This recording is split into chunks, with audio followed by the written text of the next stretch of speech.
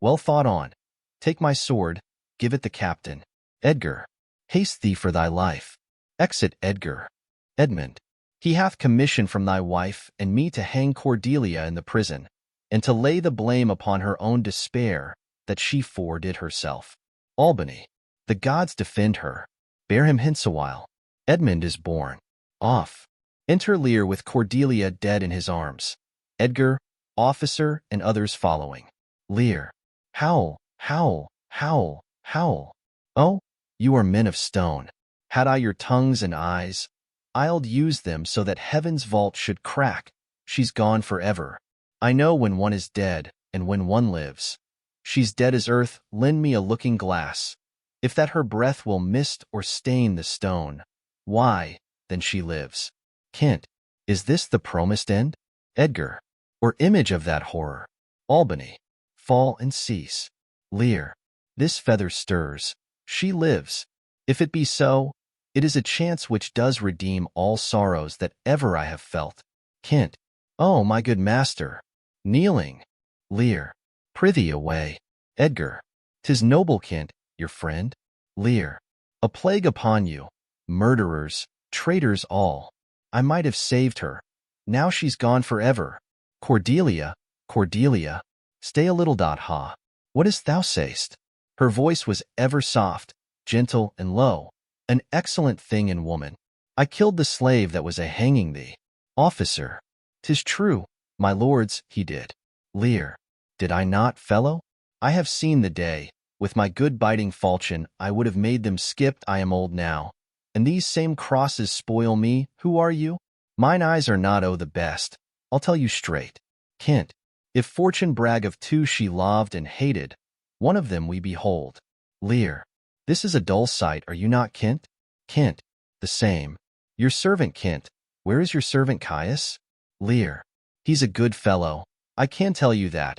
He'll strike, and quickly too, that he's dead and rotten. Kent. No, my good lord. I am the very man. Lear. I'll see that straight. Kent. That from your first of difference and decay have followed your sad steps. Lear. You are welcome hither. Kent. Nor no man else, all's cheerless, dark, and deadly. Your eldest daughters have fordone themselves, and desperately are dead. Lear. Aye, so I think. Albany.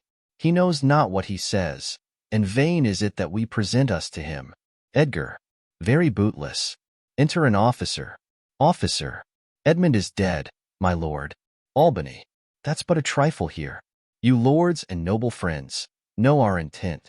What comfort to this great decay may come shall be applied. For us, we will resign, during the life of this old majesty, to him our absolute power. To Edgar and Kent, you to your rights. With boot and such addition as your honors have more than merited, all friends shall taste the wages of their virtue, and all foes the cup of their deservings. Oh, see, Lear. And my poor fool is hanged. No, no, no life. Why should a dog, a horse, a rat have life, and thou no breath at all? Thou LT come no more. Never, never, never, never, never. Pray you undo this button. Thank you, sir. Do you see this? Look on her. Look, her lips, look there. Look there. He dies. Edgar. He faints. My lord, my lord. Kent. Break, heart. I prithee break. Edgar. Look up, my lord. Kent. Vex not his ghost. Oh, let him pass.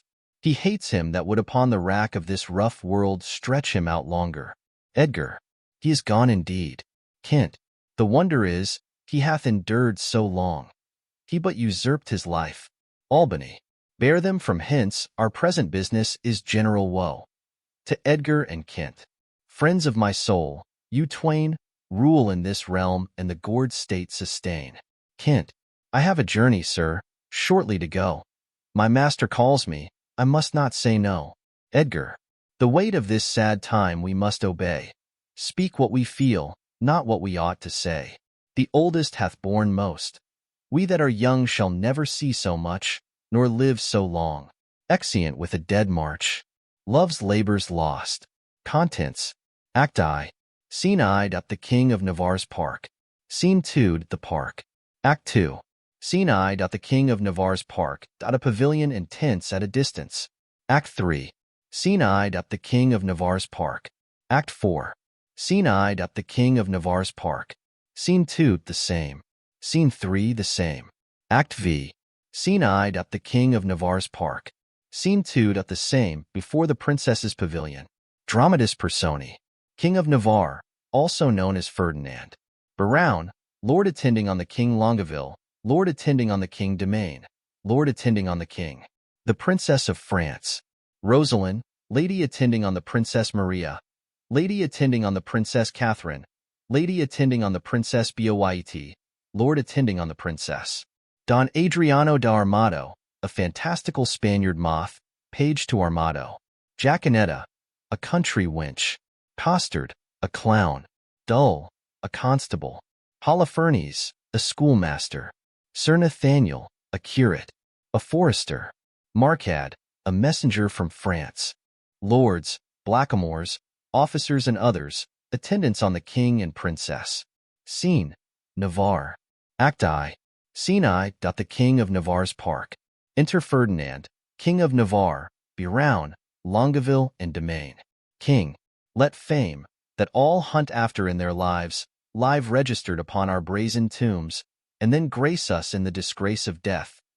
When, spite of cormorant devouring time, the endeavor of this present breath may by that honor which shall bait his scythe's keen edge, and make us heirs of all eternity. Therefore, brave conquerors, for so you are that war against your own affections and the huge army of the world's desires, our late edict shall strongly stand in force.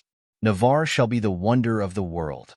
Our court shall be a little academe, still and contemplative in living art. You three, Biron, Domain, and Longueville, have sworn for 3 years' term to live with me, my fellow scholars, and to keep those statutes that are recorded in this schedule here. Your oaths are passed, and now subscribe your names, that his own hand may strike his honor down that violates the smallest branch herein. If you are armed to do as sworn to do, subscribe to your deep oaths, and keep it too. Longueville, I am resolved, 'tis but a 3 years' fast. The mind shall banquet, though the body pine. Fat paunches have lean pates, and dainty bits make rich the ribs, but bankrupt quite the wits. He signs. Domain, my loving lord, Domain is mortified. The grosser manner of these world's delights he throws upon the gross world's baser slaves. To love, to wealth, to pomp, I pine and die, with all these living in philosophy. He signs. Biron, I can but say their protestation over. So much, dear liege, I have already sworn, that is, to live and study here 3 years. But there are other strict observances, as not to see a woman in that term, which I hope well is not enrolled there, and 1 day in a week to touch no food, and but 1 meal on every day beside, the which I hope is not enrolled there, and then to sleep but 3 hours in the night, and not be seen to wink of all the day, when I was wont to think no harm all night, and make a dark night too of half the day, which I hope well is not enrolled there. Oh, these are barren tasks, too hard to keep, not to see ladies, study, fast, not sleep.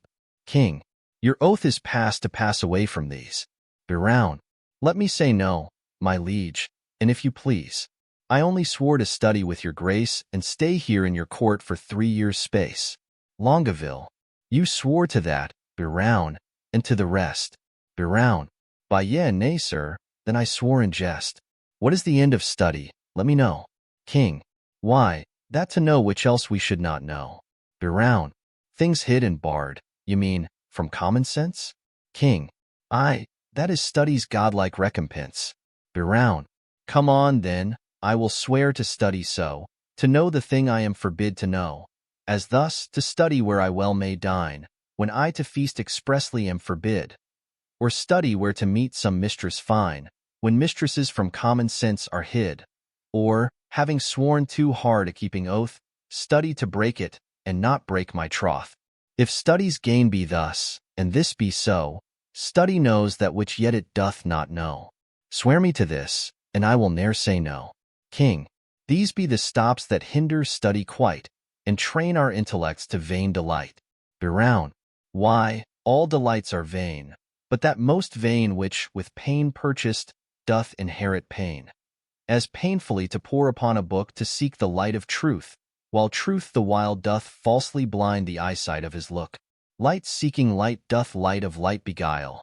So, ere you find where light in darkness lies, your light grows dark by losing of your eyes. Study me how to please the eye indeed by fixing it upon a fairer eye, who dazzling so, that I shall be his heed, and give him light that it was blinded by. Study is like the heaven's glorious sun, that will not be deep searched with saucy looks. Small have continual plotters ever won, save base authority from others' books. These earthly godfathers of heaven's lights, that give a name to every fixed star, have no more profit of their shining nights than those that walk and what not what they are. Too much to know is to know naught but fame, and every godfather can give a name. King, how well he's read, to reason against reading. Domain, proceeded well, to stop all good proceeding. Longaville, he weeds the corn, and still lets grow the weeding. Biroun, the spring is near when green geese are a-breeding. Domain, how follows that? Biroun, fit in his place and time. Domain, in reason nothing. Biroun, something then in rhyme. Longaville, Biroun is like an envious sneaping frost that bites the first-born infants of the spring. Biroun, well, say I am, why should proud summer boast before the birds have any cause to sing? Why should I joy in any abortive birth? At Christmas I no more desire a rose than wish a snow in May's new-fangled shows, but like of each thing that in season grows. So you, to study now it is too late, climb o'er the house to unlock the little gate. King, well, sit you out. Go home. Biroun, adieu. Biroun, no, my good lord, I have sworn to stay with you, and though I have for barbarism spoke more than for that angel knowledge you can say, yet confident I'll keep what I have sworn and bide the penance of each 3 years' day. Give me the paper, let me read the same, and to the strictest decrees I'll write my name. King, how well this yielding rescues thee from shame. Biroun, reads, item, that no woman shall come within a mile of my court. Hath this been proclaimed? Longaville, for days ago. Biroun, let's see the penalty. Reads, on pain of losing her tongue, who devised this penalty? Longaville, marry, that did I. Biroun, sweet lord, and why? Longaville, to fright them hence with that dread penalty. Biroun, a dangerous law against gentility. Reads, item, if any man be seen to talk with a woman within the term of 3 years, he shall endure such public shame as the rest of the court can possibly devise. This article, my liege, yourself must break, for well you know here comes an embassy the French king's daughter, with yourself to speak, a mild of grace and complete majesty, about surrender up of Aquitaine to her decrepit, sick, and bedrid father. Therefore this article is made in vain, or vainly comes admired princess hither. King, what say you, lords? Why, this was quite forgot. Biroun, so study evermore is overshot. While it doth study to have what it would, it doth forget to do the thing it should, and when it hath the thing it hunteth most, 'tis one as towns with fire, so won, so lost. King, we must of force dispense with this decree. She must lie here on mere necessity. Biroun, necessity will make us all forsworn 3,000 times within this 3 years' space. For every man with his affects is born, not by might mastered, but by special grace. If I break faith, this word shall speak for me. I am forsworn on mere necessity. So to the laws at large I write my name, and he that breaks them in the least degree stands an attainder of eternal shame. Suggestions are to other as to me. But I believe, although I seem so loath, I am the last that will last keep his oath. He signs. But is there no quick recreation granted? King, I, that there is our court, you know, is haunted with a refined traveller of Spain, a man in all the world's new fashion planted, that hath a mint of phrases in his brain. One who the music of his own vain tongue doth ravish like enchanting harmony, a man of compliments, whom right and wrong have chose as umpire of their mutiny. This child of fancy, that our motto hight, for interim to our studies shall relate in high-born words the worth of many a knight from tawny Spain lost in the world's debate. How you delight, my lords, I know not, but I protest I love to hear him lie, and I will use him for my minstrelsy. Biroun. Our motto is a most illustrious wight, a man of fire new words, fashion's own knight. Longaville. Costard the swain, and he shall be our sport, and so to study 3 years is but short. Enter Dull, a constable, with a letter, and Costard. Dull. Which is the Duke's own person? Biroun. This fellow what wouldst? Dull. I myself reprehend his own person, for I am his Grace's Farborough, but I would see his own person in flesh and blood. Biroun. This is he. Dull. Signor Arm. Commends you. There's villainy abroad. This letter will tell you more. Costard. Sir, the contempts thereof are as touching me. King. A letter from the magnificent Armado. Biroun. How long soever the matter, I hope in God for high words. Longaville. A high hope for a low heaven, God grant us patience. Biroun. To hear, or forbear laughing. Longaville. To hear meekly, sir, and to laugh moderately, or to forbear both. Biroun. Well, sir, be it as the style shall give us cause to climb in the merriness. Costard. The matter is to me, sir, as concerning Jacanetta, the manner of it is, I was taken with the manner. Biroun. In what manner? Costard. In manner and form following, sir, all those 3 I was seen with her in the manor house, sitting with her upon the form, and taken following her into the park, which, put together, is in manner and form following now, sir, for the manner.it is the manner of a man to speak to a woman for the form, in some form. Biroun. For the following, sir? Costard. As it shall follow in my correction, and God defend the right. King. Will you hear this letter with attention? Biroun. As we would hear an oracle. Costard. Such is the simplicity of man to hearken after the flesh. King. Reads. Great Deputy, the Welkin's Vicegerent and sole Dominator of Navarre, my soul's earth's God and body's fostering patron. Costard. Not a word of Costard yet. King. Reads. So it is? Costard. It may be so. But if he say it is so, he is, in telling true, but so. King. Peace. Costard. Be to me, and every man that dares not fight. King. No words. Costard. Of other men's secrets, I beseech you. King. Reads.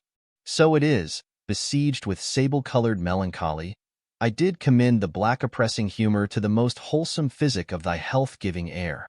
And, as I am a gentleman, betook myself to walk the time when, about the 6th hour, when beasts most graze, birds best peck, and men sit down to that nourishment which is called supper, so much for the time when.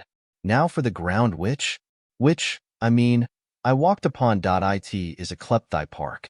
Then for the place, where, I mean, I did encounter that obscene and most preposterous event that draweth from my snow-white pen the ebon-colored ink, which here thou viewest, beholdest, surveyest, or sayest, but to the place where it standeth north-northeast and by east from the west corner of thy curious knotted Garda, there did I see that low-spirited swain, that base minnow of thy mirth. Costard. Me? King. Reads. That unlettered small knowing soul. Costard. Me? King. Reads. That shallow vassal. Costard. Still me? King. Reads. Which, as I remember, hight Costard. Costard. O me. King. Reads. Sorted and consorted, contrary to thy established proclaimed edict and continent canon, which but with this I passion to say wherewith. Costard. With a wench. King. Reads. With a child of our grandmother Eve, a female. Or, for thy more sweet understanding, a woman him, I, as my ever-esteemed duty pricks me on, have sent to thee, to receive the meed of punishment, by thy sweet grace's officer, Antony Dull, a man of good repute, carriage, bearing, and estimation. Dull. Me, and shall please you. I am Antony Dull. King. Reads. For Jacanetta, So is the weaker vessel called which I apprehended with the aforesaid swain. I keep her as a vessel of thy law's fury, and shall, at the least of thy sweet notice, bring her to trial thine, in all compliments of devoted and heart-burning heat of duty, Don Adriano de Armado. Biroun, this is not so well as I looked for, but the best that ever I heard. King, aye, the best for the worst, but, sirrah, what say you to this? Costard, sir, I confess the wench. King, did you hear the proclamation? Costard, I do confess much of the hearing it, but little of the marking of it. King, it was proclaimed a year's imprisonment to be taken with a wench. Costard, I was taken with none, sir, that I was taken with a damsel. King, well, it was proclaimed damsel. Costard, this was no damsel neither, sir. She was a virgin. King, it is so very too, for it was proclaimed virgin. Costard, if it were, I deny her virginity. I was taken with a maid. King, this maid will not serve your turn, sir. Costard, this maid will serve my turn, sir. King, sir, I will pronounce your sentence. You shall fast a week with bran and water. Costard, I had rather pray a month with mutton and porridge. King, and Don Armado shall be your keeper. My lord Biroun, see him delivered o'er. And go we, lords, to put in practice that which each to other hath so strongly sworn. Exeunt King, Longueville, and Domain. Biroun, I'll lay my head to any good man's hat these oaths and laws will prove an idle scorn. Sirrah, come on. Costard, I suffer for the truth, sir.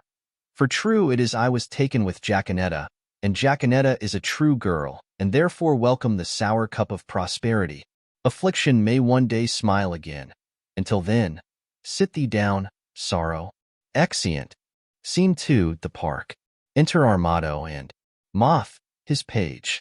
Armado, boy, what sign is it when a man of great spirit grows melancholy? Moth, a great sign, sir, that he will look sad. Armado, why, sadness is one and the self-same thing, dear imp. Moth, no, no, O lord, sir, no.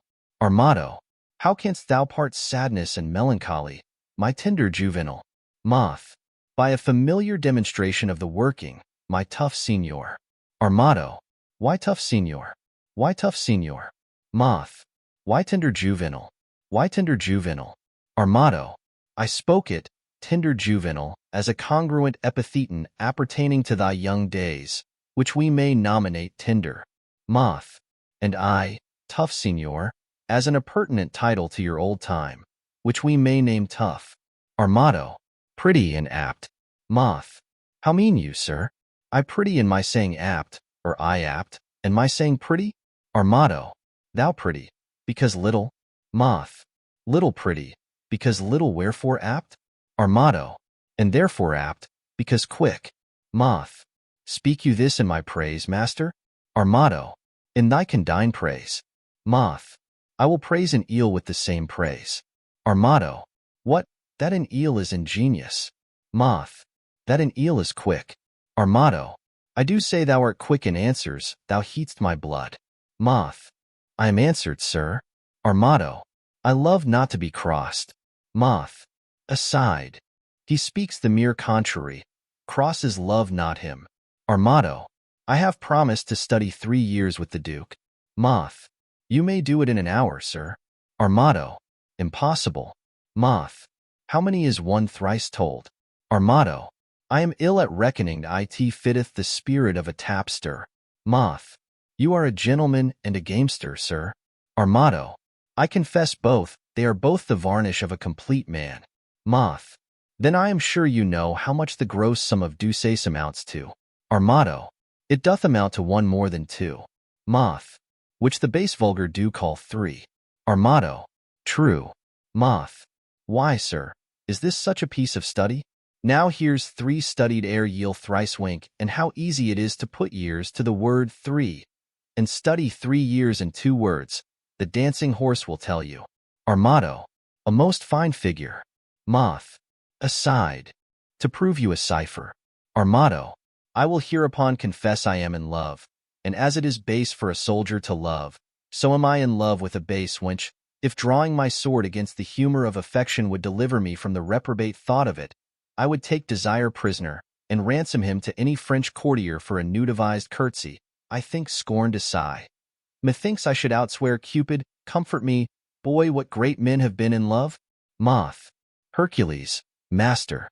Armado. Most sweet Hercules. More authority, dear boy, name more. And, sweet my child, let them be men of good repute and carriage. Moth. Samson, master. He was a man of good carriage, great carriage, for he carried the town gates on his back like a porter, and he was in love. Armado. O well-knit Samson, strong-jointed Samson, I do excel thee in my rapier as much as thou didst me in carrying gates. I am in love too. Who was Samson's love, my dear Moth? Moth. A woman, master. Armado. Of what complexion? Moth. Of all the four, or the three, or the two, or one of the four? Armado. Tell me precisely of what complexion. Moth. Of the sea-water green, sir. Armado. Is that one of the four complexions? Moth. As I have read, sir, and the best of them too. Armado. Green indeed is the color of lovers, but to have a love of that color, methinks Samson had small reason for it. He surely affected her for her wit. Moth. It was so, sir, for she had a green wit. Armado. My love is most immaculate white and red. Moth. Most maculate thoughts, master, are masked under such colors. Armado. Define, well-educated infant. Moth. My father's wit and my mother's tongue assist me. Armado. Sweet invocation of a child, most pretty and pathetical. Moth. If she be made of white and red, her faults will ne'er be known. For blushing cheeks by faults are bred, and fears by pale white shown. Then if she fear, or be to blame, by this you shall not know. For still her cheeks possess the same which native she doth owe. A dangerous rhyme, master, against the reason of white and red. Armado. Is there not a ballad, boy, of the king and the beggar? Moth. The world was very guilty of such a ballad some 3 ages since, but I think now 'tis not to be found. Or if it were, it would neither serve for the writing nor the tune. Armado.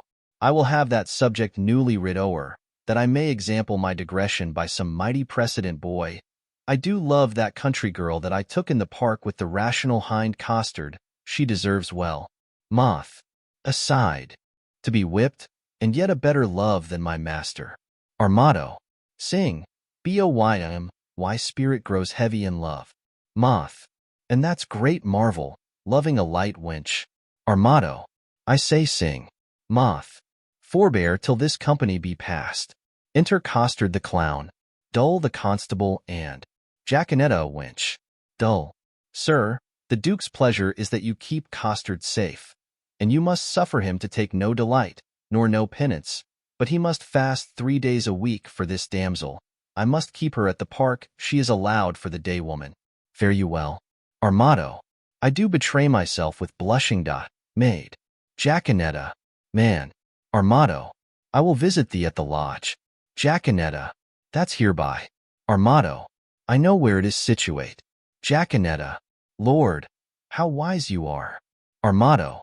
I will tell thee wonders. Jacanetta. With that face? Armado. I love thee. Jacanetta. So I heard you say. Armado. And so, farewell. Jacanetta. Fair weather after you. Dull. Come, Jacanetta. Away. Exeunt dull and. Jacanetta. Armado. Villain, thou shalt fast for thy offences ere thou be pardoned. Costard.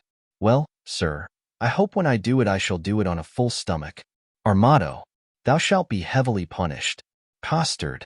I am more bound to you than your fellows, for they are but lightly rewarded. Armado. Take away this villain, shut him up. Moth. Come, you transgressing slave, away. Costard. Let me not be pinned up, sir, I will fast being loose. Moth. No, sir, that were fast and loose. Thou shalt to prison. Costard. Well, if ever I do see the merry days of desolation that I have seen, some shall see. Moth. What shall some see? Costard. Nay, nothing, Master Moth, But what they look upon at it is not for prisoners to be too silent in their words, and therefore I will say nothing. I thank God I have as little patience as another man, and therefore I can be quiet. Exeunt moth and costard. Our motto.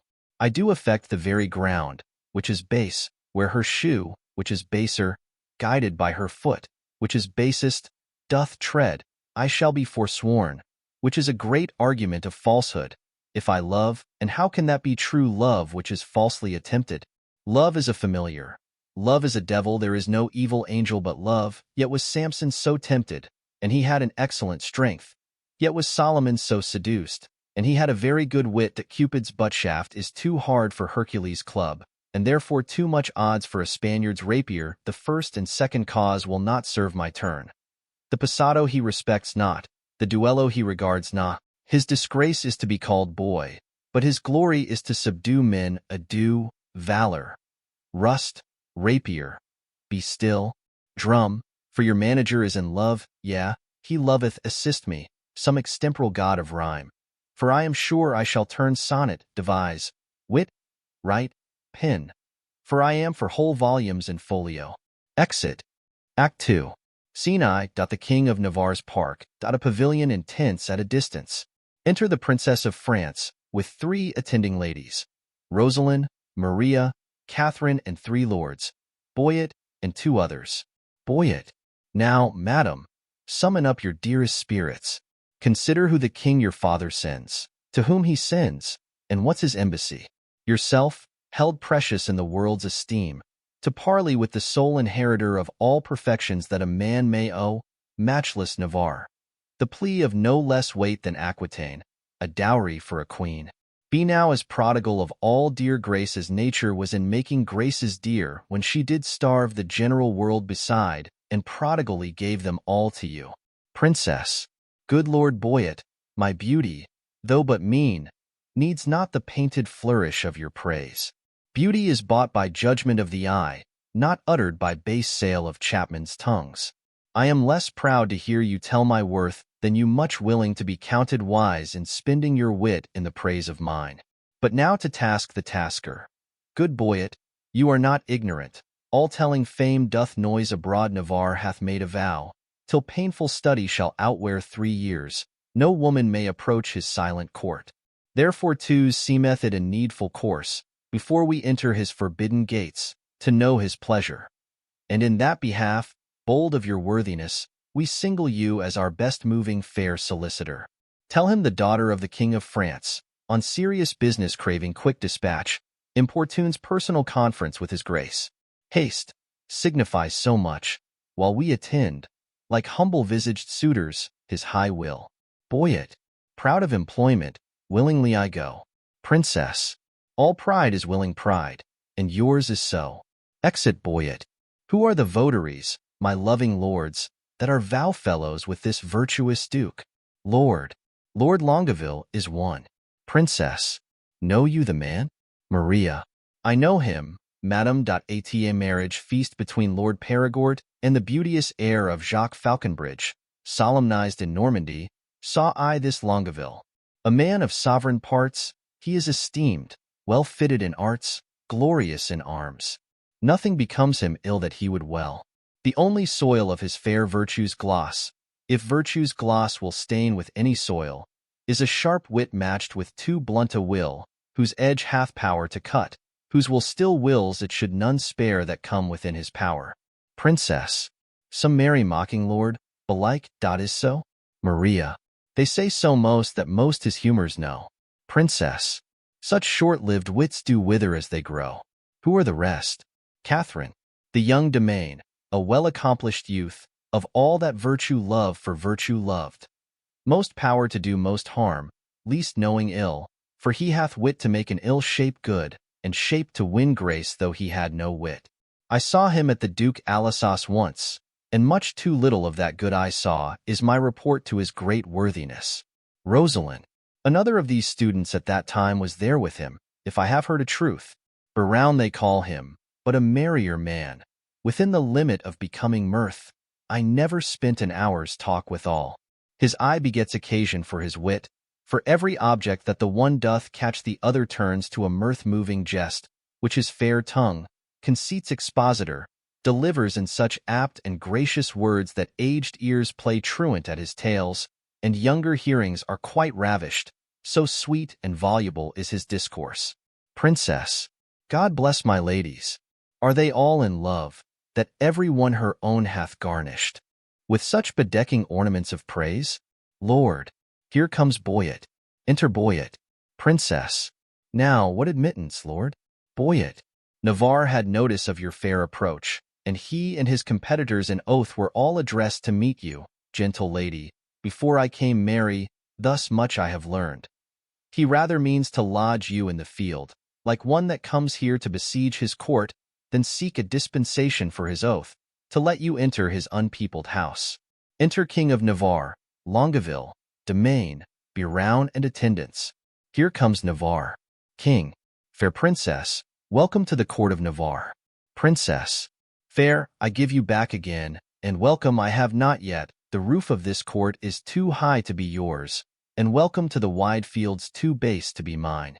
King, you shall be welcome, madam, to my court. Princess, I will be welcome then, conduct me thither. King, hear me, dear lady, I have sworn an oath. Princess, Our Lady help my lord, he'll be forsworn. King, not for the world, fair madam, by my will. Princess, why, will shall break it, will, and nothing else. King, your ladyship is ignorant what it is. Princess, were my lord so, his ignorance were wise, where now his knowledge must prove ignorance. I hear your grace hath sworn out housekeeping.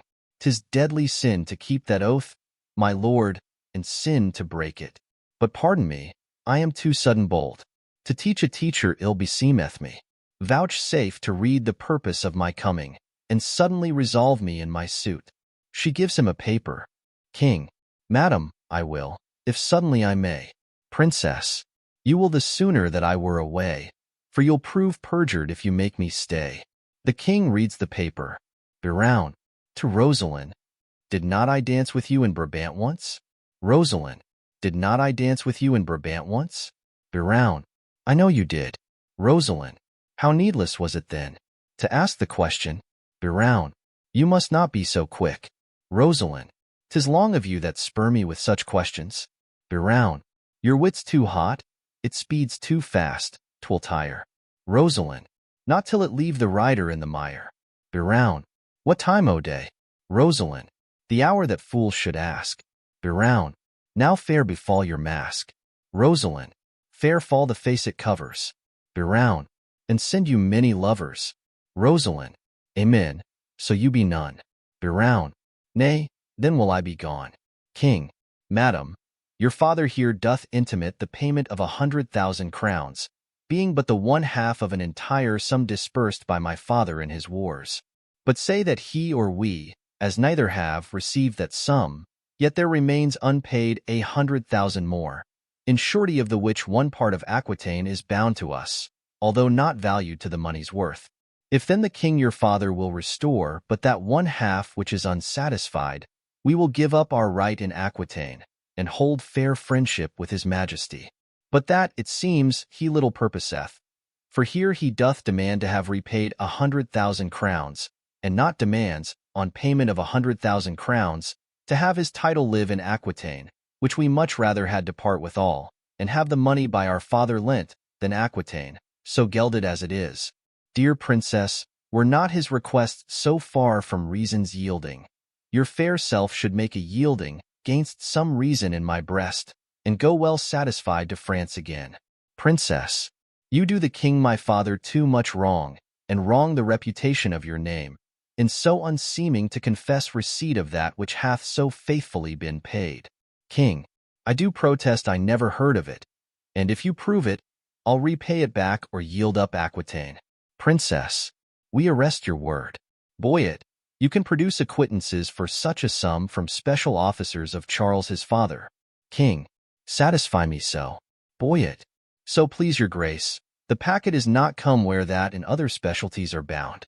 Tomorrow you shall have a sight of them. King, it shall suffice me, at which interview all liberal reason I will yield unto. Meantime receive such welcome at my hand as honor, without breach of honor, may make tender of to thy true worthiness. You may not come, fair princess, in my gates, but here without you shall be so received as you shall deem yourself lodged in my heart, though so denied fair harbor in my house. Your own good thoughts excuse me, and farewell. Tomorrow shall we visit you again. Princess, sweet health and fair desires consort your grace. King, thy own wish I thee in every place. Exeunt the king, Longueville and Domain. Biron, lady, I will commend you to mine own heart. Rosalind, pray you, do my commendations. I would be glad to see it. Biron, I would you heard it groan. Rosalind, is the fool sick? Biron, sick at the heart. Rosalind, alack, let it blood. Biron, would that do it good? Rosalind, my physic says I. Biron, will you pricked with your eye? Rosalind, non-point, with my knife. Biron, now, God save thy life. Rosalind, and yours from long living. Biron, I cannot stay Thanksgiving. He exits. Enter Domain. Domain, sir, I pray you. A word, what lady is that same? Boyet, the heir of Alassa, Catherine her name. Domain, a gallant lady, monsieur, fare you well? He exits. Enter Longueville.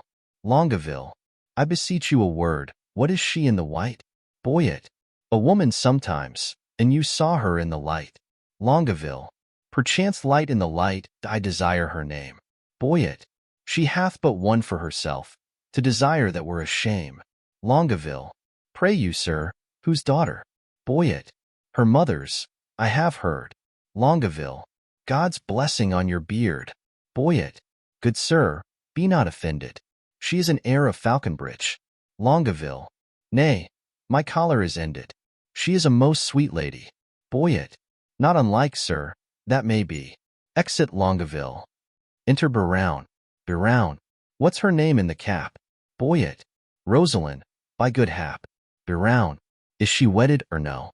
Boyet, to her will, sir, or so. Biron, you are welcome, sir, adieu. Boyet, farewell to me, sir, and welcome to you. Exit Biron. Maria, that last is Biron, the merry madcap lord. Not a word with him but a jest. Boyet, and every jest but a word. Princess, it was well done of you to take him at his word. Boyet, I was as willing to grapple as he was to board. Catherine, two hot sheeps, marry. Boyet, and wherefore not ships? No sheep, sweet lamb, unless we feed on your lips. Catherine, you sheep and I pasture, shall that finish the jest? Boyet, so you grant pasture for me. He tries to kiss her. Catherine, not so, gentle beast. My lips are no common, though several they be. Boyet, belonging to whom? Catherine, to my fortunes and me. Princess, good wits will be jangling, but, gentles, agree. This civil war of wits were much better used on Navarre and his bookmen, for here 'tis abused. Boyet, if my observation, which very seldom lies, by the heart's still rhetoric disclosed with eyes, deceive me not now, Navarre is infected. Princess, with what? Boyet, with that which we lovers in title affected. Princess, your reason. Boyet, why, all his behaviors did make their retire to the court of his eye, peeping thorough desire. His heart, like an agate, with your print impressed, proud with his form, in his eye pride expressed. His tongue, all impatient to speak and not see, did stumble with haste in his eyesight to be. All senses to that sense did make their repair, to feel only looking on fairest of fair. Methought all his senses were locked in his eye, as jewels in crystal for some prince to buy, who, tendering their own worth from where they were glassed, did point you to buy them, along as you passed. His face's own margent did quote such amazes that all eyes saw his eyes enchanted with gazes. I'll give you Aquitaine, and all that is his, and you give him for my sake but one loving kiss. Princess, come, to our pavilion. Boyet is disposed. Boyet, but to speak that in words which his eye hath disclosed. I only have made a mouth of his eye by adding a tongue which I know will not lie. Rosalind, Thou art an old lovemonger, and speakest skillfully. Maria. He is Cupid's grandfather, and learns news of him. Rosalind. Then was Venus like her mother, for her father is but grim. Boyet. Do you hear, my mad wenches? Maria. No. Boyet. What, then, do you see? Rosalind. I, our way to be gone. Boyet. You are too hard for me. Exeunt. Act 3. Scene I. The King of Navarre's Park. Enter Armado the braggart and Moth his boy. Armado. Warble, child. Make passionate my sense of hearing. Moth. Singing. Concholinal. Armado. Sweet air. Go, tenderness of years, take this key, give enlargement to the swain, bring him festinately hither. I must employ him in a letter to my love. Moth. Master. Will you win your love with a French brawl? Armado. How meanest thou? Brawling in French? Moth. No, my complete master. But to jig off a tune at the tongue's end, canary to it with your feet, humor it with turning up your eyelids, sigh a note and sing a note, sometime through the throat, as if you swallowed love with singing love, sometime through the nose, as if you snuffed up love by smelling love. With your hat penthouse-like o'er the shop of your eyes, with your arms crossed on your thin belly doublet like a rabbit on a spit, or your hands in your pocket like a man after the old. Painting, and keep not too long in one tune, but a snip and away. These are compliments, these are humors. These betray nice wenches that would be betrayed without these, and make them men of note. Do you note me? That most are affected to these. Armado. How hast thou purchased this experience? Moth. By my penny of observation. Armado. But oh. Moth. The hobby horse is forgot. Armado. Call'st thou my love hobby horse? Moth. No, master. The hobby horse is but a colt, and your love perhaps a hackney. But have you forgot your love? Armado. Almost I had. Moth. Negligent student. Learn her by heart. Armado. By heart and in heart, boy. Moth.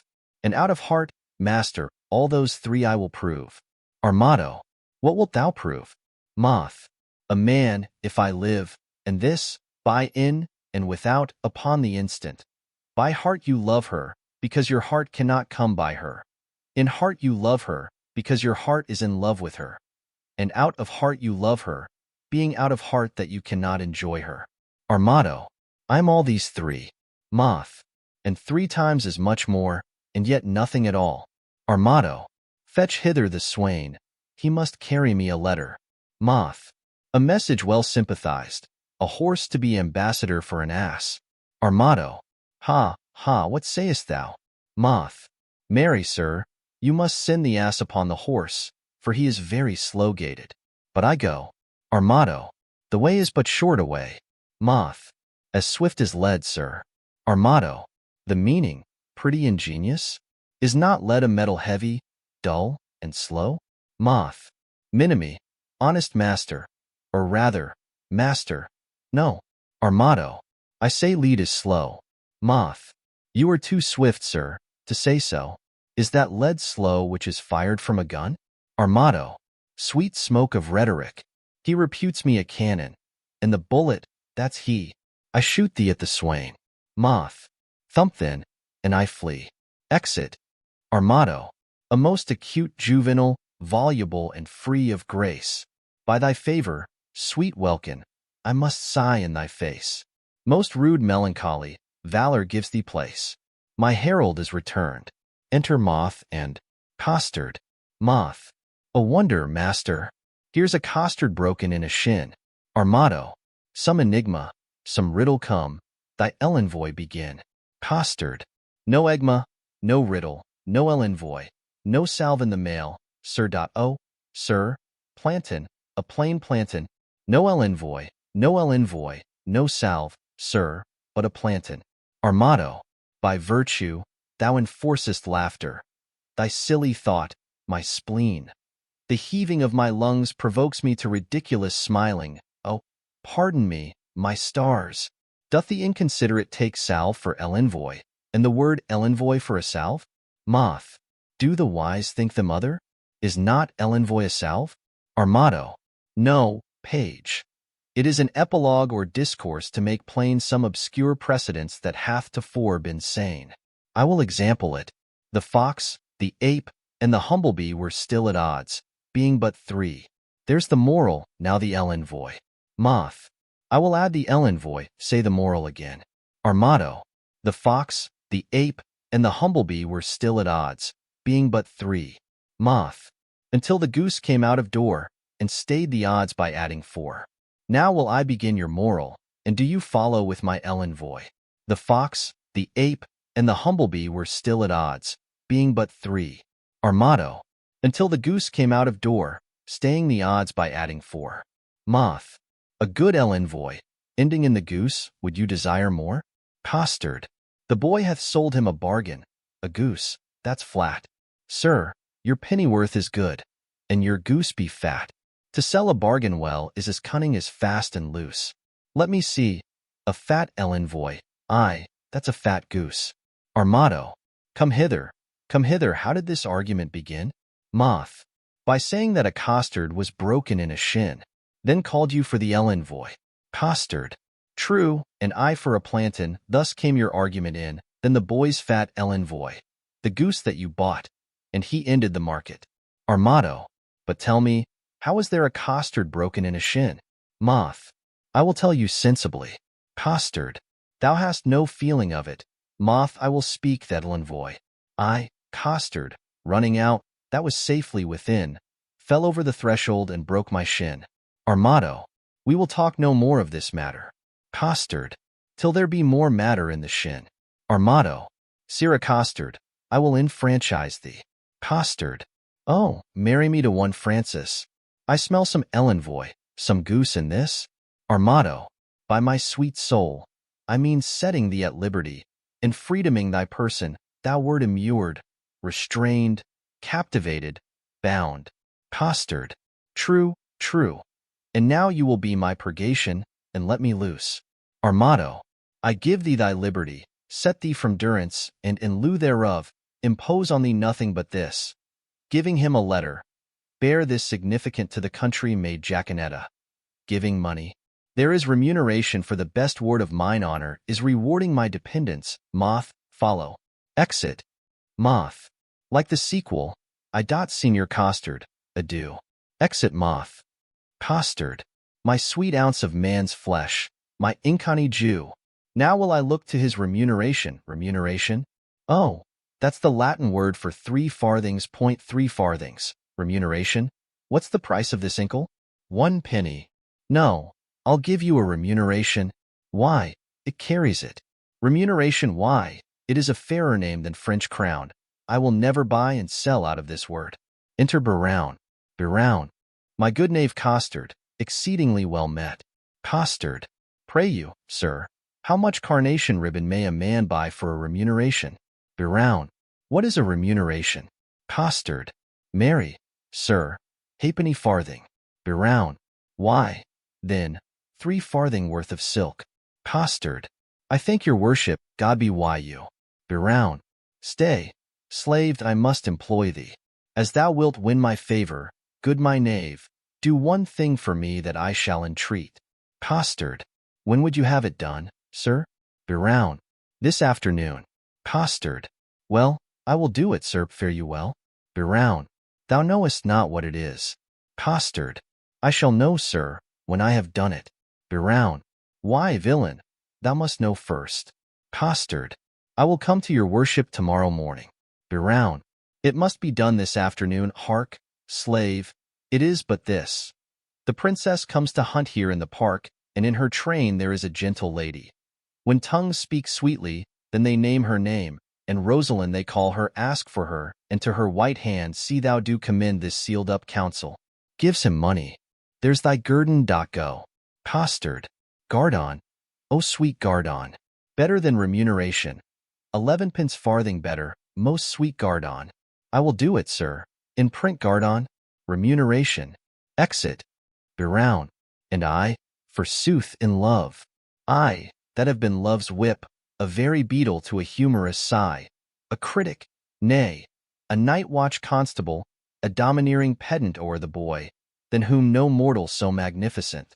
This wimpled, whining, purblind, wayward boy, this senior junior, giant dwarf, Dan Cupid, regent of love rhymes, lord of folded arms, anointed sovereign of sighs and groans, liege of all loiterers and malcontents, dread prince of plackets, king of codpieces, sole imperator, and great general of trotting parroters.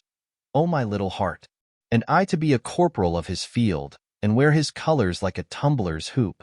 What? I love, I sue, I seek a wife? A woman, that is like a German clock, still repairing, ever out of frame, and never going aright, being a watch, but being watched that it may still go right. Nay, to be perjured, which is worst of all. And among three, to love the worst of all, a whitely wanton with a velvet brow, with 2 pitchballs stuck in her face for eyes. I, and by heaven, one that will do the deed though Argus were her eunuch and her guard. And I to sigh for her, to watch for her, to pray for her. Go to, it is a plague that Cupid will impose for my neglect of his almighty dreadful little might. Well, I will love, write, sigh, pray, sue, and groan. Some men must love my lady, and some Joan. Exit. Act 4. Scene I. The King of Navarre's park. Enter the princess, a forester, Rosalind, Maria, Catherine, Boyet, and other lords. Princess. Was that the king that spurred his horse so hard against the steep uprising of the hill? Boyet. I know not, but I think it was not he. Princess. Whoe'er he was, he showed a mounting mind. Well, lords, today we shall have our dispatch. On Saturday we will return to France. Then, forester, my friend, where is the bush that we must stand and play the murderer in? Forester. Hereby, upon the edge of yonder coppice, a stand where you may make the fairest shoot. Princess. I thank my beauty, I am fair that shoot, and thereupon thou speaks the fairest shoot. Forester. Pardon me, madam, for I meant not so. Princess. What? First praise me, and again say no? O short-lived pride! Not fair? Alack for woe! Forester. Yes, madam, fair. Princess. Nay, never paint me now. Where fair is not, praise cannot mend the brow. Here, good my glass, take this for telling true. She gives him money. Fair payment for foul words is more than due. Forester. Nothing but fair is that which you inherit. Princess. See, my beauty will be saved by merit. O heresy and fair, fit for these days. A giving hand, though foul, shall have fair praise. But come, the bow now mercy goes to kill, and shooting well is then accounted ill. Thus will I save my credit in the shoot. Not wounding, pity would not let me do't. If wounding, then it was to show my skill, that more for praise than purpose meant to kill. And out of question so it is sometimes, glory grows guilty of detested crimes, when, for fame's sake, for praise, an outward part, we bend to that the working of the heart, as I for praise alone now seek to spill the poor dear's blood, that my heart means no ill. Boyet. Do not cursed wives hold that self-sovereignty only for praise sake, when they strive to be lords o'er their lords? Princess. Only for praise, and praise we may afford to any lady that subdues a lord. Enter Costard. Boyet. Here comes a member of the Commonwealth. Costard. God dig you din all. Pray you, which is the head lady? Princess. Thou shalt know her, fellow, by the rest that have no heads. Costard. Which is the greatest lady, the highest? Princess. The thickest and the tallest.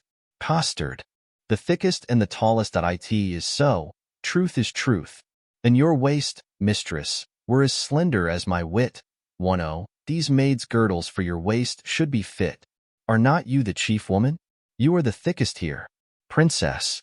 What's your will, sir? What's your will? Costard. I have a letter from Monsieur Biron to one Lady Rosalind. Princess. Oh, thy letter. He's a good friend of mine. Stand aside, good bearer Boyet, you can carve. Break up this capon. Boyet. I am bound to serve. This letter is mistook. It importeth none here. It is writ to Jaconetta. Princess. We will read it, I swear. Break the neck of the wax, and everyone give ear. Boyet. Reads. By heaven, that thou art fair is most infallible. True that thou art beauteous. Truth itself that thou art lovely, more fairer than fair, beautiful than beauteous, truer than truth itself. Have commiseration on thy heroical vassal, the magnanimous and most illustrate King Cophetua. Set I upon the pernicious and indubitate beggars and Elephon. And he it was that might rightly say, Veni, vidi, vici, which to anathenize in the vulgar.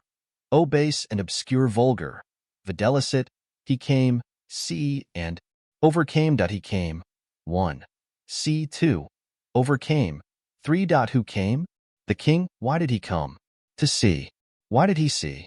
To overcome. To whom came he? To the beggar. What saw he? The beggar. Who overcame he? The beggar. The conclusion is victory. On whose side? The king's. The captive is enriched. On whose side? The beggar's. The catastrophe is a nuptial. On whose side? The king's? No, on both in one. Or one in both. I am the king. For so stands the comparison. Thou the beggar, for so witnesseth thy lowliness. Shall I command thy love? I may. Shall I enforce thy love? I could. Shall I entreat thy love? I will. What shalt thou exchange for rags? Robes for titles? Titles for thyself? Me thus expecting thy reply, I profane my lips on thy foot, my eyes on thy picture, and my heart on thy every part. Thine in the dearest design of industry, Don Adriano da Armado. Thus dost thou hear the Nemean lion roar, gainst thee, thou lamb, that standest as his prey. Submissive fall his princely feet before, and he from forage will incline to play. But if thou strive, poor soul, what art thou then? Food for his rage, repasture for his din. Princess, what plume of feathers is he that indited this letter? What vane? What weathercock? Did you ever hear better? Boy it. I am much deceived, but I remember the style. Princess, else your memory is bad, going o'er it erewhile. Boy it. This Armado is a Spaniard that keeps here in court, a fantasime, a monarcho, and one that makes sport to the prince and his bookmates. Princess, thou, fellow, a word. Who gave thee this letter? Costard. I told you, my lord. Princess, to whom shouldst thou give it? Costard. From my lord to my lady. Princess, from which lord to which lady? Costard. From my lord Biroun, a good master of mine, to a lady of France that he called Rosalind. Princess, thou hast mistaken his letter. Come, lords, away. Here, sweet, put up this. 'Twill be thine another day. Exeunt all but Boyet, Rosalind, Maria, and Costard. Boyet, who is the shooter? Who is the shooter? Rosalind, shall I teach you to know? Boyet, I, my continent of beauty. Rosalind, why, she that bears the bow. Finally put off. Boyet, my lady goes to kill horns. But if thou marry, hang me by the neck if horns that year miscarry. Finally put on. Rosalind, well, then, I am the shooter. Boyet, and who is your dear? Rosalind, if we choose by the horns, yourself come not near. Finally put on indeed. Maria, you still wrangle with her, Boyet, and she strikes at the brow. Boyet, but she herself is hit lower. Have I hit her now? Rosalind, shall I come upon thee with an old saying, that was a man when King Pepin of France was a little boy, as touching the hit it? Boyet, so I may answer thee with one as old, that was a woman when Queen Guinevere of Britain was a little wench, as touching the hit it. Rosalind, thou canst not hit it, hit it, hit it, thou canst not hit it, my good man. Boyet, and I cannot, and I cannot, another can. Exeunt Rosalind. Costard, by my troth, most pleasant how both did fit it. Maria, a mark marvellous well shot, for they both did hit it. Boyet, a mark. Oh, mark but that mark. A mark, says my lady. Let the mark have a prick in't, to meet at, if it may be. Maria, wide o' the bow hand. I faith, your hand is out. Costard, indeed, I must shoot nearer, or he'll ne'er hit the clout. Boyet, and if my hand be out, then belike your hand is in. Costard, then will she get the upshot by cleaving the pin. Maria, come, come, you talk greasily, your lips grow foul. Costard, she's too hard for you at pricks, sir, challenge her to bowl. Boyet, I fear too much rubbing. Good night, my good owl. Exeunt Boyet and Maria. Costard. By my soul, a swain, a most simple clown. Lord, Lord, how the ladies and I have put him down. O my troth, most sweet jests, most inconny vulgar wit, when it comes so smoothly off, so obscenely, as it were, so fit. Our motto, o' the one side, oh, a most dainty man, to see him walk before a lady and to bear her fan, to see him kiss his hand and how most sweetly he will swear, and his page, o' t'other side, that handful of wit. Ah, heavens, it is a most pathetical knit. Shout within. Sola, sola. Exit. Scene 2, the same. Enter Dull, Holofernes, the pedant, and Nathaniel. Nathaniel. Very reverend sport, truly, and done in the testimony of a good conscience. Holofernes.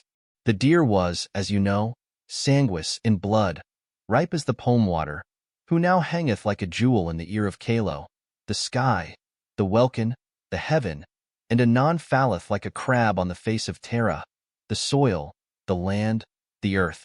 Nathaniel. Truly, Master Holofernes, the epithets are sweetly varied, like a scholar at the least, but, sir, I assure ye it was a buck of the first head. Holofernes.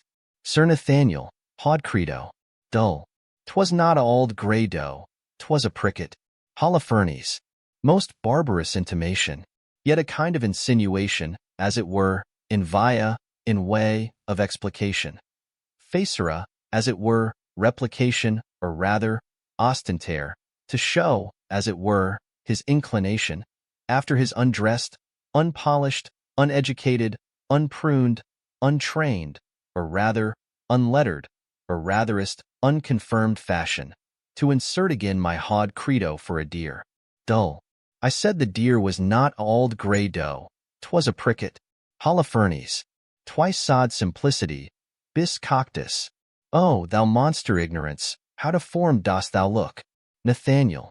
Sir, he hath never fed of the dainties that are bred of a book. He hath not eat paper, as it were. He hath not drunk ink. His intellect is not replenished. He is only an animal, only sensible in the duller parts. And such barren plants are set before us that we thankful should be, which we of taste and feeling are, for those parts that do fructify in us more than he. For as it would ill become me to be vain, indiscreet, or a fool, so, were there a patch set on learning, to see him in a school.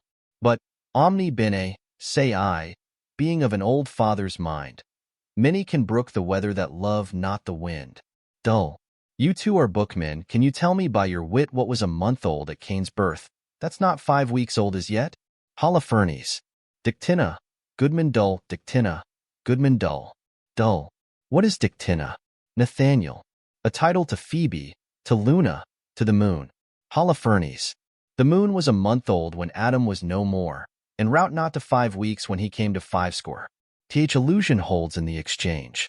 Dull. 'Tis true, indeed, the collusion holds in the exchange. Holofernes.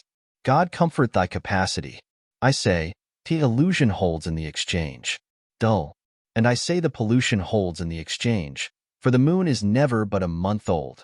And I say beside that, 'twas a pricket that the princess killed. Holofernes. Sir Nathaniel, will you hear an extemporal epitaph on the death of the deer? And, to humor the ignorant, call I the deer the princess killed a pricket. Nathaniel. Purge, good Master Holofernes, purge, so it shall please you to abrogate scurrility. Holofernes. I will something affect the letter, for it argues facility. The prayful princess pierced and pricked a pretty pleasing pricket. Some say a sore, but not a sore till now made sore with shooting. The dogs did yell, put L to sore, then sorrel jumps from thicket, or pricket sore, or else sorrel, the people fall a hooting. If sore be sore, then L to sore makes 50 sores o sorrel. Of one sore I an 100 make, by adding but one more L. Nathaniel. A rare talent. Dull. Aside. If a talent be a claw, look how he claws him with a talent. Holofernes.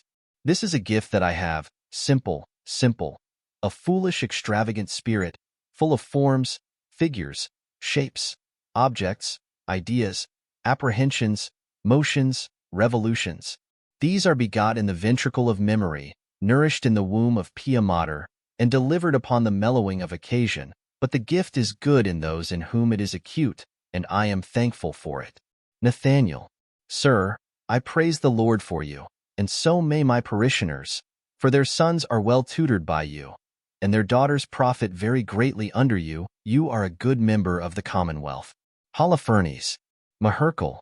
If their sons be ingenious, they shall want no instruction. If their daughters be capable, I will put it to them, but vir sapit capaca loquitur, a soul feminine saluteth us. Enter Jaconetta and Costard. Jaconetta. God give you good morrow, Master Person. Holofernes. Master Person, quasi pierce one dot. And if one should be pierced, which is the one? Costard. Mary, Master Schoolmaster, he that is likest to a hogshead. Holofernes. Of piercing a hogshead, a good lustre or conceit in a turf of earth. Fire. Enough for a flint, pearl enough for a swine, 'tis pretty. It is well. Jaconetta. Good Master Parson, be so good as read me this letter. It was given me by Costard, and sent me from Don Armado. Beseech you read it. Giving a letter to Nathaniel. Holofernes. Faust precer, gelida quando picus omni sub umbra ruminat, and so forth. Good old Montoine. I may speak of thee as the traveller doth of Venice. Venetia, Venetia. Chi non ti vide, non ti pretia. Old Montoine, who understandeth thee not, loves thee not. He sings, ut, re, sol, la, mi, fa. Under pardon, sir, what are the contents? Or rather, as Horace says in his, what, my soul verses? Nathaniel. I, sir, and very learned. Holofernes. Let me hear a staff, a stanz, a verse, leg, domini. Nathaniel. Reads. If love make me forsworn, how shall I swear to love? Ah, never faith could hold, if not to beauty vowed. Though to myself forsworn, to thee I'll faithful prove. Those thoughts to me were oaks, to thee like osiers bowed. Study his bias leaves, and makes his book thine eyes, where all those pleasures live that art would comprehend. If knowledge be the mark, to know thee shall suffice. Well learned is that tongue that well can thee commend, all ignorant that soul that sees thee without wonder, which is to me some praise, that I thy parts admire. Thy eye Jove's lightning bears, thy voice his dreadful thunder, which, not to anger bent, is music and sweet fire.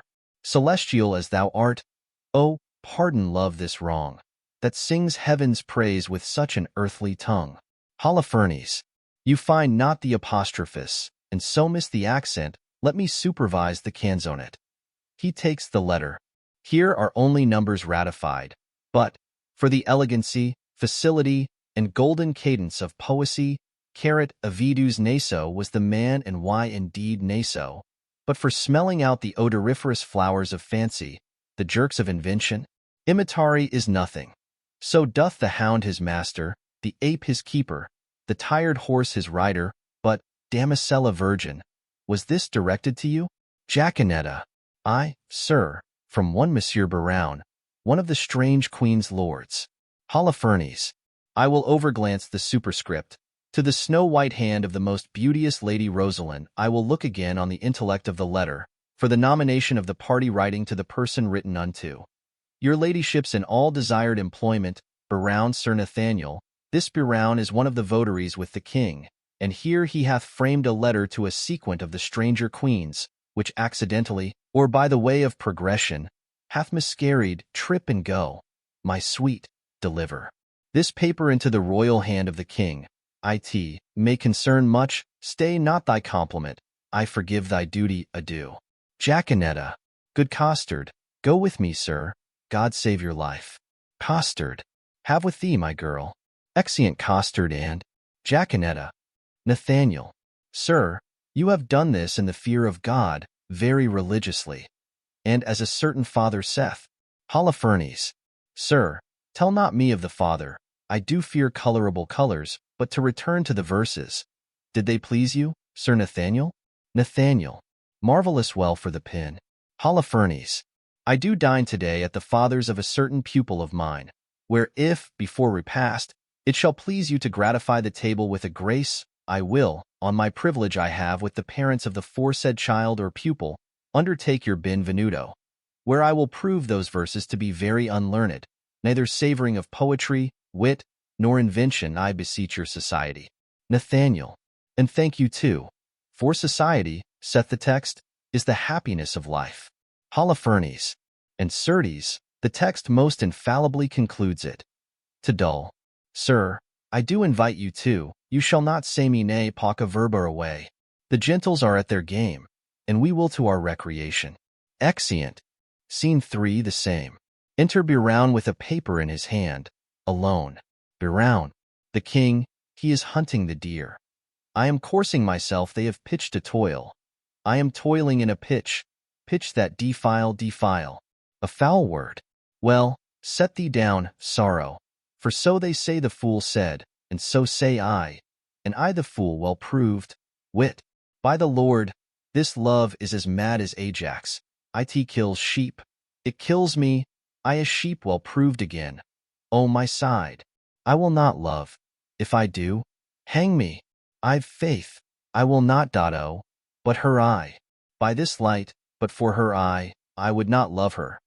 Yes, for her 2 eyes well, I do nothing in the world but lie, and lie in my throat, be why heaven, I do love, and it hath taught me to rhyme, and to be melancholy, and here is part of my rhyme, and hear my melancholy well, she hath won my sonnets already, the clown bore it, the fool sent it, and the lady hath it, sweet clown, sweeter fool, sweetest lady. By the world, I would not care a pin if the other 3 were in. Here comes one with a paper, God give him grace to groan. He stands aside. Enter the king with a paper. King. I me. Biroun. Aside. Shot, by heaven. Proceed. Sweet Cupid, thou hast thumped him with thy bird-bolt under the left pea in faith. Secrets. King. Reads. So sweet a kiss the golden sun gives not to those fresh morning drops upon the rose, as thy eye beams, when their fresh rays have smote the night of dew that on my cheeks down flows. Nor shines the silver moon 1/2 so bright through the transparent bosom of the deep as doth thy face, through tears of mine give light. Thou shin'st in every tear that I do weep. No drop but as a coach doth carry thee, so ridest thou triumphing in my woe. Do but behold the tears that swell in me, and they thy glory through my grief will show. But do not love thyself. Then thou wilt keep my tears for glasses, and still make me weep. O Queen of Queens, how far dost thou excel? No thought can think, nor tongue of mortal tell. How shall she know my griefs? I'll drop the paper. Sweet leaves, shade folly, who is he comes here? Steps aside. What, Longueville and reading? Listen, ear. Enter Longueville with a paper. Biroun. Aside. Now, in thy likeness, one more fool appear. Longueville. I me. I am forsworn. Biroun. Why, he comes in like a perjurer, wearing papers. King. In love, I hope, sweet fellowship in shame. Biroun. One drunkard loves another of the name. Longueville. Am I the first that have been perjured so? Biroun. I could put thee in comfort, not by 2 that I know. Thou makest the triumvirate, the corner cap of society, the shape of love's Tyburn, that hangs up simplicity. Longueville. I fear these stubborn lines lack power to move. O sweet Maria, empress of my love, these numbers will I tear, and write in prose. Biroun. Oh, rhymes are guards on wanton Cupid's hose. Disfigure not his shop. Longueville. This same shall go. He reads the sonnet. Did not the heavenly rhetoric of thine eye, gainst whom the world cannot hold argument, persuade my heart to this false perjury? Vows for thee broke deserve not punishment. A woman I forswore, but I will prove, thou being a goddess, I forswore not thee. My vow was earthly, thou a heavenly love. Thy grace being gained, cures all disgrace in me. Vows are but breath, and breath a vapor is. Then thou, fair sun, which on my earth dost shine, exhalest this vapor vow. In thee it is. If broken then, it is no fault of mine. If by me broke, What fool is not so wise to lose an oath to win a paradise? Biroun. This is the liver vein, which makes flesh a deity, a green goose a goddess, pure, pure idolatry. God amend us, God amend. We are much out o' Titchway. Longaville. By whom shall I send this? Company. Stay. He steps aside. Enter Domain with a paper. Biroun. All hid, an old infant play. Like a demigod here sit I in the sky, and wretched fool's secrets heedfully o'er I. More sacks to the mill. O heavens, I have my wish. Domain transformed, for woodcocks in a dish. Domain. O most divine Kate. Biroun. O most profane coxcomb. Domain. By heaven, the wonder in a mortal eye. Biroun. By earth, she is but corporal, there you lie. Domain. Her amber hairs for fowl hath amber quoted. Biroun. An amber-colored raven was well noted. Domain. As upright as the cedar. Biroun. Stoop, I say. Her shoulder is with child. Domain. As fair as day. Biroun. Ay, as some days, but then no sun must shine. Domain. Oh, that I had my wish. Longaville. And I had mine. King. And I mine too, good lord. Biroun. Amen. So I had mine, is not that a good word? Domain. I would forget her, but a fever she reigns in my blood, and will remembered be. Biroun. A fever in your blood? Why, then incision would let her out in saucers, sweet misprision. Domain. Once more I'll read the ode that I have writ. Biroun. Once more I'll mark how love can vary wit. Domain. Domain reads his sonnet. On a day, alack the day, love, whose month is ever May, spied a blossom passing fair, playing in the wanton air. Through the velvet leaves the wind, all unseen, can passage find, that the lover, sick to death, wished himself the heaven's breath. Ere, quoth he, thy cheeks may blow, ere, would I might triumph so, but, alack, my hand is sworn, ne'er to pluck thee from thy thorn. Vow, alack, for youth unmeet, youth so apt to pluck a sweet. Do not call it sin in me, that I am forsworn for thee, thou for whom Jove would swear Juno but an Ethiop were, and deny himself for Jove, turning mortal for thy love. This will I send, and something else more plain, that shall express my true love's fasting pain. Oh, would the king, Biroun and Longaville were lovers too. Ill, to example ill, would from my forehead wipe a perjured note, for none offend where all alike do dote. Longaville comes forward. Domain, thy love is far from charity, that in love's grief dessers society. You may look pale, but I should blush, I know, to be o'erheard and taken napping so. King comes forward. Come, sir, you blush. As your case is such. You chide at him, offending twice as much. You do not love Maria? Longaville did never sonnet for her sake compile, nor never lay his wreathed arms athwart his loving bosom to keep down his heart. I have been closely shrouded in this bush, and marked you both, and for you both did blush. I heard your guilty rhymes, observed your fashion, saw sighs reek from you, noted well your passion. Me, says one, O Jove, the other cries. One, her hairs were gold, crystal the other's eyes. To Longaville, you would for paradise break faith and troth. To Domain, and Jove, for your love would infringe an oath. What will Biroun say when that he shall hear faith infringed which such zeal did swear? How will he scorn? How will he spend his wit? How will he triumph, leap, and laugh at it? For all the wealth that ever I did see, I would not have him know so much by me. Biroun comes forward. Now step I forth to whip hypocrisy. Ah, good my liege, I pray thee pardon me. Good heart, what grace hast thou thus to reprove these worms for loving, that art most in love? Your eyes do make no coaches. In your tears there is no certain princess that appears. You'll not be perjured, 'tis a hateful thing. Tush, none but minstrels like of sonneting. But are you not ashamed? Nay, are you not, all three of you, to be thus much o'ershot? You found his mote, the king your mote did see, but I a beam do find in each of three. Oh, what a scene of foolery have I seen, of sighs, of groans, of sorrow, and of teen. O me, with what strict patience have I sat, to see a king transformed to a gnat, to see great Hercules whipping a gig, and profound Solomon to tune a jig, and Nestor play at push-pin with the boys, and critic Timon laugh at idle toys. Where lies thy grief? Oh, tell me, good Domain. And, gentle Longaville, where lies thy pain? And where my lieges? All about the breast? A caudle, ho, king, too bitter is thy jest. Are we betrayed thus to thy overview? Berown, not you to me, but I betrayed by you. I that am honest, I that hold it sin to break the vow I am engaged in. I am betrayed by keeping company with men like you, men of inconstancy. When shall you see me write a thing in rhyme, or groan for Joan, or spend a minute's time in pruning me? When shall you hear that I will praise a hand, a foot, a face, an eye, a gait, a state, a brow, a breast, a waist, a leg, a limb? King, soft, whither away so fast? A true man, or a thief, that gallops so? Berown, I post from love, good lover, let me go. Enter Jaconetta, with a letter, and costard.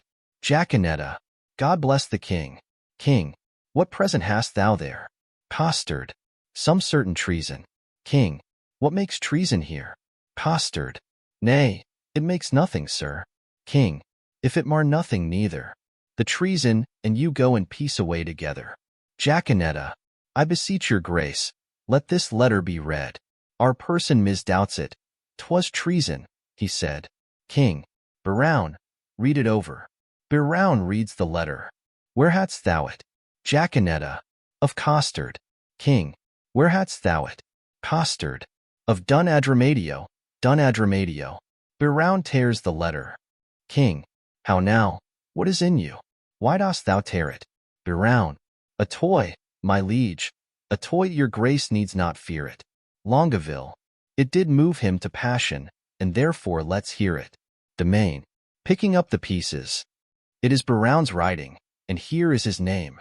Berown, to Costard. Ah, you whoreson loggerhead, you were born to do me shame. Guilty, my lord, guilty. I confess, I confess.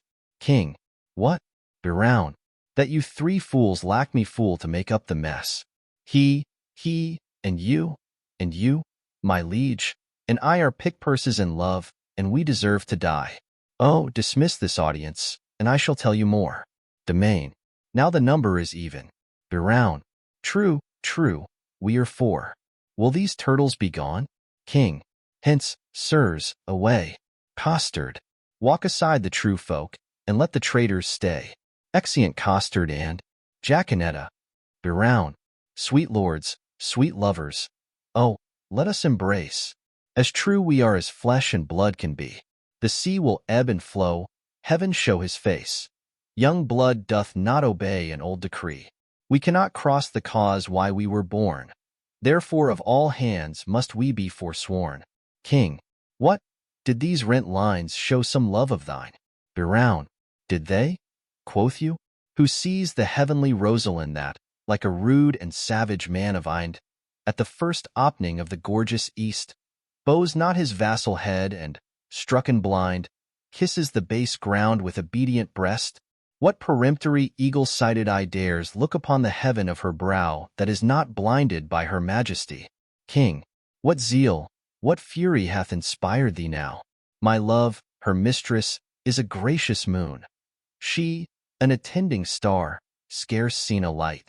Berown, my eyes are then no eyes, nor I Berown. Oh, but for my love, day would turn to night. Of all complexions the culled sovereignty do meet as at a fair in her fair cheek, where several worthies make one dignity, where nothing wants that want itself doth seek. Lend me the flourish of all gentle tongues. Fie, painted rhetoric. Oh, she needs it not. To things of sale a seller's praise belongs. She passes praise, then praise too short doth blot. A withered hermit, 50 winters worn, might shake off 50, looking in her eye. Beauty doth varnish age, as if new born, and gives the crutch the cradle's infancy. Oh, 'tis the sun that mocketh all things shine. King, by heaven, Thy love is black as ebony. Brown, is ebony like her? O word divine! A wife of such would were felicity. Oh, who can give an oath? Where is a book? That I may swear beauty doth beauty lack, if that she learn not of her eye to look. No face is fair that is not full so black. King, O paradox! Black is the badge of hell, the hue of dungeons and the school of night, and beauty's crest becomes the heaven's well. Brown, devils soonest tempt, resembling spirits of light. Oh, if in black my lady's brows be decked, it mourns that painting and usurping hair should ravish doters with a false aspect, and therefore is she born to make black fair.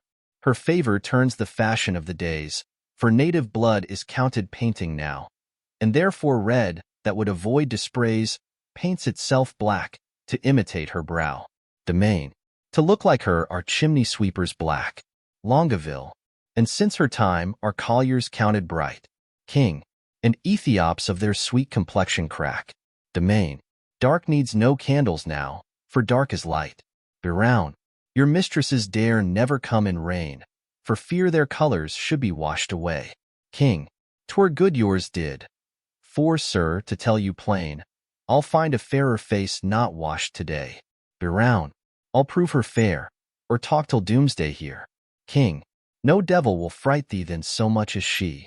Domain, I never knew man hold vile stuff so dear. Longaville, showing his shoe. Look, here's thy love, my foot and her face see. Brown, oh, if the streets were paved with thine eyes, her feet were much too dainty for such tread. Domain, ovile, then, as she goes, what upward lies the street should see as she walked overhead. King, but what of this? Are we not all in love? Brown, nothing so sure, and thereby all forsworn. King, then leave this chat, and good Brown, now prove our loving lawful, and our faith not torn. Domain, I, marry, there, some flattery for this evil. Longaville, oh, some authority how to proceed. Some tricks, some quillets, how to cheat the devil. Domain, some salve for perjury. Brown, oh, 'tis more than need. Have it you, then, affection's men-at-arms. Consider what you first did swear unto, to fast, to study, and to see no woman, flat treason gainst the kingly state of youth. Say, can you fast? Your stomachs are too young, and abstinence engenders maladies. Oh, we have made a vow to study, lords, and in that vow we have forsworn our books. For when would you, my liege, or you, in leaden contemplation have found out such fiery numbers as the prompting eyes of beauty's tutors have enriched you with? Other slow arts entirely keep the brain, and therefore, finding barren practisers, scarce show a harvest of their heavy toil. But love, first learned in a lady's eyes, lives not alone immured in the brain, but with the motion of all elements courses as swift as thought in every power, and gives to every power a double power, above their functions and their offices. It adds a precious seeing to the eye. A lover's eyes will gaze an eagle blind. A lover's ear will hear the lowest sound, when the suspicious head of theft is stopped. Love's feeling is more soft and sensible than are the tender horns of cockled snails. Love's tongue proves dainty Bacchus gross in taste. For valor, is not love a Hercules, still climbing trees in the Hesperides? Subtle as Sphinx, as sweet and musical as bright Apollo's lute, strung with his hair. And when love speaks, the voice of all the gods make heaven drowsy with the harmony.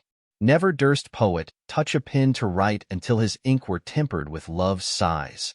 Oh, then his lines would ravish savage ears and plant in tyrants mild humility. From women's eyes this doctrine I derive. They sparkle still the right Promethean fire. They are the books, the arts, the academes, that show, contain, and nourish all the world. Else none at all and aught proves excellent. Then fools you were these women to forswear. Or, keeping what is sworn, you will prove fools. For wisdom's sake, a word that all men love, or for love's sake, a word that loves all men, or for men's sake, the authors of these women, or women's sake, by whom we men are men, let us once lose our oaths to find ourselves, or else we lose ourselves to keep our oaths. It is religion to be thus forsworn. For charity itself fulfills the law, and who can sever love from charity? King. St. Cupid, then, and soldiers, to the field. Beround. Advance your standards, and upon them, lords, pell-mell, down with them. But be first advised in conflict that you get the son of them. Longueville. Now to plain dealing, lay these glozes by. Shall we resolve to woo these girls of France? King. And win them too, therefore let us devise some entertainment for them in their tents. Beround. First, from the park, let us conduct them thither. Then homeward every man attach the hand of his fair mistress. In the afternoon we will with some strange pastime solace them, such as the shortness of the time can shape. For revels, dances, masks, and merry hours for unfair love, strewing her way with flowers. King. Away, away. No time shall be omitted that will betime, and may by us be fitted. Beround. Allons, allons. Sowed cockle reaped no corn, and justice always whirls in equal measure. Light winches may prove plagues to men forsworn. If so, our copper buys no better treasure. Exeunt. Act V. Scene I. The King of Navarre's park. Enter Holofernes, Sir Nathaniel, and Dull. Holofernes. Satis quod sufficit. Nathaniel. I praise God for you, sir. Your reasons at dinner have been sharp and sententious, pleasant without scurrility, witty without affection, audacious without impudency, learned without opinion, and strange without heresy.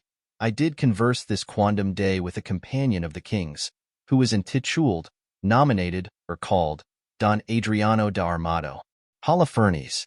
Novi hominum tanquam te. His humor is lofty, his discourse peremptory, his tongue filed, his eye ambitious, his gait majestical, and his general behavior vain, ridiculous, and thrasonical. He is too picked, too spruce, too affected, too odd, as it were, too peregrinate, as I may call it. Nathaniel. A most singular and choice epithet. Draws out his table book. Holofernes. He draweth out the thread of his verbosity finer than the staple of his argument. I abhor such fanatical phantasimes, such insociable and point-devised companions, such rackers of orthography, as to speak doubt sign B when he should say doubt, debt when he should pronounce debt. D-E-B-T, not D-E. He clepeth a calf cough, half hoff. Neighbor vocator neighbor, nay abbreviated any. This is abominable, which he would call abominable. It insinuateth me of insani, intelligus. Domini? To make frantic, lunatic. Nathaniel. Lausteo, bone intelligo. Holofernes. Bone? Bone for bene? Priscian a little scratched, 'twill serve. Enter Armato, moth, and costard. Nathaniel. Vidicens venit? Holofernes. Video. Et gaudio. Armato. Chira. Holofernes. Quer chira, not sira? Armato. Men of peace, well encountered. Holofernes. Most military, sir. Salutation. Moth. Aside to costard. They have been at a great feast of languages and stolen the scraps. Costard. Oh, they have lived long on the alms-basket of words. I marvel thy master hath not eaten thee for a word. For thou art not so long by the head as honorificabilitudinita tibius. Thou art easier swallowed than a flapdragon. Moth. Peace. The peal begins. Armato. To Holofernes. Monsieur, are you not lettered? Moth. Yes, yes. He teaches boys the hornbook. What is A, B, spelt backward with the horn on his head? Holofernes.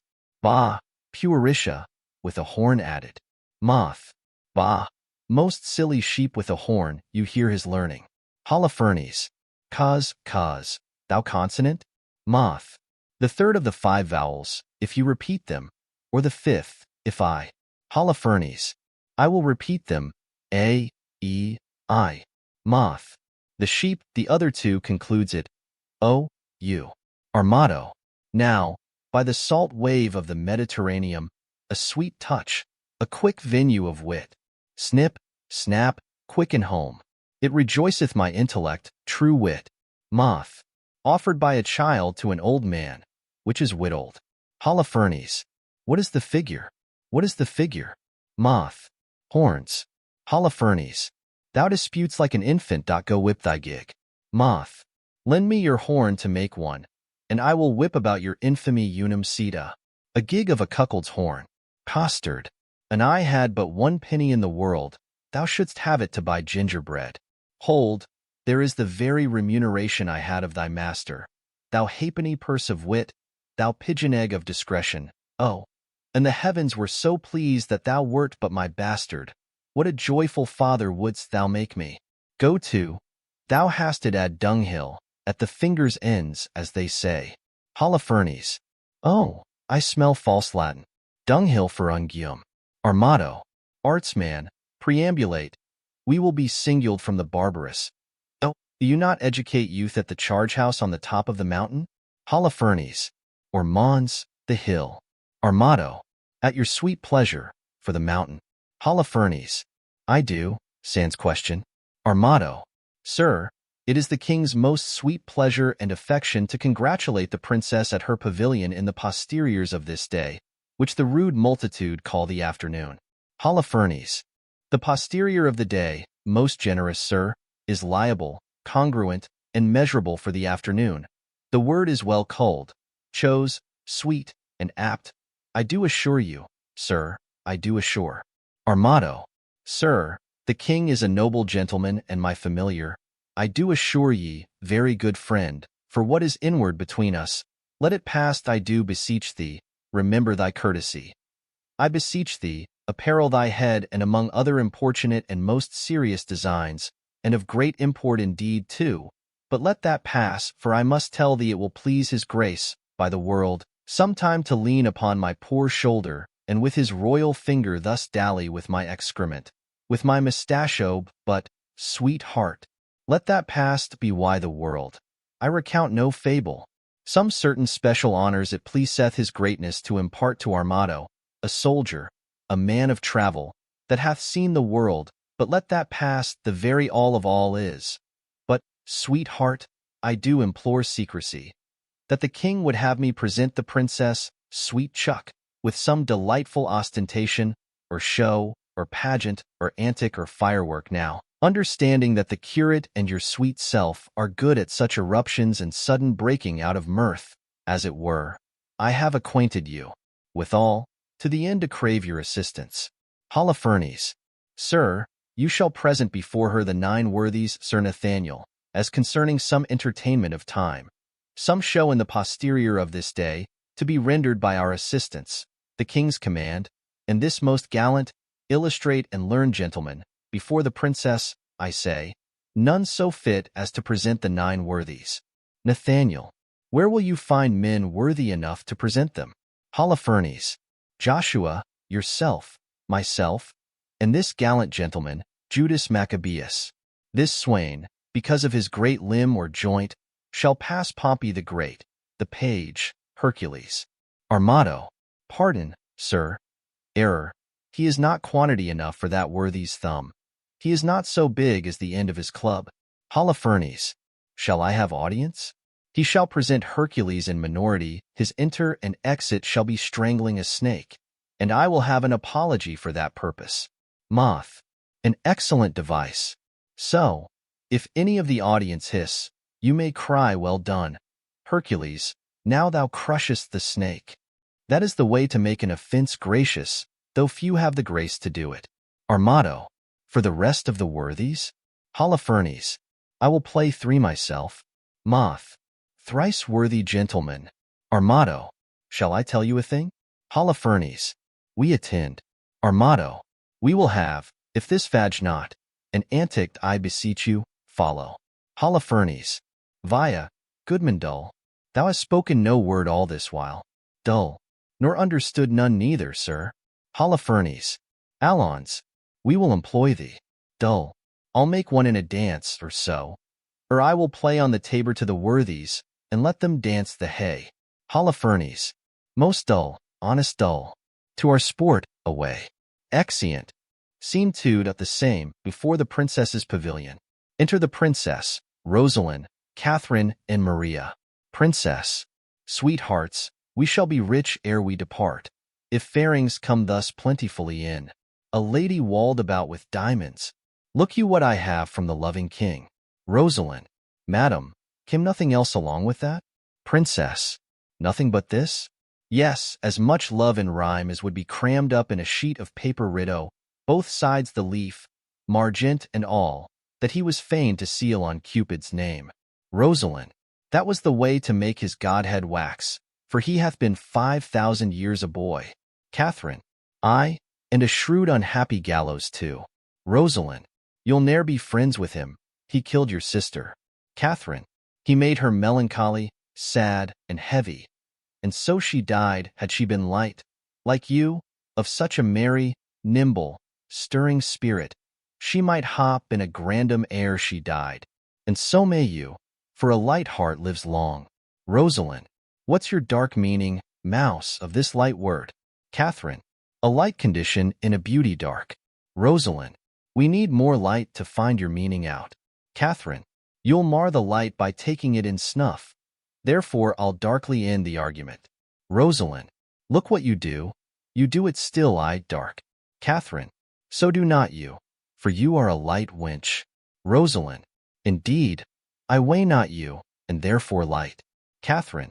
You weigh me not? Oh, that's you care not for me. Rosalind. Great reason, for past cure is still past care. Princess. Well bandied both. A set of wit well played. But, Rosalind, you have a favor too. Who sent it? And what is it? Rosalind. I would you knew. And if my face were but as fair as yours, my favor were as great, be ye witness this. Nay, I have verses too, I thank Brown. The number's true, and, were the numbering too, I were the fairest goddess on the ground. I am compared to 20,000 fairs. Oh, he hath drawn my picture in his letter. Princess. Anything like? Rosalind. Much in the letters, nothing in the praise. Princess. Beauteous as ink, a good conclusion. Catherine. Fair as a text be in a copybook. Rosalind. Where pencils, how? Let me not die your debtor, my red dominical, my golden letter. Oh, that your face were not so full of O's. Princess. A pox of that jest, and beshrew all shrews. But, Catherine, what was sent to you from fair domain? Catherine. Madam, this glove. Princess. Did he not send you twain? Catherine. Yes, madam, and moreover, some 1,000 verses of a faithful lover. A huge translation of hypocrisy, vilely compiled, profound simplicity. Maria. This, and these pearls, to me sent Longueville. The letter is too long by half a mile. Princess. I think no less. Dost thou not wish in heart the chain were longer and the letter short? Maria. I would these hands might never part. Princess. We are wise girls to mock our lovers so. Rosalind. They are worse fools to purchase mocking so. That same Brown I'll torture ere I go. Oh, that I knew he were but in by week. How I would make him fawn, and beg, and seek, and wait the season, and observe the times, and spend his prodigal wits in bootless rhymes, and shape his service wholly to my hests, and make him proud to make me proud that jests.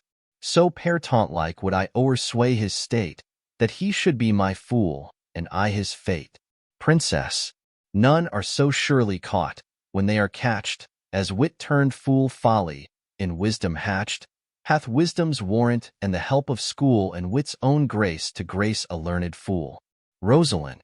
The blood of youth burns not with such excess as gravity's revolt to wantonness. Maria. Folly in fools bears not so strong a note as foolery in the wise when wit doth dote, since all the power thereof it doth apply to prove, by wit, worth in simplicity. Enter Boyet. Princess. Here comes Boyet, and mirth is in his face. Boyet. Oh, I am stabbed with laughter. Where's her grace? Princess. Thy news, Boyet? Boyet. Prepare, madam, prepare. Arm, wenches, arm.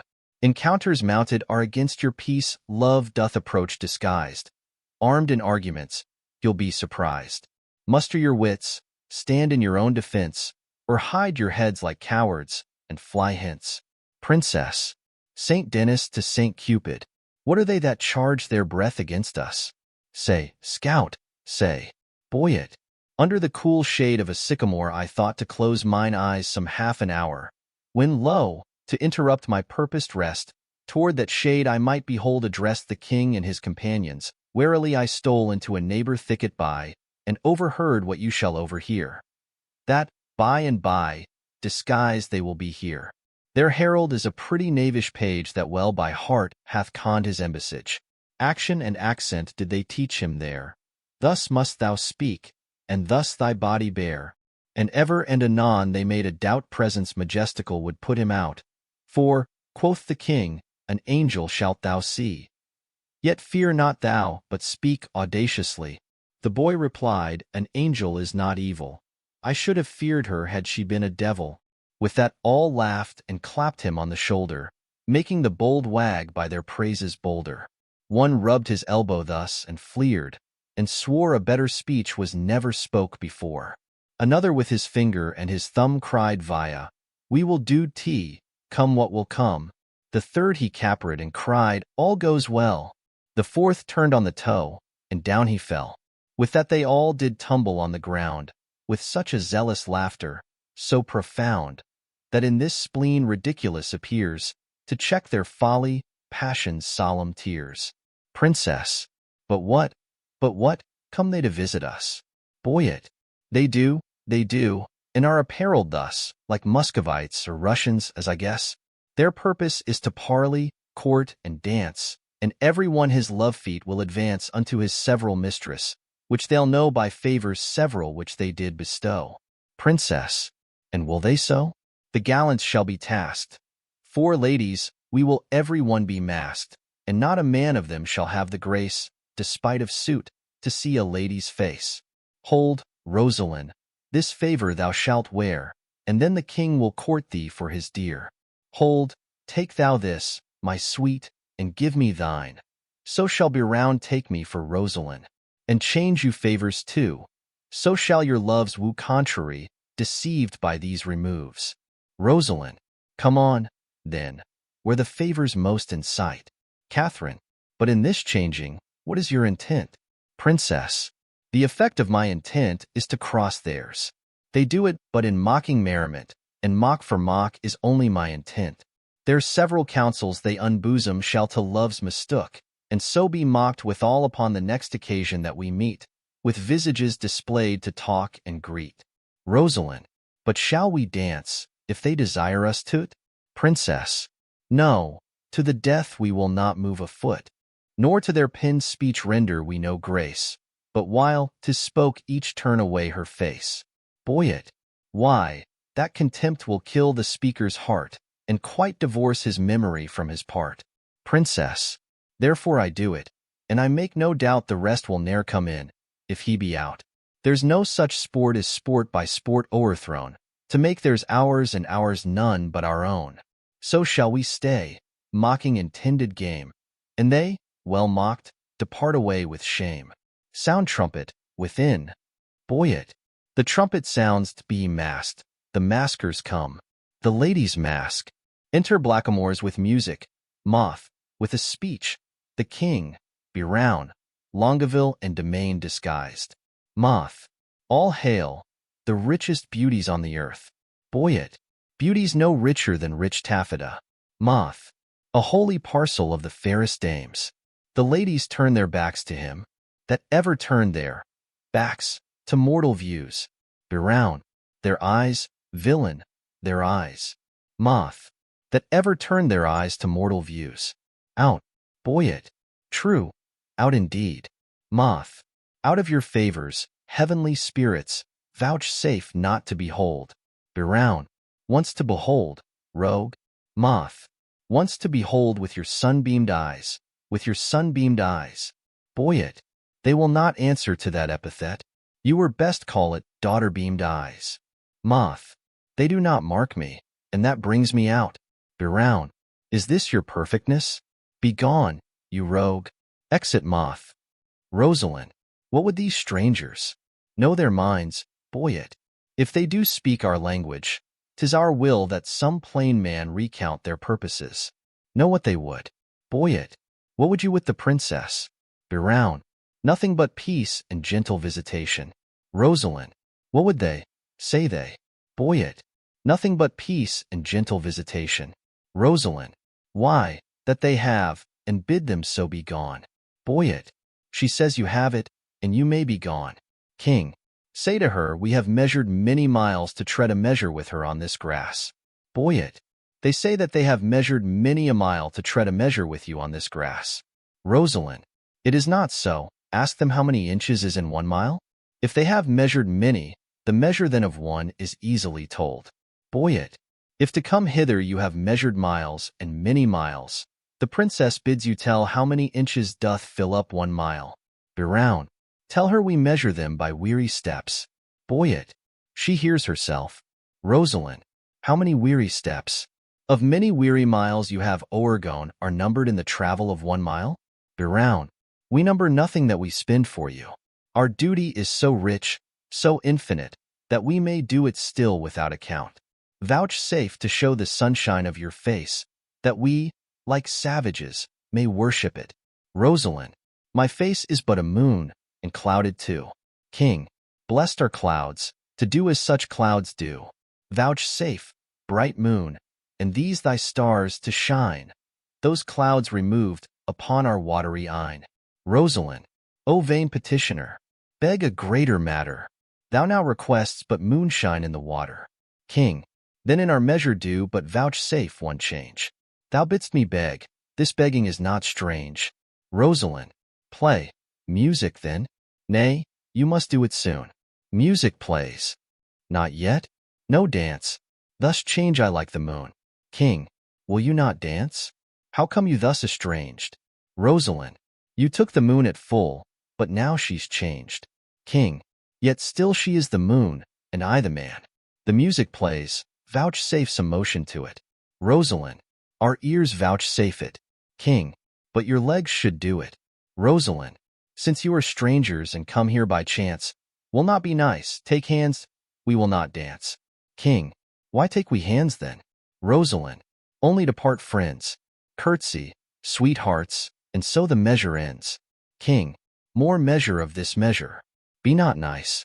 Rosalind. We can afford no more at such a price. King. Price you yourselves? What buys your company? Rosalind. Your absence only. King. That can never be. Rosalind. Then cannot we be bought and so adieu, twice to your visor and half once to you. King. If you deny to dance, let's hold more chat. Rosalind. In private then. King. I am best pleased with that. They converse apart. Biroun. White-handed mistress, one sweet word with thee. Princess. Honey, and milk and sugar. There is 3. Biroun. Nay, then, 2 trays, and if you grow so nice, metheglin, wort, and momsey well run, dice. There's half a dozen sweets. Princess. 7th sweet, adieu. Since you can cog, I'll play no more with you. Biroun. 1 word in secret. Princess. Let it not be sweet. Biroun. Thou grievest my gall. Princess. Gall. Bitter. Biroun. Therefore meet. They converse apart. Domain. Will you vouchsafe with me to change a word? Maria. Name it. Domain. Fair lady. Maria. Say you so? Fair lord. Take that for your fair lady. Domain. Please it you. As much in private, and I'll bid adieu. They converse apart. Catherine.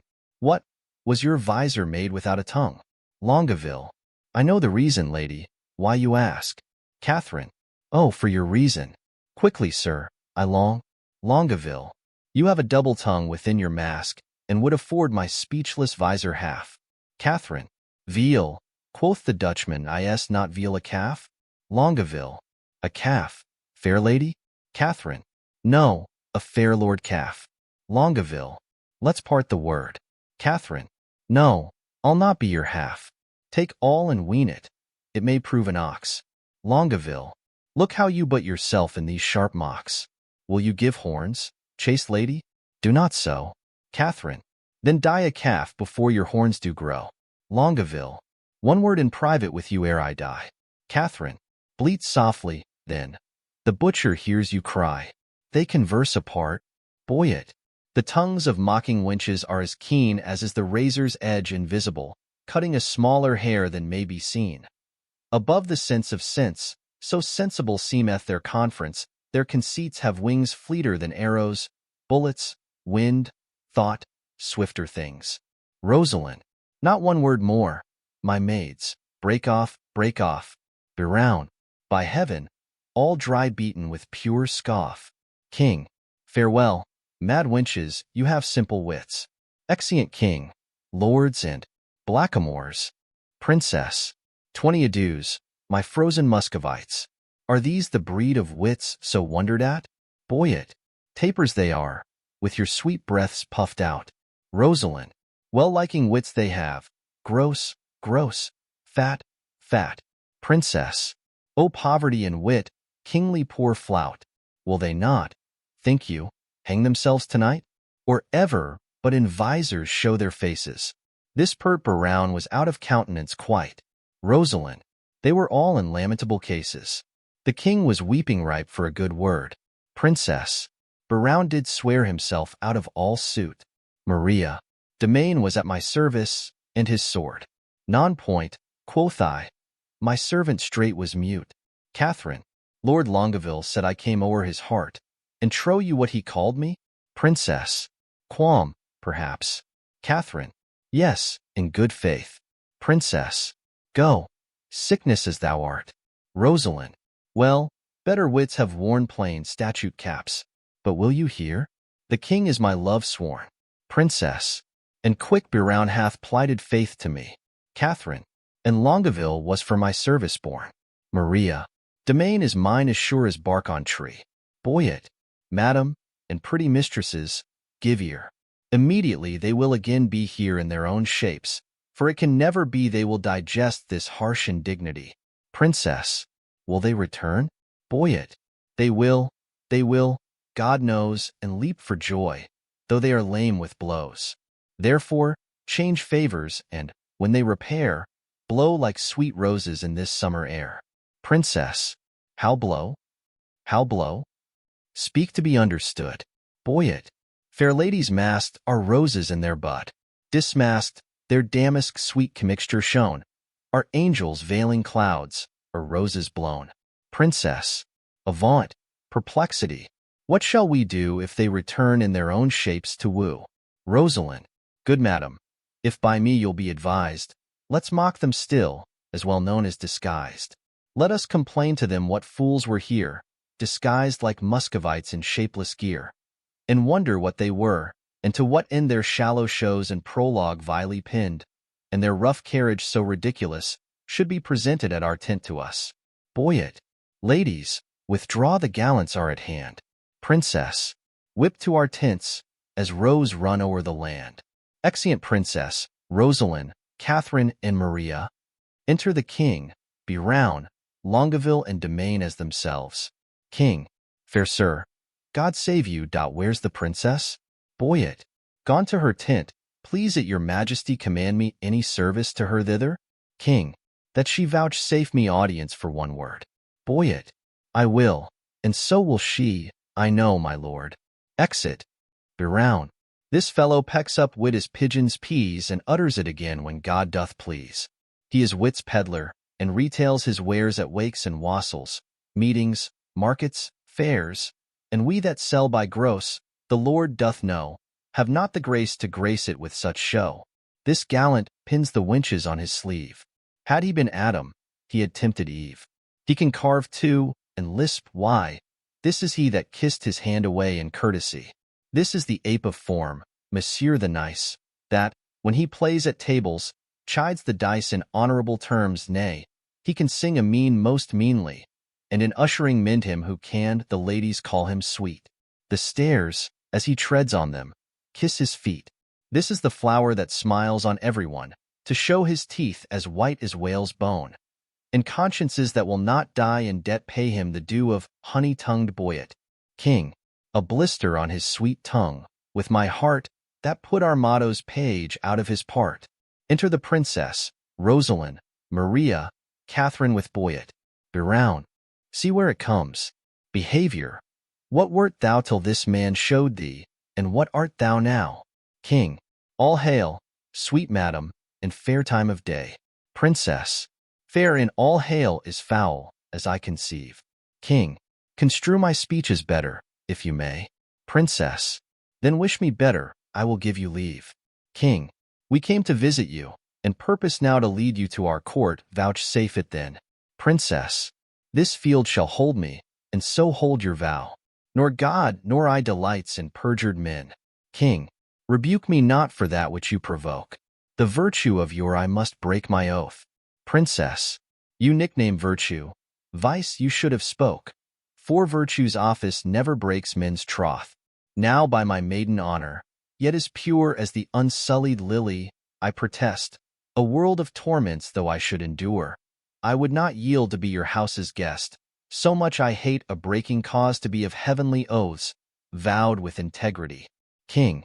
Oh, you have lived in desolation here, unseen, unvisited, much to our shame. Princess. Not so. My lord, it is not so, I swear. We have had pastimes here and pleasant game. A mess of Russians left us but of late. King. How, madam? Russians? Princess. I, in truth, my lord. Trim gallants, full of courtship and of state. Rosalind. Madam, speak true, it is not so, my lord. My lady, to the manner of the days, in courtesy gives undeserving praise. We four indeed confronted were with four in Russian habit. Here they stayed an hour and talked apace. And in that hour, my lord, they did not bless us with one happy word. I dare not call them fools, but this I think, when they are thirsty, fools would fain have drink. Biroun. This jest is dry to me, my gentle sweet. Your wit makes wise things foolish when we greet, with eyes best seeing, heaven's fiery eye. By light we lose light, your capacity is of that nature that to your huge store wise things seem foolish and rich things but poor. Rosalind. This proves you wise and rich, for in my eye. Biroun. I am a fool, and full of poverty. Rosalind. But that you take what doth to you belong. It were a fault to snatch words from my tongue. Biroun. Oh, I am yours, and all that I possess. Rosalind. All the fool mine? Biroun. I cannot give you less. Rosalind. Which of the visors was it that you wore? Biroun. Where, when, what visor? Why demand you this? Rosalind. There, then, that visor. That superfluous case that hid the worse and showed the better face. King. We are descried, they'll mock us now downright. Domain. Let us confess and turn it to a jest. Princess. Amazed. My lord? Why looks your highness sad? Rosalind. Help. Hold his brows. He'll swoon. Why look you pale? Seasick, I think, coming from Muscovy. Biroun. Thus pour the stars down plagues for perjury. Can any face of brass hold longer out? Here stand I, lady. Dart thy skill at me. Bruise me with scorn. Confound me with a flout. Thrust thy sharp wit quite through my ignorance. Cut me to pieces with thy keen conceit. And I will wish thee never more to dance, nor never more in Russian habit wait. Oh, never will I trust to speeches pinned, nor to the motion of a schoolboy's tongue, nor never come in visor to my friend, nor woo in rhyme like a blind harper's song. Taffeta phrases, silken terms precise, three-piled hyperboles, spruce affectation, figures pedantical. These summer flies have blown me full of maggot ostentation. I do forswear them, and I here protest, by this white glove. How white the hand, God knows. Henceforth my wooing mind shall be expressed in russet yeas and honest cursey noes. And to begin, wench, so God help me, law, my love to thee is sound, sans crack or flaw. Rosalind. Sans, I pray you. Biroun. Yet I have a trick. Of the old rage bear with me, I am sick. I'll leave it by degrees, soft. Let us see. Right, Lord have mercy on us on those three. They are infected. In their hearts it lies. They have the plague, and caught it of your eyes. These lords are visited, you are not free. For the Lord's tokens on you do I see. Princess. No, they are free that gave these tokens to us. Biroun. Our states are forfeit, seek not to undo us. Rosalind. It is not so, for how can this be true, that you stand forfeit, being those that sue? Biroun. Peace, for I will not have to do with you. Rosalind. Nor shall not, if I do as I intend. Biroun. Speak for yourselves. My wit is at an end. King, teach us, sweet madam, for our rude transgressions some fair excuse. Princess, the fairest is confession. Were not you here but even now, disguised? King, madam, I was. Princess, and were you well advised? King, I was, fair madam. Princess, when you then were here, what did you whisper in your lady's ear? King, that more than all the world I did respect her. Princess, when she shall challenge this, you will reject her. King, upon mine honor, no. Princess, peace, peace, forbear. Your oath once broke, you force not to forswear. King, despise me when I break this oath of mine. Princess, I will, and therefore keep it. Rosalind, what did the Russian whisper in your ear? Rosalind, madam, he swore that he did hold me dear as precious eyesight, and did value me above this world, adding thereto, moreover, that he would wed me, or else die my lover. Princess, God give thee joy of him. The noble lord most honorably doth uphold his word. King, what mean you, madam? By my life, my troth, I never swore this lady such an oath. Rosalind, by heaven, you did. And to confirm it plain, you gave me this, but take it, sir, again. King, my faith, and this the princess I did give. I knew her by this jewel on her sleeve. Princess, pardon me, sir, this jewel did she wear, and Lord Biroun, I thank him, is my dear. What, will you have me, or your pearl again? Biroun, neither of either. I remit both twain. I see the trick on't. Here was a consent, knowing aforehand of our merriment, to dash it like a Christmas comedy. Some carry tale, some please man, some slight zany, some mumble news, some trencher knight, some dick, that smiles his cheek in years and knows the trick to make my lady laugh when she's disposed, told our intents before. Which once disclosed, the ladies did change favors, and then we, following the signs, wooed but the sign of she.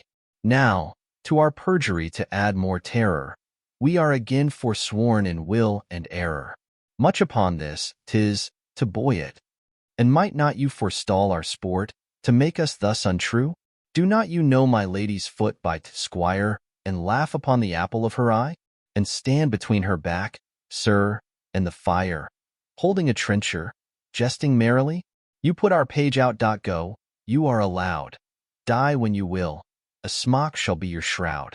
You leer upon me, do you? There's an eye wounds like a leaden sword.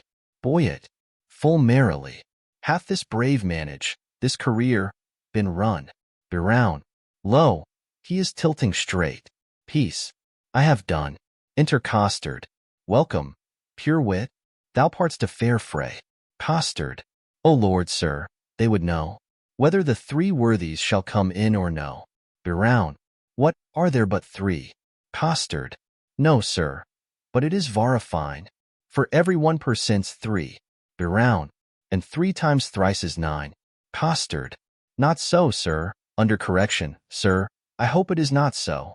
You cannot beg us, sir, I can assure you, sir, we know what we know. I hope, sir, 3 times thrice, sir. Biroun, is not 9? Costard, under correction, sir, we know where until it doth amount. Biroun, by Jove, I always took 3 threes for 9. Costard, O lord, sir, it were pity you should get your living by reckoning, sir. Biroun, how much is it?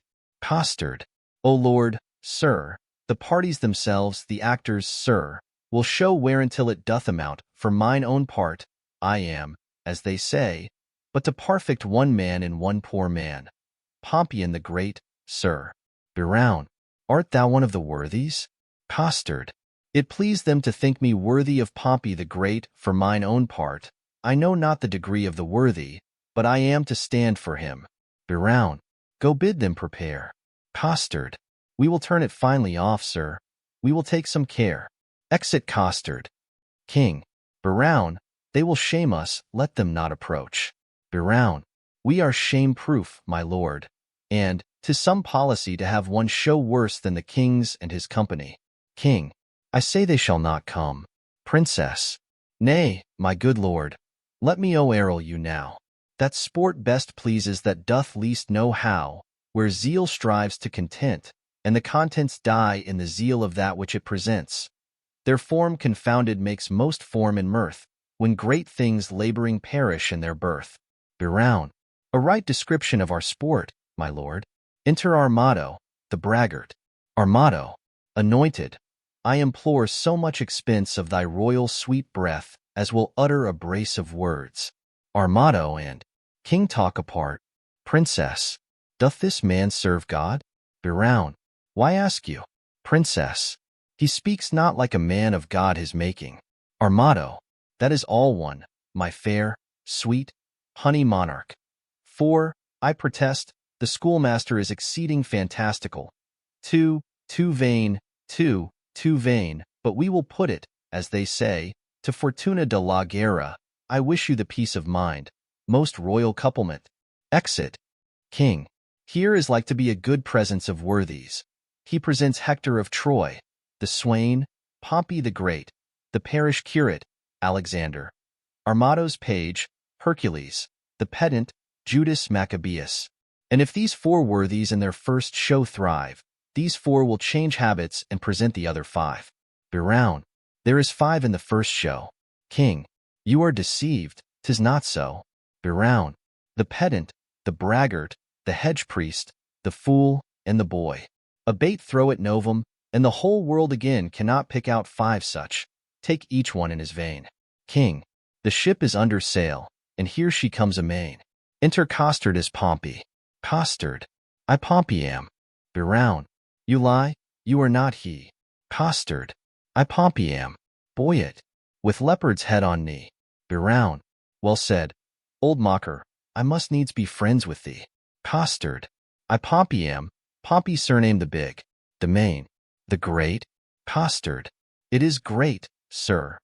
Pompey surnamed the great, that oft in field, with targe and shield, did make my foe to sweat. And travelling along this coast, I hear him come by chance, and lay my arms before the legs of this sweet lass of France. If your ladyship would say, thanks, Pompey, I had done. Princess. Great thanks, great Pompey. Costard. 'Tis not so much worth, but I hope I was perfect. I made a little fault in great. Biroun. My hat to a halfpenny. Pompey proves the best worthy. Enter Nathaniel, the curate, for Alexander. Nathaniel. When in the world I lived, I was the world's commander. By east, west, north, and south, I spread my conquering might. My scutcheon plain declares that I am Alisander. Boyet. Your nose says, no, you are not, for it stands to right. Biroun. Your nose smells no in this, most tender-smelling night. Princess. The conqueror is dismayed. Proceed, good Alexander. Nathaniel. When in the world I lived, I was the world's commander. Boyet. Most true. 'Tis right you were so, Alisander. Biroun. Pompey the Great. Costard.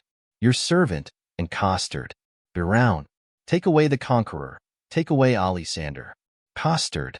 To Sir Nathaniel. O sir, you have overthrown Alisander the conqueror. You will be scraped out of the painted cloth for this. Your lion, that holds his poleaxe sitting on a closed stool, will be given to Ajax. He will be the 9th worthy, a conqueror, and afeard to speak. Run away for shame, Alisander. Nathaniel retires. There, aunt shall please you, a foolish mild man. An honest man, look you, and soon dashed. He is a marvelous good neighbor, faith, and a very good bowler. But for Alisander, alas, you see how 'tis, a little o'er parted, but there are worthies a-coming will speak their mind in some other sort. Princess. Stand aside, good Pompey. Enter Holofernes, the pedant, as Judas, and Moth, the boy, as Hercules. Holofernes. Great Hercules is presented by this imp, whose club killed Cerberus, that 3-headed Canis. And when he was a babe, a child, a shrimp, thus did he strangle serpents in his manus. Quoniam he seemeth in minority, ergo I come with this apology. Keep some state in thy exit, and vanish. Moth retires. Judas I am dot. Domain. A Judas. Holofernes. Not Iscariot, sir. Judas I am, yclept Maccabeus. Domain. Judas Maccabeus clipped is plain Judas. Biroun. A kissing traitor, how art thou proved Judas? Holofernes. Judas I am. Domain. The more shame for you, Judas. Holofernes. What mean you, sir? Boyet. To make Judas hang himself. Holofernes. Begin, sir. You are my elder. Biroun. Well followed, Judas was hanged on an elder. Holofernes. I will not be put out of countenance. Biroun. Because thou hast no face. Holofernes. What is this? Boyet. A cittern head. Domain. The head of a bodkin. Biroun. A death's face in a ring. Longaville. The face of an old Roman coin, scarce seen. Boyet. The pommel of Caesar's falchion. Domain. The carved bone face on a flask. Biroun. St. George's half-cheek in a brooch. Domain. I, and in a brooch of lead. Biroun. I, and worn in the cap of a tooth-drawer. And now forward, for we have put thee in countenance. Holofernes. You have put me out of countenance. Biroun. False. We have given thee faces. Holofernes. But you have outfaced them all. Biroun. And thou wert a lion. We would do so. Boyet. Therefore, as he is an ass, let him go. And so adieu, sweet Jude. Why dost thou stay? Domain. For the latter end of his name. Biroun. For the ass to the Jude? Give it him. Judd is away. Holofernes. This is not generous, not gentle, not humble. Boyet. A light for Monsieur Judas. It grows dark. He may stumble. Exit Holofernes. Princess. Alas, poor Maccabeus, how hath he been baited? Enter Armado, the braggart, is Hector. Biroun. Hide thy head. Achilles, here comes Hector in arms. Domain. Though my mocks come home by me, I will now be merry. King. Hector was but a Trojan in respect of this. Boyet. But is this Hector? Domain. I think Hector was not so clean-timbered. Longaville. His leg is too big for Hector's. Domain. More calf, certain. Boyet. No, he is best endued in the small. Biroun. This cannot be Hector. Domain. He's a god or a painter, for he makes faces. Armado. The armipotent Mars, of lances the Almighty, gave Hector a gift. Domain. A gilt nutmeg. Biroun. A lemon. Longaville. Stuck with cloves. Domain. No, cloven. Armado. Peace. The armipotent Mars of lances the Almighty gave Hector a gift, the heir of Ilion. A man so breathed that certain he would fight, yeah, from morn till night, out of his pavilion. I am that flower. Domain. That mint. Longaville. That columbine. Armado. Sweet Lord Longaville, rein thy tongue. Longaville. I must rather give it the rein, for it runs against Hector. Domain. I, and Hector's a greyhound. Armado. The sweet war man is dead and rotten, sweet chucks. Beat not the bones of the buried when he breathed. He was a man, but I will forward with my device. To the princess. Sweet royalty, bestow on me the sense of hearing. Princess. Speak, brave Hector. We are much delighted. Armado. I do adore thy sweet grace's slipper. Boyet. Loves her by the foot. Domain. He may not by the yard. Armado. This Hector far surmounted Hannibal. The party is gone. Costard. Fellow Hector, she is gone. She is 2 months on her way. Armado. What meanest thou? Costard. Faith, unless you play the honest Trojan. The poor wench is cast away. She's quick. The child brags in her belly already. 'Tis yours. Armado. Dost thou infaminize me among potentates? Thou shalt die. Costard. Then shall Hector be whipped for Jaconetta that is quick by him, and hanged for Pompey that is dead by him. Domain. Most rare Pompey. Boyet. Renowned Pompey. Biroun. Greater than great. Great, great, great Pompey. Pompey the huge. Domain.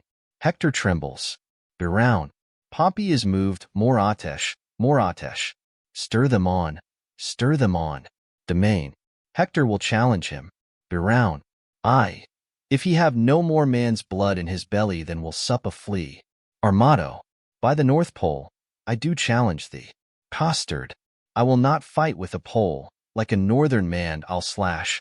I'll do it by the sword, I bepray you. Let me borrow my arms again. Domain. Room for the incensed worthies. Costard. I'll do it in my shirt. Domain. Most resolute Pompey. Moth. Master, let me take you a buttonhole lower.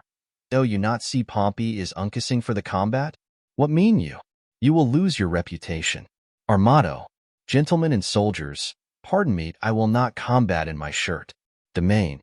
You may not deny it, Pompey hath made the challenge. Armato. Sweet bloods, I both may and will. Beround. What reason have you for tea? Armato. The naked truth of it is, I have no shirt, I go woolward for penance. Boyet. True, and it was enjoined him in Rome for want of linen. Since when, I'll be sworn, he wore none but a dishclout of jaconettas, and that he wears next his heart for a favor. Enter a messenger, Monsieur Marcade. Marcade. God save you, madam. Princess. Welcome, Marcade, but that thou interruptest our merriment. Marcade. I am sorry, madam, for the news I bring is heavy in my tongue, the king your father. Princess. Dead, for my life. Marcade. Even so. My tale is told. Beround. Worthies away. The scene begins to cloud. Armato. For mine own part, I breathe free breath. I have seen the day of wrong through the little hole of discretion, and I will right myself like a soldier. Exeunt worthies. King. How fares your majesty? Princess. Boyet. Prepared I will away tonight. King. Madam, not so I do beseech you stay. Princess. Prepare. I say I thank you, gracious lords, for all your fair endeavors, and entreat, out of a new sad soul, that you vouchsafe in your rich wisdom to excuse or hide the liberal opposition of our spirits, if over boldly we have borne ourselves in the converse of breath. Your gentleness was guilty of it. Farewell, worthy lord. A heavy heart bears not a nimble tongue. Excuse me so, coming too short of thanks for my great suit so easily obtained. King. The extreme parts of time extremely forms all causes to the purpose of his speed, and often at his very loose decides that which long process could not arbitrate. And though the morning brow of progeny forbid the smiling courtesy of love the holy suit which fain it would convince, yet, since love's argument was first on foot, let not the cloud of sorrow jostle it from what it purposed, since to wail friends lost is not by much so wholesome profitable as to rejoice at friends but newly found. Princess. I understand you not. My griefs are double. Beround. Honest plain words best pierce the ear of grief, and by these badges understand the king. For your fair sakes have we neglected time, played foul play with our oaths. Your beauty, ladies, hath much deformed us, fashioning our humors even to the opposed end of our intents. And what in us hath seemed ridiculous, as love is full of unbefitting strains, all wanton as a child, skipping in vain, formed by the eye and therefore, like the eye, full of strange shapes, of habits and of forms, varying in subjects as the eye doth roll to every varied object in his glance, which party-coated presence of loose love put on by us, if in your heavenly eyes have misbecomed our oaths and gravities, those heavenly eyes that look into these faults suggested us to make, therefore, ladies, our love being yours, the error that love makes is likewise yours. We to ourselves prove false by being once false forever to be true. To those that make us both, fair ladies, you, and even that falsehood, in itself a sin, thus purifies itself and turns to grace. Princess, we have received your letters, full of love, your favors, the ambassadors of love, and in our maiden council rated them at courtship, pleasant jest and courtesy, as bombast and as lining to the time. But more devout than this in our respects have we not been, and therefore met your loves in their own fashion, like a merriment. Domain. Our letters, madam, showed much more than jest. Longueville. So did our looks. Rosalind. We did not quote them so. King. Now, at the latest minute of the hour, grant us your loves. Princess. A time, methinks, too short, to make a world without end bargain in. No, no, my lord, your grace is perjured much, full of dear guiltiness, and therefore this, if for my love, as there is no such cause, you will do aught, this shall you do for me. Your oath I will not trust, but go with speed to some forlorn and naked hermitage, remote from all the pleasures of the world, there stay until the 12 celestial signs have brought about the annual reckoning. If this austere and sociable life change not your offer made in heat of blood, if frosts and fasts, hard lodging and thin weeds, nip not the gaudy blossoms of your love, but that it bear this trial and last love. Then, at the expiration of the year, come challenge me by these deserts, and by this virgin palm now kissing thine. I will be thine, and, till that instance, shut my woeful self up in a mournful house, raining the tears of lamentation for the remembrance of my father's death. If this thou do deny, let our hands part, neither entitled in the other's heart. King, if this, or more than this, I would deny, to flatter up these powers of mine with rest, the sudden hand of death close up mine eye. Hence, hermit, then my heart is in thy breast. They converse apart, domain. And what to me, my love? But what to me? A wife? Catherine, a beard, fair health, and honesty. With threefold love I wish you all these three. Domain. Oh, shall I say, I thank you, gentle wife? Catherine. No so, my lord. A 12-month and a day, I'll mark no words that smooth-faced wooers say. Come when the king doth to my lady come. Then, if I have much love, I'll give you some. Domain. I'll serve thee true and faithfully till then. Catherine. Yet swear not, lest ye be forsworn again. They converse apart. Longueville. What says Maria? Maria. At the 12-month's end, I'll change my black gown for a faithful friend. Longueville. I'll stay with patience, but the time is long. Maria. The like are you. Few taller are so young. They converse apart. Biroun. Studies my lady? Mistress, look on me. Behold the window of my heart, mine eye. What humble suit attends thy answer there? Impose some service on me for thy love. Rosalind. Oft have I heard of you, my lord Biroun, before I saw you. And the world's large tongue proclaims you for a man replete with mocks, full of comparisons and wounding flouts, which you on all estates will execute that lie within the mercy of your wit. To weed this wormwood from your fruitful brain, and therewithal to win me, if you please, without the which I am not to be won, you shall this 12-month term from day to day visit the speechless sick, and still converse with groaning wretches. And your task shall be, with all the fierce endeavor of your wit, to enforce the pained impotent to smile. Biroun. To move wild laughter in the throat of death? It cannot be, it is impossible. Mirth cannot move a soul in agony. Rosalind. Why, that's the way to choke a gibing spirit, whose influence is begot of that loose grace which shallow laughing hearers give to fools. A jest's prosperity lies in the ear of him that hears it, never in the tongue of him that makes it. Then, if sickly ears, deft with the clamors of their own dear groans, will hear your idle scorns, continue then, and I will have you and that fault withal. But if they will not, throw away that spirit, and I shall find you empty of that fault, right joyful of your reformation. Biroun. A 12-month? Well, befall what will befall. I'll just a 12-month in an hospital. Princess. To the king. I, sweet my lord, and so I take my leave. King. No, madam, we will bring you on your way. Biroun. Our wooing doth not end like an old play. Jack hath not Jill, these ladies' courtesy might well have made our sport a comedy. King. Come, sir, it wants a 12-month and a day, and then 'twill end. Biroun.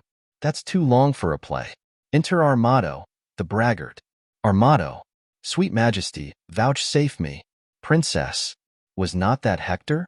Domain. The worthy knight of Troy. Armado. I will kiss thy royal finger, and take leave. I am a votary. I have vowed to Jaconetta to hold the plough for her sweet love 3 year, but, most esteemed greatness, will you hear the dialogue that the two learned men have compiled in praise of the owl and the cuckoo? It should have followed in the end of our show. King. Call them forth quickly. We will do so. Armado. Holla. Approach. Enter all. This side is Hemes, winter. This ver, the spring. The one maintained by the owl, other by the cuckoo ver, begin. The song. Spring. When daisies pied and violets blue and lady smocks, all silver white and cuckoo buds of yellow hue, do paint the meadows with delight. The cuckoo then on every tree mocks married men. For thus sings he, cuckoo, cuckoo, cuckoo. O word of fear, unpleasing to a married ear. When shepherds pipe on oaten straws, and merry larks are ploughmen's clocks, when turtles tread, and rooks and daws, and maidens bleach their summer smocks, the cuckoo then, on every tree, mocks married men. For thus sings he, cuckoo, cuckoo, cuckoo. O word of fear, unpleasing to a married ear. Winter, when icicles hang by the wall, and Dick the shepherd blows his nail, and Tom bears logs into the hall, and milk comes frozen home in pail, when blood is nipped, and ways be foul, then nightly sings the staring owl, too-wit, too-hoo, a merry note, while greasy Joan doth keel the pot. When all aloud the wind doth blow, and coughing drowns the parson's saw, and birds sit brooding in the snow, and Marian's nose looks red and raw, when roasted crabs hiss in the bowl, then nightly sings the staring owl, too-wit, too-hoo, a merry note, while greasy Joan doth keel the pot. Our motto. The words of Mercury are harsh after the songs of Apollo. You that way, we this way. Exeunt. The Tragedy of Macbeth. Contents. Act I. Scene I.A open place. Scene 2. A camp near Forres. Scene 3. A heath. Scene 4. Forres. A room in the palace. Scene V. Inverness. A room in Macbeth's castle. Scene 6. The same before the castle. Scene 7. The same. A lobby in the castle. Act 2. Scene I. Inverness. Court within the castle. Scene 2. The same. Scene 3. The same. Scene 4. The same without the castle. Act 3. Scene I. Forres. A room in the palace. Scene 2. The same. Another room in the palace. Scene 3. The same. A park or lawn, with a gate leading to the palace. Scene 4. The same. A room of state in the palace. Scene V. The heath. Scene 6. Forres. A room in the palace. Act 4. Scene I. A dark cave. I in the middle, a cauldron boiling. Scene 2. 5. A room in Macduff's castle. Scene 3. England, before the king's palace. Act V. Scene I. Dunsinane. A room in the castle. Scene 2. The country near Dunsinane. Scene 3. Dunsinane. A room in the castle. Scene 4. Country near Dunsinane, a wood in view. Scene V. Dunsinane within the castle. Scene 6. The same. A plain before the castle. Scene 7. The same. Another part of the plain. Scene 8. The same. Another part of the field. Dramatis Personae. Duncan, King of Scotland. Malcolm, his son. Denalban, his son. Macbeth, general in the king's army. Banquo, general in the king's army. Macduff, nobleman of Scotland. Lennox, nobleman of Scotland. Ross, nobleman of Scotland. Menteith, nobleman of Scotland. Angus, nobleman of Scotland. Caithness, nobleman of Scotland. Flint's, son to Banquo. Seward, Earl of Northumberland, general of the English forces.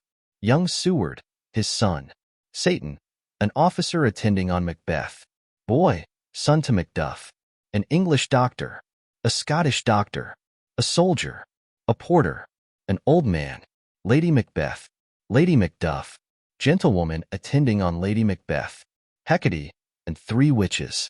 Lords, gentlemen, officers, soldiers, murderers, attendants, and messengers. The ghost of Banquo, and several other apparitions. Scene. In the end of the 4th act, in England, through the rest of the play, in Scotland, and chiefly at Macbeth's castle. Act I. Scene I.A open place. Thunder and lightning, enter 3 witches. First witch. When shall we 3 meet again? In thunder, lightning, or in rain? Second witch. When the hurly-burly's done. When the battle's lost and won. Third witch. That will be ere the set of sun. First witch. Where the place? Second witch. Upon the heath. Third witch. There to meet with Macbeth. First witch. I come, Graymalkin. Second witch. Paticals. Third witch. Anon. All. Fair is foul, and foul is fair. Hover through the fog and filthy air. Exeunt. Scene 2. A camp near Forres. Alarum within, enter King Duncan, Malcolm, Denalban, Lennox, with attendants, meeting a bleeding captain. Duncan. What bloody man is that? He can report, as seemeth by his plight, of the revolt the newest state. Malcolm, this is the sergeant, who, like a good and hearty soldier, fought gainst my captivity.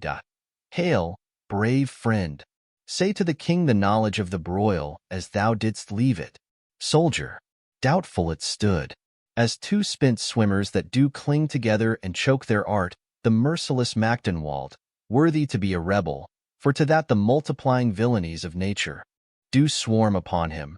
From the western isles of kerns and gallowglasses is supplied, and fortune, on his damned quarrel smiling, showed like a rebel's whore, but all's too weak. For brave Macbeth, well he deserves that name, disdaining fortune with his brandished steel, which smocked with bloody execution, like valor's minion, carved out his passage, till he effaceat the slave, which ne'er shook hands, nor bade farewell to him, till he unseamed him from the nave to the chops, and fixed his head upon our battlements. Duncan, O valiant cousin, worthy gentleman, soldier, as whence the sun gins his reflection shipwracking storms and direful thunders break, so from that spring, whence comfort seemed to come discomfort swells. Mark, King of Scotland, mark. No sooner justice had, with valor armed, compelled these skipping kerns to trust their heels, but the Norwegian lord, surveying vantage, with furbished arms and new supplies of men, began a fresh assault. Duncan, dismayed not this, our captains, Macbeth and Banquo? Soldier, Yes. as sparrows eagles, or the hare the lion. If I say sooth, I must report they were as cannons overcharged with double cracks, so they doubly redoubled strokes upon the foe, except they meant to bathe in reeking wounds, or memorize another Golgotha. I cannot tell, but I am faint. My gashes cry for help. Duncan, so well thy words become thee as thy wounds. They smack of honor both. Go, get him surgeons. Exit captain, attended. Enter Ross and Angus. Who comes here? Malcolm, the worthy Thane of Ross. Lennox, what a haste looks through his eyes. So should he look that seems to speak things strange. Ross, God save the king. Duncan, whence camest thou, worthy Thane? Ross, from Fife, great king, where the Norwegian banners flout the sky and fan our people cold.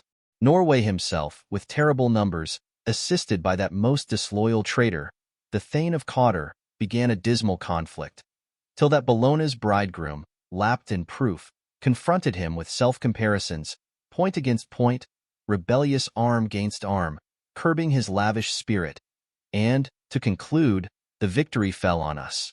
Duncan, great happiness. Ross, that now, Sweno, the Norway's king, craves composition. Nor would we deign him burial of his men till he dispersed at St. Combs $10,000 to our general use. Duncan, no more that Thane of Cawdor shall deceive our bosom interest. Go pronounce his present death, and with his former title greet Macbeth. Ross, I'll see it done. Duncan, what he hath lost, noble Macbeth hath won. Exeunt. Scene 3. A heath. Thunder, enter the three witches. First witch, where hast thou been, sister? Second witch, killing swine. Third witch, sister, where thou? First witch, a sailor's wife had chestnuts in her lap, and mounched and mounched and mounched. Give me, quoth I, aroint thee, which, the rump-fed Ranyan cries. Her husband's to Aleppo gone, master o to tiger. But in a sieve I'll thither sail, and like a rat without a tail, I'll do, and I'll do. Second witch, I'll give thee a wind. First witch, teach art kind. Third witch, and I another. First witch, I myself have all the other, and the very ports they blow. All the quarters that they know I, the shipman's card. I will drain him dry as hay. Sleep shall neither night nor day hang upon his penthouse lid. He shall live a man forbid. Weary 7 nights 9 times 9, shall he dwindle, peak, and pine. Though his bark cannot be lost, yet it shall be tempest-tossed. Look what I have. Second witch, show me, show me. First witch, here I have a pilot's thumb. Racked as homeward he did come. Drum within. Third witch, a drum, a drum. Macbeth doth come. All, the weird sisters, hand in hand, posters of the sea and land, thus do go about. Thrice to thine, and thrice to mine, and thrice again, to make up 9. Peace. The charms wound up. Enter Macbeth and Banquo. Macbeth. So foul and fair a day I have not seen. Banquo. How far is't called to Forres? What are these, so withered and so wild in their attire, that look not like the inhabitants o' earth, and yet are on't? Live you, or are you aught that man may question? You seem to understand me. By each at once her choppy finger laying upon her skinny lips, you should be women, and yet your beards forbid me to interpret that you are so. Macbeth. Speak, if you can. What are you? First witch. All hail, Macbeth. Hail to thee, Thane of Glamis. Second witch. All hail, Macbeth. Hail to thee, Thane of Cawdor. Third witch. All hail, Macbeth. That shalt be king hereafter. Banquo. Good sir, why do you start and seem to fear things that do sound so fair? Name of truth, are ye fantastical, or that indeed which outwardly ye show? My noble partner you greet with present grace and great prediction of noble having and of royal hope, that he seems rapt withal. O me you speak not. If you can look into the seeds of time, and say which grain will grow, and which will not, speak then to me, who neither beg nor fear your favors nor your hate. First witch. Hail. Second witch. Hail. Third witch. Hail. First witch. Lesser than Macbeth, and greater. Second witch. Not so happy, yet much happier. Third witch. Thou shalt get kings, though thou be none. So all hail Macbeth and Banquo. First witch. Banquo and Macbeth. All hail. Macbeth. Stay, you imperfect speakers, tell me more. By Sinel's death I know I am Thane of Glamis. But how of Cawdor? The Thane of Cawdor lives, a prosperous gentleman, and to be king stands not within the prospect of belief, no more than to be Cawdor. Say from whence you owe this strange intelligence? Or why upon this blasted heath you stop our way with such prophetic greeting? Speak, I charge you. Witches vanish. Banquo. The earth hath bubbles, as the water has, and these are of them. Whither are they vanished? Macbeth. Into the air. And what seemed corporal, melted as breath into the wind. Would they had stayed. Banquo. Were such things here as we do speak about? Or have we eaten on the insane root that takes the reason prisoner? Macbeth. Your children shall be kings. Banquo. You shall be king. Macbeth. And Thane of Cawdor too. When it not so? Banquo. To the selfsame tune and words. Who's here? Enter Ross and Angus. Ross. The king hath happily received, Macbeth, the news of thy success, and when he reads thy personal venture in the rebels' fight, his wonders and his praises do contend which should be thine or his. Silent with that, in viewing o'er the rest owed his selfsame day, he finds thee in the stout Norwegian ranks, nothing afeard of what thyself didst make. Strange images of death as thick as tale came post with post, and everyone did bear thy praises in his kingdom's great defense, and poured them down before him.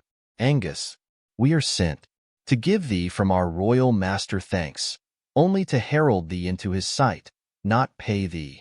Ross.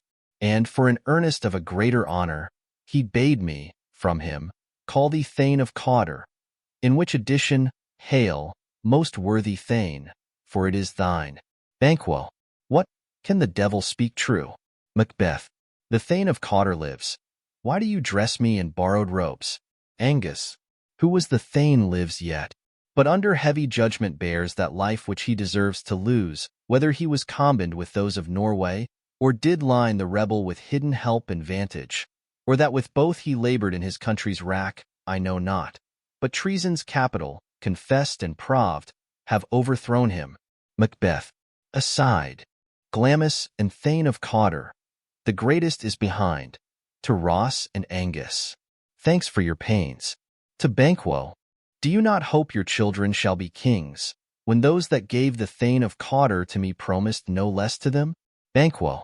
That, trusted home, might yet enkindle you unto the crown, besides the Thane of Cawdor. But 'tis strange, and oftentimes to win us to our harm, the instruments of darkness tell us truths. Win us with honest trifles, to betrace in deepest consequence. Cousins, a word, I pray you. Macbeth. Aside. Two truths are told.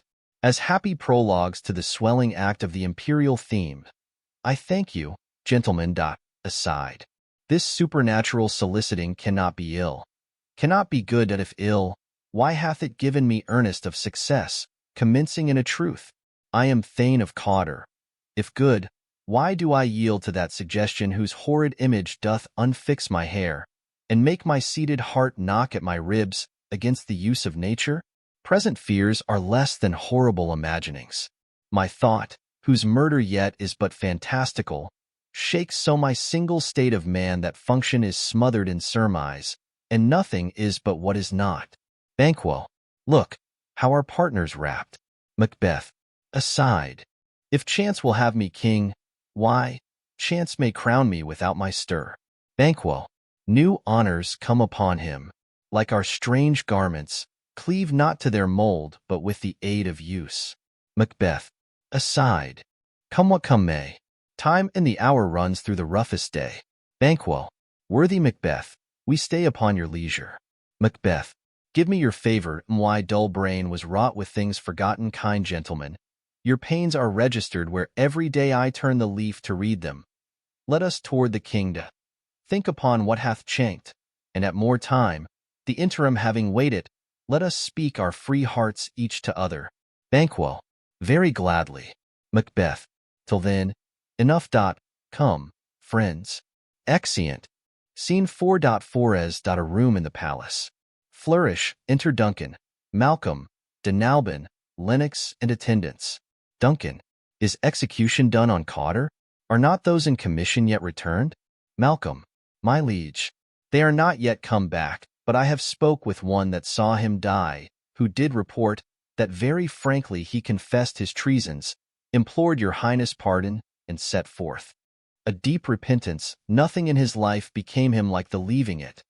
He died as one that had been studied in his death, to throw away the dearest thing he owed as 'twere a careless trifle. Duncan. There's no art to find the mind's construction in the face. He was a gentleman on whom I built an absolute trust. Enter Macbeth, Banquo, Ross, and Angus. O worthiest cousin, the sin of my ingratitude even now was heavy on me. Thou art so far before, that swiftest wing of recompense is slow to overtake thee, would thou hadst less deserved, that the proportion both of thanks and payment might have been mine. Only I have left to say, more is thy due than more than all can pay. Macbeth. The service and the loyalty I owe, in doing it, pays itself. Your highness part is to receive our duties, and our duties are to your throne and state, children and servants, which do but what they should, by doing everything safe toward your love and honor. Duncan. Welcome hither. I have begun to plant thee, and will labor to make thee full of growing, noble Banquo, that hast no less deserved, nor must be known no less to have done so. Let me enfold thee and hold thee to my heart. Banquo. There if I grow, the harvest is your own. Duncan. My plenteous joys, wanton in fullness, seek to hide themselves in drops of sorrow. Sons, kinsmen, thanes, and you whose places are the nearest, know, we will establish our estate upon our eldest Malcolm, whom we name hereafter the Prince of Cumberland, which honor must not unaccompanied invest him only, but signs of nobleness, like stars, shall shine on all deservers, from hence to Inverness, and bind us further to you. Macbeth. The rest is labor, which is not used for you. I'll be myself the harbinger, and make joyful the hearing of my wife with your approach. So, humbly take my leave. Duncan.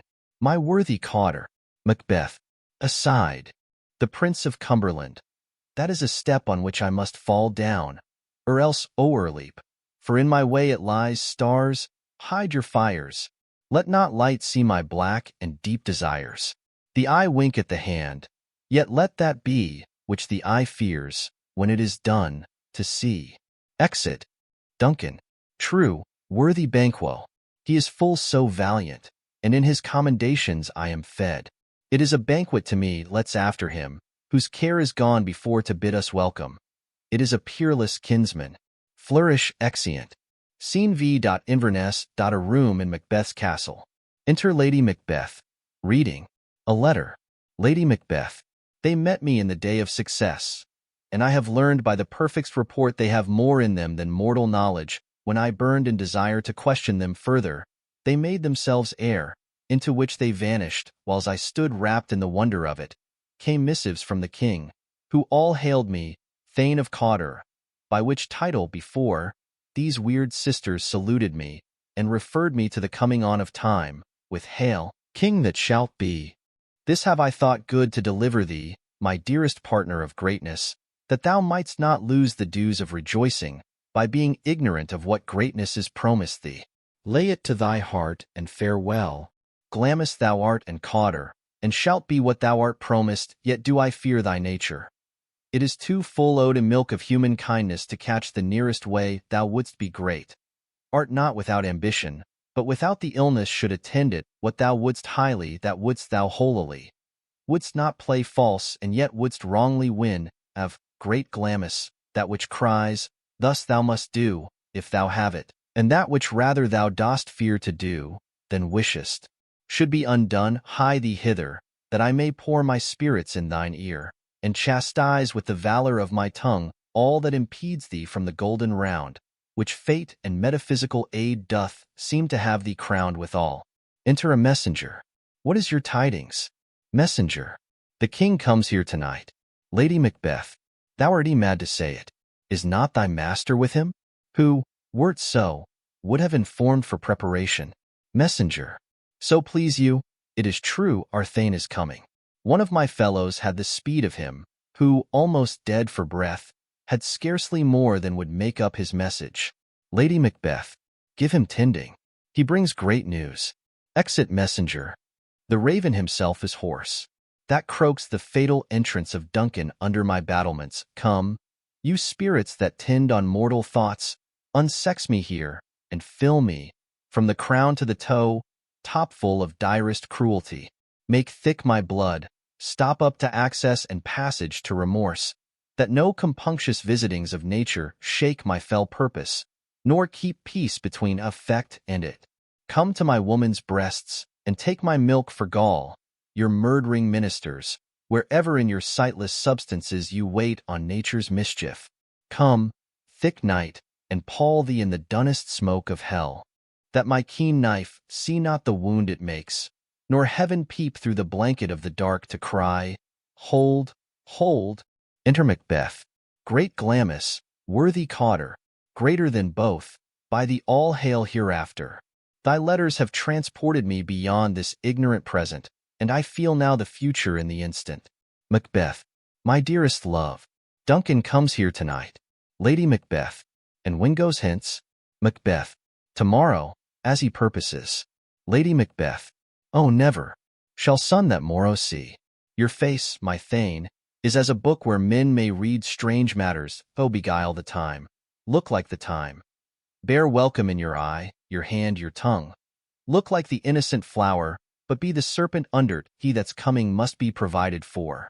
And you shall put this night's great business into my dispatch, which shall to all our nights and days to come give solely sovereign sway and masterdom. Macbeth, we will speak further. Lady Macbeth, only look up clear. To alter favor ever is to fear. Leave all the rest to me. Exeunt. Scene 6. The same, before the castle. Hautboys, servants of Macbeth attending. Enter Duncan, Malcolm, de Nalbin, Banquo, Lennox, Macduff, Ross, Angus, and attendants. Duncan, this castle hath a pleasant seat, the air nimbly and sweetly recommends itself unto our gentle senses. Banquo, this guest of summer, the temple-haunting martlet, does approve, by his loved mansionry, that the heaven's breath smells wooingly here. No juddie, frieze, buttress, nor coign of vantage, but this bird hath made his pendant bed and procreant cradle, where they most breed and haunt. I have observed the air is delicate. Enter Lady Macbeth. Duncan, see, our honored hostess. The love that follows us sometime is our trouble, which still we thank as love. Herein I teach you how you shall bid God ild us for your pains, and thank us for your trouble. Lady Macbeth, all our service, in every point twice done, and then done double, were poor and single business to contend against those honors deep and broad wherewith your majesty loads our house. For those of old, and the late dignities heaped up to them, we rest your hermits. Duncan, where's the Thane of Cawdor? We coursed him at the heels, and had a purpose to be his purveyor. But he rides well, and his great love, sharp as his spur, hath holp him to his home before us, fair and noble hostess. We are your guests tonight. Lady Macbeth, your servants ever have theirs, themselves, and what is theirs in compt, to make their audit at your highness' pleasure, still to return your own. Duncan, give me your hand. Conduct me to mine host. We love him highly, and shall continue our graces towards him. By your leave, hostess. Exeunt. Scene 7, the same. A lobby in the castle. Hautboys and torches enter, and pass over. A sewer and divers servants with dishes and service, then enter Macbeth. Macbeth. If it were done when 'tis done, then 'twere well it were done quickly if the assassination could trammel up the consequence, and catch with his surcease success. That but this blow might be the be-all and the end-all. Here, but here, upon this bank and shoal of time, we jump the life to come, but in these cases we still have judgment here, that we but teach bloody instructions, which being taught, return to plague the invented. This even-handed justice commends ingredients of our poisoned chalice to our own lips. He's here in double trust. First, as I am his kinsman and his subject, strong both against the deed. Then, as his host, who should against his murderer shut the door, not bear the knife myself besides, this Duncan hath borne his faculties so meek, hath been so clear in his great office, that his virtues will plead like angels, trumpet-tongued, against the deep damnation of his taking off, and pity, like a naked new-born babe, striding the blast or heaven's cherubin, ored upon the sightless couriers of the air, shall blow the horrid deed in every eye, that tears shall drown the wind. I have no spur to prick the sides of my intent, but only vaulting ambition, which o'erleaps itself and falls on the other. Enter Lady Macbeth. How now? What news? Lady Macbeth. He has almost supped. Why have you left the chamber? Macbeth.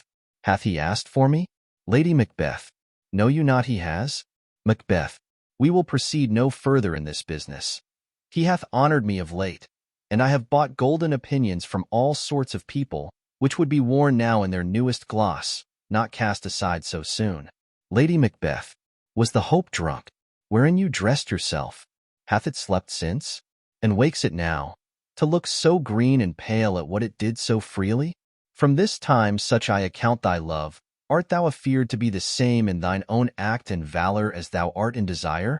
Wouldst thou have that which thou esteem'st the ornament of life, and live a coward in thine own esteem, letting I dare not wait upon I would, like the poor cat-eyed adage? Macbeth. Pirithee, peace. I dare do all that may become a man. Who dares do more is none. Lady Macbeth. What beast was, then, that made you break this enterprise to me? When you durst do it, then you were a man. And, to be more than what you were, you would be so much more the man, nor time nor place did then adhere, and yet you would make both. They have made themselves, and that their fitness now does unmake you. I have given suck, and know how tender 'tis to love the babe that milks me. I would, while it was smiling in my face, have plucked my nipple from his boneless gums and dashed the brains out, had I so sworn as you have done to this. Macbeth. If we should fail? Lady Macbeth. We fail? But screw your courage to the sticking place, and we'll not fail when Duncan is asleep, whereto the rather shall his day's hard journey soundly invite him. His 2 chamberlains will I with wine and wassail so convince that memory, the warder of the brain, shall be a fume, and the receipt of reason a limbeck only. When in swinish sleep their drenched natures lie as in a death, what cannot you and I perform upon unguarded Duncan? What not put upon his spongy officers? Who shall bear the guilt of our great quell? Macbeth. Bring forth men-children only. For thy undaunted metal should compose nothing but males, will it not be received? When we have marked with blood those sleepy 2 of his own chamber, and us their very daggers, that they have done't? Lady Macbeth. Who dares receive it other? As we shall make our griefs and clamor roar upon his death? Macbeth. I am settled, and bend up, each corporal agent to this terrible feat away, and mock the time with fairest show. False face must hide what the false heart doth know. Exeunt. Act 2. Scene I. Inverness court within the castle. Enter Banquo and Flint's with a torch before him. Banquo. How goes the night, boy? Flint's. The moon is down. I have not heard the clock. Banquo. And she goes down at 12. Flint's. I taked. 'Tis later, sir. Banquo. Hold, take my sword, da. There's husbandry in heaven. Their candles are all out, take thee that too. A heavy summons lies like lead upon me, and yet I would not sleep. Merciful powers, restrain in me the cursed thoughts that nature gives way to in repose. Enter Macbeth and a servant, with a torch. Give me my sword, dot. Who's there? Macbeth. A friend. Banquo. What, sir? Not yet at rest. The king's abed. He hath been in unusual pleasure and sent forth great largesse to your offices. This diamond he greets your wife withal, by the name of most kind hostess, and shut up in measureless content. Macbeth. Being unprepared, our will became the servant to defect, which else should free have wrought. Banquo. All's well. I dreamt last night of the 3 weird sisters. To you they have showed some truth. Macbeth. I think not of them. Yet, when we can entreat an hour to serve, we would spend it in some words upon that business, if you would grant the time. Banquo. At your kind's leisure. Macbeth. If you shall cleave to my consent, when 'tis, it shall make honor for you. Banquo. So I lose none. In seeking to augment it, but still keep my bosom franchise, and allegiance clear, I shall be counselled. Macbeth. Good repose the while. Banquo. Thanks, sir. The like to you. Exeunt Banquo and Flint's. Macbeth. Go bid thy mistress, when my drink is ready, she strike upon the bell, get thee to bed. Exit servant. Is this a dagger which I see before me, the handle toward my hand? Come, let me clutch thee. I have thee not, and yet I see thee still. Art thou not, fatal vision, sensible to feeling as to sight? Or art thou but a dagger of the mind, a false creation, proceeding from the heat-oppressed brain? I see thee yet, in form as palpable as this which now I draw. Thou marshalst me the way that I was going, and such an instrument I was to use. Mine eyes are made the fools o' the other senses, or else worth all the rest. I see thee still, and on thy blade and dudgeon, gouts of blood, which was not so before't. There's no such thing. It is the bloody business which informs thus to mine eyes. Now o'er the one half-world nature seems dead, and wicked dreams abuse the curtained sleep, witchcraft celebrates pale Hecate's offerings, and withered murder, alarumed by his sentinel, the wolf, whose howls his watch, thus with his stealthy pace, with Tarquin's ravishing strides, towards his design moves like a ghost. Thou sure and firm-set earth, hear not my steps, which way they walk, for fear thy very stones prate of my whereabout, and take the present horror from the time, which now suits with it. Whiles I threat, he lives. Words to the heat of deeds too cold breath gives. A bell rings. I go, and it is done. The bell invites me. Hear it not, Duncan, for it is a knell that summons thee to heaven or to hell. Exit. Scene 2. The same. Enter Lady Macbeth. Lady Macbeth. That which hath made them drunk hath made me bold. What hath quenched them hath given me fired. Hark! Peace! It was the owl that shrieked, the fatal bellman, which gives the sternst good night. He is about it. The doors are open, and the surfeited grooms do mock their charge with snores. I have drugged their possets, that death and nature do contend about them, whether they live or die. Macbeth. Within. Who's there? What? Ho! Lady Macbeth. Alack! I am afraid they have a whacked, and 'tis not done. Attempt and not the deed confounds us. Hark! I laid their daggers ready. He could not miss us. Had he not resembled my father as he slept, I had done't. My husband. Enter Macbeth. Macbeth. I have done the deed. Didst thou not hear a noise? Lady Macbeth. I heard the owl scream and the crickets cry. Did not you speak? Macbeth. When? Lady Macbeth. Now. Macbeth. As I descended? Lady Macbeth. I. Macbeth. Hark! Who lies I to second chamber? Lady Macbeth. Denalban. Macbeth. This is a sorry sight. Looking on his hands. Lady Macbeth. A foolish thought, to say a sorry sight. Macbeth. There's one did laugh in sleep, and one cried murder, that they did wake each other. I stood and heard them, but they did say their prayers, and addressed them again to sleep. Lady Macbeth. There are two lodg together. Macbeth.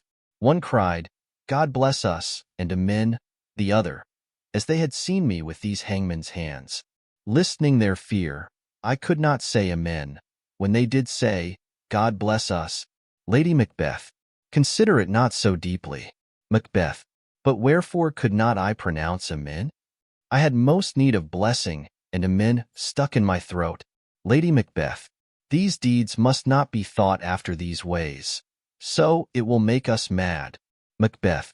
Methought I heard a voice cry, sleep no more. Macbeth does murder sleep, the innocent sleep. Sleep that knits up the raveled sleeve of care, the death of each day's life, sore labor's bath, balm of hurt minds, great nature's second course, chief nourisher in life's feast. Lady Macbeth. What do you mean? Macbeth. Still it cried, sleep no more, to all the house. Glamis hath murdered sleep, and therefore Cawdor shall sleep no more, Macbeth shall sleep no more. Lady Macbeth. Who was it that thus cried? Why, worthy Thane, you do unbend your noble strength to think so brain-sickly of things. Go get some water, and wash this filthy witness from your hand. Why did you bring these daggers from the place? They must lie there. Go carry them, and smear the sleepy grooms with blood. Macbeth. I'll go no more. I am afraid to think what I have done. Look on again I dare not. Lady Macbeth. Infirm of purpose. Give me the daggers, the sleeping and the dead are but as pictures. 'Tis the eye of childhood that fears a painted devil, if he do bleed. I'll gild the faces of the grooms withal, for it must seem their guilt. Exit, knocking within. Macbeth. Whence is that knocking? How is't with me, when every noise appalls me? What hands are here? Ha! They pluck out mine eyes. Will all great Neptune's ocean wash this blood clean from my hand? No, this my hand will rather the multitudinous seas incarnadine, making the green one red. Enter Lady Macbeth. Lady Macbeth. My hands are of your color, but I shame to wear a heart so white. Knocking within. I hear knocking at the south entry. Retire we to our chamber. A little water clears us of this deed. How easy is it then? Your constancy hath left you unattended. Knocking within. Hark, more knocking. Get on your nightgown, lest occasion call us and show us to be watchers. Be not lost so poorly in your thoughts. Macbeth. To know my deed, 'twere best not know myself. Knocking within. Wake Duncan with thy knocking. I would thou couldst. Exeunt. Scene 3, the same. Enter a porter knocking. Within. Porter. Here's a knocking indeed. If a man were porter of Hell Gate, he should have old turning the key. Knocking. Knock. Knock. Knock. Who's there? Ith name of Beelzebub? Here's a farmer that hanged himself on the expectation of plenty. Come in time. Have napkins enow about you. Here you'll sweat for't. Knocking. Knock. Knock. Who's there? I other devil's name? Faith. Here's an equivocator that could swear in both the scales against either scale, who committed treason enough for God's sake, yet could not equivocate to heaven. Oh, come in, equivocator. Knocking. Knock. Knock. Knock. Who's there? Faith. Here's an English tailor come hither, for stealing out of a French hose. Come in, tailor. Here you may roast your goose. Knocking. Knock. Knock. Never at quiet. What are you? But this place is too cold for hell. I'll devil porter it no further. I had thought to have led in some of all professions that go the primrose way to the everlasting bonfire. Knocking. Anon. Anon. I pray you. Remember the porter. Opens the gate. Enter Macduff and Lennox. Macduff. Was it so late, friend, ere you went to bed, that you do lie so late? Porter. Faith, sir, we were carousing till the second cock, and drink, sir, is a great provoker of three things. Macduff. What three things does drink especially provoke? Porter. Marry, sir, nose painting, sleep, and urine lechery. Sir, it provokes and unprovokes. It provokes the desire, but it takes away the performance. Therefore much drink may be said to be an equivocator with lechery. It makes him, and it mars him. It sets him on, and it takes him off. It persuades him and disheartens him. Makes him stand to, and not stand to. In conclusion, equivocates him in a sleep, and giving him the lie, leaves him. Macduff. I believe drink gave thee the lie last night. Porter. That it did, sir. I the very throat on me. But I requited him for his lie. And I think, being too strong for him, though he took up my legs sometime, yet I made a shift to cast him. Macduff. Is thy master stirring? Enter Macbeth. Our knocking has awacked him. Here he comes. Lennox. Good morrow, noble sir. Macbeth. Good morrow, both. Macduff. Is the king stirring, worthy thane? Macbeth. Not yet. Macduff. He did command me to call timely on him. I have almost slipped the hour. Macbeth. I'll bring you to him. Macduff. I know this is a joyful trouble to you, but yet 'tis one. Macbeth. The labor we delight in physics pain. This is the door. Macduff. I'll make so bold to call, for 'tis my limited service. Exit Macduff. Lennox. Goes the king hence today? Macbeth. He does he did appoint so. Lennox. The night has been unruly. Where we lay, our chimneys were blown down and, as they say, lamentings heard I to air, strange screams of death, and prophesying, with accents terrible, of dire combustion and confused events, new hatched to the woeful time. The obscure bird clamored the livelong night. Some say the earth was feverous, and did shake. Macbeth. 'Twas a rough night. Lennox. My young remembrance cannot parallel a fellow to it. Enter Macduff. Macduff. O horror, horror, horror! Tongue nor heart cannot conceive nor name thee. Macbeth. Lennox. What's the matter? Macduff. Confusion now hath made his masterpiece. Most sacrilegious murder hath broke ope the Lord's anointed temple, and stole thence the life o' to building. Macbeth. What is't you say? The life? Lennox. Mean you his majesty?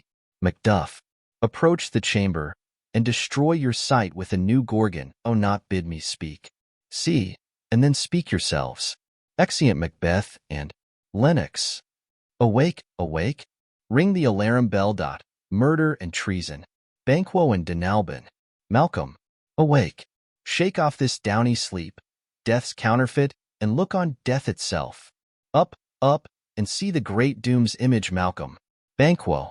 As from your graves rise up, and walk like sprites to countenance this horror. Alarum bell rings. Enter Lady Macbeth. Lady Macbeth. What's the business? That such a hideous trumpet calls to parley the sleepers of the house? Speak, speak. Macduff. O gentle lady, 'tis not for you to hear what I can speak. The repetition, in a woman's ear, would murder as it fell. Enter Banquo. O Banquo, Banquo, our royal master's murdered. Lady Macbeth. Woe, alas! What, in our house? Banquo. Too cruel anywhere. Dear Duff, I pray thee, contradict thyself, and say it is not so. Enter Macbeth and Lennox with Ross. Macbeth. Had I but died an hour before this chance, I had lived a blessed time. For, from this instant there's nothing serious in mortality. All is but toys. Renown and grace is dead. The wine of life is drawn, and the mere lees is left this vault to brag of. Enter Malcolm and Denalban. Denalban. What is amiss? Macbeth. You are, and do not note, the spring, the head, the fountain of your blood is stopped. The very source of it is stopped. Macduff. Your royal father's murdered. Malcolm. Oh, by whom? Lennox. Those of his chamber, as it seemed, had done't. Their hands and faces were all badged with blood. So were their daggers, which, unwhipped, we found upon their pillows. They starred, and were distracted. No man's life was to be trusted with them. Macbeth. Oh, yet I do repent me of my fury, that I did kill them. Macduff. Wherefore did you so? Macbeth. Who can be wise, amazed, temperate, and furious, loyal and neutral, in a moment? No man. To expedition of my violent love outrun the pauser, reason, here lay Duncan. His silver skin lacked with his golden blood, and his gashed stabs looked like a breach in nature for ruin's wasteful entrance. There, the murderers, steeped in the colors of their trade, their daggers unmannerly breached with gore, who could refrain, that had a heart to love, and in that heart courage to makes love known? Lady Macbeth, help me hence, ho. Macduff, look to the lady. Malcolm, why do we hold our tongues? That most may claim this argument for ours? De Nalbin, what should be spoken here, where our fate, hid in an auger hole, may rush and seize us? Let's away. Our tears are not yet brewed, Malcolm, nor our strong sorrow. Upon the foot of motion, Banquo, look to the lady. Lady Macbeth is carried out, and when we have our naked frailties hid, that suffer in exposure, let us meet and question this most bloody piece of work to know it further fears and scruples shake us. In the great hand of God I stand, and thence against the undivulged pretense I fight of treasonous malice. Macduff, and so do I. All, so all. Macbeth, let's briefly put on manly readiness, and meet I hall together. All, well contented. Exeunt all but Malcolm and De Nalbin. Malcolm, what will you do? Let's not consort with them. To show an unfelt sorrow is an office which the false man does easy. Isle to England. De Nalbin, to Ireland. I doubt our separated fortune shall keep us both the safer where we are. There's daggers in men's smiles. The near in blood, the nearer bloody. Malcolm, this murderous shaft that's shot hath not yet lighted, and our safest way is to avoid the aim therefore to horse, and let us not be dainty of leave-taking, but shift away. There's warrant in that theft which steals itself, when there's no mercy left. Exeunt. Scene 4. The same, without the castle. Enter Ross and an old man. Old man. 70 I can remember well, within the volume of which time I have seen hours dreadful and things strange. But this sore night hath trifled former knowings. Ross. Ha, good father, thou sayest the heavens, as troubled with man's act, threatens his bloody stage. By the clock, 'tis day, and yet dark night strangles the traveling lamp. Is night's predominance, or the day's shame, that darkness does the face of earth entomb, when living light should kiss it? Old man, 'tis unnatural, even like the deed that's done on Tuesday last. A falcon, towering in her pride of place, was by a mousing owl hawked at and killed. Ross. And Duncan's horses, a thing most strange and certain, beauteous and swift, the minions of their race, turned wild in nature, broke their stalls, flung out, contending gainst obedience, as they would make war with mankind. Old man, 'tis said they eat each other. Ross. They did so, to the amazement of mine eyes, that looked upon't. Here comes the good Macduff. Enter Macduff. How goes the world, sir, now? Macduff. Why, see you not? Ross. Is known who did this more than bloody deed? Macduff. Those that Macbeth hath slain. Ross. Alas the day! What good could they pretend? Macduff. They were suborned. Malcolm and De Nalbin, the king's 2 sons, are stolen away and fled, which puts upon them suspicion of the deed. Ross. Gainst nature still, thriftless ambition, that will raven up thine own life's means. Then 'tis most like the sovereignty will fall upon Macbeth. Macduff. He is already nommed, and gone to Scone to be invested. Ross. Where is Duncan's body? Macduff. Carried to Calmkill, the sacred storehouse of his predecessors and guardian of their bones. Ross. Will you to Scone? Macduff. No, cousin, I'll to Fife. Ross. Well, I will thither. Macduff. Well, may you see things well done there, adieu, lest our old robes sit easier than our new. Ross. Farewell, father. Old man, God's benizon go with you, and with those that would make good of bad and friends of foes. Exeunt. Act 3. Scene I.4 as. A room in the palace. Enter Banquo. Banquo. Thou hast it now, king, Cawdor, Glamis, all, as the weird women promised, and I fear thou playedst most foully for't. Yet it was said it should not stand in thy posterity, but that myself should be the root and father of many kings, if there come truth from them, as upon thee, Macbeth, their speeches shine. Why, by the verities on thee made good, may they not be my oracles as well, and set me up in hope? But hush, no more. Senate sounded, enter Macbeth. As king, Lady Macbeth is queen. Lennox, Ross, lords, and attendants. Macbeth, here's our chief guest. Lady Macbeth, if he had been forgotten, it had been as a gap in our great feast, and all thing unbecoming. Macbeth, tonight we hold a solemn supper, sir, and I'll request your presence. Banquo, let your highness command upon me, to the which my duties are with a most indissoluble tie for ever knit. Macbeth, ride you this afternoon? Banquo, aye, my good lord. Macbeth, we should have else desired your good advice, which still hath been both grave and prosperous, in this day's council, but we'll take tomorrow. Is far you ride?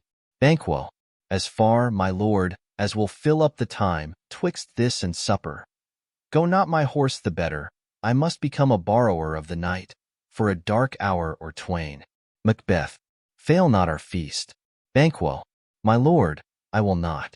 Macbeth, we here our bloody cousins are bestowed in England and in Ireland, not confessing their cruel parricide, filling their hearers with strange invention, but of that tomorrow, when therewithal we shall have cause of state craving us jointly. Hie you to horse. Adieu, till you return at night, goes Flint's with you? Banquo, aye, my good lord. Our time does call upon's. Macbeth, I wish your horses swift and sure of foot, and so I do commend you to their backs. Farewell, da. Exit Banquo. Let every man be master of his time till 7 at night. To make society the sweeter welcome, we will keep ourselves till supper time alone. While then, God be with you. Exeunt Lady Macbeth, lords, and see. Sirrah, a word with you, attend those men our pleasure? Servant, they are, my lord, without the palace gate. Macbeth, bring them before us. Exit servant. To be thus is nothing, but to be safely thus our fears in Banquo stick deep, and in his royalty of nature reigns that which would be feared. 'Tis much he dares, and to that dauntless temper of his mind, he hath a wisdom that doth guide his valor to act in safety. There is none but he whose being I do fear, and under him my genius is rebucked. As it is said, Mark Antony's was by Caesar. He chid the sisters when first they put the name of king upon me, and bade them speak to him. Then, prophet-like, they hailed him father to a line of kings. Upon my head they placked a fruitless crown, and put a barren scepter in my gripe, thence to be wrenched with an unlineal hand. No son of mine succeeding, if't be so. For Banquo's issue have I filled my mind. For them the gracious Duncan have I murdered. Put rancors in the vessel of my peace only for them, and mine eternal jewel given to the common enemy of man, to make them kings, the seed of Banquo kings. Rather than so, come, fate, into the list, and champion me to utterance. Who's there? Enter servant with 2 murderers. Now go to the door, and stay there till we call. Exit servant. Was it not yesterday we spoke together? First murderer. It was, so please your highness. Macbeth. Well then now, have you considered of my speeches? Know that it was he, in the times past, which held you so under fortune, which you thought had been our innocent self. This I made good to you in our last conference, passed in probation with you how you were born in hand, how crossed the instruments, who wrought with them, and all things else that might to half a soul and to a notion crased say, thus did Banquo. First murderer. You made it known to us. Macbeth. I did so, and went further, which is now our point of second meeting. Do you find your patience so predominant in your nature, that you can let this go? Are you so gospelled, to pray for this good man and for his issue, whose heavy hand hath bowed you to the grave, and beggared yours forever? First murderer. We are men, my liege. Macbeth. Aye, in the catalogue ye go for men, as hounds and greyhounds, mongrels, spaniels, curs, shaws, water-rugs, and demi-wolves are clept all by the name of dogs. The valued file distinguishes the swift, the slow, the subtle, the housekeeper, the hunter, every one according to the gift which bounteous nature hath in him clost. whereby he does receive particular addition from the bill that writes them all alike, and so of men. Now, if you have a station in the file, not I, worst rank of manhood, sate, and I will put that business in your bosoms, whose execution takes your enemy off, grapples you to the heart and love of us, who wear our health but sickly in his life, which in his death were perfect. Second murderer. I am one, my liege, whom the vile blows and buffets of the world hath so incensed that I am reckless what I do to spite the world. First murderer. And I another, so weary with disasters, tugged with fortune, that I would set my life on any chance, to mend it or be rid on't. Macbeth. Both of you. No Banquo was your enemy. Both murderers. True, my lord. Macbeth.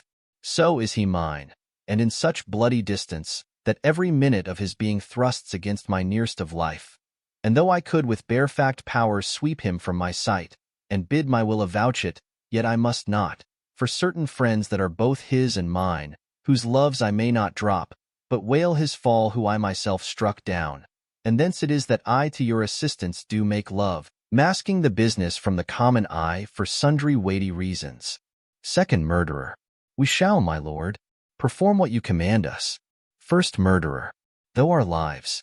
Macbeth. Your spirits shine through you within this hour at most, I will advise you where to plant yourselves, acquaint you with the perfect spy ode a time, the moment on't, for it must be done tonight and something from the palace. Always thought that I require a clearness and with him, to leave no rubs nor botches in the work, Flint's his son, that keeps him company, whose absence is no less material to me than is his father's, must embrace the fate of that dark hour, resolve yourselves apart. I'll come to you anon. Both murderers. We are resolved, my lord. Macbeth. I'll call upon you straight. Abide within. Exeunt murderers. It is concluded, Banquo, thy soul's flight, if it find heaven, must find it out tonight. Exit. Scene 2. The same, another room in the palace. Enter Lady Macbeth and a servant. Lady Macbeth. Is Banquo gone from court? Servant. Aye, madam, but returns again tonight. Lady Macbeth. Say to the king, I would attend his leisure for a few words. Servant. Madam, I will. Exit. Lady Macbeth. Naught's had, all's spent. Where our desire is got without content, 'tis safer to be that which we destroy, than by destruction dwell in doubtful joy. Enter Macbeth. How now, my lord? Why do you keep alone, of sorriest fancies your companions making, using those thoughts which should indeed have died with them they think on? Things without all remedy should be without regard. What's done is done. Macbeth. We have scorched the snake, not killed it. She'll close and be herself, whilst our poor Malice remains in danger of her former tooth.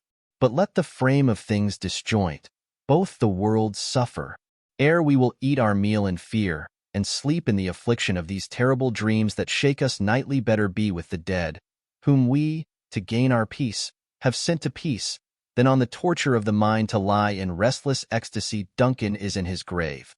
After life's fitful fever he sleeps well. Treason has done his worst, nor steel, nor poison, malice domestic, foreign levy, nothing can touch him further. Lady Macbeth. Come on, gently, my lord, sleek o'er your rugged looks, be bright and jovial among your guests tonight. Macbeth. So shall I, love, and so, I pray, be you. Let your remembrance apply to Banquo, present him eminence, both with eye and tongue, unsafe the while that we must lave our honors in these flattering streams, and make our faces vizards to our hearts, disguising what they are. Lady Macbeth. You must leave this. Macbeth. Oh, full of scorpions is my mind, dear wife. Thou know'st that Banquo, and his flints lives. Lady Macbeth. But in them nature's copies not a turn. Macbeth. There's comfort yet. They are assailable.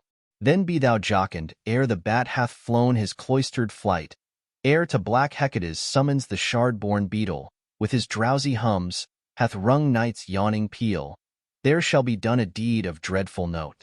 Lady Macbeth. What's to be done? Macbeth.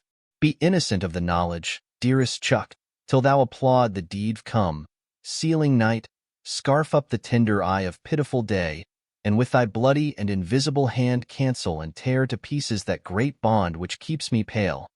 Light thickens, and the crow makes wing to the rooky wood. Good things of day begin to droop and drowse, whiles night's black agents to their praise do rouse. Thou marvelst at my words, but hold thee still. Things bad begun make strong themselves by ill. So, Pierethe, go with me. Exeunt. Scene 3, the same. A park or lawn, with a gate leading to the palace. Enter 3 murderers. First murderer. But who did bid thee join with us? Third murderer. Macbeth. Second murderer. He needs not our mistrust, since he delivers our offices and what we have to do to the direction just. First murderer. Then stand with us. The west yet glimmers with some streaks of day. Now spurs the lated traveler apace, to gain the timely inn, and near approaches the subject of our watch. Third murderer. Hark! I hear horses. Banquo. Within. Give us a light there, ho! Second murderer. Then, 'tis he, the rest, that are within the note of expectation already our eye court. First murderer. His horses go about. Third murderer. Almost a mile. But he does usually, so all men do, from hence to the palace gate make it their walk. Enter Banquo and Flint's with a torch. Second murderer. A light, a light. Third murderer. 'Tis he. First murderer. Stand to't. Banquo. It will be rain tonight. First murderer. Let it come down. Assaults Banquo. Banquo. Oh, treachery. Fly, good Flints, fly, fly, fly. Thou mayst revenge, O slave. Dies, Flints escapes. Third murderer. Who did strike out the light? First murderer. Was not the way? Third murderer. There's but one down. The sun is fled. Second murderer. We have lost best half of our affair. First murderer. Well, let's away, and say how much is done. Exeunt. Scene 4, the same. A room of state in the palace. A banquet prepared. Enter Macbeth, Lady Macbeth, Ross, Lennox, lords, and attendants. Macbeth. You know your own degrees. Sit down. At first and last the hearty welcome. Lords. Thanks to your majesty. Macbeth. Ourself will mingle with society and play the humble host. Our hostess keeps her state, but in best time we will require her welcome. Lady Macbeth. Pronounce it for me, sir, to all our friends. For my heart speaks they are welcome. Enter first murderer to the door. Macbeth. See, they encounter thee with their heart's thanks. Both sides are even. Here I'll sit I in midst. Be large in mirth. Anon we'll drink a measure the table round. There's blood upon thy face. Murderer. 'Tis Banquo's then. Macbeth. 'Tis better thee without than he within. Is he dispatched? Murderer. My lord, his throat is cut that I did for him. Macbeth. Thou art the best o' to cut throats. Yet he's good that did the like for Flints. If thou didst it, thou art the nonpareil. Murderer. Most royal sir. Flints is scapt. Macbeth. Then comes my fit again. I had else been perfect. Whole as the marble, founded as the rock, as broad and general as the casing air. But now I am cabined, cribbed, confined, bound into saucy doubts and fears, but Banquo's safe? Murderer. I, my good lord, safe in a ditch he bides, with 20 trenched gashes on his head, the least a death to nature. Macbeth. Thanks for that. There the grown serpent lies. The worm that's fled hath nature that in time will venom breed. No teeth for present. Get thee gone. Tomorrow we'll hear ourselves again. Exit murderer. Lady Macbeth. My royal lord, you do not give the cheer. The feast is sold that is not often vouched, while 'tis a making, 'tis given with welcome. Theo feed were best at home. From thence the sauce to meat is ceremony. Meeting were bare without it. The ghost of Banquo rises, and sits in Macbeth's place. Macbeth. Sweet remembrancer. Now, good digestion wait on appetite, and health on both. Lennox. May't please your highness sit. Macbeth. Here had we now our country's honor roofed, were the gracked person of our Banquo present, who may I rather challenge for unkindness than pity for mischance. Ross. His absence, sir, lays blame upon his promised.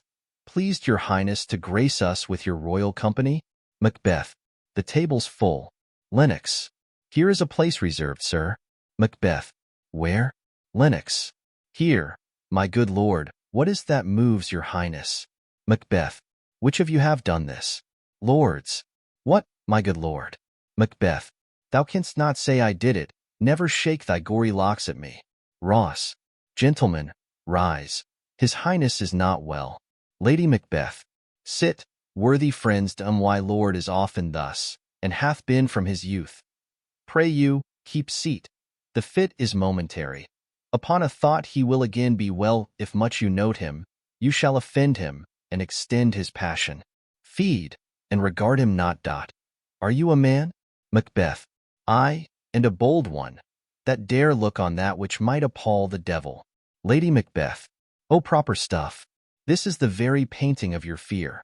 This is the air-drawn dagger which you said led you to Duncan. Oh, these flaws and starts, impostors to true fear, would well become a woman's story at a winter's fire, authorist by her grandam shame itself. Why do you make such faces? When all's done, you look but on a stool. Macbeth. Pirithee. See there. Behold. Look. Lo. How say you? Why, what care I? If thou canst nod, speak to't. If charnel houses and our graves must send those that we bury back, our monuments shall be the maws of kites. Ghost disappears. Lady Macbeth. What, quite unmanned in folly? Macbeth. If I stand here, I saw him.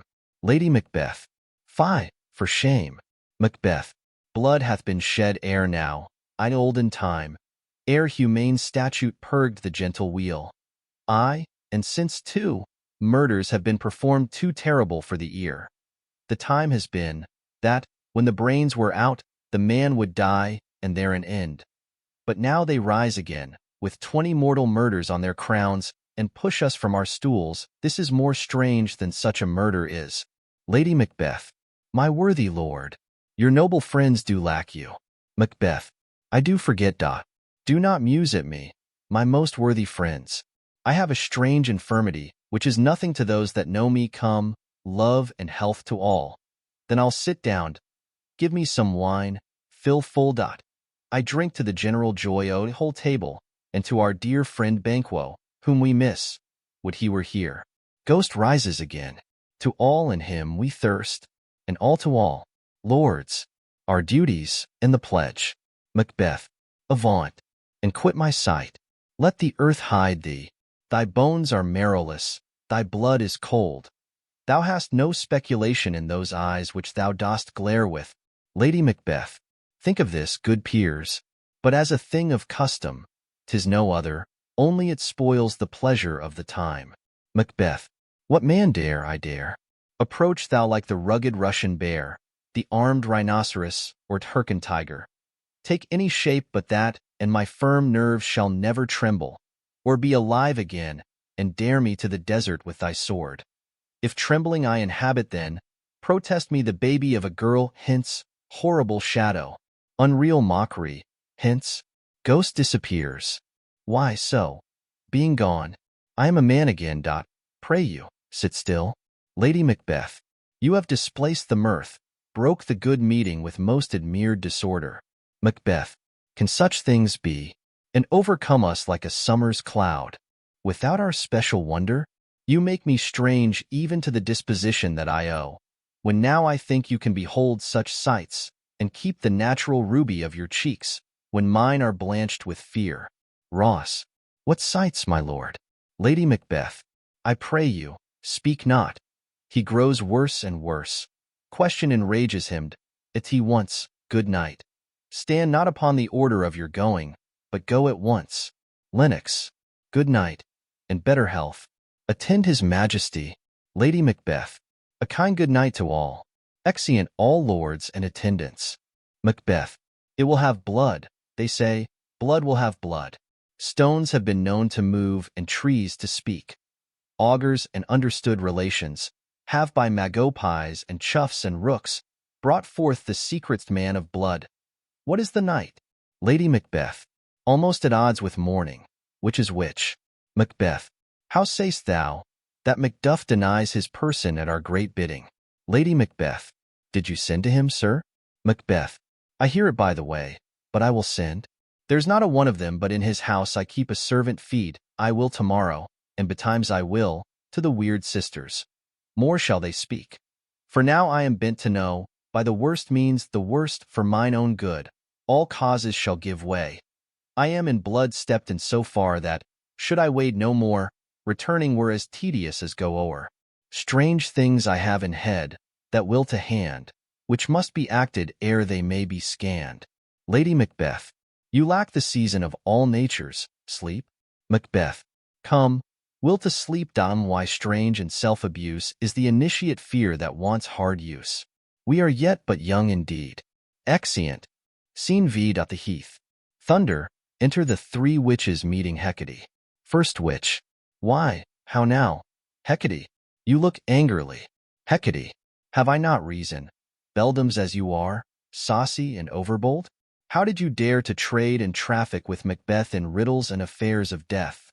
And I, the mistress of your charms, the close contriver of all harms, was never called to bear my part, or show the glory of our art. And which is worse, all you have done hath been but for a wayward son, spiteful and wrathful, who, as others do, loves for his own ends, not for you. But make amends now, get you gone, and at the pit of Acheron, meet me I morning. Thither he will come to know his destiny. Your vessels and your spells provide, your charms, and everything beside. I am for tich air. This night I'll spend unto a dismal and a fatal end. Great business must be wrought ere noon. Upon the corner of the moon, there hangs a vaporous drop profound. I'll catch it ere it come to ground, and that, distilled by magic sleights, shall raise such artificial sprites, as, by the strength of their illusion, shall draw him on to his confusion. He shall spurn fate, scorn death, and bear his hopes bove wisdom, grace, and fear. And you all know security is mortal's chiefest enemy. Music and song within, come away and see. Hark, I am called.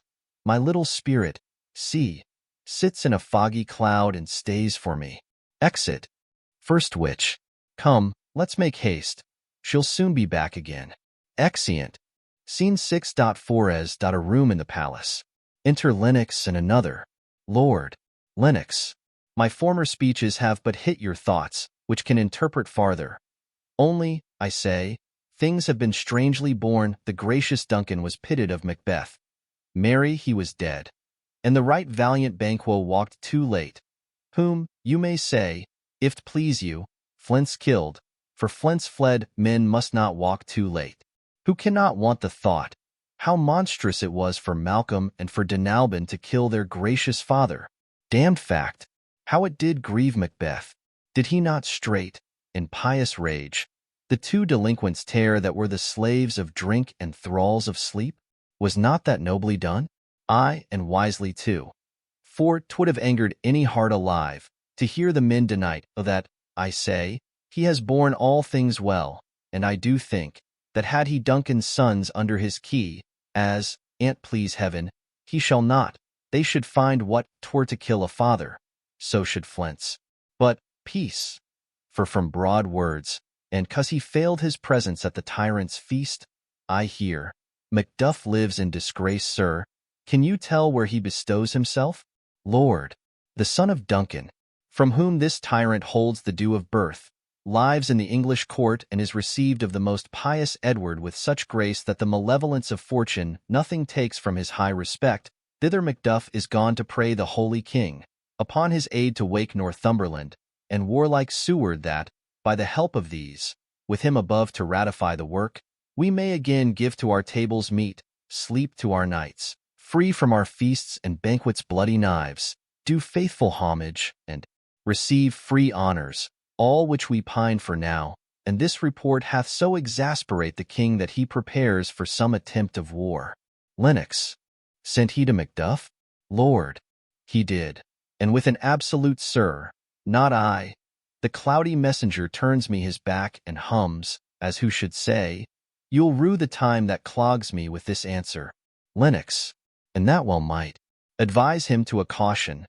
Hold what distance his wisdom can provide. Some holy angel fly to the court of England, and unfold his message ere he come, that a swift blessing may soon return to this our suffering country under a hand accursed. Lord, I'll send my prayers with him. Exeunt. Act 4. Scene I. A dark cave. I in the middle, a cauldron boiling. Thunder, enter the 3 witches. First witch, thrice the blind cat hath mewed. Second witch, thrice, and once the hedge pig wind.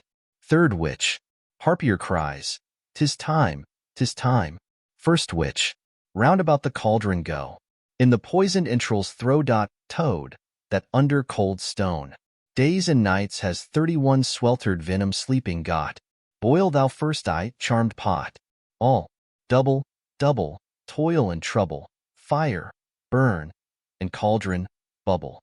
Second witch, fillet of a finny snake, in the cauldron boil and bake. Eye of newt and toe of frog, wool of bat and tongue of dog, adder's fork and blindworm's sting, lizard's leg and howlet's wing. For a charm of powerful trouble, like a hell broth boil and bubble. All, double, double, toil and trouble, fire, burn, and cauldron, bubble. Third witch, scale of dragon, tooth of wolf, witch's mummy, maw and gulf. Of the ravened salt sea shark, root of hemlock digged dark, liver of blaspheming Jew, gall of goat, and slips of you slivered in the moon's eclipse, nose of Turk, and Tartar's lips, finger of birth strangled babe ditch delivered by a drab, make the gruel thick and slab. Add thereto a tiger's chaudron, for the ingredients of our cauldron. All, double, double, toil and trouble, fire, burn, and cauldron, bubble. Second witch, cool it with a baboon's blood. Then the charm is firm and good. Enter Hecate. Hecate, oh, well done. I commend your pains, and everyone shall share gains. And now about the cauldron sing, like elves and fairies in a ring, enchanting all that you put in, music and a song, black spirits and sea. Exit Hecate. Second witch, by the pricking of my thumbs, something wicked this way comes. Open, locks, whoever knocks. Enter Macbeth. Macbeth, how now, you secret, black, and midnight hags, what is't you do? All, a deed without a name. Macbeth, I conjure you, by that which you profess, how are you come to know it? Answer me. Though you untie the winds, and let them fight against the churches, though the yesty waves confound and swallow navigation up, though bladed corn be elodeged and trees blown down, though castles topple on their warders' heads, though palaces and pyramids do slope their heads to their foundations, though the treasure of nature's Germans tumble all together, even till destruction sicken, answer me to what I ask. You, first witch, speak. Second witch, demand. Third witch, will answer. First witch, say, if thou dst rather hear it from our mouths or from our masters. Macbeth, call him, let me see him. First witch, pour in sow's blood that hath eaten her 9 pharaoh. Grease that's sweatin' from the murderer's gibbet throw into the flame. All, come, high or low, thyself in office deftly show. Thunder, an apparition of an armed head rises. Macbeth, tell me, thou unknown power. First witch, he knows thy thought. Hear his speech, but say thou not. Apparition, Macbeth, Macbeth, Macbeth. Beware Macduff, beware the Thane of Fife. Dismiss me. Enough. Descends. Macbeth, whatever thou art, for thy good caution thanks. Thou hast harped my fear aright. But one word more. First witch, he will not be commanded. Here's another, more potent than the first. Thunder. An apparition of a bloody child rises. Apparition, Macbeth, Macbeth, Macbeth, Macbeth. Had I 3 ears, I'd hear thee. Apparition, be bloody, bold, and resolute, laugh to scorn the power of man. For none of woman born shall harm Macbeth. Descends. Macbeth, then live, Macduff. What need I fear of thee? But yet I'll make assurance double sure, and take a bond of fate thou shalt not live, that I may tell pale-hearted fear it lies, and sleep in spite of thunder. Thunder, An apparition of a child crowned, with a tree in his hand, rises. What is this? That rises like the issue of a king, and wears upon his baby brow the round and top of sovereignty? All, listen, but speak not to it. Apparition, be lion-mettled, proud, and take no care who chafes, who frets, or where conspirers are. Macbeth shall never vanquished be, until great Burnham would to high Dunsinane hill shall come against him. Descends. Macbeth, that will never be. Who can impress the forest? Bid the tree unfix his earthbound root. Sweet bodements, good, rebellious head, rise never till the wood of Burnham rise, and our high-placked Macbeth shall live the lease of nature, pay his breath to time and mortal custom. Yet my heart throbs to know one thing. Tell me, if your art can tell so much, shall Banquo's issue ever reign in this kingdom? All, seek to know no more. Macbeth, I will be satisfied. Deny me this, and an eternal curse fall on you. Let me know, why sinks that cauldron? And what noise is this? Ho, boys! First witch, show. Second witch, show. Third witch, show. All, show his eyes and grieve his heart. Come like shadows, so depart. A show of 8 kings appear, and pass over in order, the last with a glass in his hand. Banquo following. Macbeth, thou art too like the spirit of Banquo down. Thy crown does sear mine eyeballs, and thy hair, thou other gold-bound brow, is like the first. A third is like the former. Filthy hags, why do you show me this? A fourth, start, eyes. What? Will the lines stretch out to crack of doom? Another yet, a seventh. I'll see no more, and yet the 8th appears, who bears a glass which shows me many more. And some I see that twofold balls and treble scepters carry. Horrible sight! Now I see 'tis true, for the blood-boltered Banquo smiles upon me, and points at them for his dot. What? Is this so? First witch, aye, sir, all this is so. But why stands Macbeth thus amazedly? Come, sisters, cheer we up his sprites, and show the best of our delights.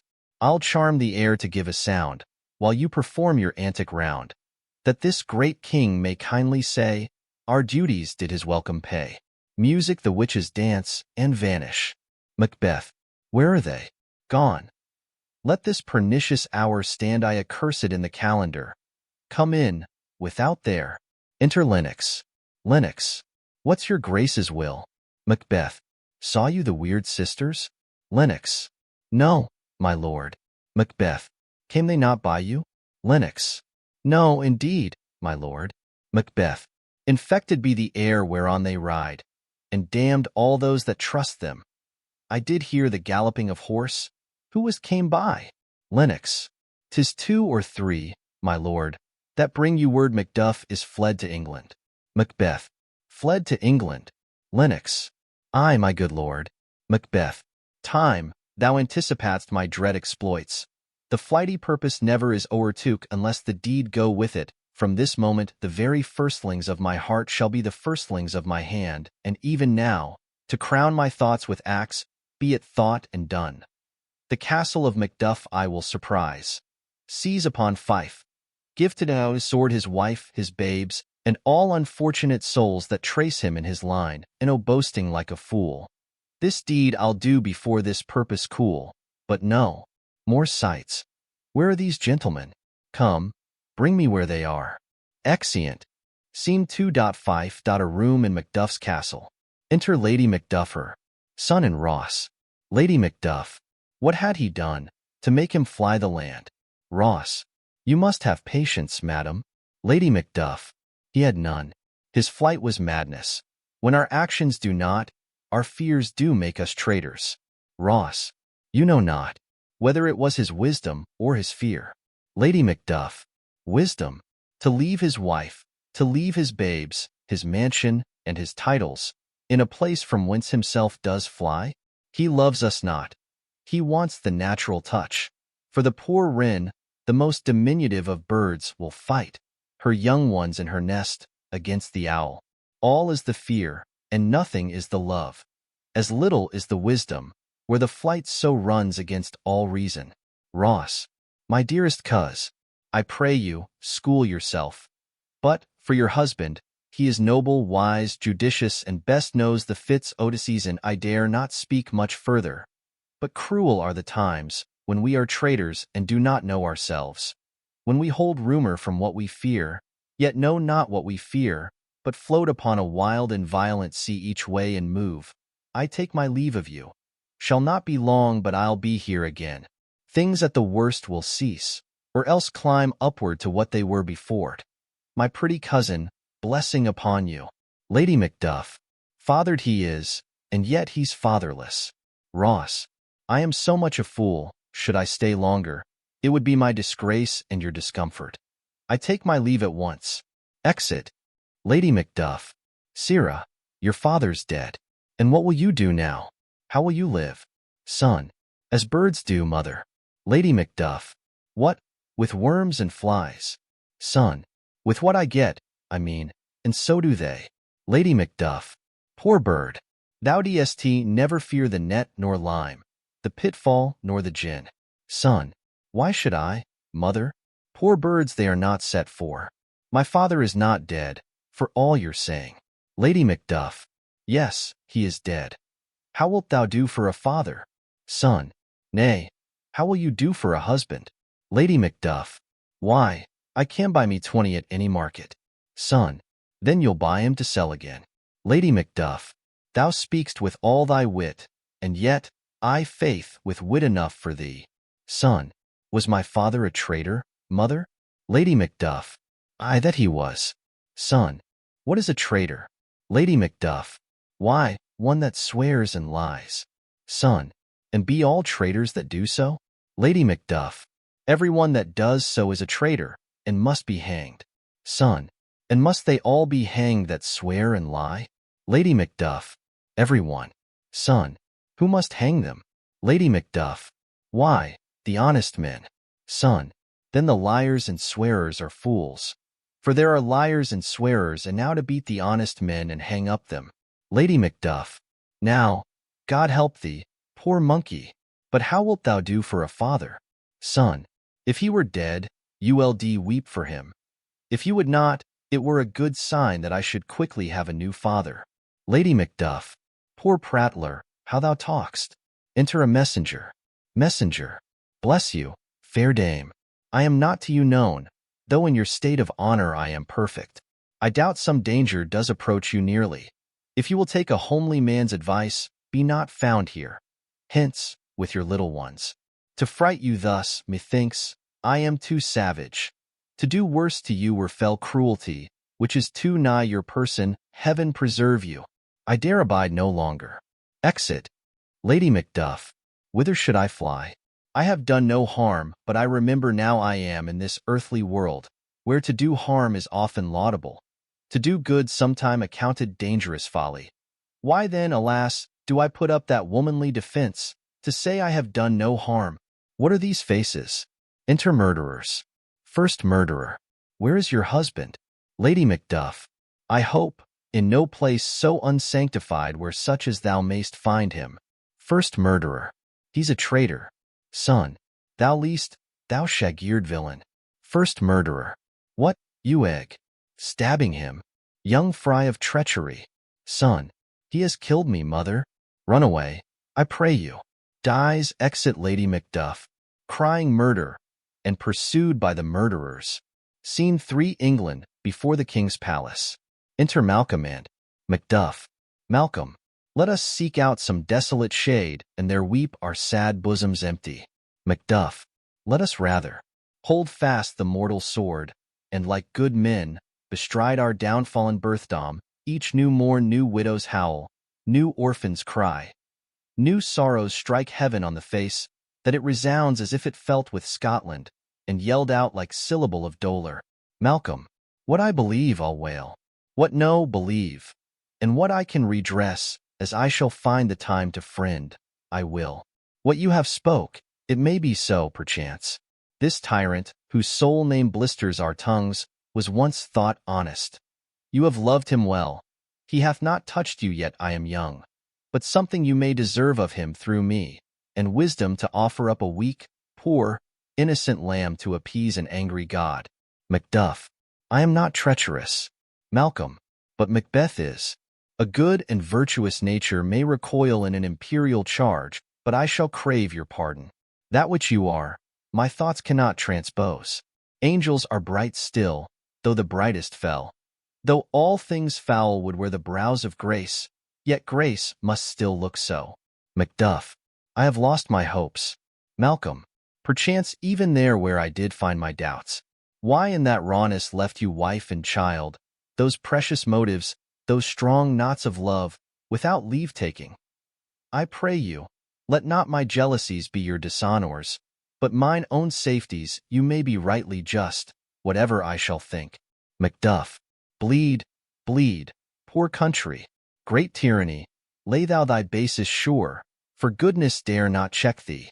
Wear thou thy wrongs, the title is afeard, fare thee well, Lord. I would not be the villain that thou think'st for the whole space that's in the tyrant's grasp and the rich east to boot. Malcolm. Be not offended. I speak not as an absolute fear of you. I think our country sinks beneath the yoke. It weeps, it bleeds, and each new day a gash is added to her wounds. I think, withal, there would be hands uplifted in my right. And here, from gracious England, have I offer of goodly thousands. But, for all this, when I shall tread upon the tyrant's head, or wear it on my sword, yet my poor country shall have more vices than it had before, more suffer, and more sundry ways than ever, by him that shall succeed. Macduff. What should he be? Malcolm. It is myself I mean, in whom I know all the particulars of vice so grafted that, when they shall be opened, black Macbeth will seem as pure as snow, and the poor state esteem him as a lamb, being compared with my confineless harms. Macduff. Not in the legions of horrid hell can come a devil more damned in evils to top Macbeth. Malcolm. I grant him bloody, luxurious, avaricious, false, deceitful, sudden, malicious, smacking of every sin that has a name. But there's no bottom, none, in my voluptuousness. Your wives, your daughters, your matrons, and your maids could not fill up the cistern of my lust, and my desire all continent impediments would o'erbear, that did oppose my will. Better Macbeth than such an one to reign. Macduff. Boundless intemperance. In nature is a tyranny. It hath been to untimely emptying of the happy throne, and fall of many kings, but fear not yet to take upon you what is yours. You may convey your pleasures in a spacious plenty, and yet seem cold, the time you may so hoodwink. We have willing dames enough. There cannot be that vulture in you, to devour so many as will to greatness dedicate themselves, finding it so inclined. Malcolm. With this there grows, in my most ill-compassed affection, such a staunchless avarice, that were I king, I should cut off the nobles for their lands, desire his jewels and this other's house, and my more having would be as a sauce to make me hunger more, that I should forge quarrels unjust against the good and loyal, destroying them for wealth. Macduff. This avarice sticks deeper, grows with more pernicious root than summer-seeming lust, and it hath been the sword of our slain kings. Yet do not fear. Scotland hath foisons to fill up your will, of your mere own all these are portable, with other graces weight. Malcolm. But I have none. The king becoming graces, as justice, verity, temperance, stableness, bounty, perseverance, mercy, lowliness, devotion, patience, courage, fortitude, I have no relish of them, but abound in the division of each several crime, acting it many ways. Nay, had I power, I should pour the sweet milk of concord into hell, uproar the universal peace, confound all unity on earth. Macduff. O Scotland, Scotland. Malcolm. If such a one be fit to govern, speak. I am as I have spoken. Macduff. Fit to govern? No, not to lived. O nation miserable, with an untitled tyrant bloody sceptred, when shalt thou see thy wholesome days again, since that the truest issue of thy throne by his own interdiction stands accused, and does blaspheme his breed? Thy royal father was a most sainted king, the queen that bore thee, oftner upon her knees than on her feet, died every day she lived. Fare thee well. These evils thou repeat'st upon thyself have banished me from Scotland. O my breast, thy hope ends here. Malcolm. Macduff, this noble passion, child of integrity, hath from my soul wiped the black scruples, reconciled my thoughts to thy good truth and honor. Devilish Macbeth, by many of these trains, hath sought to win me into his power, and modest wisdom plucks me from over-credulous haste. But God above deal between thee and me, for even now I put myself to thy direction, and unspeak mine own detraction. Here abjure the taints and blames I laid upon myself, for strangers to my nature I am yet unknown to woman. Never was forsworn, scarcely have coveted what was mine own. At no time broke my faith, would not betray the devil to his fellow, and delight no less in truth than life. My first false speaking was this upon myself: what I am truly is thine and my poor country's to command. Whither, indeed, before thy heat approach, old Seward, with 10,000 warlike men, already at a point, was setting forth. Now wheel together, and the chance of goodness be like our warranted quarrel. Why are you silent? Macduff. Such welcome and unwelcome things at once, 'tis hard to reconcile. Enter a doctor. Malcolm. Well, more anon. Comes the king forth, I pray you? Doctor. Aye, sir, there are a crew of wretched souls that stay his cure. Their malady convinces the great essay of art, but at his touch, such sanctity hath heaven given his hand, they presently amend. Malcolm. I thank you, doctor. Exit doctor. Macduff. What's the disease he means? Malcolm. 'Tis called the evil. A most miraculous work in this good king, which often, since my here remain in England, I have seen him do. How he solicits heaven, himself best knows, but strangely visited people, all swoln and ulcerous, pitiful to the eye, the mere despair of surgery, he cures. Hanging a golden stamp about their necks, put on with holy prayers. And 'tis spoken, to the succeeding royalty he leaves the healing benediction. With this strange virtue, he hath a heavenly gift of prophecy, and sundry blessings hang about his throne, that speak him full of grace. Enter Ross. Macduff.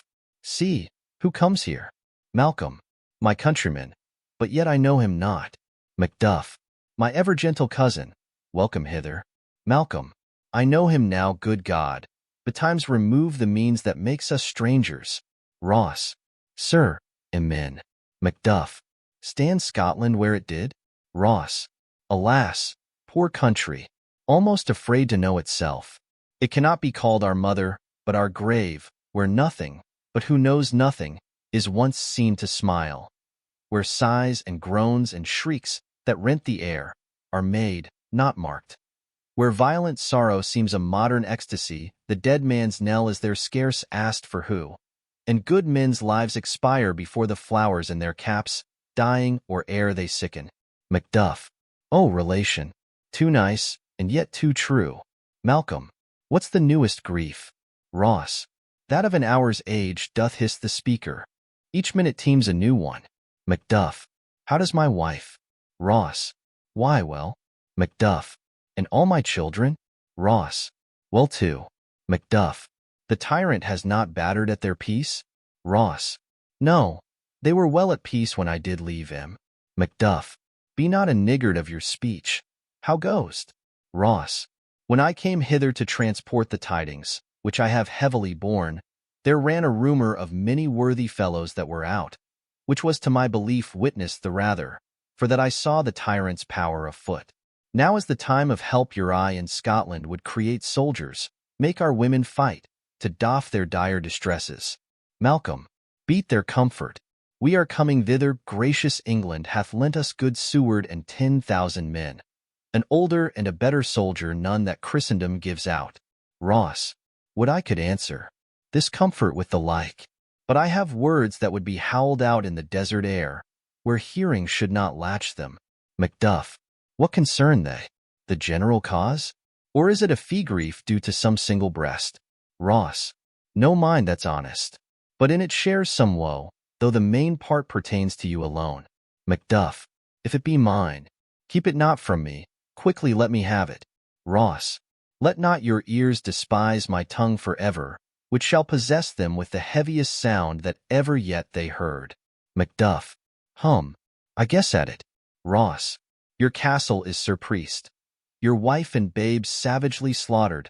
To relate the manner were, on the quarry of these murdered deer, to add the death of you. Malcolm, merciful heaven, what man?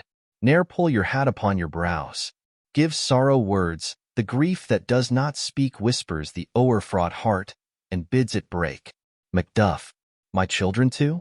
Ross, wife, children, servants, all. That could be found. Macduff, and I must be from thence. My wife killed too? Ross, I have said. Malcolm, be comforted. Let's make us medicinees of our great revenge, to cure this deadly grief. Macduff, he has no children. All my pretty ones? Did you say all? Oh, Hellkite. All? What? All my pretty chickens and their dam at one fell swoop. Malcolm, dispute it like a man.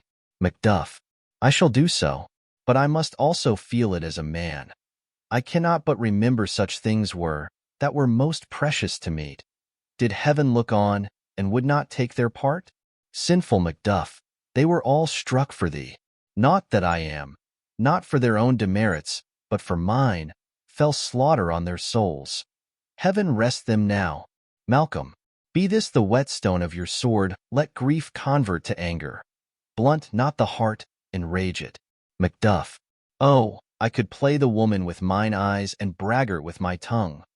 But, gentle heavens, cut short all intermission. Front to front, bring thou this fiend of Scotland and myself.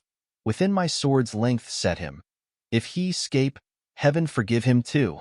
Malcolm, this tune goes manly. Come, go we to the king, our power is ready. Our lack is nothing but our leave. Macbeth is ripe for shaking, and the powers above put on their instruments, receive what cheer you may. The night is long that never finds the day. Exeunt. Act V. Scene I. Dunsinane. A room in the castle. Enter a doctor of physic and a waiting gentlewoman. Doctor, I have 2 nights watched with you, but can perceive no truth in your report. When was it she last walked? Gentlewoman, since his majesty went into the field, I have seen her rise from her bed, throw her nightgown upon her, unlock her closet, take forth paper, fold it, write upon't, read it, afterwards seal it, and again return to bed. Yet all this while in a most fast sleep. Doctor, a great perturbation in nature, to receive at once the benefit of sleep, and do the effects of watching in this slumbery agitation, besides her walking and other actual performances. What, at any time, have you heard her say? Gentlewoman, that, sir, which I will not report after her. Doctor, you may to me, and 'tis most meet you should. Gentlewoman, neither to you nor anyone, having no witness to confirm my speech. Enter Lady Macbeth with a taper. Lo you, here she comes. This is her very guise. And upon my life, fast asleep, observe her. Stand close. Doctor, how came she by that light? Gentlewoman, why, it stood by her. She has light by her continually. 'Tis her command. Doctor, you see, her eyes are open. Gentlewoman, aye, but their sints are shut. Doctor, what is it she does now? Look how she rubs her hands. Gentlewoman, it is an accustomed action with her, to seem thus washing her hands. I have known her continue in this a quarter of an hour. Lady Macbeth, yet here's a spot. Doctor, hark, she speaks. I will set down what comes from her, to satisfy my remembrance the more strongly. Lady Macbeth, out, damned spot. Out, I say. 1, 2. Why then, 'tis time to do't. Hell is murky. Fie, my lord, fie. A soldier, and afeard? What need?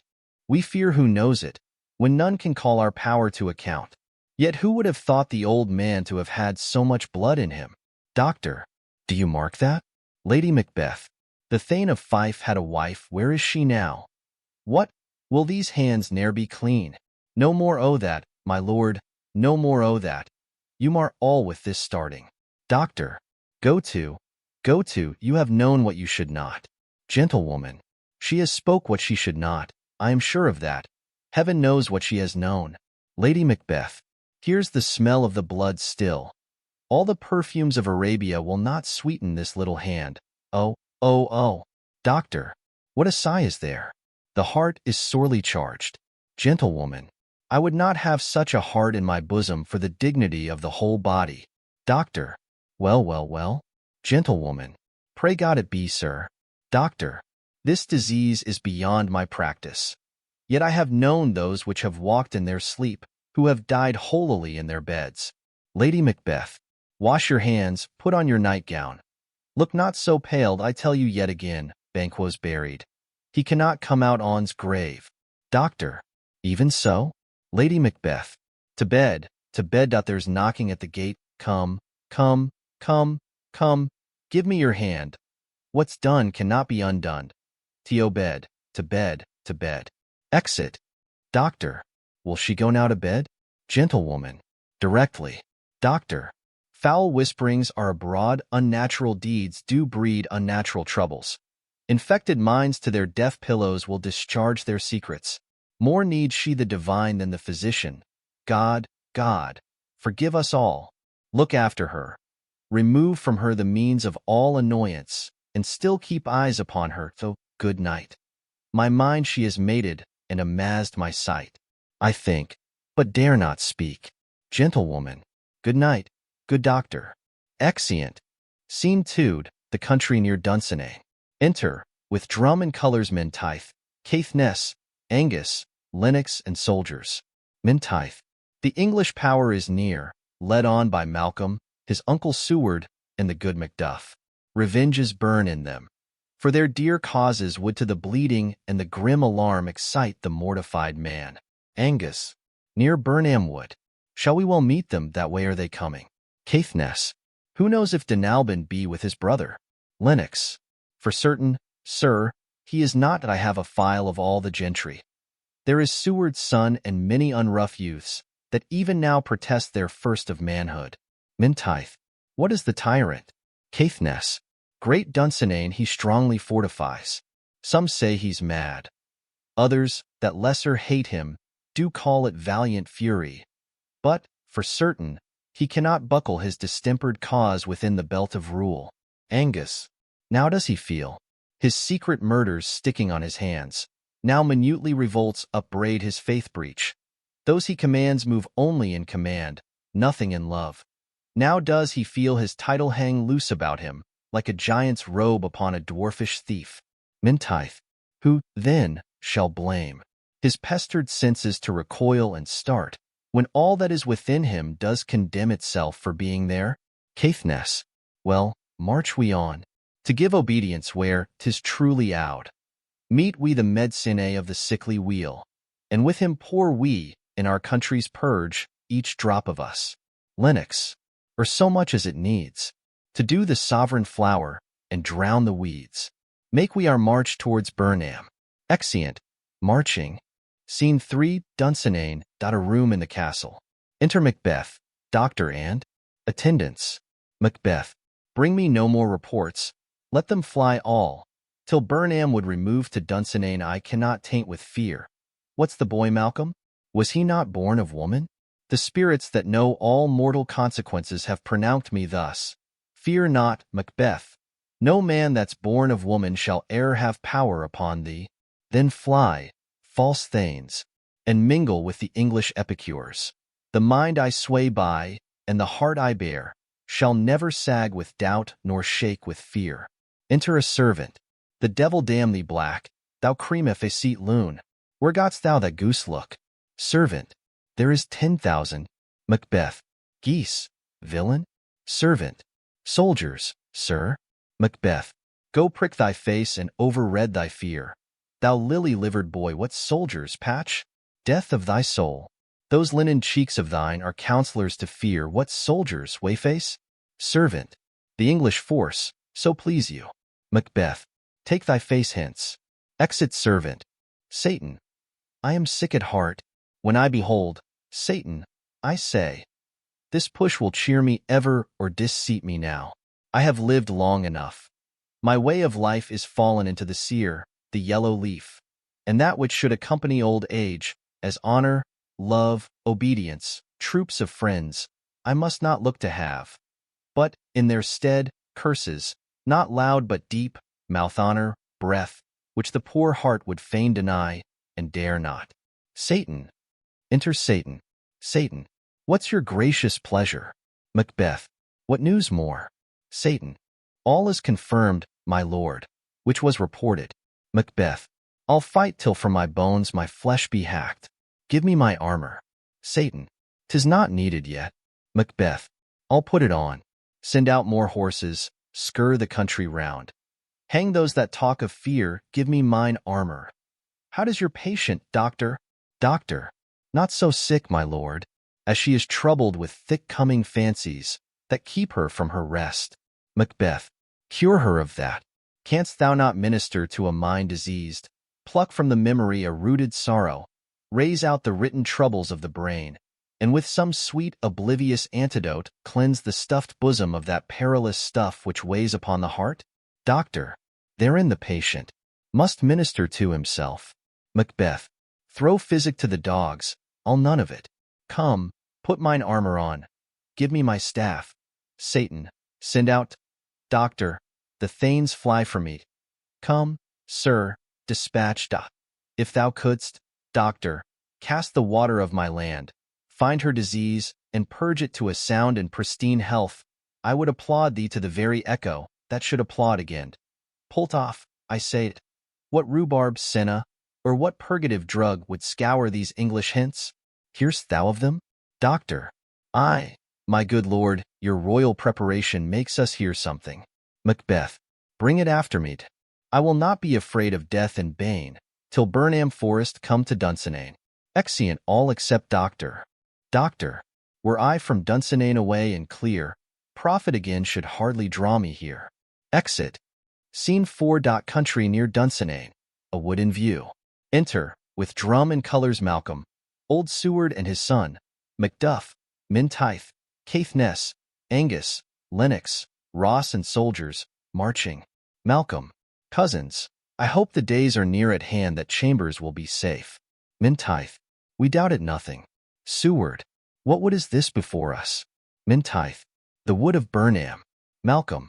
Let every soldier hew him down a bough, and bear't before him, thereby shall we shadow the numbers of our host, and make discovery err in report of us.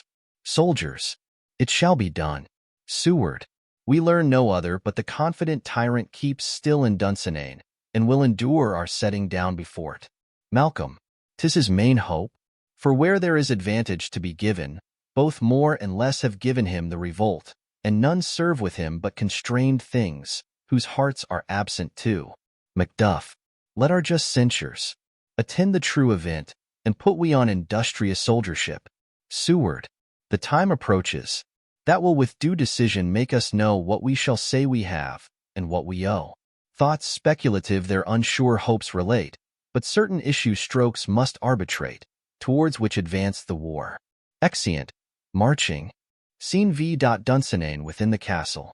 Enter with drum and colours, Macbeth, Satan, and soldiers. Macbeth. Hang out our banners on the outward walls. The cry is still. They come.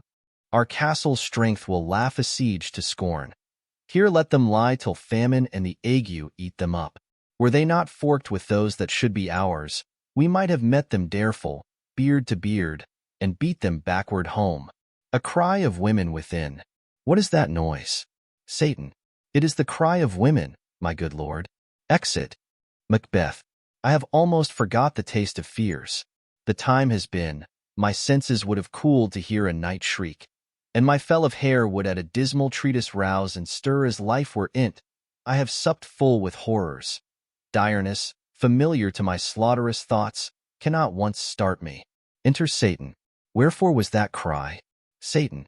The queen, my lord, is dead. Macbeth. She should have died hereafter. There would have been a time for such a word. Tomorrow, and tomorrow, and tomorrow, creeps in this petty pace from day to day, to the last syllable of recorded time. And all our yesterdays have lighted fools the way to dusty death, out, brief candle.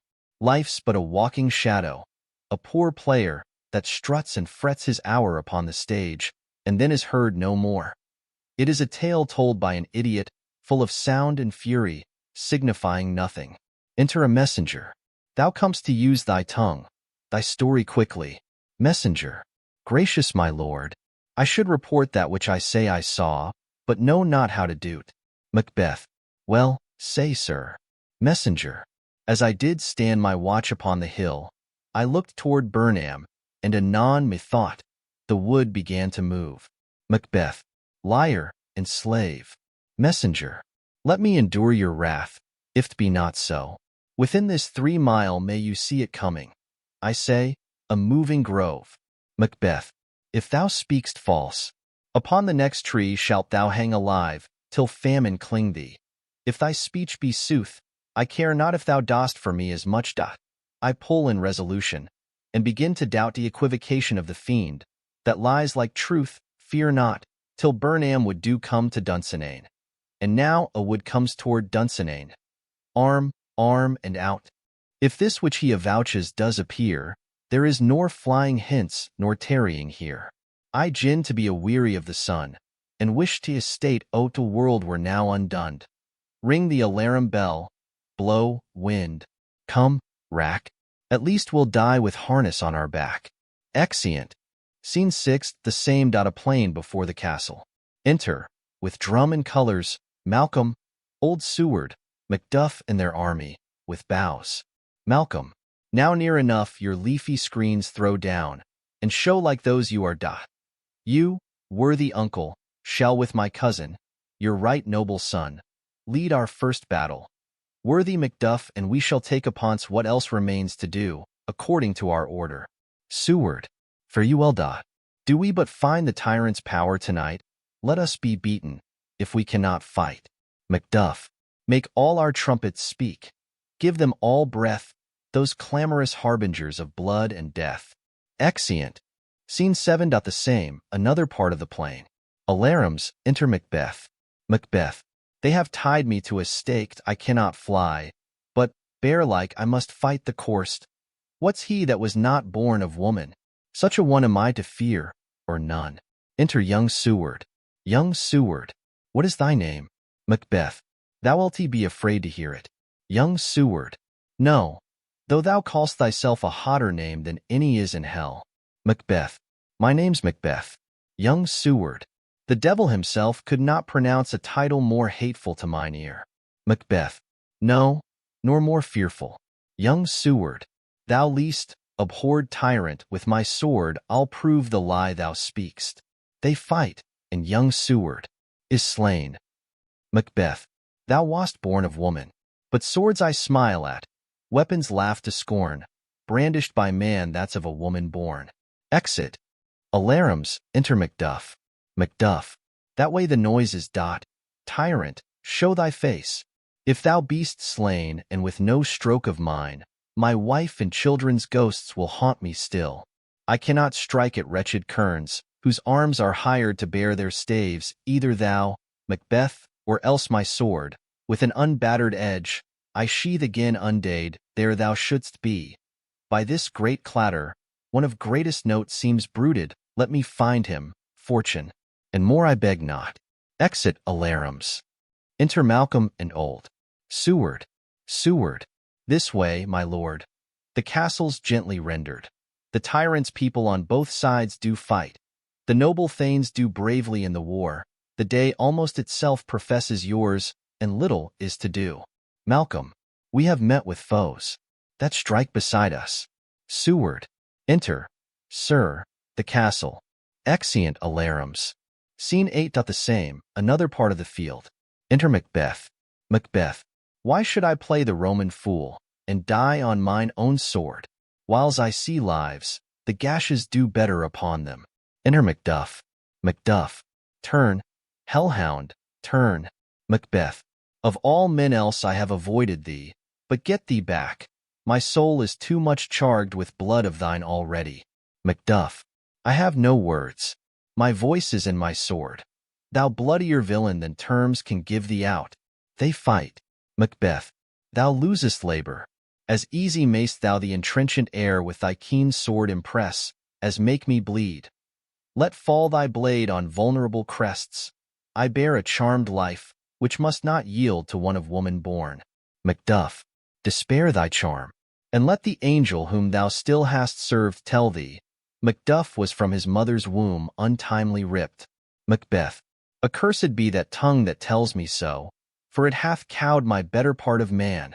And be these juggling fiends no more believed, that palter with us in a double sense, that keep the word of promise to our ear, and break it to our hope. I'll not fight with thee, Macduff. Then yield thee, coward, and live to be the show and gazo to time.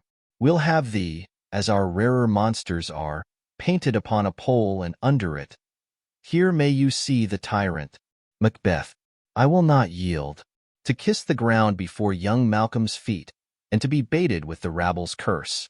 Though Burnham would become to Dunsinane, and thou opposed, being of no woman born, yet I will try the last before my body I throw my warlike shield. Lay on, Macduff, and damned be him that first cries, hold enough. Exeunt fighting alarums. Retreat, flourish, enter, with drum and colours, Malcolm, old Seward, Ross, thanes and soldiers. Malcolm. I would the friends we miss were safe arrived. Seward. Some must go off, and yet, by these I see, so great a day as this is cheaply bought. Malcolm. Macduff is missing, and your noble son. Ross.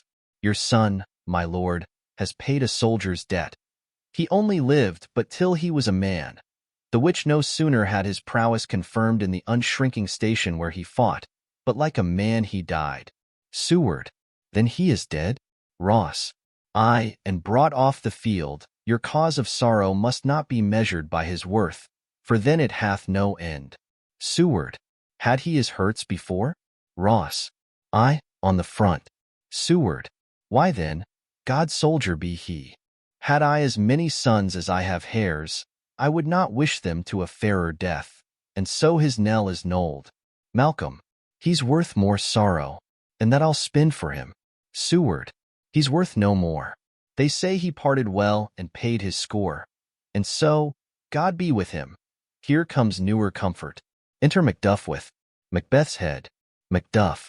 Hail, king, for so thou art, behold, where stands the usurper's cursed head. The time is free.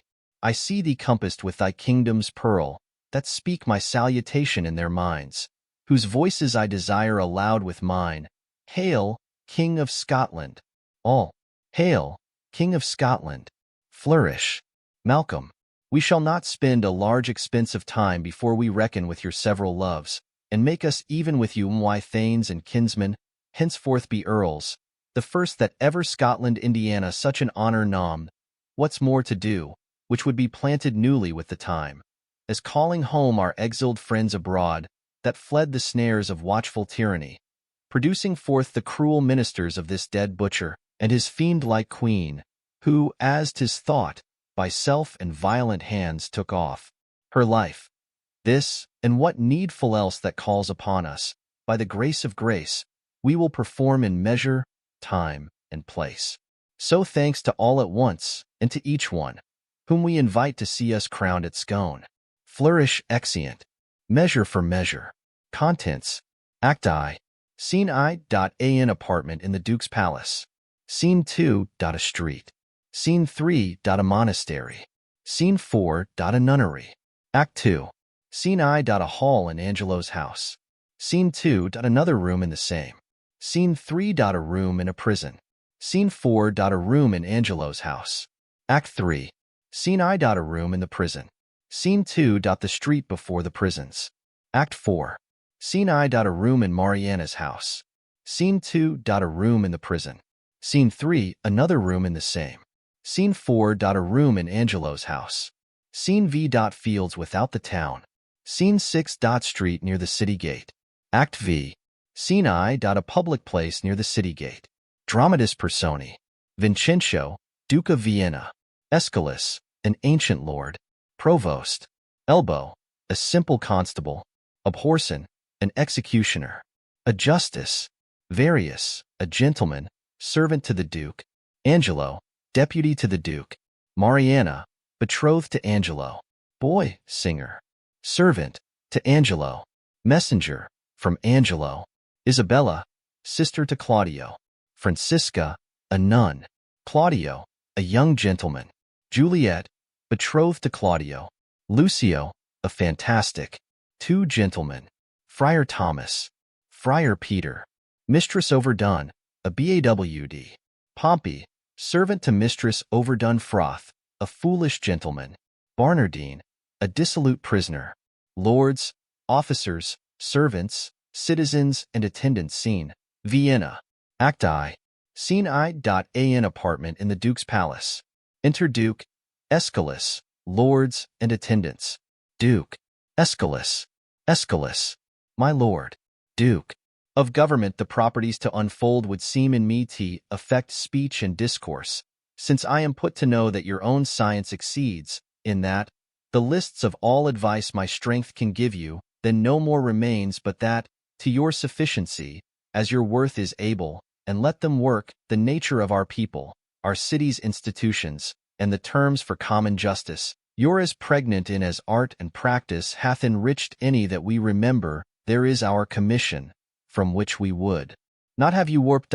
Call hither, I say, bid come before us, Angelo. Exit an attendant. What figure of us think you he will bear? For you must know we have with special soul elected him our absence to supply, lent him our terror, drayest him with our love, and given his deputation all the organs of our own power. What think you of it? Aeschylus, if any in Vienna be of worth, to undergo such ample grace and honor, it is Lord Angelo. Enter Angelo. Duke. Look where he comes. Angelo. Always obedient to your grace's will, I come to know your pleasure. Duke. Angelo. There is a kind of character in thy life that to observer doth thy history fully unfold. Thyself and thy belongings are not thine own so proper as to waste thyself upon thy virtues, they on thee. Heaven doth with us as we with torches do, not light them for themselves. For if our virtues did not go forth of us, 'twere all alike as if we had them not. Spirits are not finely touched but to fine issues. Nor nature never lends the smallest scruple of her excellence, but, like a thrifty goddess, she determines herself the glory of a creditor, both thanks and use. But I do bend my speech to one that can my part in him advertise. Hold, therefore, Angelo, in our remove be thou at full ourself. Mortality and mercy in Vienna. Live in thy tongue and heart, old Aeschylus, though first in question, is thy secondary. Take thy commission. Angelo. Now, good my lord, let there be some more test made of my metal, before so noble and so great a figure be stamped upon it. Duke. No more evasion. We have with a leavened and prepared choice proceeded to you. Therefore take your honors. Our haste from hence is of so quick condition that it prefers itself, and leaves unquestioned matters of needful value. We shall write to you, as time and our concerning shall importune, how it goes with us, and do look to know what doth befall you here. So fare you well. To hopeful execution do I leave you of your commissions. Angelo. Yet give leave, my lord, that we may bring you something on the way. Duke. My haste may not admit it, nor need you, on mine honor, have to do with any scruple. Your scope is as mine own, so to enforce or qualify the laws as to your soul seems good. Give me your hand. I'll privily away. I love the people, but do not like to stage me to their eyes. Though it do well, I do not relish well their loud applause and aves vehement.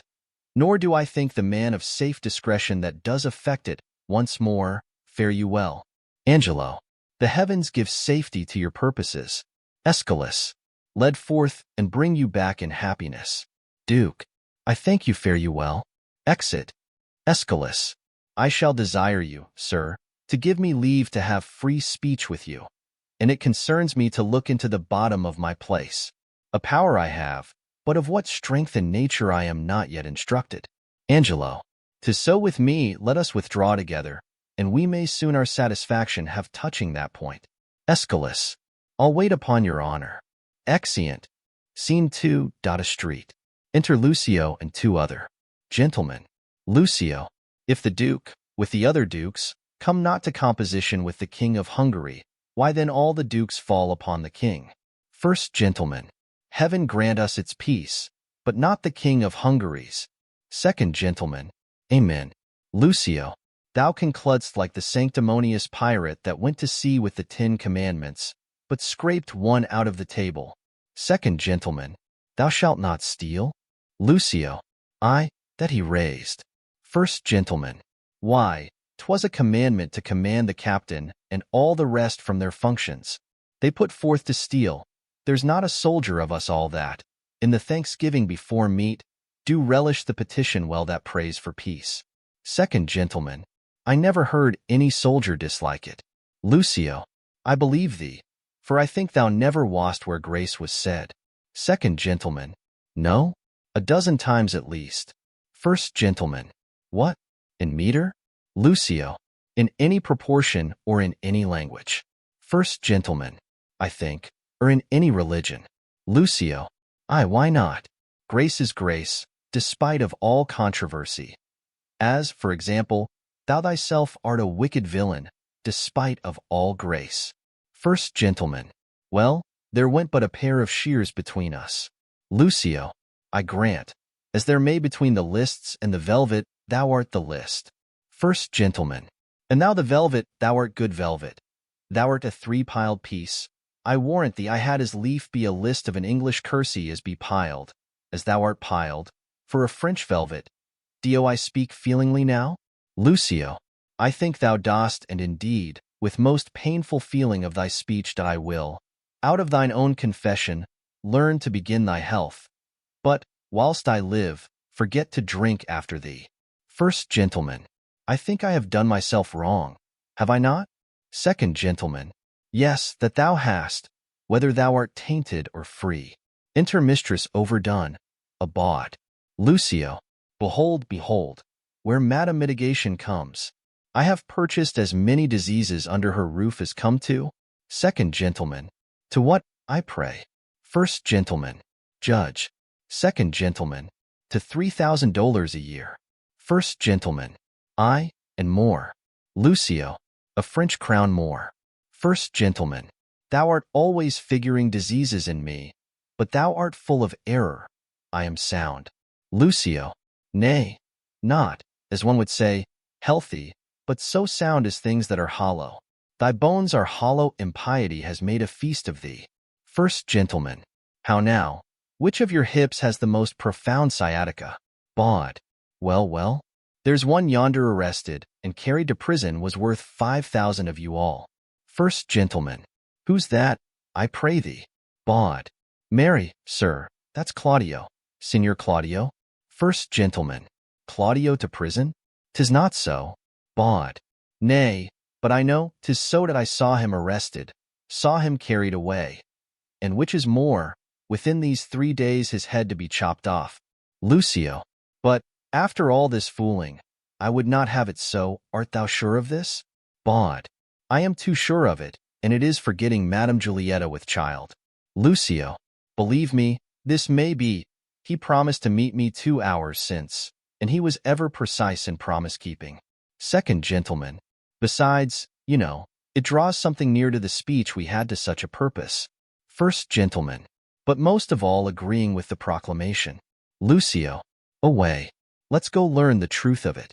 Exeunt Lucio and gentlemen. Bawd. Thus, what with the war, what with the sweat, what with the gallows, and what with poverty, I am custom shrunk. Enter Pompey. How now? What's the news with you? Pompey.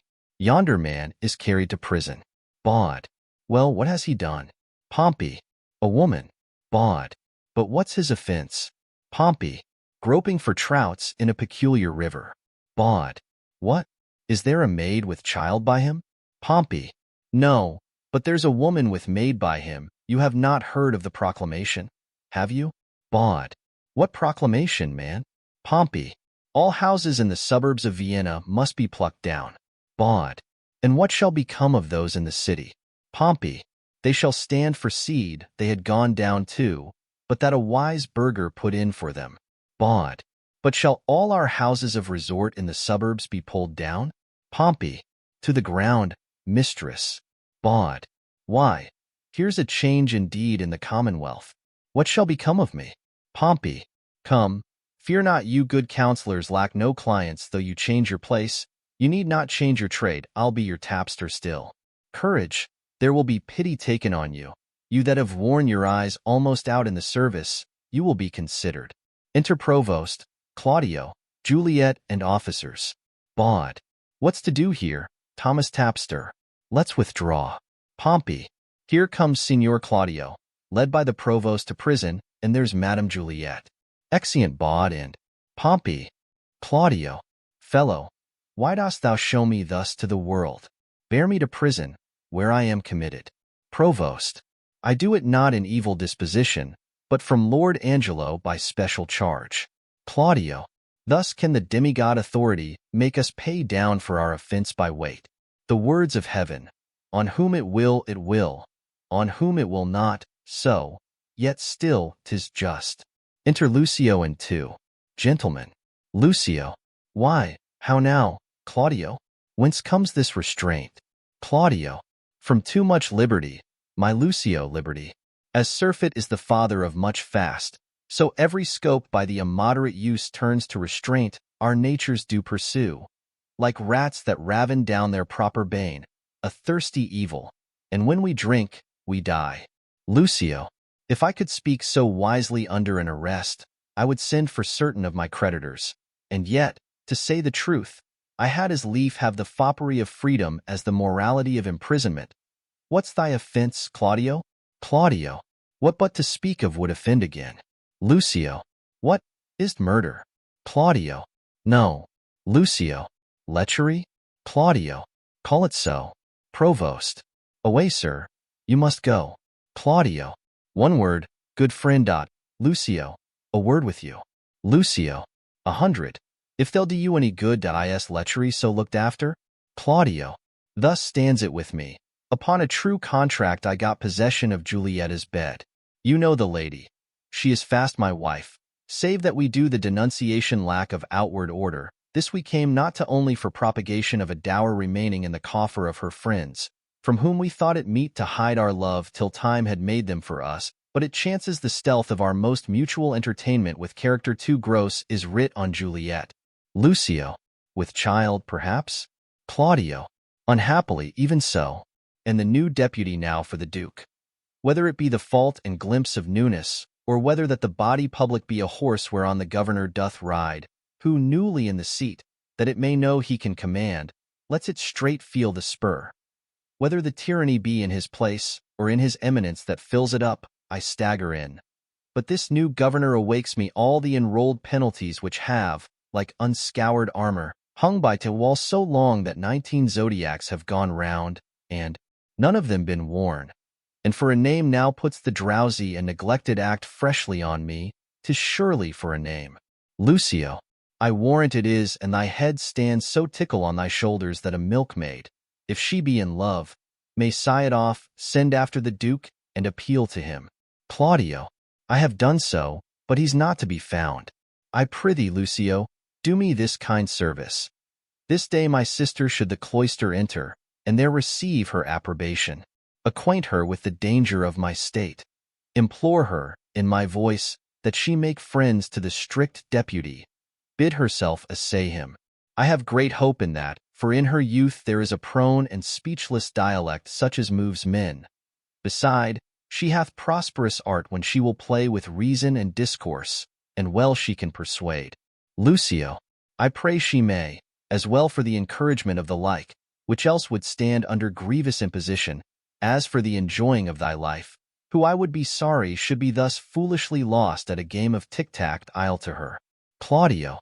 I thank you, good friend Lucio. Lucio. Within 2 hours. Claudio. Come. Officer, away. Exeunt. Scene 3. A monastery. Enter Duke and Friar Thomas. Duke. No, Holy Father, throw away that thought. Believe not that the dribbling dart of love can pierce a complete bosom. Why I desire thee to give me secret harbor hath a purpose, more grave and wrinkled than the aims and ends of burning youth. Friar Thomas. May your grace speak of it? Duke.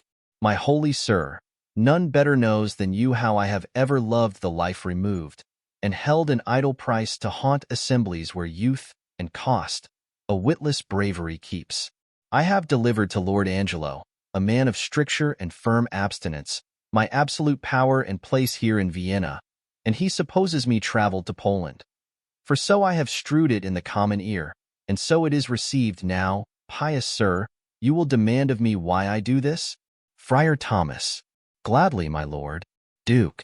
We have strict statutes and most biting laws, the needful bits and curbs to headstrong weeds, which for this 14 years we have let slip, even like an o'ergrown lion in a cave that goes not out to prey now, as fond fathers, having bound up the threatening twigs of birch, only to stick it in their children's sight for terror, not to use. In time the rod becomes more mocked than feared. So our decrees, dead to infliction, to themselves are dead, and liberty plucks justice by the nose. The baby beats the nurse, and quite athwart goes all decorum. Friar Thomas. It rested in your grace to unloose this tied-up justice when you pleased, and it in you more dreadful would have seemed than in Lord Angelo. Duke. I do fear, too dreadful. Sith, 'twas my fault to give the people scope, 'twould be my tyranny to strike and gall them for what I bid them do. For we bid this be done when evil deeds have their permissive pass and not the punishment therefore. Indeed, my father, I have on Angelo imposed the office, who may into ambush of my name strike home, and yet my nature never in the fight to do in slander, and to behold his sway, I will, 'twere a brother of your order, visit both prince and people therefore.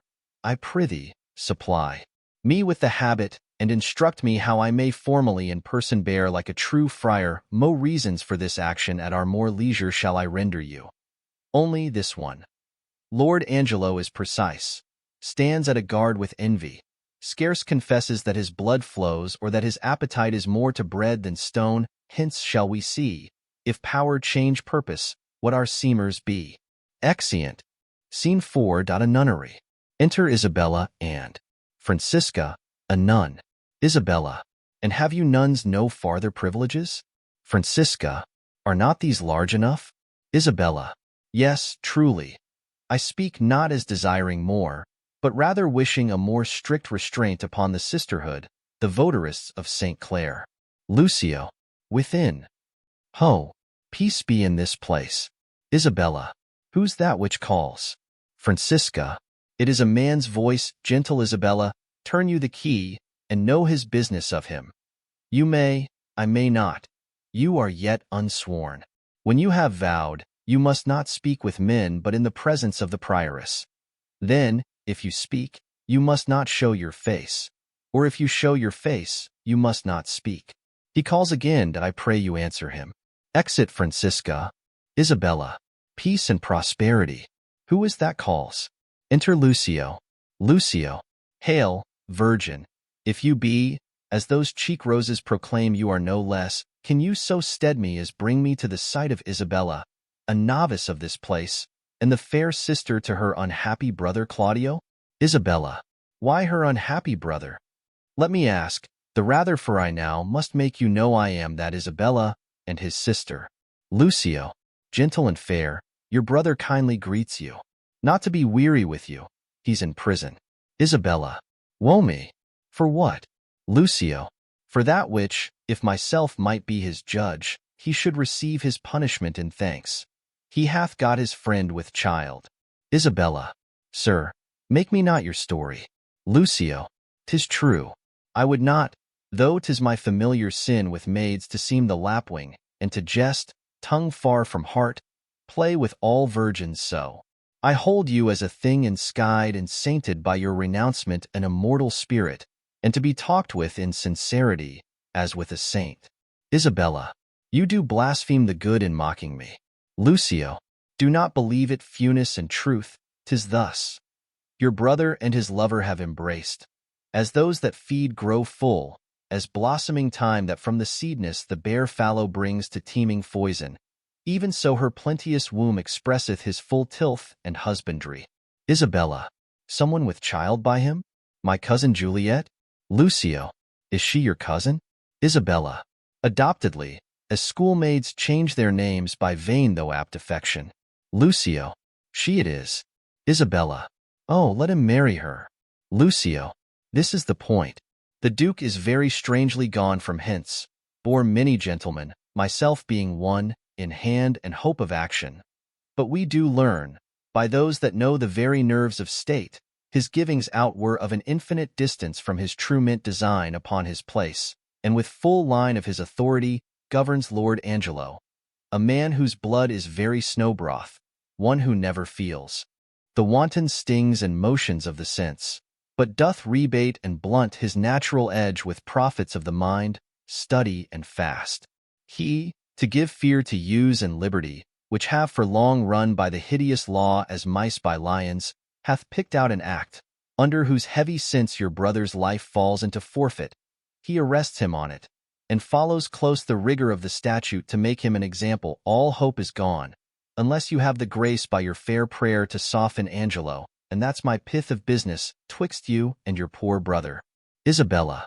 Doth he so seek his life? Lucio has censured him already, and, as I hear, the provost hath a warrant for his execution. Isabella. Alas, what poor abilities in me to do him good! Lucio. Essay the power you have. Isabella. My power? Alas, I doubt. Lucio. Our doubts are traitors, and make us lose the good we oft might win by fearing to attempt. Go to Lord Angelo, and let him learn to know, when maidens sue, men give like gods, but when they weep and kneel, all their petitions are as freely theirs as they themselves would owe them. Isabella. I'll see what I can do. Lucio. But speedily. Isabella. I will about it straight. No longer staying, but to give the mother notice of my affair. I humbly thank you. Commend me to my brother. Soon at night, I'll send him certain word of my success. Lucio. I take my leave of you. Isabella. Good sir, adieu. Exeunt. Act 2. Scene I. A hall in Angelo's house. Enter Angelo, Aeschylus, servants, and a justice. Angelo. We must not make a scarecrow of the law, setting it up to fear the birds of prey, and let it keep one shape till custom make it their perch, and not their terror. Aeschylus.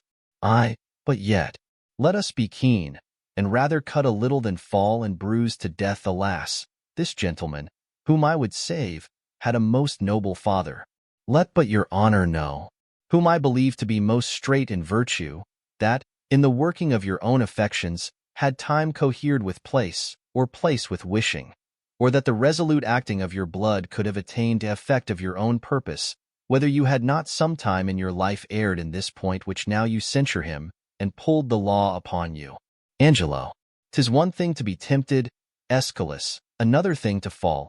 I not deny the jury passing on the prisoner's life may in the sworn 12 have a thief or two guiltier than him they try. What's open made to justice, that justice seizes, what knows the laws that thieves do pass on thieves? 'Tis very pregnant, the jewel that we find. We stoop and take tea, because we see it.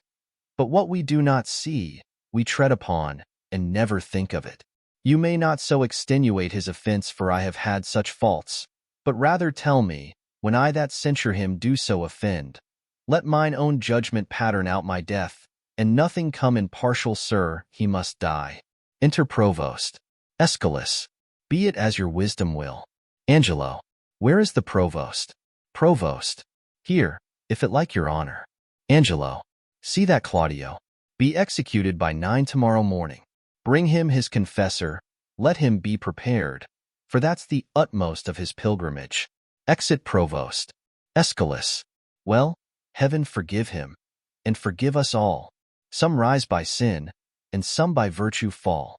Some run from breaks of vice and answer none, and some condemned for a fault alone. Enter Elbow and officers with Froth and Pompey. Elbow. Come, bring them away. If these be good people in a commonweal that do nothing but use their abuses in common houses, I know no law, bring them away. Angelo. How now, sir? What's your name? And what's the matter? Elbow.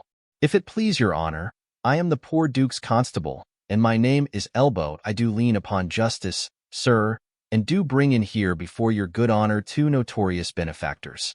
Angelo. Benefactors? Well, what benefactors are they? Are they not malefactors? Elbow. If it please your honor, I know not well what they are, but precise villains they are, that I am sure of, and void of all profanation in the world that good Christians ought to have. Aeschylus. This comes off well. Here's a wise officer. Angelo.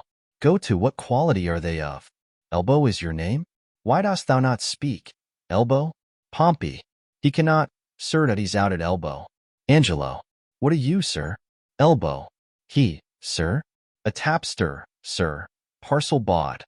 One that serves a bad woman, whose house, sir, was, as they say, plucked down in the suburbs, and now she professes a hothouse, which, I think, is a very ill house too. Aeschylus. How know you that? Elbow. My wife, sir, whom I detest before heaven and your honor. Aeschylus. How? Thy wife? Elbow. I, sir, whom I thank heaven is an honest woman. Aeschylus. Dost thou detest her therefore? Elbow. I say, sir, I will detest myself also, as well as she, that this house, if it be not a bawd's house, it is pity of her life, for it is a naughty house. Aeschylus. How dost thou know that, constable? Elbow. Marry, sir, by my wife, who, if she had been a woman cardinally given, might have been accused in fornication, adultery, and all uncleanliness there. Aeschylus. By the woman's means? Elbow. I, sir, by Mistress Overdone's means. But as she spit in his face, so she defied him. Pompey. Sir, if it please your honor, this is not so. Elbow. Prove it before these varlets here. Thou honorable man, prove it. Aeschylus. To Angelo. Do you hear how he misplaces? Pompey. Sir, she came in great with child, and longing, saving your honor's reverence, for stewed prunes. Sir, we had but two in the house, which at that very distant time stood, as it were, in a fruit dish, a dish of some threepence. Your honors have seen such dishes. They are not china dishes, but very good dishes. Aeschylus. Go to. No matter for the dish, sir. Pompey. No, indeed, sir, not of a pin. You are therein in the right, but to the point. As I say, this Mistress Elbow, being, as I say, with child, and being great-bellied and longing, as I said, for prunes, and having but two in the dish, as I said, Master Froth here, this very man, having eaten the rest, as I said, and as I say, paying for them very honestly. For, as you know, Master Froth, I could not give you threepence again. Froth. No, indeed. Pompey. Very well, you being then, if you be remembered, cracking the stones of the foresaid prunes? Froth. Aye, so I did indeed. Pompey. Why, very well, I telling you then, if you be remembered, that such a one and such a one were past cure of the thing you would of, unless they kept very good diet, as I told you. Froth. All this is true. Pompey. Why, very well then. Aeschylus. Come, you are a tedious fool. To the purpose, what was done to Elbow's wife that he hath cause to complain of? Come me to what was done to her. Pompey. Sir, your honor cannot come to that yet. Aeschylus. No, sir, nor I mean it not. Pompey. Sir, but you shall come to it, by your honor's leave, and I beseech you. Look into Master Froth here, sir, a man of 4 pound a year, whose father died at Hallowmas. Was not at Hallowmas Master Froth? Froth. All Halland Eve. Pompey. Why, very well, I hope here be truths. He, sir, sitting, as I say, in a lower chair, sir. 'Twas in the bunch of grapes, where, indeed, you have a delight to sit, have you not? Froth. I have so, because it is an open room, and good for winter. Pompey. Why, very well then, hope here be truths. Angelo. This will last out a night in Russia. When nights are longest there, I'll take my leave, and leave you to the hearing of the cause, hoping you'll find good cause to whip them all. Aeschylus. I think no less. Good morrow to your lordship. Exit Angelo. Now, sir, come on, what was done to Elbow's wife? Once more? Pompey. Once, sir? There was nothing done to her once. Elbow. I beseech you, sir, ask him what this man did to my wife. Pompey. I beseech your honor, ask me. Aeschylus. Well, sir, what did this gentleman to her? Pompey. I beseech you, sir, look in this gentleman's face, good Master Froth, look upon his honor. 'Tis for a good purpose. Doth your honor mark his face? Aeschylus. Aye, sir, very well. Pompey. Nay, I beseech you, mark it well. Aeschylus. Well, I do so. Pompey. Doth your honor see any harm in his face? Aeschylus. Why, no. Pompey. I'll be supposed upon a book. His face is the worst thing about him. Good, then. If his face be the worst thing about him, how could Master Froth do the constable's wife any harm? I would know that of your honor. Aeschylus. He's in the right, constable. What say you to it? Elbow. First, in it like you, the house is a respected house. Next, this is a respected fellow, and his mistress is a respected woman. Pompey. By this hand, sir, his wife is a more respected person than any of us all. Elbow. Varlet, thou least, wicked varlet. The time is yet to come that she was ever respected with man, woman, or child. Pompey. Sir, she was respected with him before he married with her. Aeschylus. Which is the wiser here, justice or iniquity? Is this true? Elbow. O thou caitiff! O thou varlet! O thou wicked Hannibal! I respected with her before I was married to her? If ever I was respected with her, or she with me, let not your worship think me the poor duke's officer. Prove this, thou wicked Hannibal, or I'll have mine action of battery on thee. Aeschylus. If he took you a box to gear, you might have your action of slander too. Elbow. Marry, I thank your good worship for it. What is't your worship's pleasure I shall do with this wicked caitiff? Aeschylus. Truly, officer, because he hath some offences in him that thou wouldst discover if thou couldst, let him continue in his courses till thou knowest what they are. Elbow. Marry, I thank your worship for it. Thou sayest, thou wicked varlet, now, what's come upon thee, thou art to continue now, thou varlet, thou art to continue. Aeschylus. To Froth. Where were you born, friend? Froth. Here in Vienna, sir. Aeschylus. Are you of 80 pounds a year? Froth. Yes, an't please you, sir. Aeschylus. So, to Pompey. What trade are you of, sir? Pompey. A tapster, a poor widow's tapster. Aeschylus. Your mistress' name? Pompey. Mistress overdone. Aeschylus. Hath she had any more than one husband? Pompey. 9, sir. Overdone by the last. Aeschylus. 9. Come hither to me, Master Froth, Master Froth. I would not have you acquainted with tapsters. They will draw you, Master Froth, and you will hang them. Get you gone, and let me hear no more of you. Froth. I thank your worship. For mine own part, I never come into any room in a tap-house but I am drawn in. Aeschylus. Well, no more of it, Master Froth. Farewell. Exit Froth. Come you hither to me, Master Tapster. What's your name, Master Tapster? Pompey. Pompey. Aeschylus. What else? Pompey. Bum, sir. Aeschylus. Troth, and your bum is the greatest thing about you. So that, in the beastliest sense, you are Pompey the great Pompey. You are partly a bawd, Pompey, howsoever you color it in being a tapster, are you not?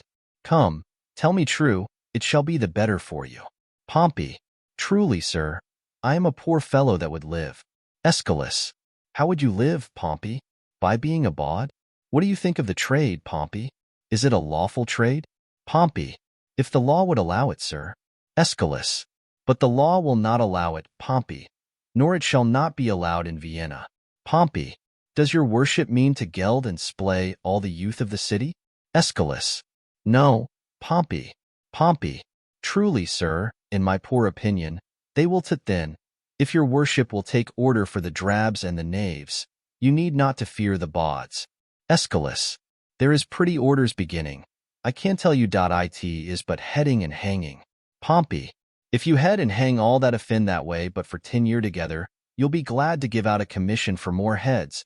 If this law hold in Vienna 10 year, I'll rent the fairest house in it after 3d a bay. If you live to see this come to pass, say Pompey told you so. Aeschylus. Thank you, good Pompey, and in requital of your prophecy, hark you. I advise you, let me not find you before me again upon any complaint whatsoever.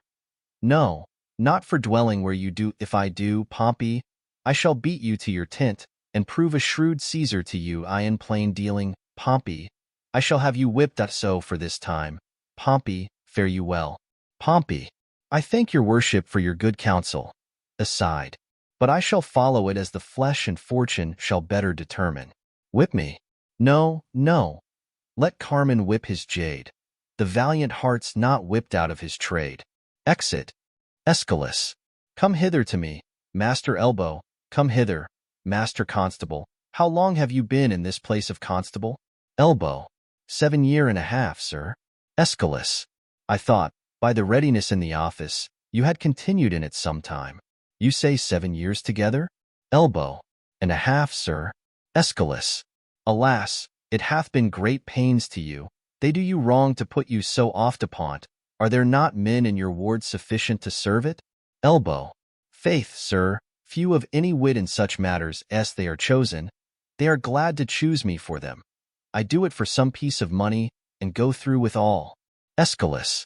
Look, you bring me in the names of some 6 or 7, the most sufficient of your parish. Elbow. To your worship's house, sir? Aeschylus.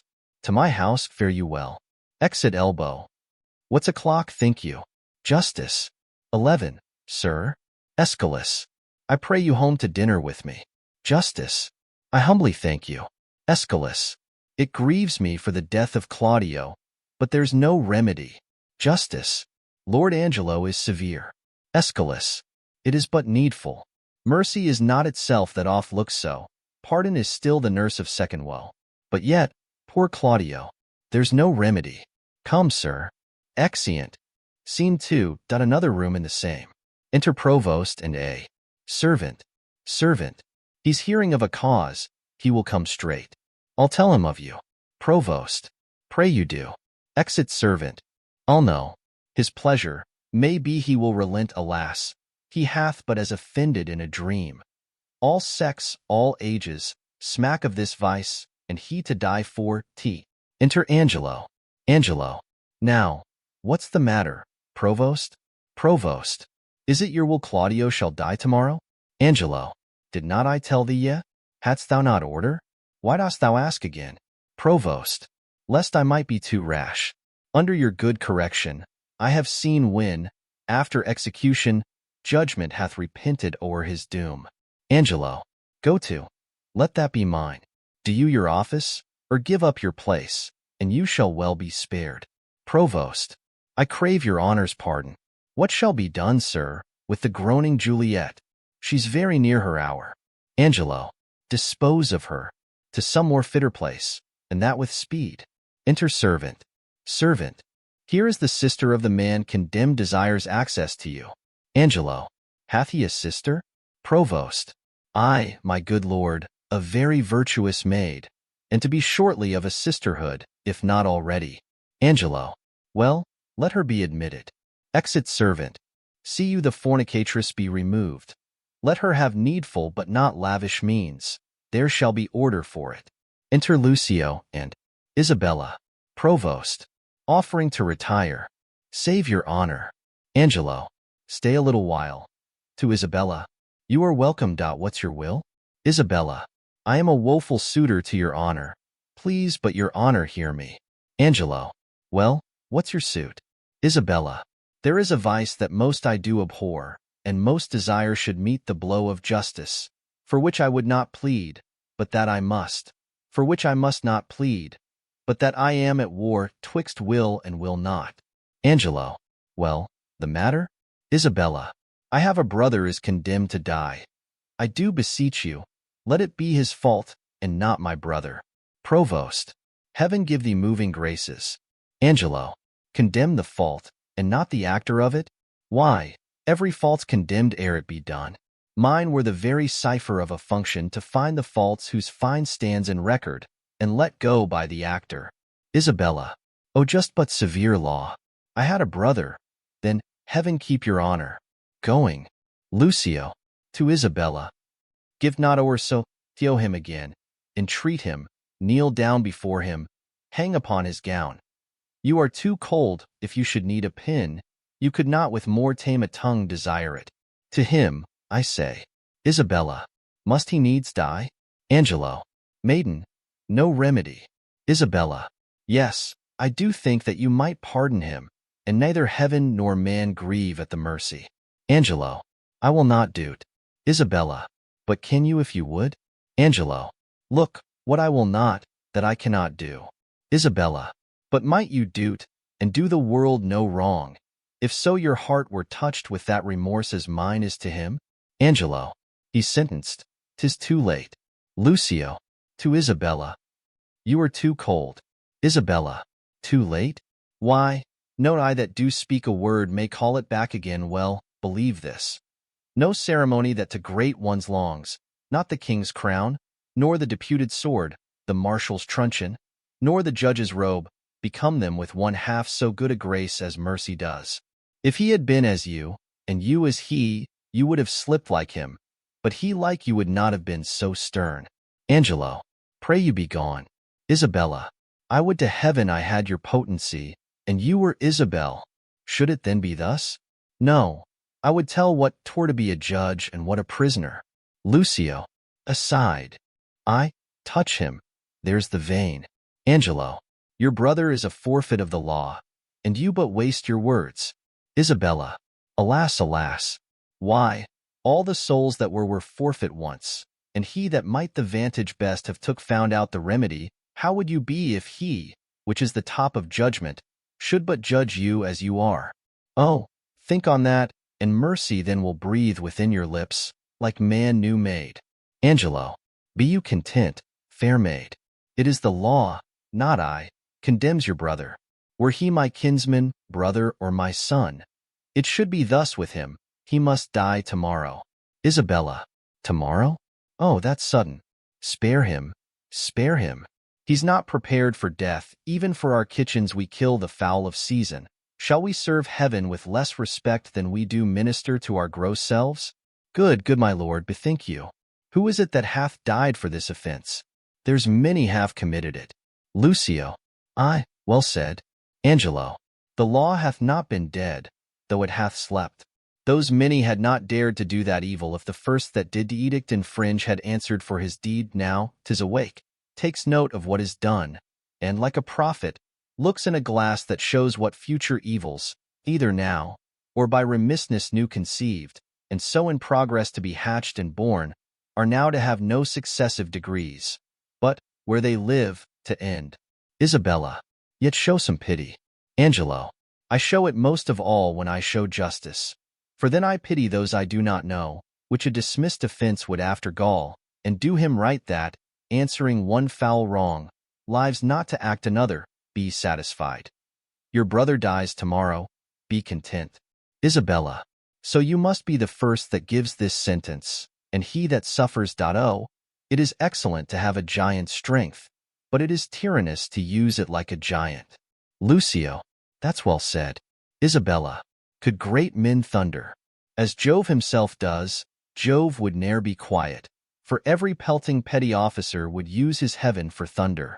Nothing but thunder, merciful heaven, thou rather with thy sharp and sulphurous bolt splits the unwedgeable and gnarled oak, than the soft myrtle. But man, proud man, dressed in a little brief authority, most ignorant of what he's most assured, his glassy essence, like an angry ape plays such fantastic tricks before high heaven, as makes the angels weep, who, with our spleens, would all themselves laugh mortal. Lucio. Oh, to him, wench. He will relent. He's coming that I perceive. Provost. Pray heaven she win him. Isabella. We cannot weigh our brother with ourself. Great men may jest with saints, 'tis wit in them, but in the less, foul profanation. Lucio. Thou art the right girl, more o' that. Isabella.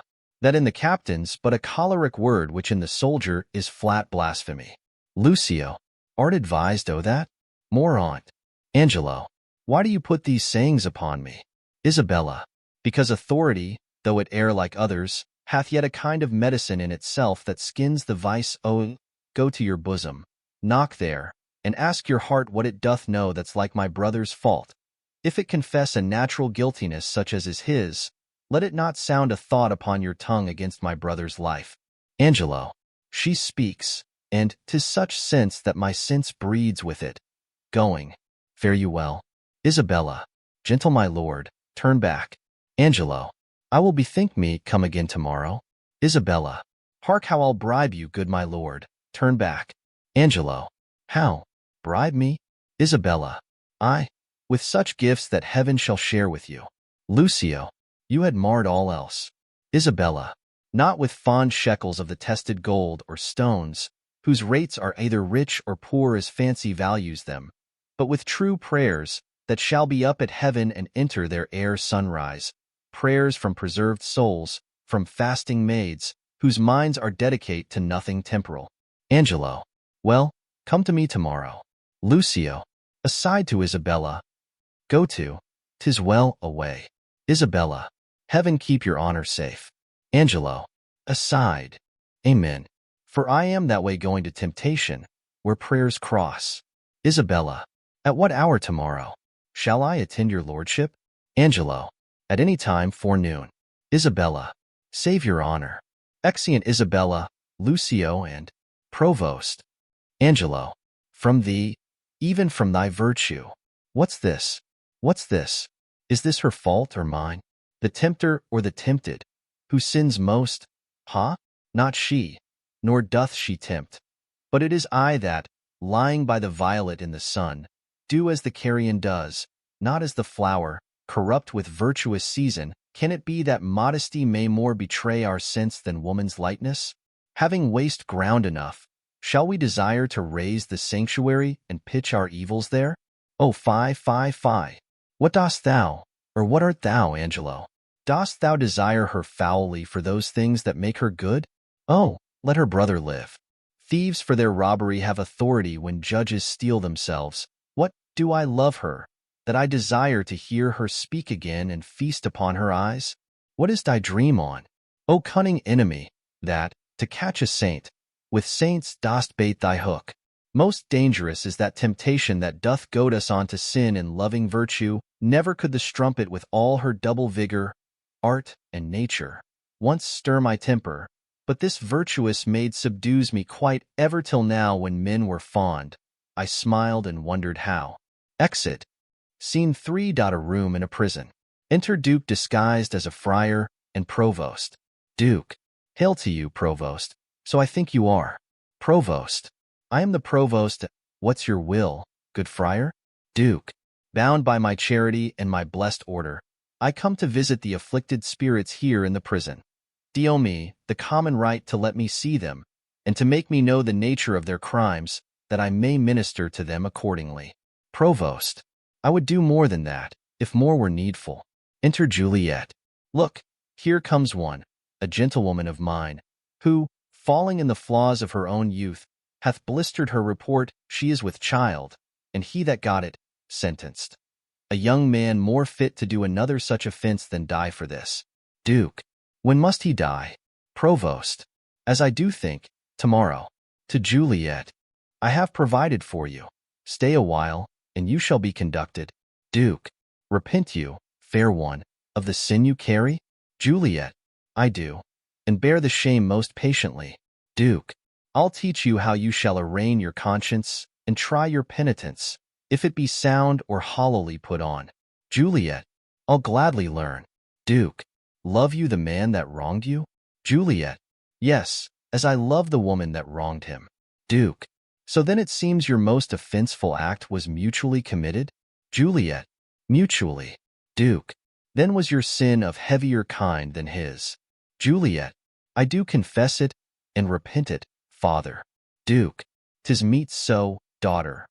But lest you do repent as that the sin hath brought you to this shame, which sorrow is always toward ourselves, not heaven, showing we would not spare heaven as we love it, but as we stand in fear. Juliet. I do repent me as it is an evil, and take the shame with joy. Duke. There rest. Your partner, as I hear, must die tomorrow, and I am going with instruction to him. Grace go with you. Benedicite. Exit. Juliet. Must die tomorrow? Oh, injurious love that respites me a life, whose very comfort is still a dying horror. Provost. 'Tis pity of him. Exeunt. Scene 4. A room in Angelo's house. Enter Angelo. Angelo. When I would pray and think, I think and pray to several subjects. Heaven hath my empty words, whilst my invention, hearing not my tongue, anchors on Isabel heaven in my mouth, as if I did but only chew his name, and in my heart the strong and swelling evil of my conception, the state whereon I studied is, like a good thing being often read, grown sere and tedious. Yea, my gravity wherein, let no man hear me, I take pride, could I with boot change for an idle plume which the air beats for vain. O place, O form, how often dost thou with thy case, thy habit, wrench awe from fools, and tie the wiser souls to thy false seeming. Blood, thou art blood. Let's write good angel on the devil's horn. 'Tis not the devil's crest. Knock within. How now? Who's there? Enter servant. Servant. One Isabel, a sister, desires access to you. Angelo. Teach her the way. Exit servant. O heavens! Why does my blood thus muster to my heart, making both it unable for itself and dispossessing all my other parts of necessary fitness? So play the foolish throngs with one that swoons, come all to help him, and so stop the air by which he should revive, and even so the general subject to a well-wished king quit their own part, and in obsequious fondness crowd to his presence, where their untaught love must needs appear offense. Enter Isabella. How now, fair maid? Isabella. I am come to know your pleasure. Angelo. That you might know it, would much better please me than to demand what 'tis your brother cannot live. Isabella. Even so, heaven keep your honor. Angelo. Yet may he live a while, and, it may be, as long as you or I. Yet he must die. Isabella. Under your sentence? Angelo. Yeah. Isabella. When? I beseech you, that in his reprieve, longer or shorter, he may be so fitted that his soul sicken not. Angelo. Ha! Fie! These filthy vices.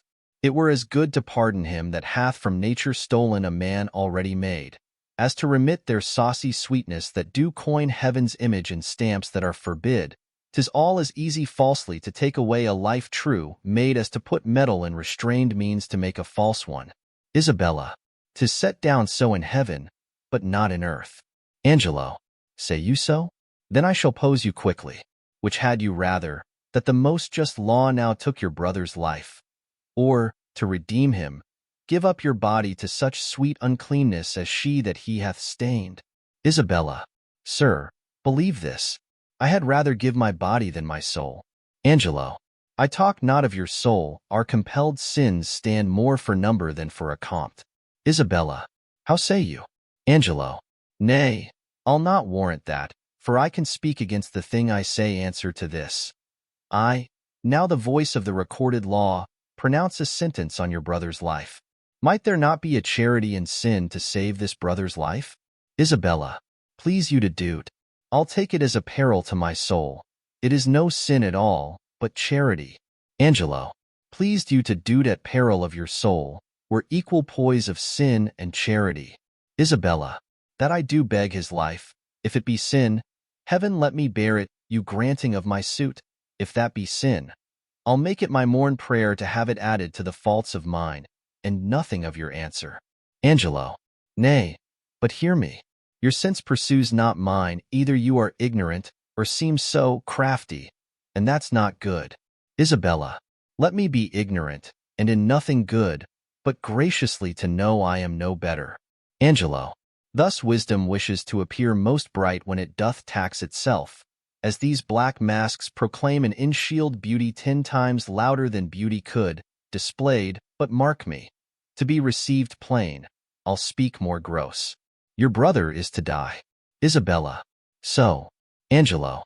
And his offense is so, as it appears, accountant to the law upon that pain. Isabella. True. Angelo. Admit no other way to save his life, as I subscribe not that, nor any other, but in the loss of question, that you, his sister, finding yourself desired of such a person whose credit with the judge or own great place could fetch your brother from the manacles of the all-binding law, and that there were no earthly mean to save him, but that either you must lay down the treasures of your body to this supposed, or else to let him suffer, what would you do? Isabella. As much for my poor brother as myself. That is, were I under the terms of death, the impression of keen whips I'd wear as rubies, and strip myself to death as to a bed that longing have been sick for, ere I'd yield my body up to shame. Angelo. Then must your brother die. Isabella. and tore the cheaper way. Better it were a brother died at once than that a sister, by redeeming him, should die forever. Angelo, were not you then as cruel as the sentence, that you have slandered so? Isabella, ignominy and ransom and free pardon are of two houses. Lawful mercy is nothing kin to foul redemption. Angelo, you seemed of late to make the law a tyrant, and rather proved the slighting of your brother a merriment than a vice. Isabella, oh, pardon me, my lord. It oft falls out, to have what we would have, we speak not what we mean. I something do excuse the thing I hate for his advantage that I dearly love. Angelo, we are all frail. Isabella, else let my brother die, if not a feudary, but only he. Oh, and succeed by weakness. Angelo, nay, women are frail too. Isabella, aye, as the glasses where they view themselves, which are as easy broke as they make forms. Women? Help, heaven.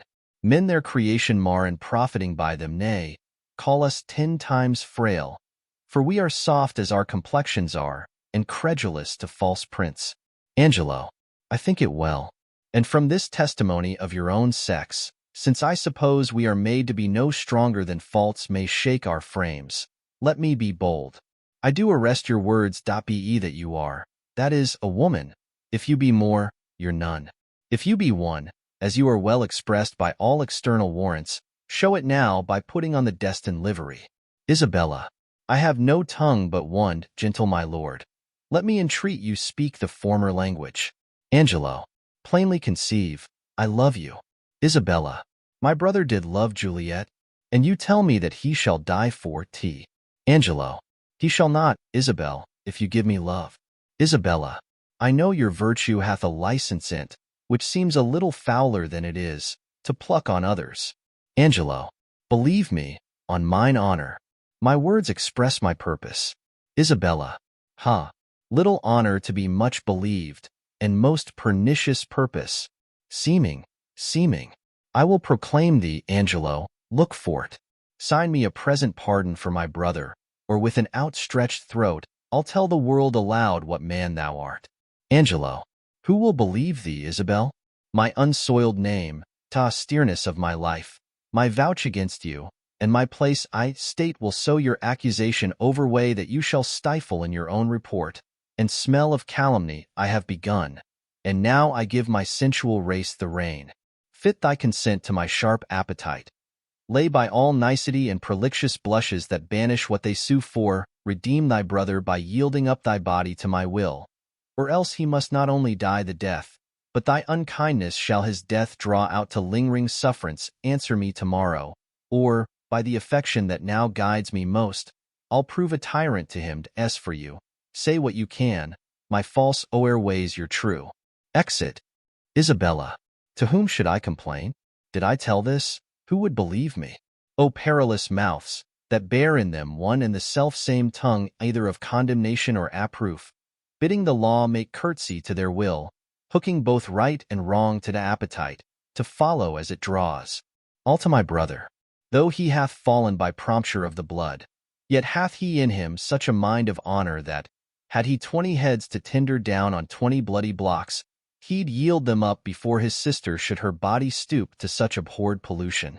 Then, Isabel, live chaste, and, brother, die. More than our brother is our chastity. I'll tell him yet of Angelo's request, and fit his mind to death, for his soul's rest. Exit. Act 3. Scene I. A room in the prison. Enter Duke, Claudio, and Provost. Duke. So then you hope of pardon from Lord Angelo? Claudio. The miserable have no other medicine, but only hope. I have hope to live, and am prepared to die. Duke. Be absolute for death, either death or life shall thereby be the sweeter reason thus with life. If I do lose thee, I do lose a thing that none but fools would keep. A breath thou art, servile to all the skyey influences that dost this habitation where thou keepst hourly afflict merely, thou art death's fool. For him thou labor'st by thy flight to shun, and yet run'st toward him still. Thou art not noble, for all accommodations that thou bear'st are nursed by baseness. Art by no means valiant, for thou dost fear the soft and tender fork of a poor worm. Thy best of rest is sleep, and that thou oft provokest, Yet grossly fear'st thy death, which is no more thou art not thyself. For thou exists on many 1,000 grains that issue out of dust, happy thou art not. For what thou hast not, still thou striv'st to get, and what thou hast, forget'st thou art not certain. For thy complexion shifts to strange effects after the moon. If thou art rich, thou art poor. For, like an ass whose back with ingots bows, thou bear'st thy heavy riches but a journey, and death unloads thee, friend hast thou none. For thine own bowels which do call thee sire, the mere effusion of thy proper loins, do curse the gout, serpigo, and the room for ending thee no sooner thou hast nor youth nor age, but as it were an after-dinner's sleep, dreaming on both. For all thy blessed youth becomes as aged, and doth beg the alms of palsied eld. And when thou art old and rich, thou hast neither heat, affection, limb, nor beauty to make thy riches pleasant. What's yet in this that bears the name of life? Yet in this life lie hid more 1,000 deaths. Yet death we fear, that makes these odds all even. Claudio, I humbly thank you. To sue to live, I find I seek to die, and seeking death, find life let it come on. Isabella. Within. What ho! Peace here. Grace and good company. Provost. Who's there? Come in, the wish deserves a welcome. Duke. Dear sir, ere long I'll visit you again. Claudio. Most holy sir, I thank you. Enter Isabella. Isabella. My business is a word or two with Claudio. Provost. And very welcome look, Signor. Here's your sister. Duke. Provost, a word with you. Provost. As many as you please. Duke. Bring me to hear them speak, where I may be concealed. Exeunt Duke and Provost. Claudio. Now, sister, what's the comfort? Isabella. Why, as all comforts are, most good indeed. Lord Angelo, having affairs to heaven, intends you for his swift ambassador, where you shall be in everlasting leisure. Therefore your best appointment make with speed. Tomorrow you set on. Claudio. Is there no remedy? Isabella.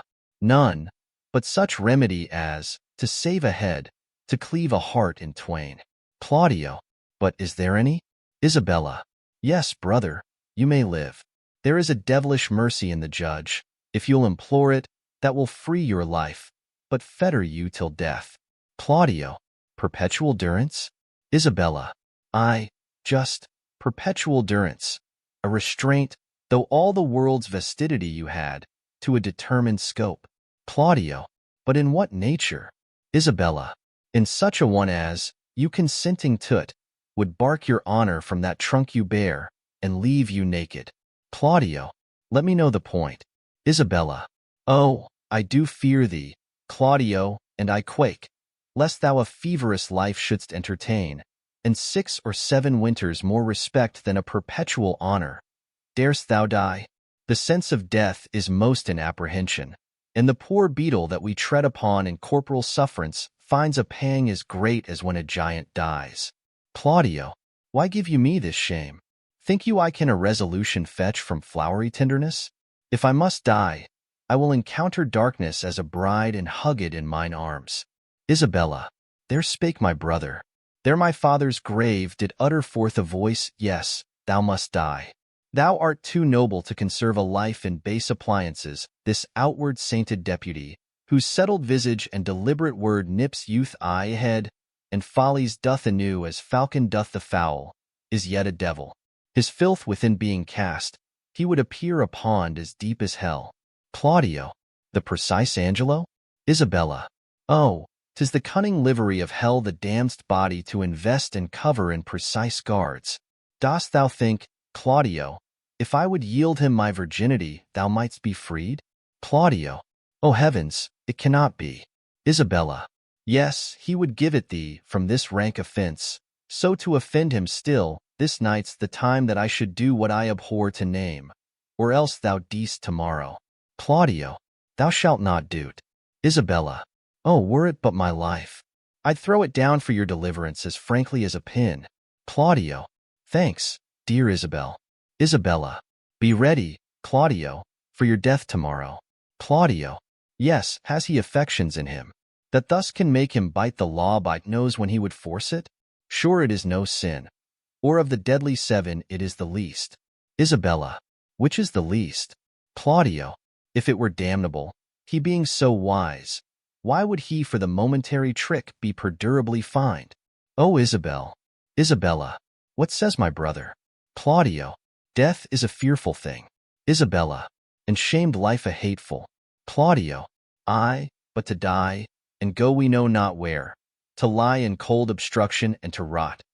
This sensible warm motion to become a kneaded clod, and the delighted spirit to bathe in fiery floods, or to reside in thrilling regions of thick-ribbed ice, to be imprisoned in the viewless winds and blown with restless violence round about the pendant world, or to be worse than worst of those that lawless and uncertain thought imagine howling, 'tis too horrible.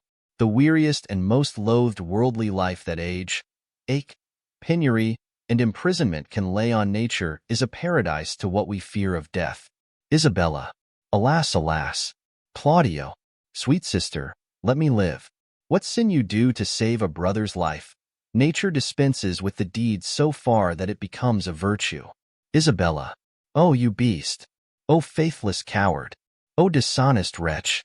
Wilt thou be made a man out of my vice? Is not a kind of incest to take life from thine own sister's shame? What should I think? Heaven shield my mother played my father fair, for such a warped slip of wilderness ne'er issued from his blood. Take my defiance. Die, perish. Might but my bending down reprieve thee from thy fate, it should proceed. I'll pray 1,000 prayers for thy death, no word to save thee. Claudio. Nay, hear me. Isabel. Isabella. O fie, fie, fie. Thy sin's not accidental, but a trade. Mercy to thee would prove itself a bawd. 'Tis best that thou deest quickly. Going. Claudio. Oh, hear me. Isabella. Enter Duke as a friar. Duke. Vouchsafe a word, young sister, but one word. Isabella. What is your will? Duke.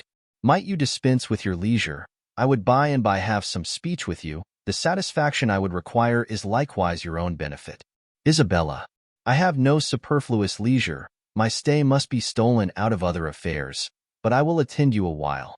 Duke. To Claudio aside. Son, I have overheard what hath passed between you and your sister Angelo had never the purpose to corrupt her. Only he hath made an essay of her virtue, to practice his judgment with the disposition of natures. She, having the truth of honor in her, hath made him that gracious denial which he is most glad to receive.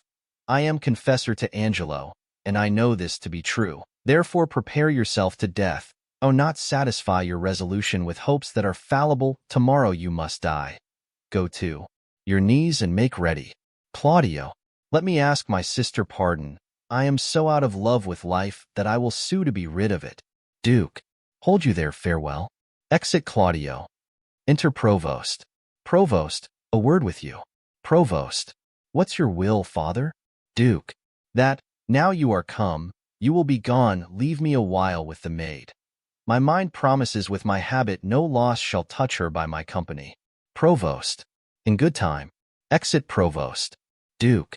The hand that hath made you fair hath made you good. The goodness that is cheap in beauty makes beauty brief in goodness. But grace, being the soul of your complexion, shall keep the body of it ever fair. The assault that Angelo hath made to you, fortune hath conveyed to my understanding. And, but that frailty hath examples for his falling. I should wonder at Angelo, how will you do to content this substitute, and to save your brother? Isabella. I am now going to resolve him. I had rather my brother die by the law than my son should be unlawfully born. But, oh, how much is the good Duke deceived in Angelo! If ever he return, and I can speak to him, I will open my lips in vain, or discover his government. Duke. That shall not be much amiss, yet, as the matter now stands, he will avoid your accusation. He made trial of you only, therefore fasten your ear on my advisings, to the love I have in doing good. A remedy presents itself. I do make myself believe that you may most uprighteously do a poor wronged lady a merited benefit. Redeem your brother from the angry law. Do no stain to your own gracious person, and much please the absent Duke, if peradventure he shall ever return to have hearing of this business. Isabella. Let me hear you speak farther. I have spirit to do anything that appears not foul in the truth of my spirit. Duke. Virtue is bold, and goodness never fearful. Have you not heard speak of Mariana, the sister of Frederick, the great soldier who miscarried at sea? Isabella. I have heard of the lady, and good words went with her name. Duke. She should this Angelo have married, was affianced to her oath, and the nuptial appointed, between which time of the contract and limit of the solemnity, her brother Frederick was wrecked at sea, having in that perished vessel the dowry of his sister. But mark how heavily this befell to the poor gentlewoman. There she lost a noble and renowned brother, in his love toward her ever most kind and natural, with him, the portion and sinew of her fortune, her marriage dowry, with both, her combinate husband, this well-seeming Angelo. Isabella. Can this be so? Did Angelo so leave her? Duke. Left her in her tears, and dried not one of them with his comfort, swallowed his vows whole, pretending in her discoveries of dishonor. In few, bestowed her on her own lamentation, which she yet wears for his sake. And he, a marble to her tears, is washed with them, but relents not. Isabella. What a merit were it in death to take this poor maid from the world! What corruption in this life, that it will let this man live! But how out of this can she avail? Duke. It is a rupture that you may easily heal, and the cure of it not only saves your brother, but keeps you from dishonor in doing it. Isabella. Show me how, good father. Duke. This forenamed maid hath yet in her the continuance of her first affection, his unjust unkindness, that in all reason should have quenched her love, hath, like an impediment in the current, made it more violent and unruly. Go you to Angelo. Answer his requiring with a plausible obedience. Agree with his demands to the point, only refer yourself to this advantage. First, that your stay with him may not be long, that the time may have all shadow and silence in it, and the place answer to convenience, this being granted in course, and now follows all, we shall advise this wronged maid to stead up your appointment, go in your place. If the encounter acknowledge itself hereafter, it may compel him to her recompense. And here, by this, is your brother saved, your honor untainted, the poor Mariana advantaged, and the corrupt deputy scaled. The maid will I frame and make fit for his attempt, if you think well to carry this as you may. The doubleness of the benefit defends the deceit from reproof. What think you of it? Isabella. The image of it gives me content already, and I trust it will grow to a most prosperous perfection. Duke. It lies much in your holding up. Haste you speedily to Angelo. If for this night he entreat you to his bed, give him promise of satisfaction. I will presently to St. Luke's. There at the moated grange resides this dejected Mariana. He that place call upon me, and dispatch with Angelo, that it may be quickly. Isabella. I thank you for this comfort. Fare you well, good father. Exit Isabella. Scene 2. The street before the prison. Enter Elbow, Pompey and officers. Elbow. Nay, if there be no remedy for it, but that you will needs buy and sell men and women like beasts, we shall have all the world drink brown and white bastard. Duke. O heavens, what stuff is here? Pompey. 'Twas never merry world since, of two usuries, the merriest was put down, and the worser allowed by order of law a furred gown to keep him warm, and furred with fox on lambskins too, to signify that craft, being richer than innocency, stands for the facing. Elbow. Come your way, Sir. Bless you, good father friar. Duke. And you, good brother father, what offense hath this man made you, sir? Elbow. Marry, sir, he hath offended the law, and, sir, we take him to be a thief too, sir. For we have found upon him, sir, a strange picklock, which we have sent to the deputy. Duke. Fie, sirrah, a bawd, a wicked bawd. The evil that thou causest to be done, that is thy means to live. Do thou but think what 'tis to cram a maw or clothe a back from such a filthy vice. Say to thyself, from their abominable and beastly touches I drink, I eat, array myself, and live. Canst thou believe thy living is a life, so stinkingly depending? Go mend, go mend. Pompey. Indeed, it does stink in some sort, sir, but yet, sir, I would prove. Duke. Nay, if the devil have given thee proofs for sin, thou wilt prove his. Take him to prison, officer. Correction and instruction must both work ere this rude beast will profit. Elbow. He must before the deputy, sir. He has given him warning. The deputy cannot abide a whoremaster. If he be a whoremonger and comes before him, he were as good go a mile on his errand. Duke, that we were all, as some would seem to be, free from our faults, as faults from seeming free. Elbow. His neck will come to your waist. A cord, sir. Enter Lucio. Pompey. I spy comfort. I cry bail. Here's a gentleman and a friend of mine. Lucio. How now, noble Pompey? What? At the wheels of Caesar? Art thou led in triumph? What? Is there none of Pygmalion's images, newly made woman, to be had now, for putting the hand in the pocket and extracting it clutched? What reply, ha? What say'st thou to this tune, matter and method? Is not drowned-eyed last reign? Ha? What say'st thou, Trot? Is the world as it was, man? Which is the way? Is it sad in few words? Or how? The trick of it? Duke. Still thus and thus, still worse. Lucio. How doth my dear morsel, thy mistress? Procures she still? Ha? Pompey. Troth, sir, she hath eaten up all her beef, and she is herself in the tub. Lucio. Why, 'tis good. It is the right of it must be so, ever your fresh whore and your powdered bawd. An unshunned consequence. It must be so. Art going to prison, Pompey?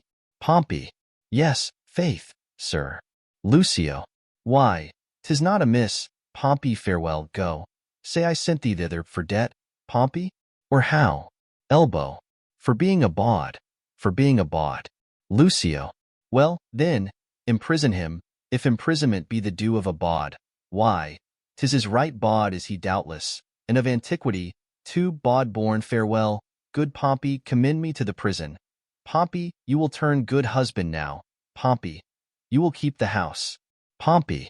I hope, sir, your good worship will be my bail. Lucio. No, indeed, will I not, Pompey. It is not the weird I will pray, Pompey, to increase your bondage. If you take it not patiently, why, your metal is the more ado, trusty Pompey. Bless you, friar. Duke. And you. Lucio. Does Bridget paint still, Pompey? Ha? Elbow. Come your ways, sir, come. Pompey. You will not bail me then, sir? Lucio. Then, Pompey, nor now da. What news abroad, friar? What news? Elbow. Come your ways, sir, come. Lucio. Go to kennel, Pompey, go. Exeunt Elbow, Pompey, and officers. What news, friar, of the Duke? Duke. I know none. Can you tell me of any? Lucio. Some say he is with the Emperor of Russia. Other some, he is in Rome, but where is he, think you? Duke. I know not where, but wheresoever, I wish him well. Lucio. It was a mad fantastical trick of him to steal from the state, and usurp the beggary he was never born to. Lord Angelo dukes it well in his absence. He puts transgression to't. Duke. He does well in't. Lucio. A little more lenity to lechery would do no harm in him. Something too crabbed that way, friar. Duke. It is too general a vice, and severity must cure it. Lucio. Yes, in good sooth, the vice is of a great kindred.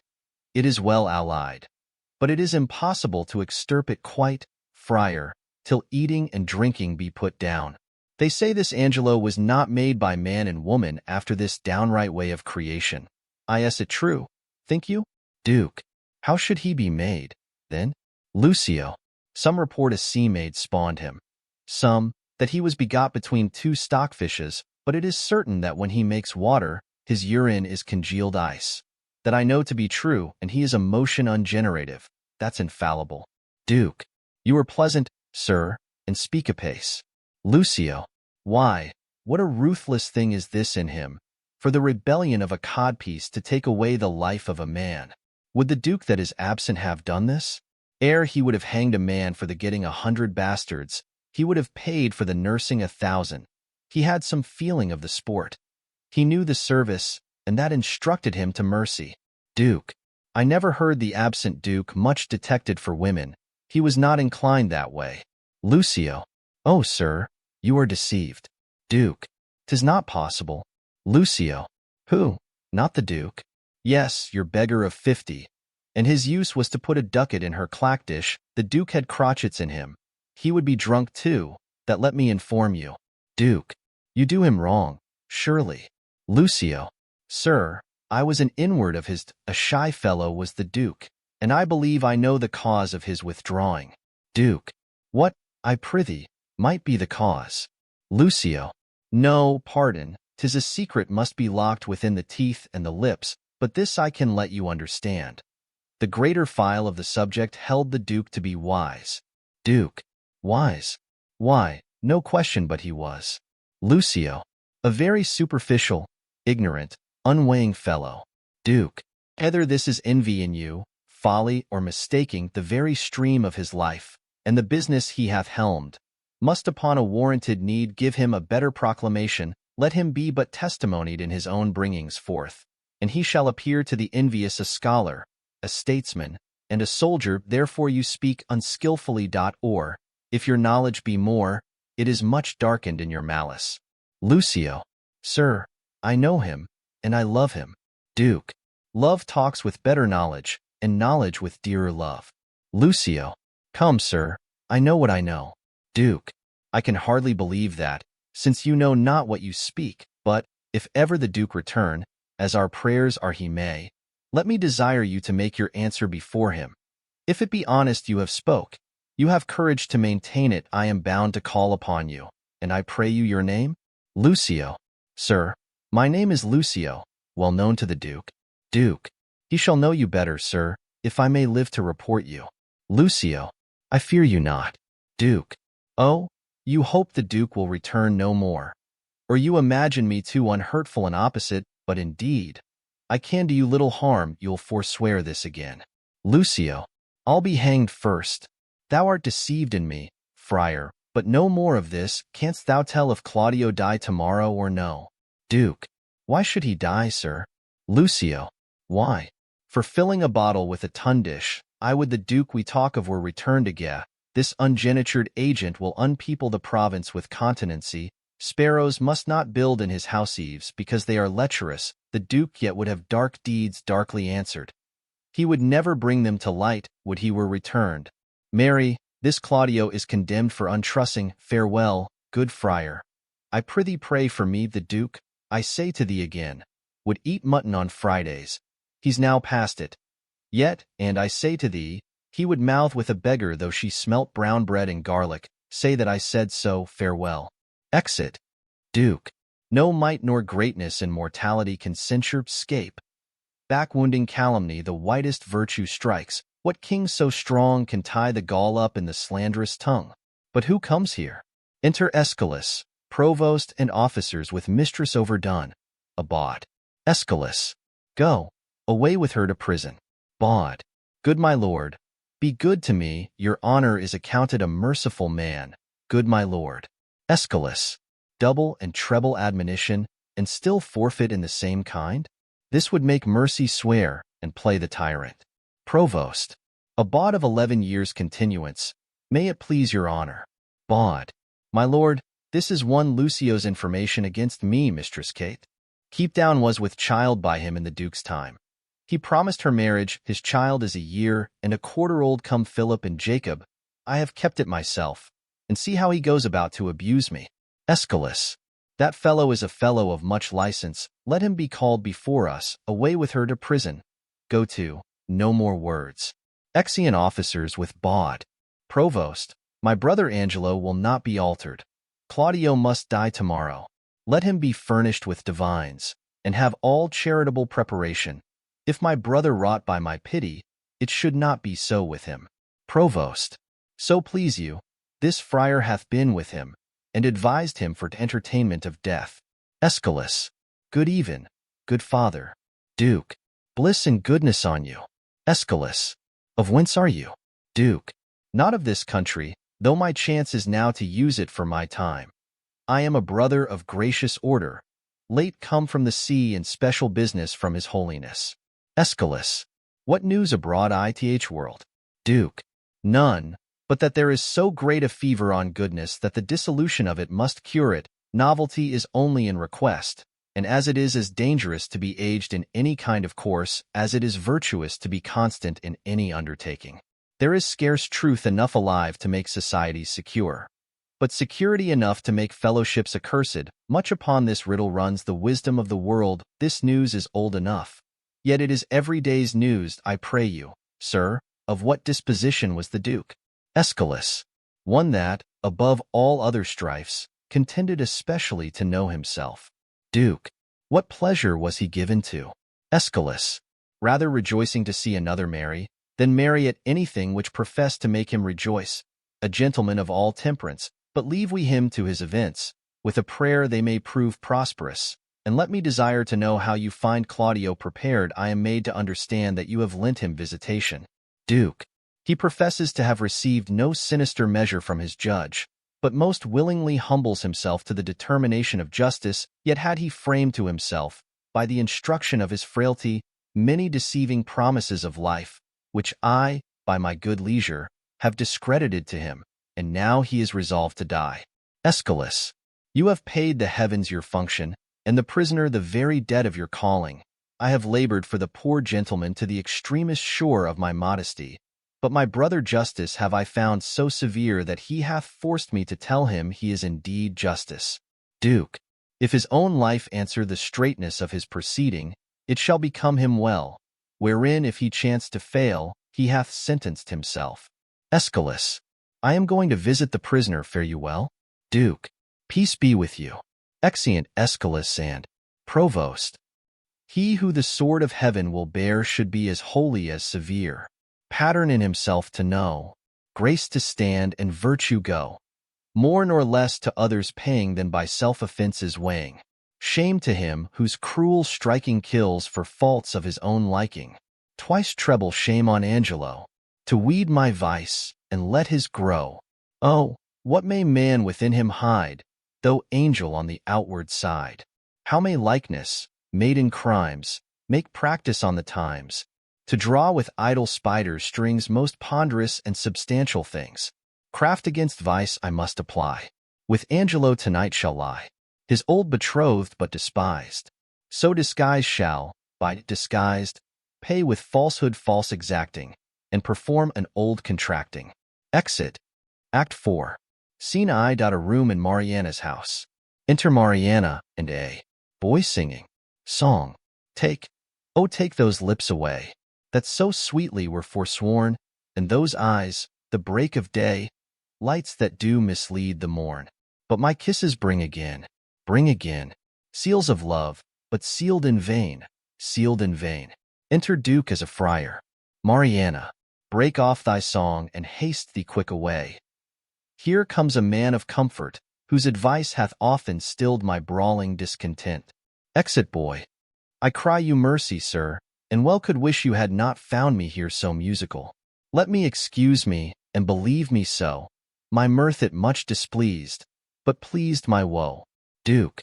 'Tis good, though music oft hath such a charm to make bad good and good provoke to harm. I pray you tell me, hath anybody inquired for me here today?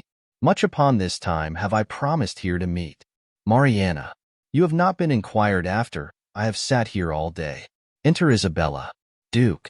I do constantly believe you. The time is come even now. I shall crave your forbearance a little. Maybe I will call upon you anon for some advantage to yourself. Mariana. I am always bound to you. Exit. Duke. Very well met, and welcome. What is the news from this good deputy? Isabella. He hath a garden circummured with brick, whose western side is with a vineyard backed, and to that vineyard is a planched gate that makes his opening with this bigger key. This other doth command a little door, which from the vineyard to the garden leads. There have I made my promise, upon the heavy middle of the night to call on him. Duke. But shall you on your knowledge find this way? Isabella. I have ta'en a due and wary note upon't, with whispering and most guilty diligence, in action all of precept, he did show me the way twice o'er. Duke. Are there no other tokens between you agreed concerning her observance? Isabella. No, none, but only a repair-eyed dark, and that I have possessed him my most stay can be but brief. For I have made him know I have a servant comes with me along, that stays upon me, whose persuasion is I come about my brother. Duke, 'tis well borne up. I have not yet made known to Mariana a word of this. What ho within? Come forth.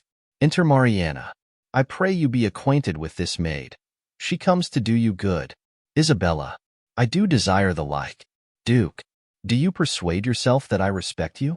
Mariana, good friar, I know you do, and have found it. Duke, take, then, this your companion by the hand, who hath a story ready for your ear. I shall attend your leisure, but make haste. The vaporous night approaches. Mariana, wilt please you walk aside? Exeunt Mariana and Isabella. Duke, O place and greatness, millions of false eyes are stuck upon thee. Volumes of report run with these false and most contrarious quest upon thy doings. Thousand escapes of wit make thee the father of their idle dream and rack thee in their fancies. Enter Mariana and Isabella. Welcome. How agreed?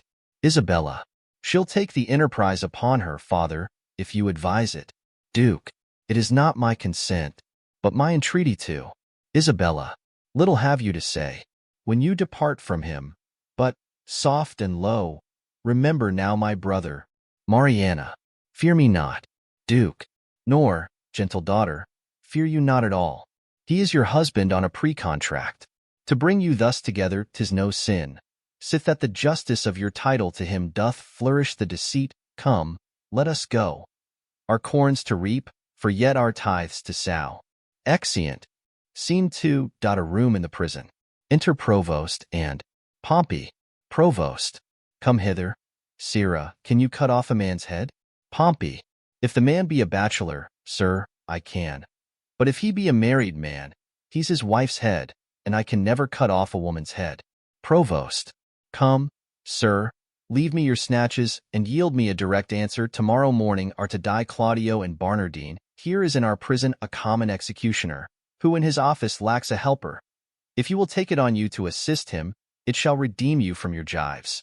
If not, you shall have your full time of imprisonment and your deliverance with an unpitied whipping. For you have been a notorious bawd.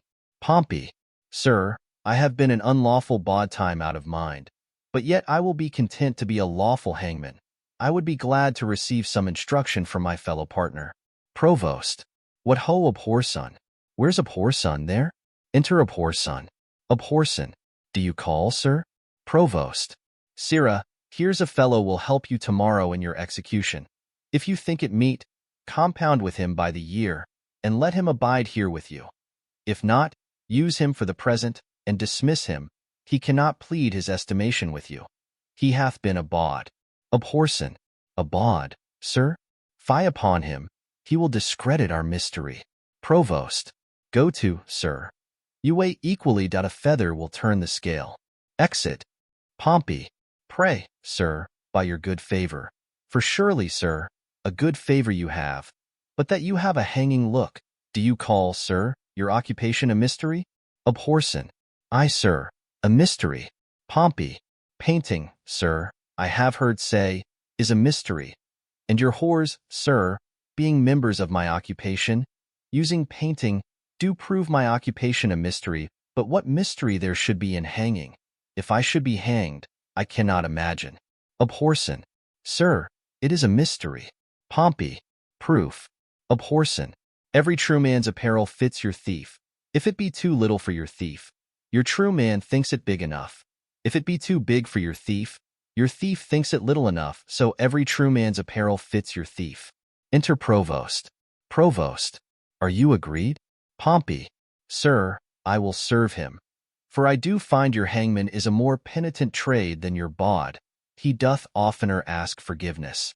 Provost, you, sirrah, provide your block and your axe tomorrow 4 o'clock. A porson, come on, bawd, that I will instruct thee in my trade follow. Pompey, I do desire to learn, sir, and I hope, if you have occasion to use me for your own turn, you shall find me yare, for truly, sir, for your kindness I owe you a good turn. Provost, call hither Barnardine and Claudio. Exeunt a poor son and Pompey, one has my pity, not a jot the other, being a murderer, though he were my brother. Enter Claudio. Look, here's the warrant, Claudio, for thy death. 'Tis now dead midnight, and by 8 tomorrow thou must be made immortal. Where's Barnardine? Claudio, as fast locked up in sleep as guiltless labor when it lies starkly in the traveller's bones. He will not wake. Provost, who can do good on him? Well, go, prepare yourself. Knocking within. But hark, what noise? Heaven give your spirits comfort. Exit Claudio, knock within. By and by. I hope it is some pardon or reprieve for the most gentle Claudio. Enter Duke. Welcome, Father. Duke, the best and wholesome spirits of the night envelop you, good Provost. Who called here of late? Provost. None, since the curfew rung. Duke. Not Isabel? Provost. No. Duke. They will then, ere't be long. Provost. What comfort is for Claudio? Duke. There's some in hope. Provost. It is a bitter deputy. Duke. Not so. Not so. His life is paralleled even with the stroke and line of his great justice.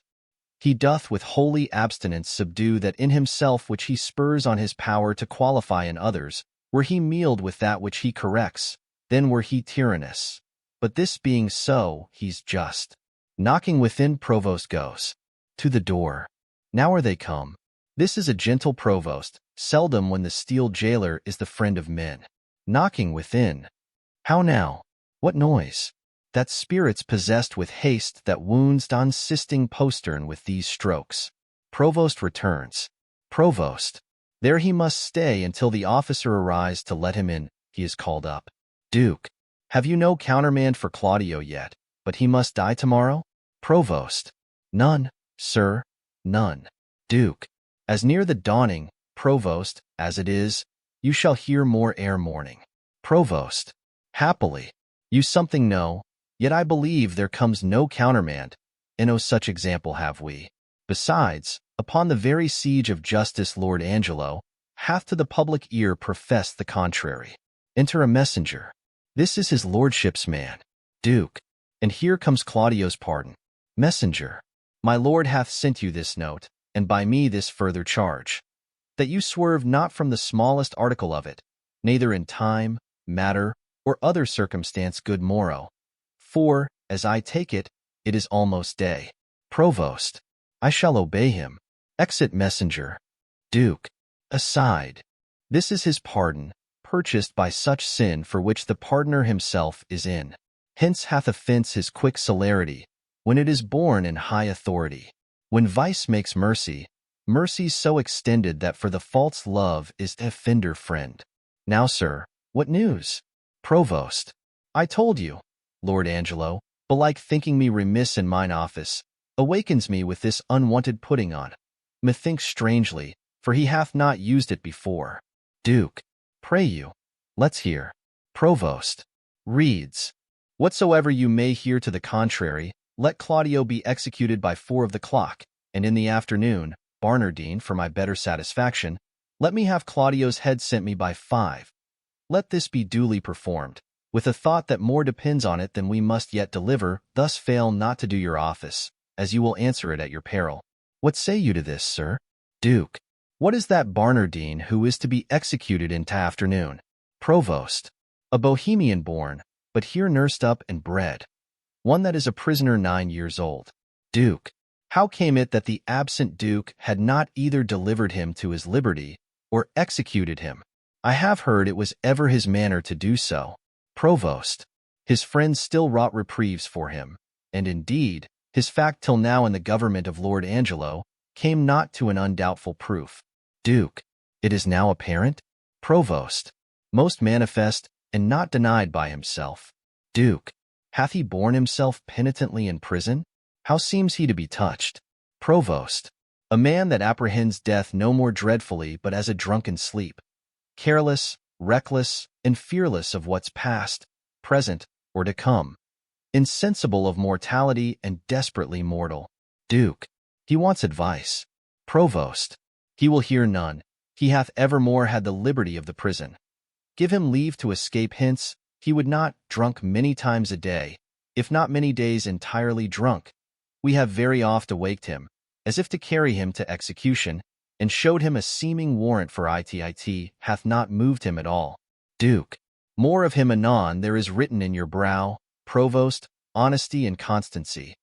If I read it not truly, my ancient skill beguiles me, but in the boldness of my cunning I will lay myself in hazard. Claudio, whom here you have warrant to execute, is no greater forfeit to the law than Angelo who hath sentenced him.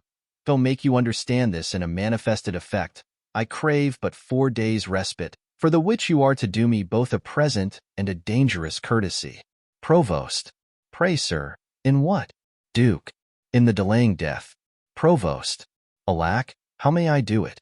Having the hour limited, and an express command, under penalty, to deliver his head in the view of Angelo? I may make my case as Claudio's, to cross this in the smallest. Duke.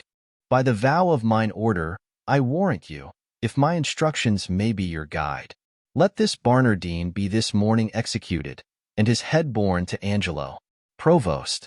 Angelo hath seen them both, and will discover the favor. Duke.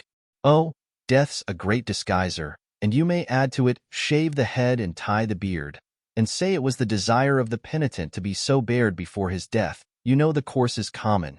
If anything fall to you upon this, more than thanks and good fortune, by the saint whom I profess, I will plead against it with my life. Provost. Pardon me, good father. It is against my oath. Duke. Were you sworn to the Duke, or to the deputy? Provost. To him, and to his substitutes. Duke. You will think you have made no offense if the Duke avouch the justice of your dealing?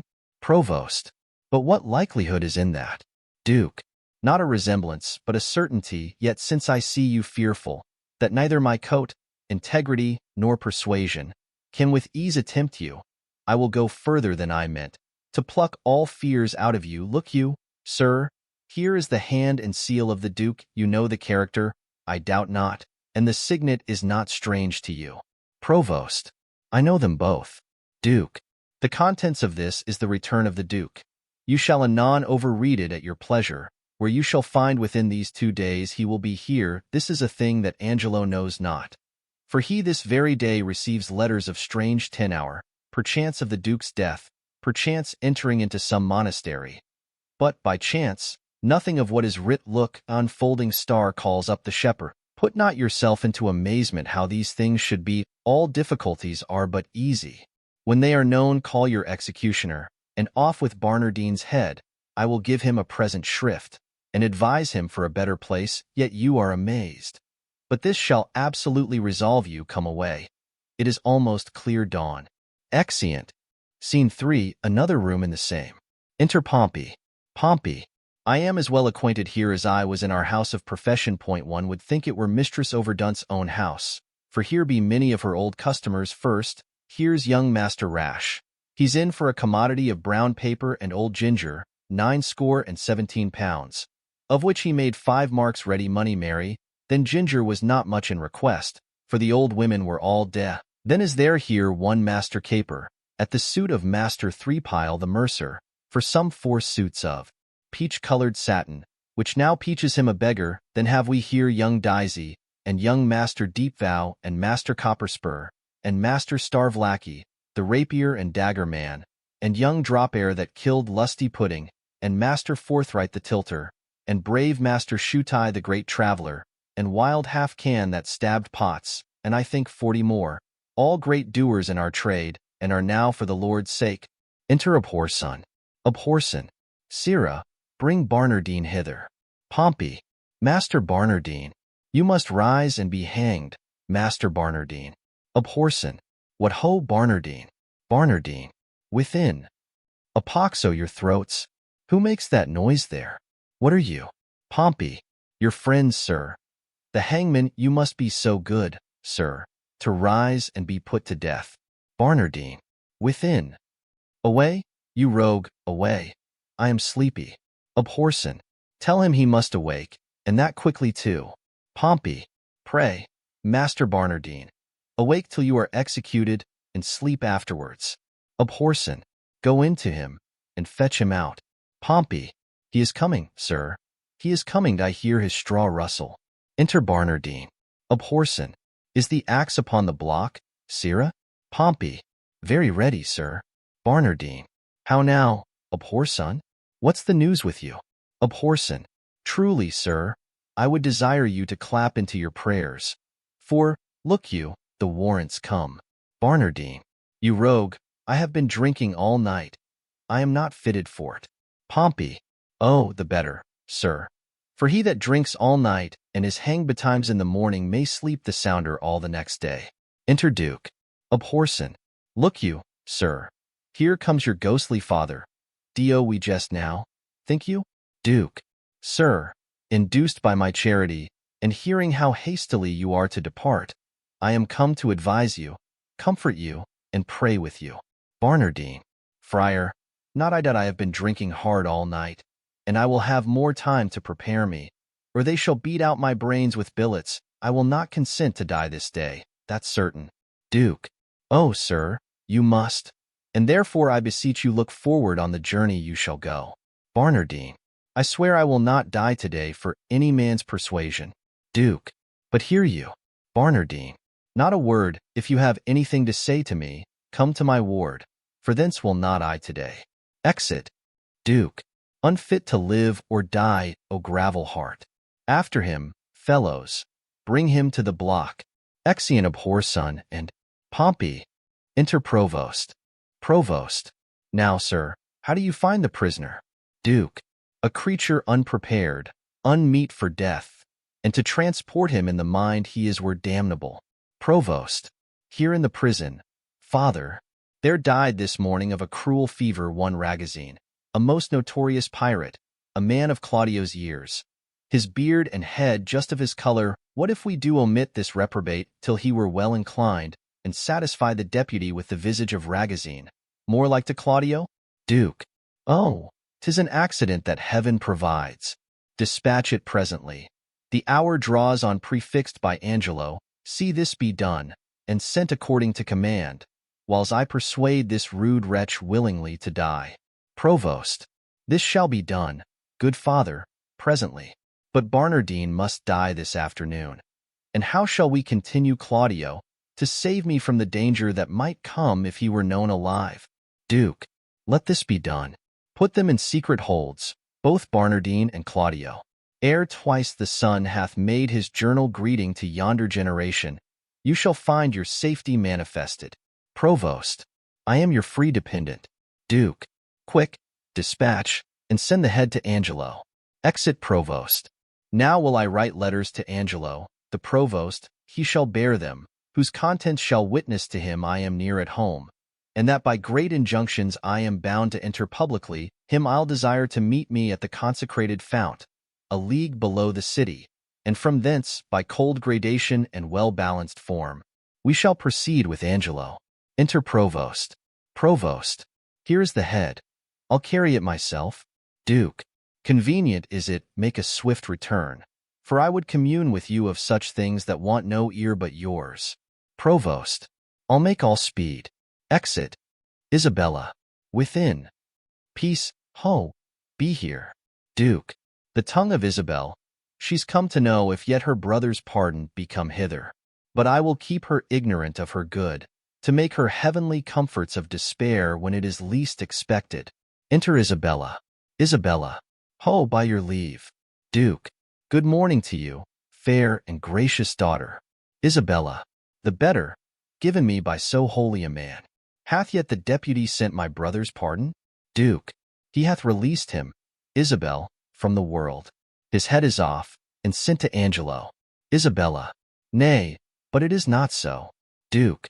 It is no other. Show your wisdom, daughter, in your close patience. Isabella.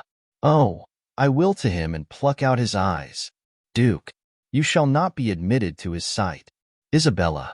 Unhappy Claudio. Wretched Isabel. Injurious world. Most damned Angelo. Duke. This nor hurts him nor profits you a jot. Forbear it, therefore. Give your cause to heaven. Mark what I say, which you shall find by every syllable a faithful verity. The Duke comes home tomorrow. Nay, dry your eyes. One of our convent, and his confessor, gives me this instance. Already he hath carried notice to Aeschylus and Angelo, who do prepare to meet him at the gates, dare to give up their power. If you can, pace your wisdom in that good path that I would wish it go, and you shall have your bosom on this wretch, grace of the Duke, revenges to your heart, and general honor. Isabella, I am directed by you. Duke, this letter, then, to Friar Peter give, 'tis that he sent me of the Duke's return.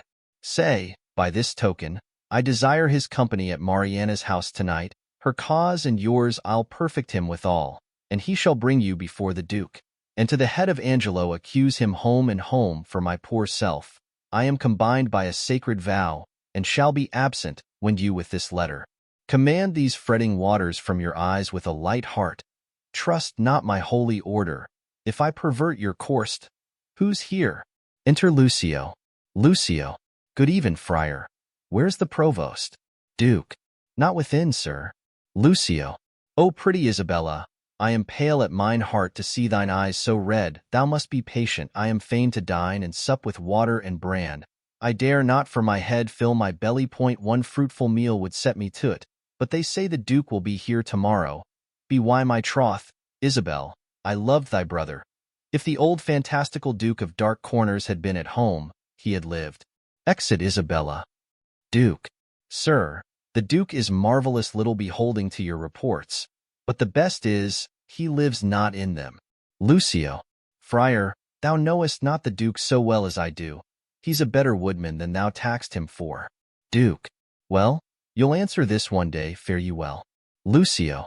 Nay, Tari, I'll go along with thee. I can tell thee pretty tales of the Duke. Duke. You have told me too many of him already, sir, if they be true. If not true, none were enough. Lucio. I was once before him for getting a wench with child. Duke. Did you such a thing? Lucio. Yes, Mary, did I. But I was fain to forswear it, they would else have married me to the rotten meddler. Duke. Sir, your company is fairer than honest, rest you well. Lucio. By my troth, I'll go with thee to the lane's end. If bawdy talk offend you, we'll have very little of it. Nay, friar, I am a kind of burr. I shall stick. Exeunt. Scene 4. A room in Angelo's house. Enter Angelo and Aeschylus. Aeschylus.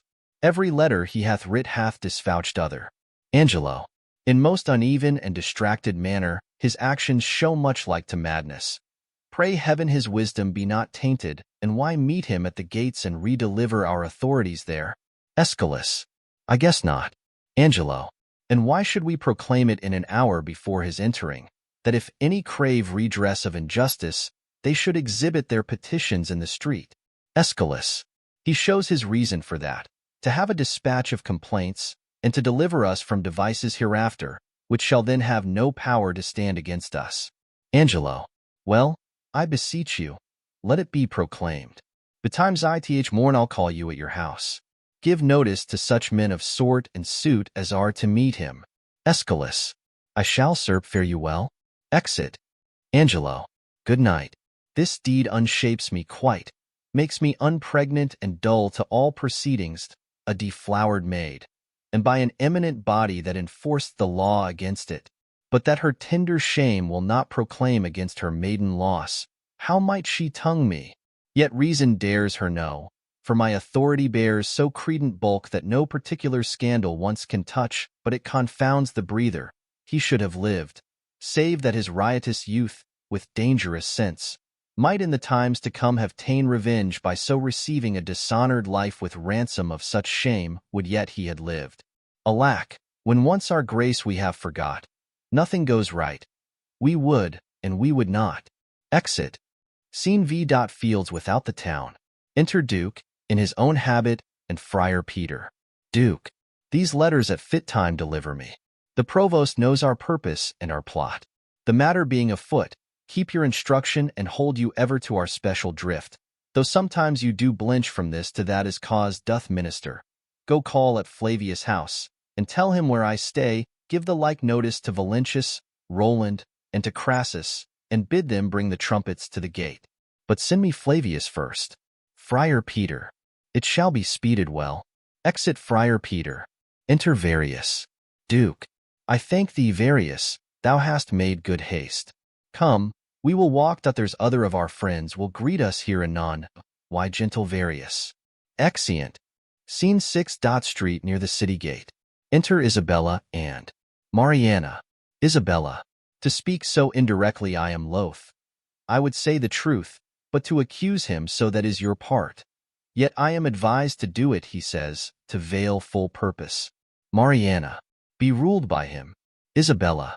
Besides, he tells me that, if peradventure he speak against me on the adverse side, I should not think it strange, for 'tis a physic that's bitter to sweet end. Mariana. I would Friar Peter. Enter Friar Peter. Isabella. Oh, peace, the friar is come. Friar Peter. Come, I have found you out a stand most fit, where you may have such vantage on the Duke, he shall not pass you. Twice have the trumpets sounded. The generous and gravest citizens have hint the gates, and very near upon the Duke is entering, therefore hence, away. Exeunt. Act V. Scene I. A public place near the city gate. Enter at several doors Duke. Various, lords, Angelo, Aeschylus, Lucio, provost, officers, and citizens. Duke. My very worthy cousin, fairly met. Our old and faithful friend. We are glad to see you. Angelo and Aeschylus. Happy return be to your royal grace. Duke. Many and hearty thankings to you both. We have made inquiry of you, and we hear such goodness of your justice that our soul cannot but yield you forth to public thanks, forerunning more requital. Angelo. You make my bonds still greater. Duke. Oh, your desert speaks loud, and I should wrong it to lock it in the wards of covert bosom, when it deserves with characters of brass if fortade residence, gainst the tooth of time and razure of oblivion. Give me your hand, and let the subject see, to make them know that outward courtesies would fain proclaim favors that keep within. Come, Aeschylus, you must walk by us on our other hand. And good supporters are you. Enter Friar Peter and Isabella. Friar Peter.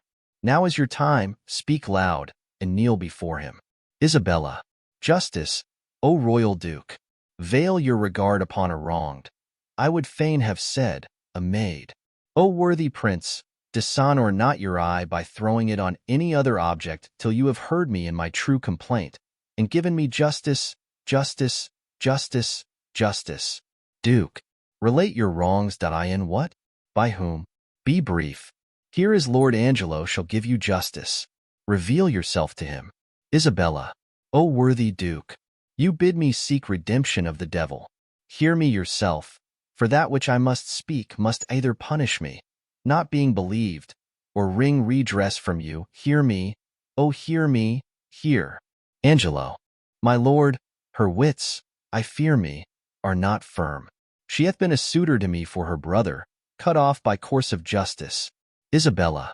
By course of justice. Angelo. And she will speak most bitterly and strange. Isabella. Most strange, but yet most truly will I speak. That Angelo's forsworn, is it not strange? That Angelo's a murderer, is not strange? That Angelo is an adulterous thief, an hypocrite, a virgin violator, is it not strange and strange? Duke. Nay, it is 10 times strange. Isabella.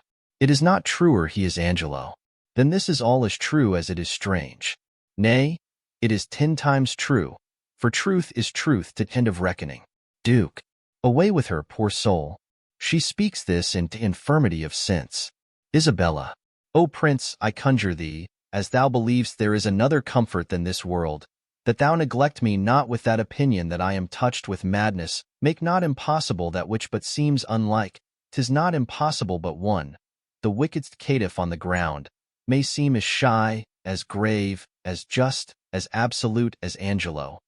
Even so may Angelo, in all his dressings, characts, titles, forms, be an arch-villain. Believe it, royal prince, if he be less, he's nothing. But he's more, had I. More name for badness. Duke. By mine honesty, if she be mad, as I believe no other, her madness hath the oddest frame of sense, such a dependency of thing on thing, as e'er I heard in madness. Isabella. O gracious Duke, harp not on that, nor do not banish reason for inequality, but let your reason serve to make the truth appear where it seems hid, and hide the false seems true. Duke. Many that are not mad have, sure, more lack of reason. What would you say? Isabella. I am the sister of one Claudio, condemned upon the act of fornication to lose his head, condemned by Angelo. I, in probation of a sisterhood, was sent to by my brother, one Lucio as then the messenger. Lucio. That's I, aunt like your grace. I came to her from Claudio, and desired her to try her gracious fortune with Lord Angelo for her poor brother's pardon. Isabella. That's he, indeed. Duke. You were not bid to speak. Lucio. No, my good lord, nor wish to hold my peace. Duke. I wish you now then. Pray you take note of it. And when you have a business for yourself, pray heaven you then be perfect. Lucio. I warrant your honor. Duke. The warrant's for yourself, take heed to it. Isabella. This gentleman told somewhat of my tale. Lucio. Right. Duke. It may be right, but you are I the wrong to speak before your time. Proceed. Isabella. I went to this pernicious caitiff deputy. Duke. That's somewhat madly spoken. Isabella. Pardon it. The phrase is to the matter. Duke. Mend it again, the matter. Proceed. Isabella. In brief, to set the needless process by. How I persuaded, how I prayed and kneeled, how he refelled me, and how I replied. For this was of much length. The vile conclusion I now begin with grief and shame to utter. He would not, but by gift of my chaste body to his concupiscible intemperate lust, release my brother.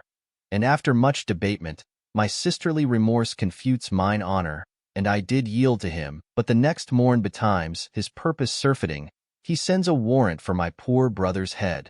Duke. This is most likely. Isabella. Oh, that it were as like as it is true. Duke. By heaven, fond wretch, thou know'st not what thou speakst, or else thou art suborned against his honor in hateful practice. First, his integrity stands without blemish. Next, it imports no reason that with such vehemency he should pursue faults proper to himself. If he had so offended, he would have weighed thy brother by himself, and not have cut him off. Someone hath set you on. Confess the truth, and say by whose advice thou camest here to complain. Isabella. And is this all? Then, O you blessed ministers above, keep me in patience, and with ripened time unfold the evil which is here wrapped up in countenance. Heaven shield your grace from woe, as I, thus wronged, hence unbelieved go. Duke. I know you'd fain be gone, an officer, to prison with her. Shall we thus permit a blasting and a scandalous breath to fall on him so near us? This needs must be a practice. Who knew of your intent in coming hither? Isabella. One that I would were here, Friar Lodowick. Exeunt officer with Isabella. Duke. A ghostly father. Belike, who knows that Lodowick? Lucio. My lord, I know him, 'tis a meddling friar. I do not like the man had he been lay, my lord. For certain words he spake against your grace in your retirement, I had swinged him soundly. Duke. Words against me? This a good friar, belike? And to set on this wretched woman here against our substitute. Let this friar be found. Lucio. But yesternight, my lord, she and that friar. I saw them at the prison, a saucy friar, a very scurvy fellow. Friar Peter. Blessed be your royal grace. I have stood by, my lord, and I have heard your royal ear abused. First hath this woman most wrongfully accused your substitute, who is as free from touch or soil with her as she from one ungot. Duke. We did believe no less. Know you that Friar Lodowick that she speaks of? Friar Peter. I know him for a man divine and holy, not scurvy, nor a temporary meddler, as he's reported by this gentleman. And on my trust, a man that never yet did, as he vouches, misreport your grace. Lucio. My lord, most villainously, believe it. Friar Peter.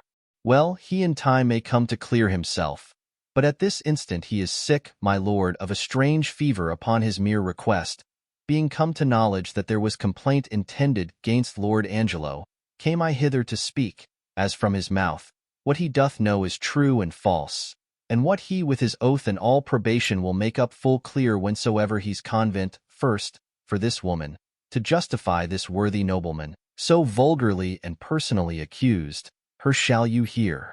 Disprove to her eyes, till she herself confess it. Duke, good friar, let's hear it. Do you not smile at this, Lord Angelo?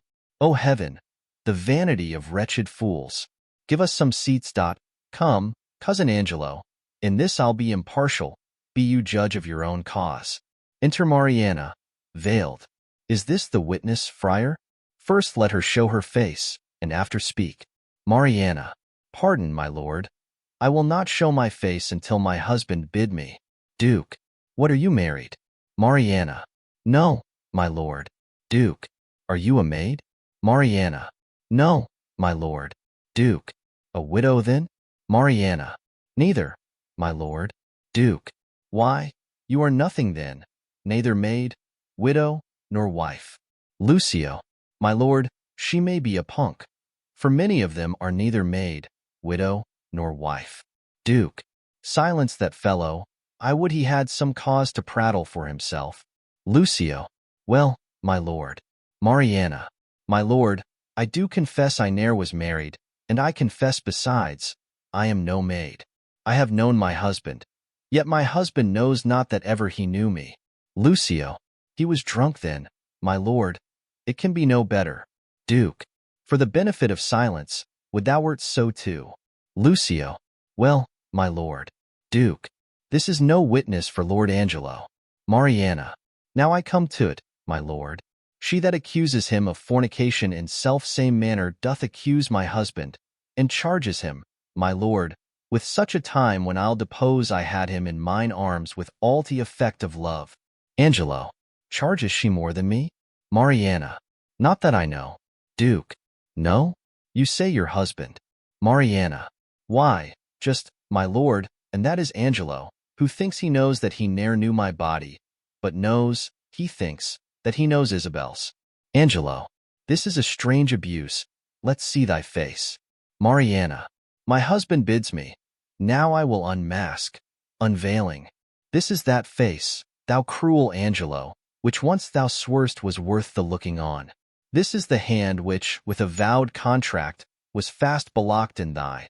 This is the body that took away the match from Isabel and did supply thee at thy garden house in her imagined person. Duke, know you this woman? Lucio, carnally, she says. Duke, Sirrah, no more. Lucio, enough, my lord. Angelo, my lord, I must confess I know this woman. And 5 years since there was some speech of marriage betwixt myself and her, which was broke off, partly for that her promised proportions came short of composition, but in chief for that her reputation was disvalued in levity, since which time of 5 years I never spake with her, saw her, nor heard from her upon my faith and honor. Mariana, noble prince, as there comes light from heaven and words from breath, as there is sense in truth and truth in virtue, I am affianced this man's wife as strongly as words could make up vows, and, my good lord, but Tuesday night last gone, in's garden house, he knew me as a wife, as this is true. Let me in safety raise me from my knees, or else for ever be confixed here, a marble monument. Angelo, I did but smile till now. Now, good my lord, give me the scope of justice. My patience here is touched. I do perceive these poor informal women are no more but instruments of some more mightier member that sets them on. Let me have way, my lord, to find this practice out. Duke, I with my heart, and punish them to your height of pleasure.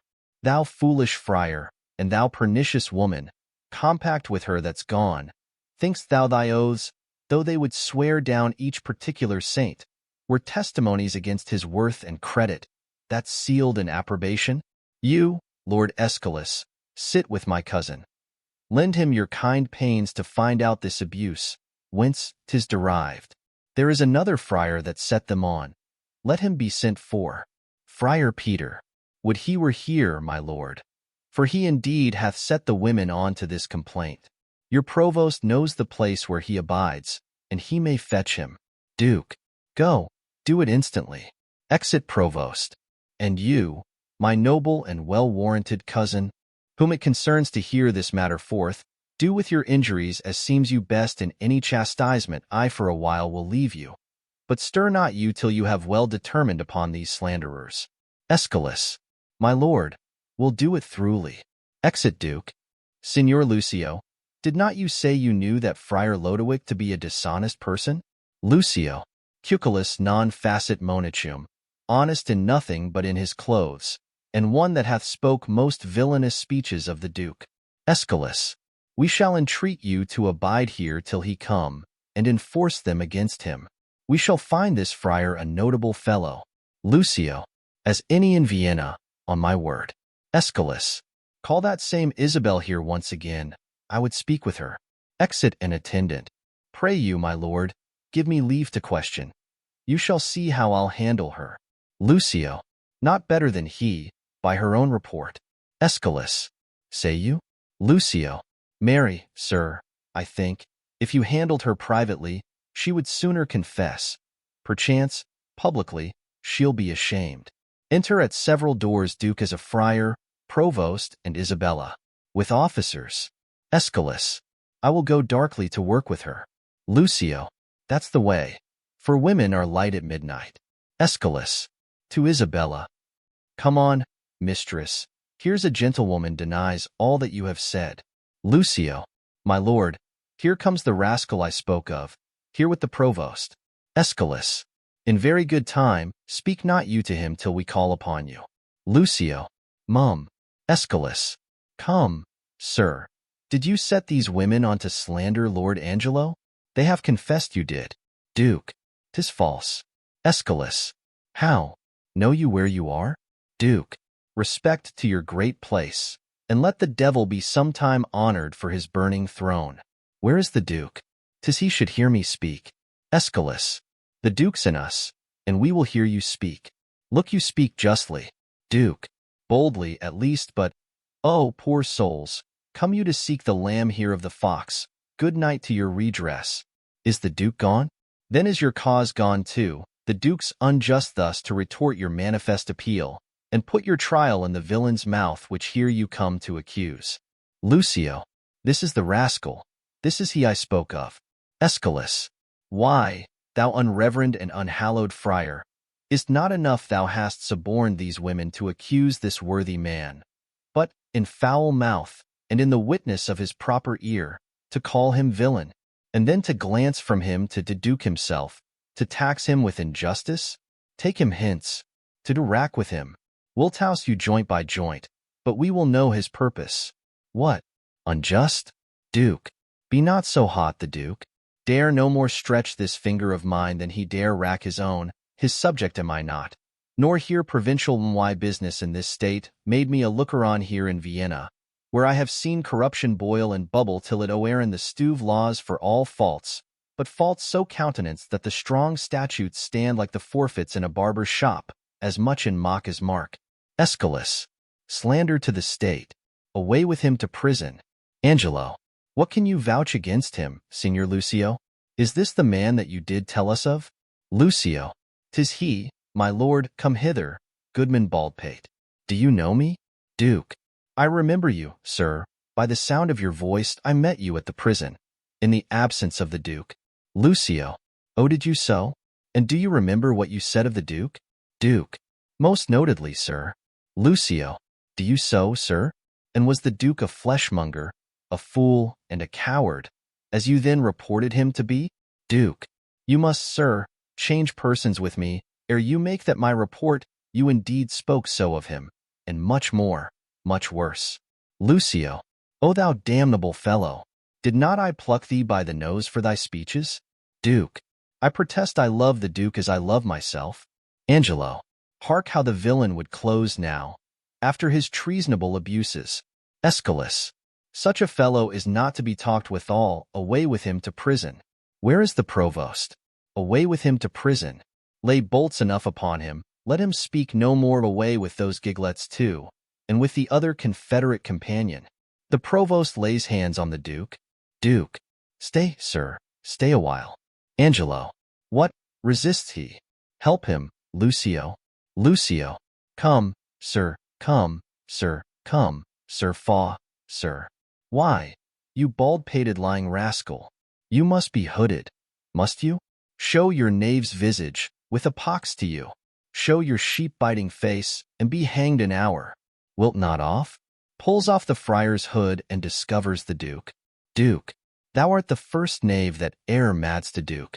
First, Provost, let me bail these gentle three. To Lucio, sneak not away, sir, for the friar and you must have a word anon. Lay hold on him. Lucio, this may prove worse than hanging. Duke, to Aeschylus, what you have spoke I pardon, sit you down. We'll borrow place of him. To Angelo, sir, by your leave, hast thou or word, or wit, or impudence, that yet can do the office? Thou hast. Rely upon it till my tale be heard, and hold no longer out. Angelo, O my dread lord, I should be guiltier than my guiltiness to think I can be undiscernible, when I perceive your grace, like power divine, hath looked upon my passes. Then, good prince, no longer session hold upon my shame, but let my trial be mine own confession. Immediate sentence then, and sequent death is all the grace I beg. Duke, come hither. Mariana, say, wast thou e'er contracted to this woman?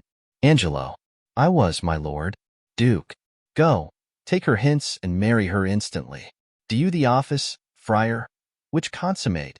Return him here again. Go with him, Provost.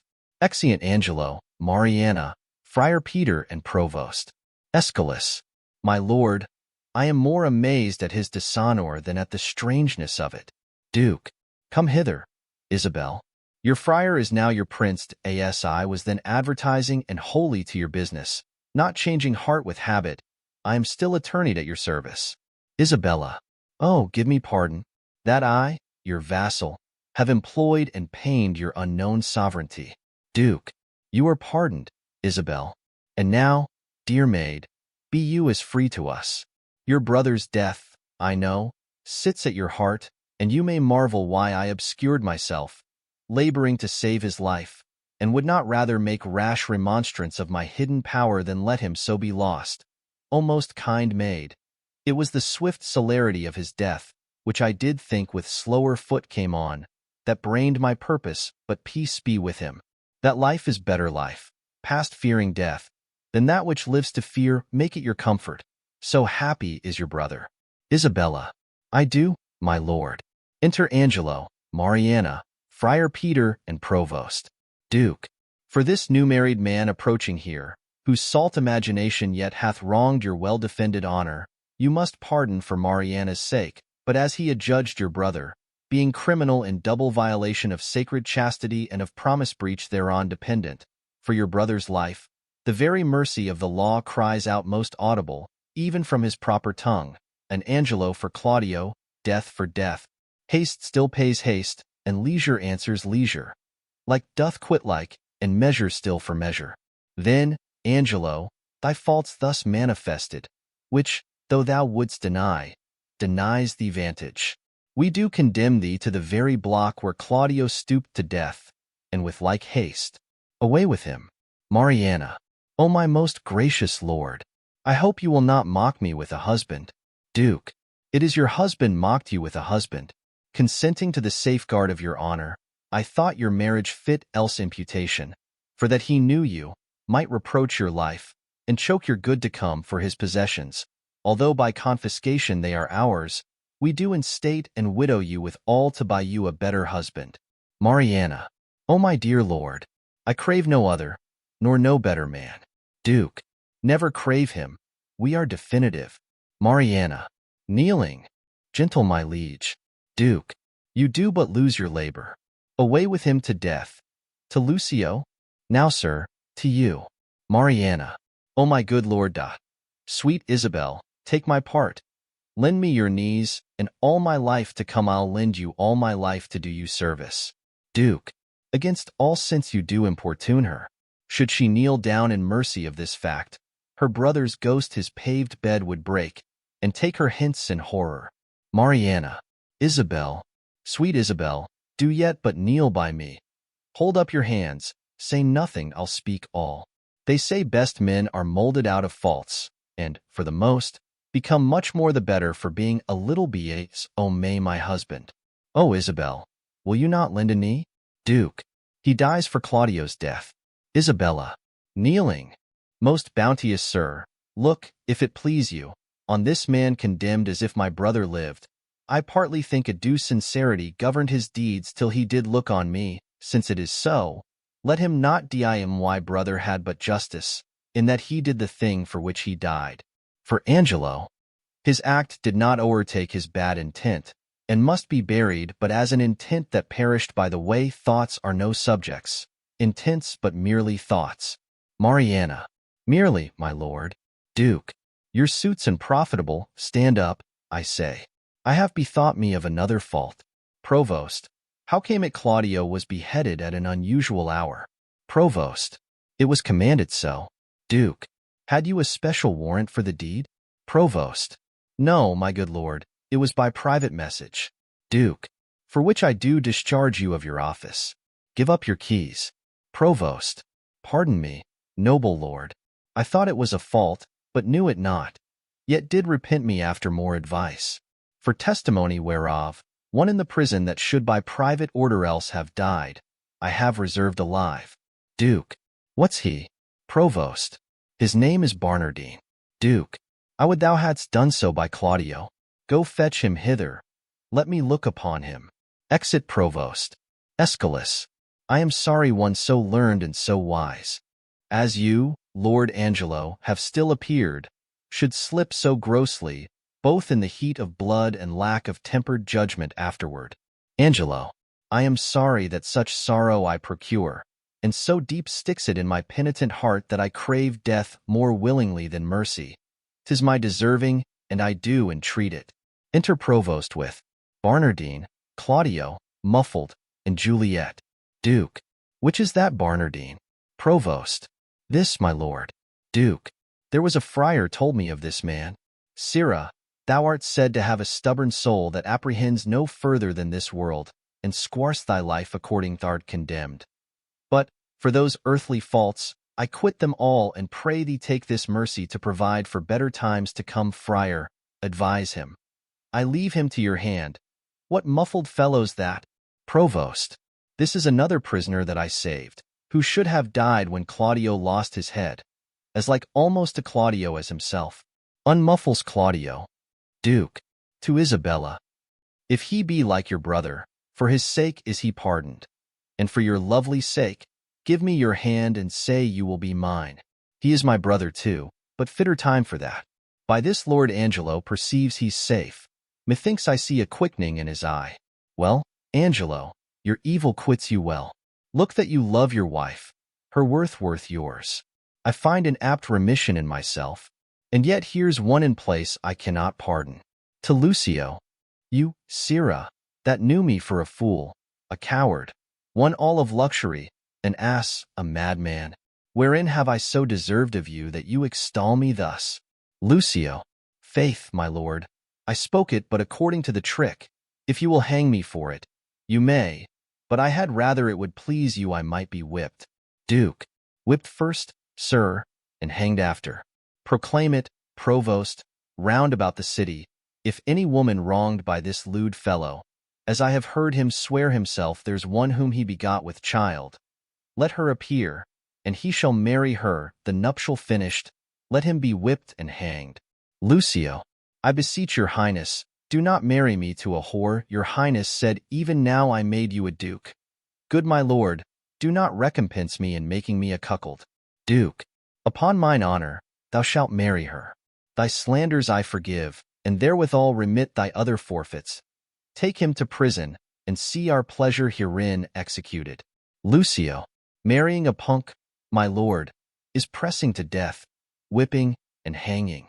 Duke. Slandering a prince deserves it. Exeunt officers with Lucio. She, Claudio, that you wronged, look you restore. Joy to you, Mariana. Love her, Angelo. I have confessed her, and I know her virtue. Thanks, good friend Aeschylus, for thy much goodness.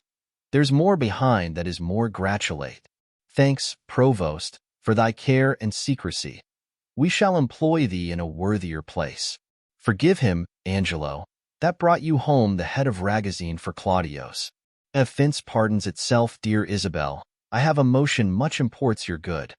Whereto if you'll a willing ear incline, What's mine is yours, and what is yours is mine.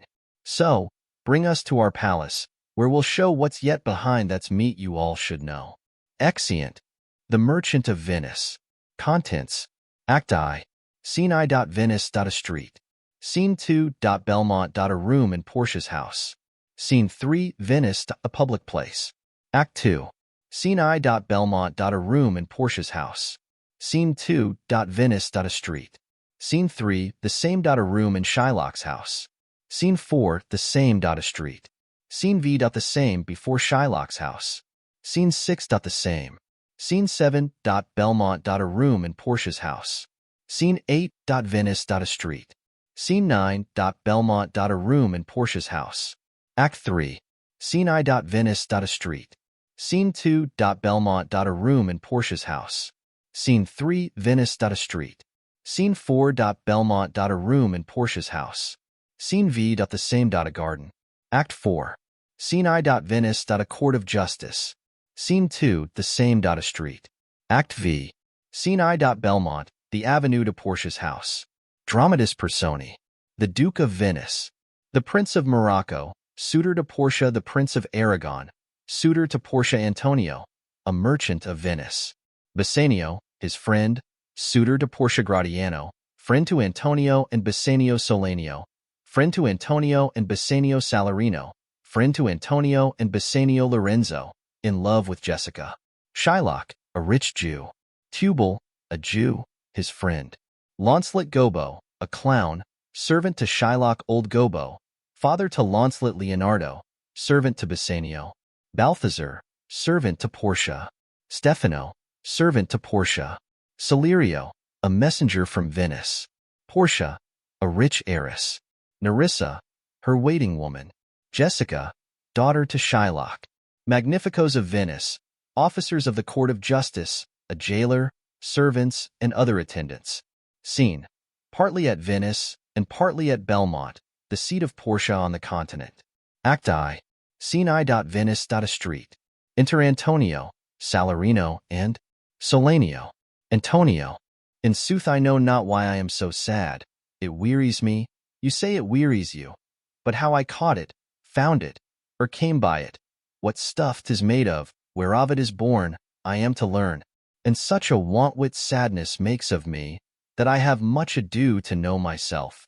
Salarino, your mind is tossing on the ocean, there where your argosies, with portly sail like signors and rich burghers on the flood, or as it were the pageants of the sea, do overpeer the petty traffickers that curtsy to them, do them reverence, as they fly by them with their woven wings.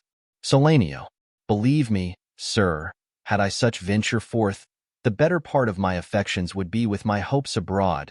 I should be still plucking the grass to know where sits the wind, peering in maps for ports and piers and roads, and every object that might make me fear misfortune to my ventures, out of doubt would make me sad.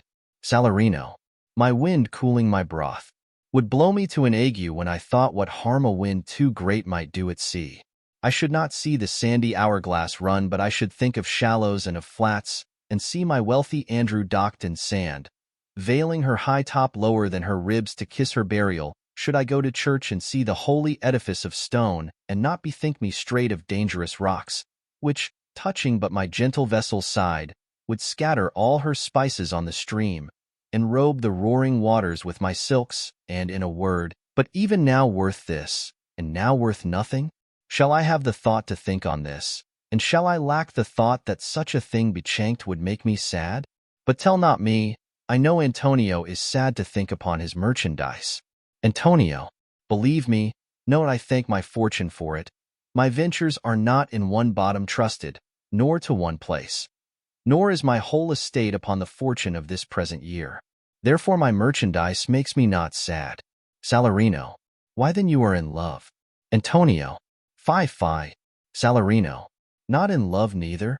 Then let us say you are sad because you are not merry. And 'twere as easy for you to laugh and leap and say you are merry because you are not sad now. By two-headed Janus, nature hath framed strange fellows in her time. Some that will evermore peep through their eyes, and laugh like parrots at a bagpiper. And other of such vinegar aspect that they'll not show their teeth in way of smile, though Nestor swear the jest be laughable. Enter Bassanio, Lorenzo, and Gratiano. Solanio. Here comes Bassanio, your most noble kinsman. Gratiano and Lorenzo, fare you well. We leave you now with better company. Salarino. I would have stayed till I had made you merry, if worthier friends had not prevented me. Antonio. Your worth is very dear in my regard. I take it your own business calls on you, and you embrace the occasion to depart. Salarino. Good morrow, my good lords. Bassanio. Good signors both, when shall we laugh? Say when? You grow exceeding strange, must it be so? Salarino. We'll make our leisures to attend on yours. Exeunt Salarino and Solanio. Lorenzo.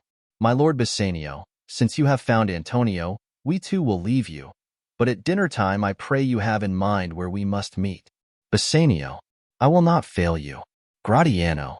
You look not well, Signor Antonio. You have too much respect upon the world. They lose it that do by it with much care. Believe me, you are marvelously chonged.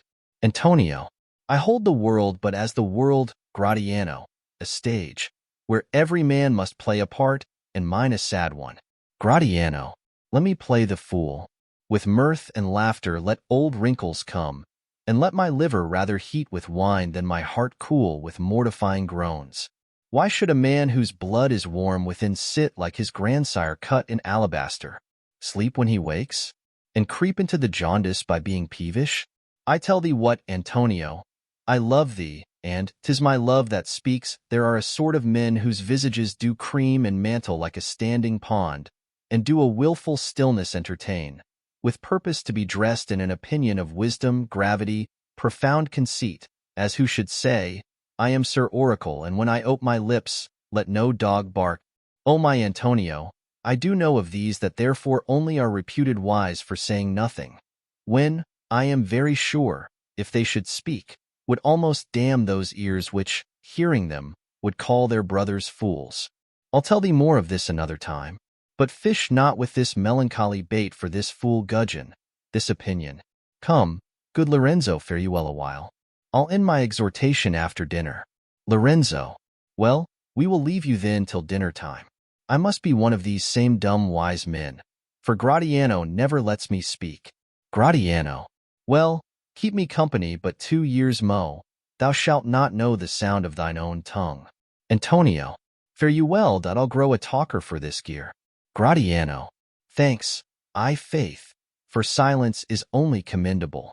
In a neat's tongue dried, and a maid not vendable. Exeunt Gratiano and Lorenzo. Antonio. Is that anything now? Bassanio. Gratiano speaks an infinite deal of nothing, more than any man in all Venice. His reasons are as 2 grains of wheat hid in 2 bushels of chaff.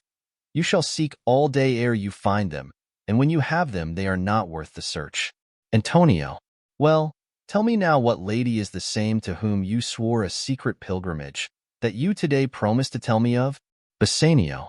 'Tis not unknown to you, Antonio, how much I have disabled mine estate by something showing a more swelling port than my faint means would grant continuance. Nor do I now make moan to be abridged from such a noble rate, but my chief care is to come fairly off from the great debts wherein my time, something too prodigal, hath left me gagged. To you, Antonio, I owe the most in money and in love, and from your love I have a warranty to unburden all my plots and purposes how to get clear of all the debts I owe. Antonio. I pray you, good Bassanio, let me know it, and if it stand, as you yourself still do, within the eye of honor, be assured my purse, my person, my extremest means lie all unlocked to your occasions. Bassanio. In my school days, when I had lost one shaft, I shot his fellow of the self-same flight the self-same way, with more advised watch to find the other forth. And by adventuring both I oft found both. I urge this childhood proof, because what follows is pure innocence. I owe you much, and like a willful youth, that which I owe is lost, but if you please to shoot another arrow that self-way which you did shoot the first, I do not doubt, as I will watch the aim, or to find both, or bring your latter hazard back again, and thankfully rest debtor for the first. Antonio. You know me well, and herein spend but time to wind about my love with circumstance. And out of doubt you do me now more wrong in making question of my uttermost than if you had made waste of all I have. Then do but say to me what I should do that in your knowledge may by me be done. And I am pressed unto it, therefore, speak. Bassanio. In Belmont is a lady richly left, and she is fair, and fairer than that word, of wondrous virtues. Sometimes from her eyes I did receive fair speechless messages. Her name is Portia, nothing undervalued to Cato's daughter, Brutus Portia. Nor is the wide world ignorant of her worth, for the four winds blow in from every coast renowned suitors, and her sunny locks hang on her temples like a golden fleece, which makes her seat of Belmont Calcho's strand, and many Jasons come in quest of her. O my Antonio, had I but the means to hold a rival place with one of them, I have a mind presages me such thrift that I should questionless be fortunate. Antonio, thou knowst that all my fortunes are at sea. Neither have I money nor commodity to raise a present sum, therefore go forth try what my credit can in Venice do. That shall be racked even to the uttermost, to furnish thee to Belmont to fair Portia. Go presently inquire, and so will I, where money is, and I no question make to have it of my trust or for my sake. Exeunt. Scene 2. Belmont. A room in Portia's house. Enter Portia with her waiting woman Nerissa. Portia. By my troth, Nerissa, my little body is a-weary of this great world. Nerissa. You would be, sweet madam, if your miseries were in the same abundance as your good fortunes are, and yet, for aught I see, they are as sick that surfeit with too much as they that starve with nothing. It is no mean happiness, therefore, to be seated in the mean superfluity comes sooner by white hairs, but competency lives longer. Portia. Good sentences, and well pronounced. Nerissa. They would be better if well followed. Portia. If to do were as easy as to know what were good to do, chapels had been churches, and poor men's cottages princes' palaces. It is a good divine that follows his own instructions. I can easier teach 20 what were good to be done than to be one of the 20 to follow mine own teaching. The brain may devise laws for the blood, but a hot temper leaps o'er a cold decree. Such a hare is madness the youth, to skip o'er the meshes of good counsel the cripple, but this reasoning is not in the fashion. To choose me a husband, O me, the word choose. I may neither choose who I would nor refuse who I dislike. So is the will of a living daughter curbed by the will of a dead father. Is it not hard, Nerissa, that I cannot choose one, nor refuse none? Nerissa. Your father was ever virtuous, and holy men at their death have good inspirations. Therefore the lottery that he hath devised in these 3 chests of gold, silver, and lead, whereof who chooses his meaning chooses you, will no doubt never be chosen by any rightly, but one who you shall rightly love. But what warmth is there in your affection towards any of these princely suitors that are already come? Portia. I pray thee overname them, and as thou namest them, I will describe them, and according to my description level at my affection. Nerissa. First, there is the Neapolitan prince. Portia. Aye, that's a colt indeed, for he doth nothing but talk of his horse, and he makes it a great appropriation to his own good parts that he can shoe him himself. I am much afeard my lady, his mother played false with a smith. Nerissa. Then is there the county palatine. Portia. He doth nothing but frown, as who should say, and you will not have me choose. He hears merry tales and smiles, not that I fear he will prove the weeping philosopher when he grows old, being so full of unmannerly sadness in his youth. I had rather be married to a death's head with a bone in his mouth than to either of these. God defend me from these two. Nerissa. How say you by the French lord, Monsieur Lubon? Portia. God made him, and therefore let him pass for aman in truth. I know it is a sin to be a mocker, but why, he hath a horse better than the Neapolitans, a better bad habit of frowning than the Count Palatine. He is every man and no man. If a throstle sing, he falls straight a capring. He will fence with his own shadow. If I should marry him, I should marry 20 husbands. If he would despise me, I would forgive him. For if he love me to madness, I shall never requite him. Nerissa. What say you then to Falconbridge, the young Baron of England? Portia. You know I say nothing to him, for he understands not me, nor I him. He hath neither Latin, French, nor Italian. and you will come into the court and swear that I have a poor pennyworth in the English. He is a proper man's picture. But alas, who can converse with a dumb show? How oddly he is suited. I think he bought his doublet in Italy, his roundhose in France, his bonnet in Germany, and his behavior everywhere. Nerissa, what think you of the Scottish lord, his neighbor? Portia, that he hath a neighborly charity in him, for he borrowed a box of the ear of the Englishman, and swore he would pay him again when he was able. I think the Frenchman became his surety, and sealed under for another. Nerissa, how like you the young German, the Duke of Saxony's nephew? Portia, very vilely in the morning when he is sober, and most vilely in the afternoon when he is drunk. When he is best, he is a little worse than a man, and when he is worst, he is little better than a beast, and the worst fall that ever fell. I hope I shall make shift to go without him. Nerissa, if he should offer to choose, and choose the right casket, you should refuse to perform your father's will, if you should refuse to accept him. Portia, therefore, for fear of the worst, I pray thee set a deep glass of Rhenish wine on the contrary casket, for if the devil be within and that temptation without, I know he will choose it. I will do anything, Nerissa, ere I will be married to a sponge. Nerissa, you need not fear, lady, the having any of these lords. They have acquainted me with their determinations, which is indeed to return to their home, and to trouble you with no more suit, unless you may be won by some other sort than your father's imposition, depending on the caskets. Portia, if I live to be as old as Sibylla, I will die as chaste as Diana, unless I be obtained by the manner of my father's will. I am glad this parcel of wooers are so reasonable, for there is not one among them but I dote on his very absence, and I pray God grant them a fair departure.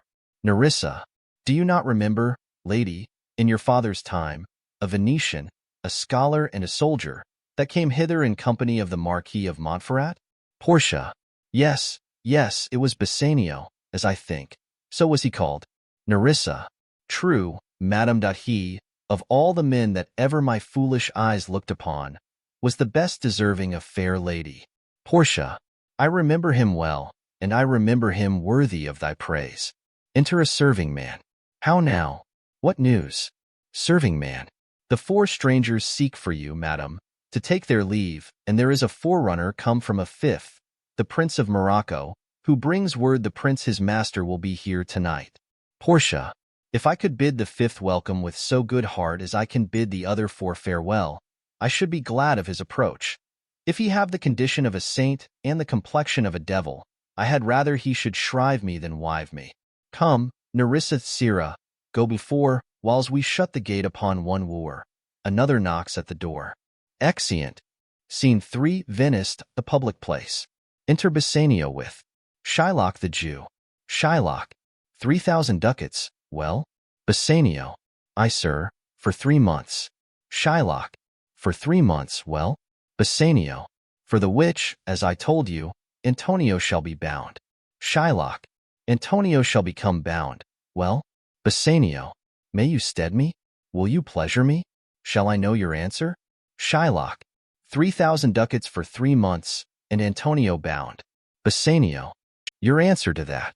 Shylock, Antonio is a good man. Bassanio, have you heard any imputation to the contrary? Shylock, oh, no. My meaning in saying he is a good man is to have you understand me that he is sufficient, yet his means are in supposition.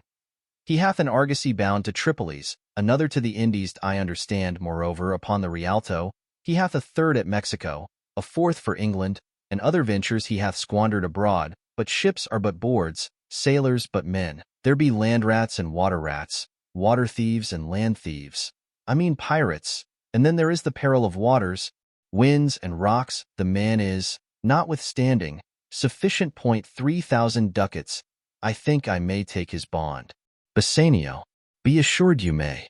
Shylock, I will be assured I may, and that I may be assured, I will bethink me. May I speak with Antonio? Bassanio, if it please you to dine with us. Shylock, yes, to smell pork, to eat of the habitation which your prophet, the Nazarite, conjured the devil into. I will buy with you, sell with you, talk with you, walk with you, and so following. But I will not eat with you, drink with you, nor pray with you. What news on the Rialto? Who is he comes here? Enter Antonio. Bassanio. This is Signor Antonio. Shylock. Aside. How like a fawning publican he looks. I hate him for he is a Christian, but more for that in low simplicity he lends out money gratis, and brings down the rate of usance here with us in Venice. If I can catch him once upon the hip, I will feed fat the ancient grudge I bear him. He hates our sacred nation, and he rails, even there where merchants most do congregate, on me, my bargains, and my well-won thrift, which he calls interest. Cursed be my tribe if I forgive him. Bassanio. Shylock. Do you hear? Shylock. I am debating of my present store, and by the near guess of my memory I cannot instantly raise up the gross of full 3,000 ducats. What of that? Tubal, a wealthy Hebrew of my tribe, will furnish me but soft. How many months do you desire? To Antonio. Rest you fair, good signor, your worship was the last man in our mouths. Antonio. Shylock. Albeit I neither lend nor borrow by taking nor by giving of excess, yet to supply the ripe wants of my friend, I'll break a custom. To Bassanio. Is he yet possessed how much he would? Shylock. I, 3,000 ducats. Antonio. And for 3 months. Shylock. I had forgot. 3 months, you told me so. Well then, your bond and let me see. But hear you. Methought you said you neither lend nor borrow upon advantage. Antonio. I do never use it. Shylock. When Jacob grazed his uncle Laban's sheep, this Jacob from our holy Abram was as his wise mother wrought in his behalf, the third possessor. He was the third. Antonio. And what of him? Did he take interest? Shylock. No, not take interest, not, as you would say, directly interest. Mark what Jacob did. When Laban and himself were compromised that all the eanlings which were streaked and pied should fall as Jacob's hire, the ewes being rank in end of autumn turned to the rams, and when the work of generation was between these woolly breeders in the act, the skillful shepherd pilled me certain wands, and in the doing of the deed of kind, he stuck them up before the fulsome ewes, who then conceiving did in eaning time fall party-colored lambs, and those were Jacob's. This was a way to thrive, and he was blessed. And thrift is blessing if men steal it not. Antonio. This was a venture, sir, that Jacob served for, a thing not in his power to bring to pass, but swayed and fashioned by the hand of heaven. Was this inserted to make interest good? Or is your gold and silver ewes and rams? Shylock. I cannot tell. I make it breed as fast. But note me, signor. Antonio. Mark you this, Bassanio. The devil can cite scripture for his purpose. An evil soul producing holy witness is like a villain with a smiling cheek, a goodly apple rotten at the heart. Oh, what a goodly outside falsehood hath. Shylock. 3,000 ducats, 'tis a good round sum. 3 months from 12, then let me see the rate. Antonio. Well, Shylock, shall we be beholding to you? Shylock. Signor Antonio, many a time and often the Rialto you have rated me about my moneys and my usances. Still have I borne it with a patient shrug, for sufferance is the badge of all our tribe. You call me misbeliever, cutthroat dog, and sped upon my Jewish gabardine, and all for use of that which is mine own. Well then, it now appears you need my help. Go to then.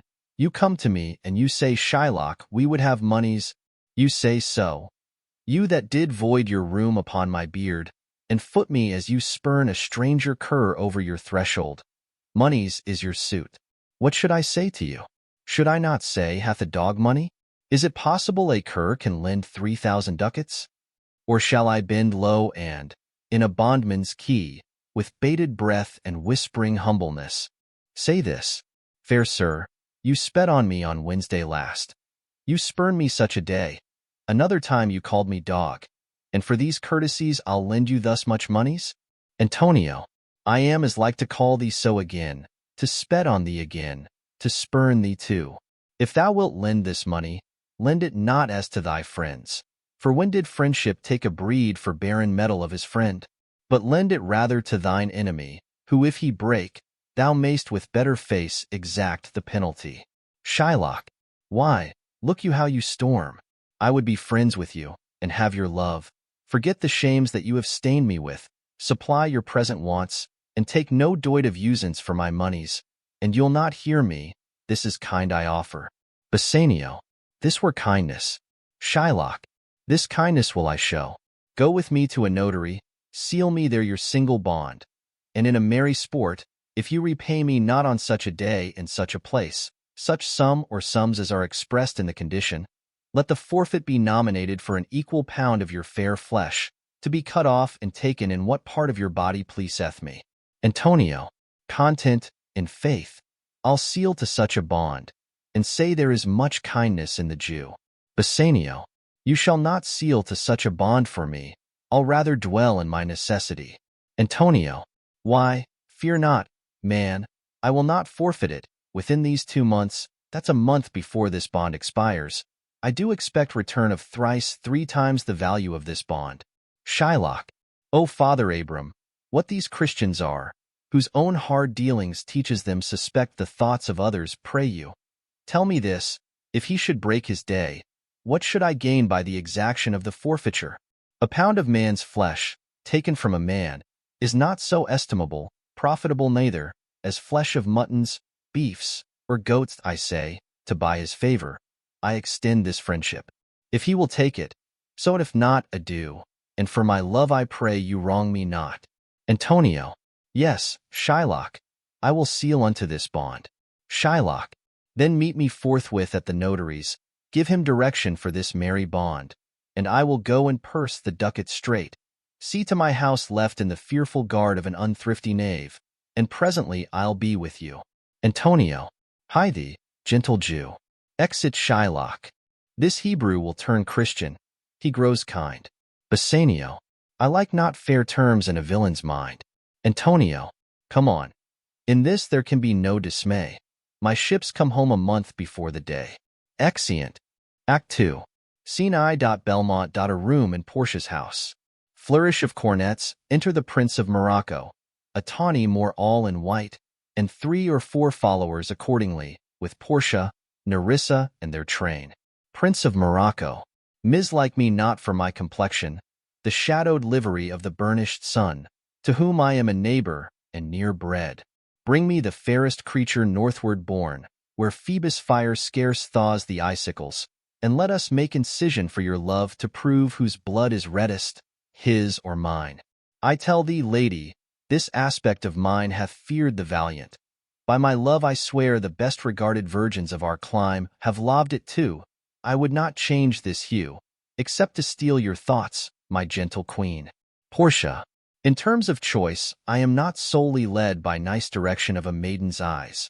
Besides, the lottery of my destiny bars me the right of voluntary choosing. But if my father had not scant me and hedged me by his wit to yield myself his wife who wins me by that means I told you, yourself, renowned prince, then stood as fair as any comer I have looked on yet for my affection. Prince of Morocco, even for that I thank you. Therefore I pray you lead me to the caskets to try my fortune. Be why this scimitar that slew the Sophie and a Persian prince, that won 3 fields of Sultan Solomon, I would o'erstare the sternest eyes that look, outbrave the heart most daring on the earth, pluck the young sucking cubs from the she-bear, yea, mock the lion when he roars for prey, to win thee, lady, but, alas the while. If Hercules and Lycus play at dice which is the better man, the greater throw may turn by fortune from the weaker hand. So is Alcides beaten by his rage, and so may I, blind fortune leading me, miss that which one unworthier may attain, and die with grieving. Portia, you must take your chance, and either not attempt to choose at all, or swear before you choose. If you choose wrong, never to speak to lady afterward in way of marriage, therefore be advised. Prince of Morocco, nor will not come, bring me unto my chance. Portia, first, forward to the temple, after dinner your hazard shall be made. Prince of Morocco, good fortune then, to make me blessed or cursed among men. Cornets exeunt. Scene 2. Venice. A street. Enter Launcelot Gobbo, the clown, alone. Launcelot, certainly my conscience will serve me to run from this Jew my master, the fiend, is at mine elbow and tempts me, saying to me, Gobbo, Launcelot Gobbo, good Launcelot or good Gobbo, use your legs, take the start, run away. My conscience says no. Take heed, honest Launcelot, take heed, honest Gobbo, or as aforesaid, honest Launcelot Gobbo, do not run, scorn running with thy heels. Well, the most courageous fiend bids me pack. Fi, says the fiend, away, says the fiend, for the heavens, rouse up a brave mind, says the fiend, and run. Well, my conscience, hanging about the neck of my heart, says very wisely to me, my honest friend Launcelot, being an honest man's son, or rather an honest woman's son. For indeed my father did something smack, something grow to, he had a kind of taste. Well, my conscience says, Launcelot, budge not. Budge, says the fiend, budge not, says my conscience, conscience, say I, you counsel well. Fiend, say I, you counsel well. To be ruled by my conscience, I should stay with the Jew my master, who, God bless the mark, is a kind of devil, and to run away from the Jew, I should be ruled by the fiend, who, saving your reverence, is the devil himself. Certainly the Jew is the very devil incarnation, and in my conscience is but a kind of hard conscience, to offer to counsel me to stay with the Jew. The fiend gives the more friendly counsel, I will run. Fiend, my heels are at your commandment, I will run. Enter old Gobbo with a basket. Gobbo, master young man, you, I pray you, which is the way to master Jews? Launcelot, aside. O heavens, this is my true begotten father, who being more than sand blind, high gravel blind, knows me not that I will try confusions with him. Gobbo, master young gentleman, I pray you, which is the way to master Jews? Launcelot, turn up on your right hand at the next turning, but at the next turning of all on your left. Mary, at the very next turning, turn of no hand, but turn down indirectly to the Jew's house. Gobbo, be God's sontis, 'twill be a hard way to hit. Can you tell me whether one Launcelot, that dwell with him, or no? Launcelot, talk you of young master Launcelot? Aside. Mark me now. Now will I raise the waters. Talk you of young master Launcelot? Gobbo, no master, sir, but a poor man's son. His father, though I say't, is an honest exceeding poor man, and God be thanked, well to live.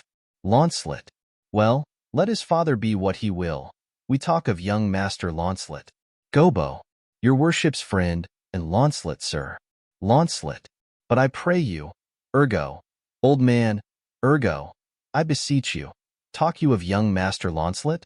Gobbo, of Launcelot, an't please your mastership.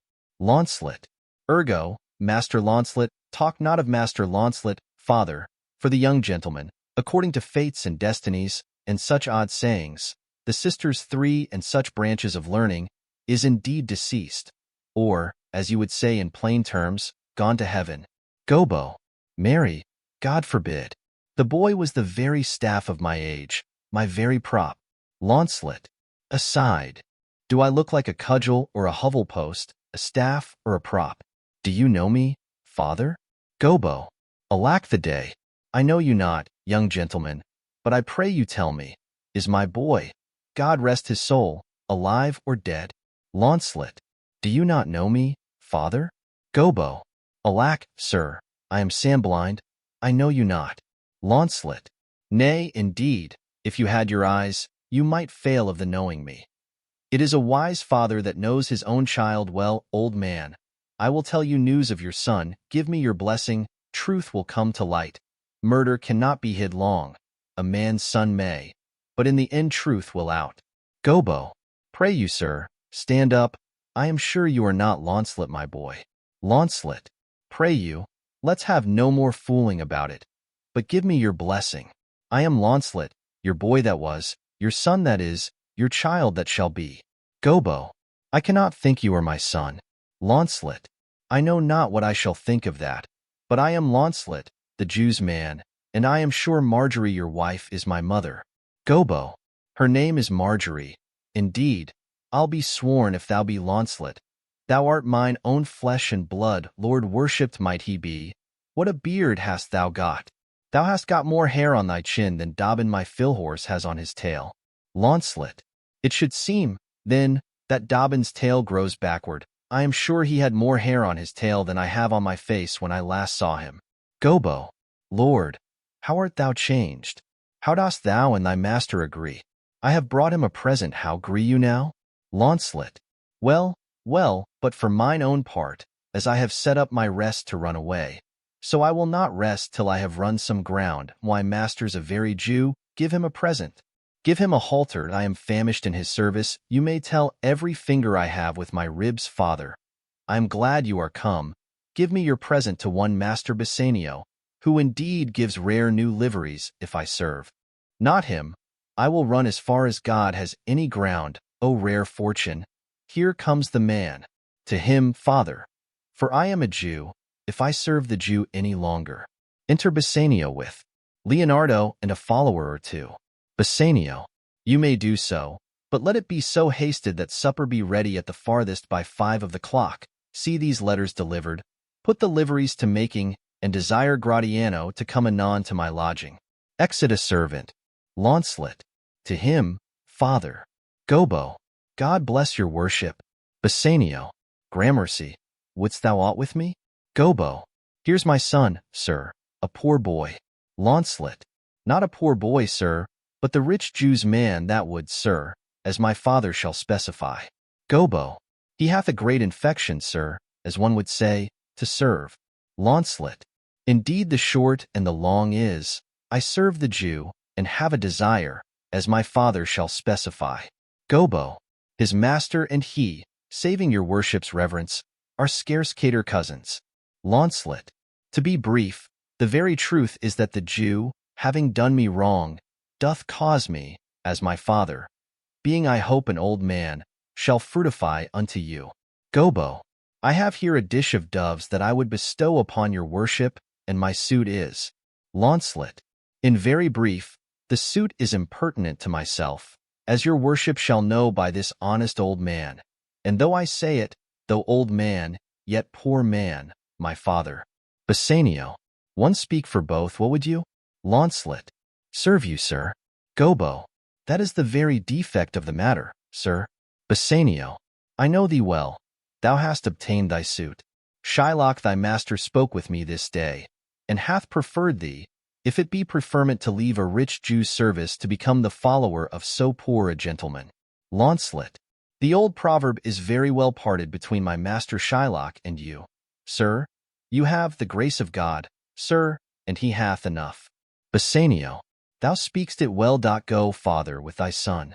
Take leave of thy old master, and inquire my lodging out. To a servant, give him a livery more guarded than his fellows. See it done. Launcelot, father, in dot I cannot get a service, no? I have ne'er a tongue in my head. Looking on his palm. Well, if any man in Italy have a fairer table which doth offer to swear upon a book, I shall have good fortune. Go to, here's a simple line of life. Here's a small trifle of wives. Alas, 15 wives is nothing. 11 widows and 9 maids is a simple coming in for one man, and then to scape drowning thrice, and to be in peril of my life with the edge of a feather-bed. Here are simple scapes. Well, if fortune be a woman, she's a good wench for this gear, father. Come, I'll take my leave of the Jew in the twinkling. Exeunt Launcelot and old Gobbo. Bassanio, I pray thee, good Leonardo, think on this. These things being bought and orderly bestowed, return in haste, for I do feast tonight my best esteemed acquaintance. Hie thee, go. Leonardo, my best endeavors shall be done herein. Enter Gratiano. Gratiano, where's your master? Leonardo, yonder, sir, he walks. Exit. Gratiano, Signor Bassanio. Bassanio, Gratiano, Gratiano, I have suit to you. Bassanio, you have obtained it. Gratiano, you must not deny me. I must go with you to Belmont. Bassanio, why, then you must, but hear thee, Gratiano. Thou art too wild, too rude and bold of voice, parts that become thee happily enough, and in such eyes as ours appear not faults. But where thou art not known, why there they show something too liberal. Pray thee, take pain to allay with some cold drops of modesty thy skipping spirit, lest through thy wild behavior I be misconstrued in the place I go to, and lose my hopes. Gratiano, Signor Bassanio, hear me. If I do not put on a sober habit, talk with respect, and swear but now and then, wear prayer books in my pocket, look demurely, nay more, while grace is saying, hood mine eyes thus with my hat, and sigh, and say amen. Use all the observance of civility like one well studied in a sad ostent to please his grandam. Never trust me more. Bassanio. Well, we shall see your bearing. Gratiano. Nay, but I bar tonight. You shall not gauge me by what we do tonight. Bassanio. No, that were pity. I would entreat you rather to put on your boldest suit of mirth, for we have friends that purpose merriment, but fare you well, I have some business. Gratiano. And I must to Lorenzo and the rest, but we will visit you at supper time. Exeunt. Scene 3, the same room in Shylock's house. Enter Jessica and Launcelot. Jessica. I am sorry thou wilt leave my father so. Our house is hell, and thou, a merry devil, didst rob it of some taste of tediousness. But fare thee well, there is a ducat for thee, and Launcelot, soon at supper shalt thou see Lorenzo, who is thy new master's guest. Give him this letter, do it secretly. And so farewell, I would not have my father see me and talk with thee. Launcelot. Adieu. Tears exhibit my tongue, most beautiful pagan, most sweet Jew. If a Christian do not play the knave and get thee, I am much deceived, but adieu. These foolish drops do something drown my manly spirit. Adieu. Jessica. Farewell, good Launcelot. Exit Launcelot. Alack, what heinous sin is it in me to be ashamed to be my father's child? But though I am a daughter to his blood, I am not to his manners. O Lorenzo, if thou keep promise, I shall end this strife, become a Christian and thy loving wife. Exit. Scene 4, the same street. Enter Gratiano, Lorenzo, Salarino, and Solanio. Lorenzo. Nay, we will slink away in supper time. Disguise us at my lodging, and return all in an hour. Gratiano. We have not made good preparation. Salarino. We have not spoke us yet of torchbearers.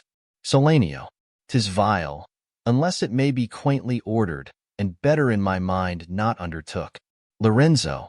'Tis now but 4 o'clock, we have 2 hours to furnish us. Enter Launcelot with a letter. Friend Launcelot, what's the news? Launcelot. And it shall please you to break up this, it shall seem to signify. Lorenzo. I know the hand, in faith 'tis a fair hand, and whiter than the paper it writ on is the fair hand that writ. Gratiano. Love news, in faith. Launcelot. By your leave, sir. Lorenzo. Whither goest thou? Launcelot. Marry, sir, to bid my old master the Jew to sup tonight with my new master the Christian. Lorenzo. Hold here. Take this, tell gentle Jessica I will not fail her. Speak it privately. Go, gentlemen. Exit Launcelot. Will you prepare you for this mass tonight? I am provided of a torchbearer. Salarino. Ay, marry, I'll be gone about it straight. Solanio. And so will I. Lorenzo. Meet me and Gratiano. At Gratiano's lodging some hour hence.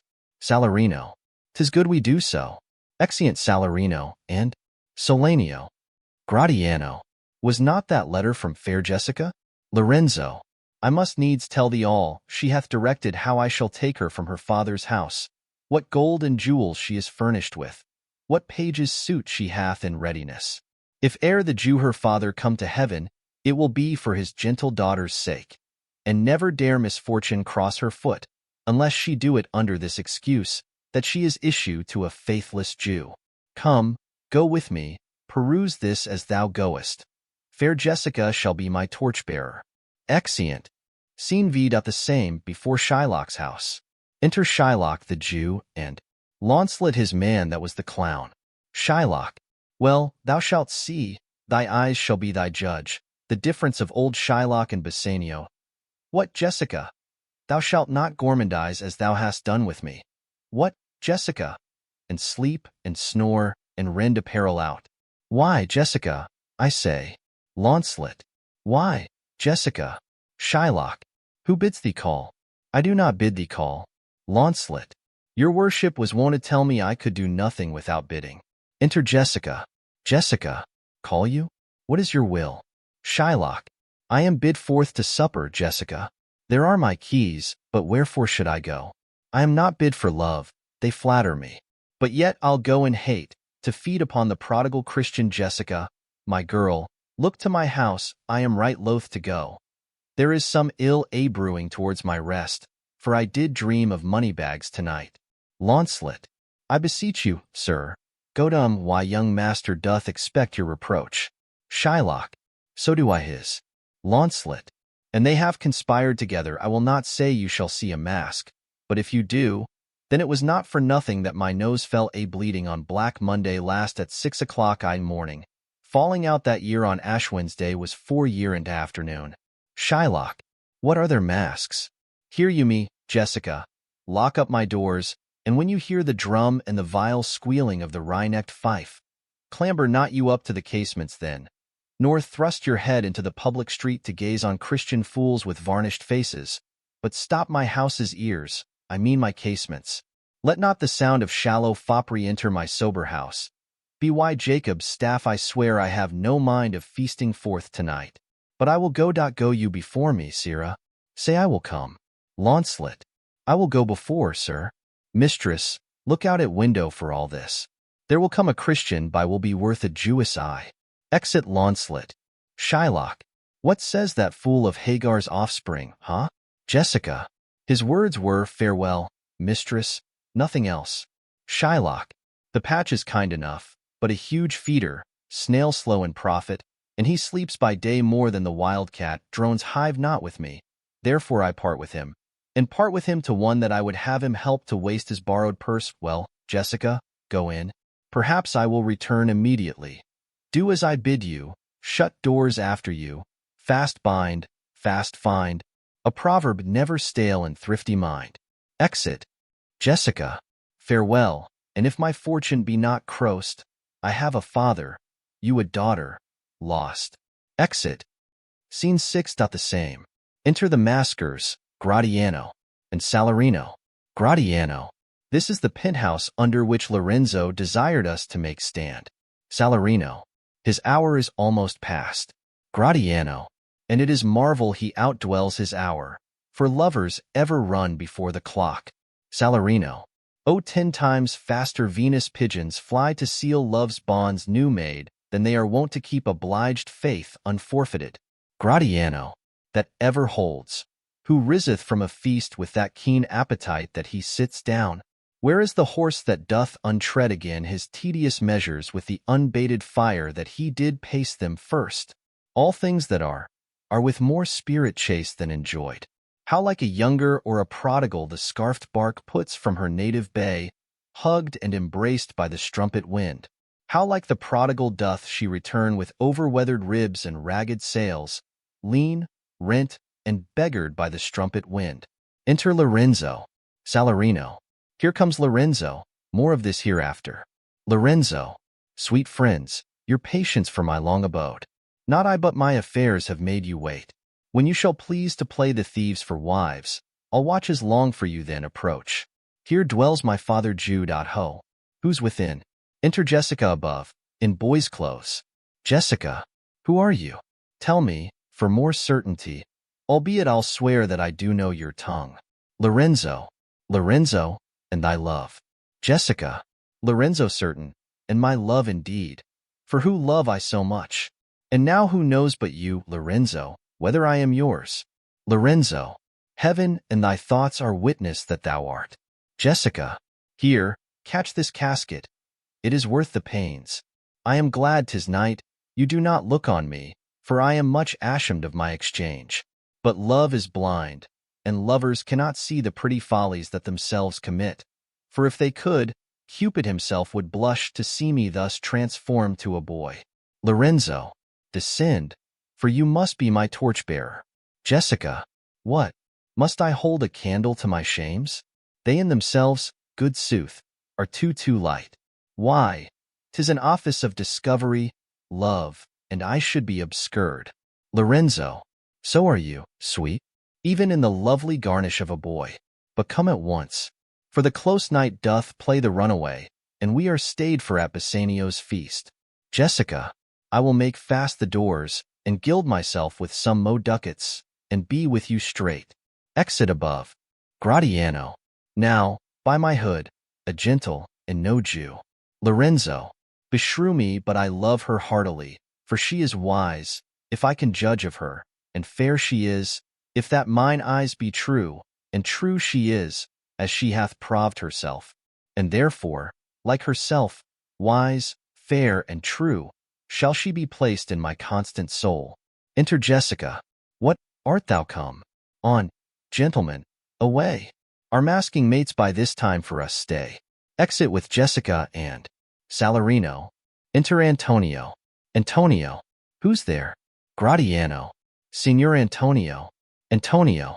Fie, Gratiano. Where are all the rest? 'Tis 9 o'clock, our friends all stay for you. No mask tonight, the wind is come about. Bassanio presently will go aboard. I have sent 20 out to seek for you. Gratiano. I am glad on't that I desire no more delight than to be under sail and gone tonight. Exeunt. Scene 7. Belmont. A room in Portia's house. Flourish of cornets. Enter Portia with the Prince of Morocco and both their trains. Portia. Go. Draw aside the curtains and discover the several caskets to this noble prince. Now make your choice. Prince of Morocco. The first, of gold, who this inscription bears, who chooseth me shall gain what many men desire. The second, silver, which this promise carries, who chooseth me shall get as much as he deserves. This third, dull lead, with warning all is blunt, who chooseth me must give and hazard all he hath. How shall I know if I do choose the right? Portia. The one of them contains my picture, Prince. If you choose that, then I am yours withal. Prince of Morocco. Some god direct my judgment. Let me see. I will survey the inscriptions back again. What says this leaden casket? Who chooseth me must give and hazard all he hath. Must give, for what? For lead? Hazard for lead. This casket threatens. Men that hazard all do it in hope of fair advantages. A golden mind stoops not to shows of dross. I'll then nor give nor hazard aught for lead. What says the silver with her virgin hue? Who chooseth me shall get as much as he deserves. As much as he deserves. Pause there, Morocco, and weigh thy value with an even hand. If thou beest rated by thy estimation, thou dost deserve enough, and yet enough may not extend so far as to the lady. And yet to be afeard of my deserving were but a weak disabling of myself. As much as I deserve. Why, that's the lady. I do in birth deserve her, and in fortunes and graces, and in qualities of breeding. But more than these, in love I do deserve. What if I strayed no farther, but chose here? Let's see once more this saying graved in gold. Who chooseth me shall gain what many men desire. Why, that's the lady. All the world desires her. From the four corners of the earth they come to kiss this shrine, this mortal breathing saint. The Hyrcanian deserts and the vasty wilds of wide Arabia are as thoroughfares now for princes to come view fair Portia. The watery kingdom, whose ambitious head spets in the face of heaven, is no bar to stop the foreign spirits, but they come as o'er a brook to see fair Portia. One of these three contains her heavenly picture. Is like that lead contains her? 'Twere damnation to think so base a thought, it were too gross to rib her cerecloth in the obscure grave. Or shall I think in silver, she's a moored being 10 times undervalued to tried gold? O sinful thought! Never so rich a gem was set in worse than gold. They have in England a coin that bears the figure of an angel stamped in gold. But that's insculped upon. But here an angel in a golden bed lies all within, deliver me the key. Here do I choose, and thrive I as I may. Portia. There, take it, Prince, and if my form lie there, then I am yours. He unlocks the golden casket. Prince of Morocco. Oh hell, what have we here? A carrion death, within whose empty eye there is a written scroll. I'll read the writing. All that glisters is not gold. Often have you heard that told. Many a man his life hath sold, but my outside to behold. Gilded tombs do worms enfold. Had you been as wise as bold, young in limbs, in judgment old, your answer had not been enscrolled. Fare you well, your suit is cold. Cold indeed and labor lost. Then farewell heat, and welcome frost. Portia, adieu. I have too grieved a heart to take a tedious leave, thus losers part. Exit with his train, flourish of cornets. Portia. A gentle riddance, draw the curtains, go. Let all of his complexion choose me so. Exeunt. Scene 8. Venice. A street. Enter Salarino and Solanio. Salarino. Why, man, I saw Bassanio under sail. With him is Gratiano gone along, and in their ship I am sure Lorenzo is not. Solanio. The villain Jew with outcries riced the Duke, who went with him to search Bassanio's ship. Salarino. He came too late, the ship was under sail, but there the Duke was given to understand that in a gondola were seen together Lorenzo and his amorous Jessica. Besides, Antonio certified the Duke they were not with Bassanio in his ship. Solanio. I never heard a passion so confused, so strange, outrageous, and so variable as the dog Jew did utter in the streets. My daughter, oh my ducats, oh my daughter, fled with a Christian, oh my Christian ducats, justice, the law, my ducats and my daughter, a sealed bag, 2 sealed bags of ducats, of double ducats, stolen from me by my daughter, and jewels, 2 stones, 2 rich and precious stones, stolen by my daughter. Justice. Find the girl. She hath the stones upon her and the ducats. Salarino. Why? All the boys in Venice follow him, crying, his stones, his daughter, and his ducats. Solanio. Let good Antonio look he keep his day, or he shall pay for this. Salarino. Marry, well remembered. I reasoned with a Frenchman yesterday, who told me, in the narrow seas that part the French and English, there miscarried a vessel of our country richly fraught. I thought upon Antonio when he told me, and wished in silence that it were not his. Solanio. You were best to tell Antonio what you hear, yet do not suddenly, for it may grieve him. Salarino. A kinder gentleman treads not the earth. I saw Bassanio and Antonio part. Bassanio told him he would make some speed of his return. He answered, Do not so. Slubber not business for my sake, Bassanio, but stay the very riping of the time, and for the Jew's bond which he hath of me, let it not enter in your mind of love. Be merry, and employ your chiefest thoughts to courtship, and such fair ostents of love as shall conveniently become you there. And even there, his eye being big with tears, turning his face, he put his hand behind him, and with affection wondrous sensible he wrung Bassanio's hand, and so they parted. Solanio. I think he only loves the world for him.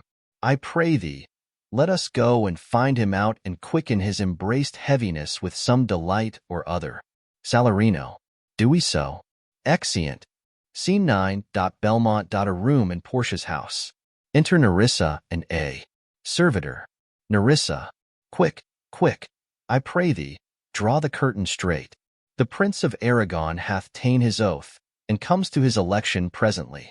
Flourish of cornets, enter the Prince of Aragon, his train, and Portia. Portia. Behold, there stand the caskets, noble prince. If you choose that wherein I am contained, straight shall our nuptial rites be solemnized. But if you fail without more speech, my lord, you must be gone from hence immediately. Aragon. I am enjoined by oath to observe 3 things. First, never to unfold to anyone which casket 'twas I chose. Next, if I fail, of the right casket, never in my life to woo a maid in way of marriage. Lastly, if I do fail in fortune of my choice, immediately to leave you and be gone. Portia. To these injunctions everyone doth swear that comes to hazard for my worthless self. Aragon.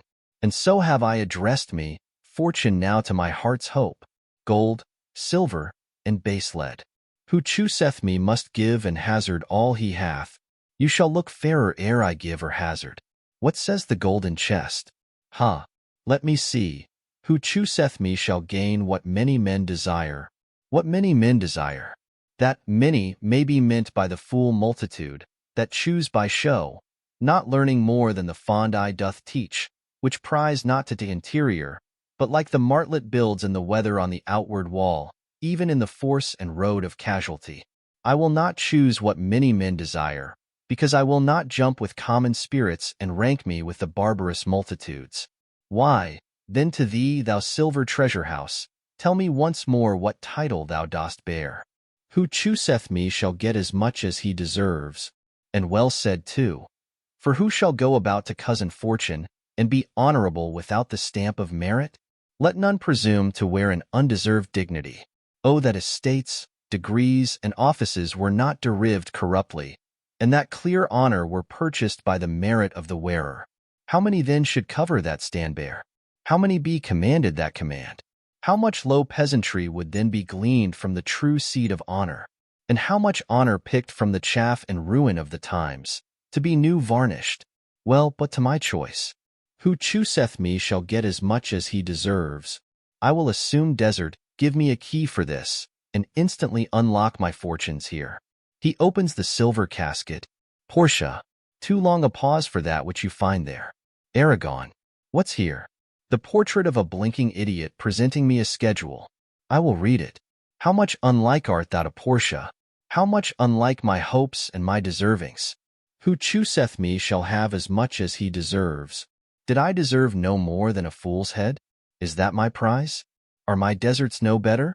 Portia, to offend and judge are distinct offices, and of opposed natures. Aragon, what is here? The fire 7 times tried this. 7 times tried that judgment is that did never choose amiss. Some there be that shadows kiss, such have but a shadow's bliss. There be fools alive, I wis, silvered o'er, and so was this. Take what wife you will to bed, I will ever be your head. So be gone, you are sped. Still more fool I shall appear by the time I linger here. With 1 fool's head I came to woo, but I go away with 2. Sweet, adieu. I'll keep my oath, patiently to bear my wrath. Exit Aragon with his train. Portia, thus hath the candle sing the moth. Oh, these deliberate fools! When they do choose, they have the wisdom by their wit to lose. Nerissa, the ancient saying is no heresy. Hanging and wiving goes by destiny. Portia, come, draw the curtain. Nerissa, enter a messenger. Messenger, where is my lady? Portia, here, what would my lord?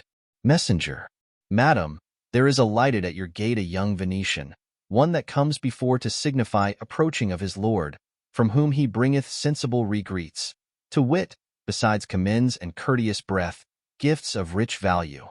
Yet I have not seen so likely an ambassador of love. A day in April never came so sweet, to show how costly summer was at hand, as this forespurrer comes before his lord. Portia, no more, I pray thee, that I am half afeard thou wilt say anon he is some kin to thee, thou spend'st such high-day wit in praising him. Come, come, Nerissa, for I long to see quick Cupid's post that comes so mannerly. Nerissa, Bassanio, Lord Love, if thy will it be. Exeunt. Act 3. Scene I. Venice. A street. Enter Solanio and Salarino. Solanio. Now, what news on the Rialto? Salarino. Why, yet it lives there unchecked that Antonio hath a ship of rich lading wracked on the narrow seas. The Goodwins, I think they call the place, a very dangerous flat and fatal, where the carcasses of many a tall ship lie buried, as they say, if my gossip report be an honest woman of her word. Solanio. I would she were as lying a gossip in that as ever napped ginger or made her neighbors believe she wept for the death of a 3rd husband, but it is true, without any slips of prolixity or crossing the plain highway of talk, that the good Antonio, the honest Antonio, oh, that I had a title good enough to keep his name company. Salarino. Come, the full stop. Solanio. Ha, what sayest thou? Why, the end is, he hath lost a ship. Salarino. I would it might prove the end of his losses. Solanio. Let me say amen betimes, lest the devil cross my prayer, for here he comes in the likeness of a Jew. Enter Shylock. How now, Shylock, what news among the merchants? Shylock. You knew, none so well as you, of my daughter's flight. Salarino. That's certain, I, for my part, knew the tailor that made the wings she flew withal. Solanio. And Shylock, for his own part, knew the bird was fledged, and then it is the complexion of them all to leave the dam. Shylock. She is damned for it. Salarino. That's certain, if the devil may be her judge. Shylock. My own flesh and blood to rebel. Solanio. Out upon it, old carrion. Rebels it at these years? Shylock. I say my daughter is my flesh and my blood. Salarino. There is more difference between thy flesh and hers than between jet and ivory, more between your bloods than there is between red wine and Rhenish. But tell us, do you hear whether Antonio have had any loss at sea or no? Shylock. There I have another bad match, a bankrupt, a prodigal, who dare scarce show his head on the Rialto, a beggar that used to come so smug upon the mart. Let him look to his bond. He was wont to call me usurer. Let him look to his bond. He was wont to lend money for a Christian kersey. Let him look to his bond. Salarino. Why, I am sure if he forfeit, thou wilt not take his flesh. What's that good for? Shylock. To bait fish withal. If it will feed nothing else, it will feed my revenge. He hath discracked me and hindred me 500,000, laughed at my losses, mocked at my gains, scorned my nation, thwarted my bargains, cooled my friends, heated mine enemies, and what's his reason? I am a Jew. Hath not a Jew eyes? Hath not a Jew hands, organs, dimensions, senses, affections, passions? Fed with the same food, hurt with the same weapons, subject to the same diseases, healed by the same means, warmed and cooled by the same winter and summer as a Christian is? If you prick us, do we not bleed? If you tickle us, do we not laugh? If you poison us, do we not die? And if you wrong us, shall we not revenge? If we are like you and the rest, we will resemble you in that, if a Jew wrong a Christian, what is his humility? Revenge. If a Christian wrong a Jew, what should his sufferance be by Christian example? Why, revenge. The villainy you teach me I will execute, and it shall go hard, but I will better the instruction. Enter a man from Antonio. Servant. Gentlemen, my master Antonio is at his house, and desires to speak with you both. Salarino. We have been up and down to seek him. Enter Tubal.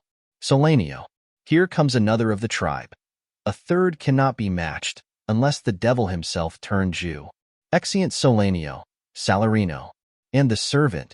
Shylock. How now, Tubal, what news from Genoa? Hast thou found my daughter? Tubal. I often came where I did hear of her, but cannot find her. Shylock. Why there. A diamond gone cost me 2,000 ducats in Frankfurt. The curse never fell upon our nation till now. I never felt it till now. 2,000 ducats in that, and other precious jewels. I would my daughter were dead at my foot, and the jewels in her ear. Would she were hearsed at my foot, and the ducats in her coffin, and no news of them? Why so? And I know not what's spent in the searched. Why, thou, loss upon loss. The thief gone with so much, and so much to find the thief, and no satisfaction, no revenge, nor no ill luck stirring. But what lights my shoulders? No sighs, but my breathing, no tears, but my shedding. Tubal. Yes, other men have ill luck too, Antonio, as I heard in Genoa. Shylock. What? Ill luck? Tubal. Hath an argosy cast away coming from Tripolis. Shylock. I thank God. Is it true? Tubal. I spoke with some of the sailors that escaped the rack. Shylock. I thank thee, good Tubal. Good news. Ha, heard in Genoa? Tubal. Your daughter spent in Genoa, as I heard, one night, 80 ducats. Shylock. Thou stick'st a dagger in me. I shall never see my gold again. 40 ducats at a sitting. 40 ducats. Tubal. There came divers of Antonio's creditors in my company to Venice that swear he cannot choose but break. Shylock. I am very glad of it. I'll plague him. I'll torture him. I am glad of it. Tubal. One of them showed me a ring that he had of your daughter for a monkey. Shylock. Out upon her. Thou torturest me. Tubal. It was my turquoise. I had it of Leah when I was a bachelor. I would not have given it for a wilderness of monkeys. Tubal. But Antonio is certainly undone. Shylock. Nay, that's true. That's very true. Go, Tubal. Fee me an officer. Bespeak him a fortnight before. I will have the heart of him if he forfeit. For were he out of Venice, I can make what merchandise I will. Go, Tubal, and meet me at our synagogue. Go, good Tubal, at our synagogue, Tubal. Exeunt. Scene 2. Belmont. A room in Portia's house. Enter Bassanio, Portia, Gratiano, Nerissa, and all their trains. Portia. I pray you, Tari, pause a day or two before you hazard.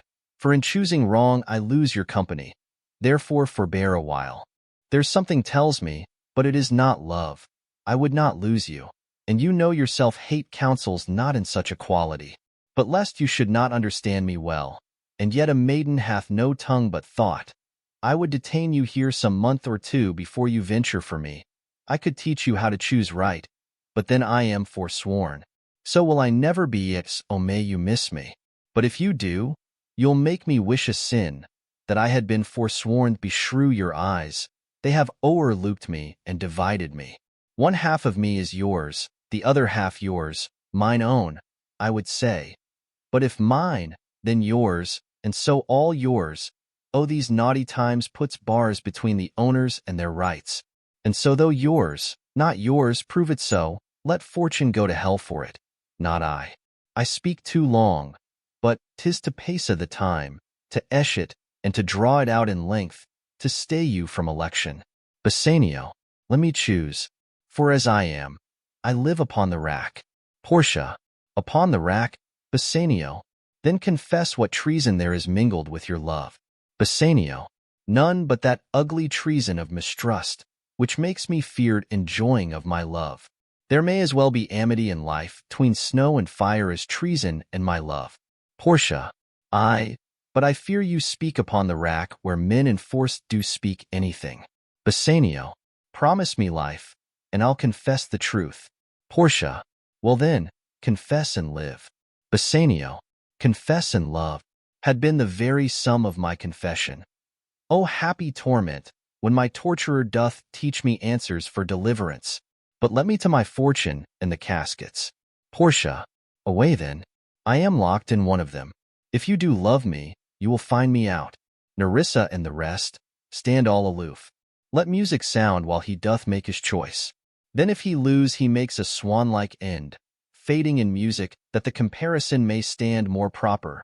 My eye shall be the stream, and what deathbed for him. He may win, and what is music then?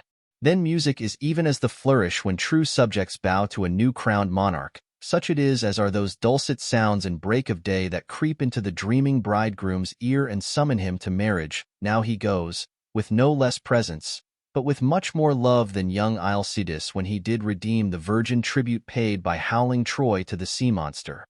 I stand for sacrifice. The rest aloof are the Dardanian wives, with bleared visages come forth to view the issue of exploit. Go. Hercules, live thou, I live, with much more dismay I view the fight than thou that makes the fray. A song, whilst Bassanio comments on the caskets to himself. Tell me where is fancy bred, or in the heart, or in the head? How begot, how nourished? Reply. It is engendred in the eyes, with gazing fed, and fancy dies in the cradle where it lies. Let us all ring fancy's knell. I'll begin it. Ding, dong, bell. All. Ding, dong, bell. Bassanio. So may the outward shows belease themselves. The world is still deceived with ornament. In law, what please so tainted and corrupt, but, being seasoned with a gracious voice, obscures the show of evil? In religion, what damned error but some sober brow will bless it, and approve it with a text, hiding the grossness with fair ornament? There is no vice so simple, but assumes some mark of virtue on his outward parts. How many cowards, whose hearts are all as false as stairs of sand, were yet upon their chins the beards of Hercules and frowning Mars, who inward searched, have livers white as milk, and these assume but valor's excrement to render them redoubt. Look on beauty, and you shall see 'tis purchased by the weight, which therein works a miracle in nature, making them lightest that wear most of it. So are those crisped, snaky golden locks which make such wanton gambols with the wind upon supposed fairness, often known to be the dowry of a second head, the skull that bred them in the sepulchre. Thus ornament is but the guiled shore to a most dangerous sea, the beauteous scarf veiling an Indian beauty. In a word, the seeming truth which cunning times put on to entrap the wisest. Therefore thou gaudy gold, hard food for Midas, I will none of thee, nor none of thee, thou pale and common drudge tween man and man. But thou meager lead, which rather threatens than dost promise aught, thy paleness moves me more than eloquence, and here choose I, joy be the consequence. Portia, aside. How all the other passions fleet to air, as doubtful thoughts, and rashombrack despair, and shuddering fear, and grin-a-wide jealousy. O love, be moderate. Allay thy ecstasy, in measure reign thy joy. Scant this excess. I feel too much thy blessing, make it less, for fear I surfeit. Bassanio, what find I here? Opening the leaden casket, fair Portia's counterfeit. What demigod hath come so near creation? Move these eyes? Or whether, riding on the balls of mine, seem they in motion? Here are severed lips, parted with sugar breath, so sweet a bar should sunder such sweet friends. Here in her hairs the painter plays the spider, and hath woven a golden mesh to entrap the hearts of men faster than gnats and cobwebs. But her eyes, how could he see to do them? Having made one, methinks it should have power to steal both his and leave itself unfurnished.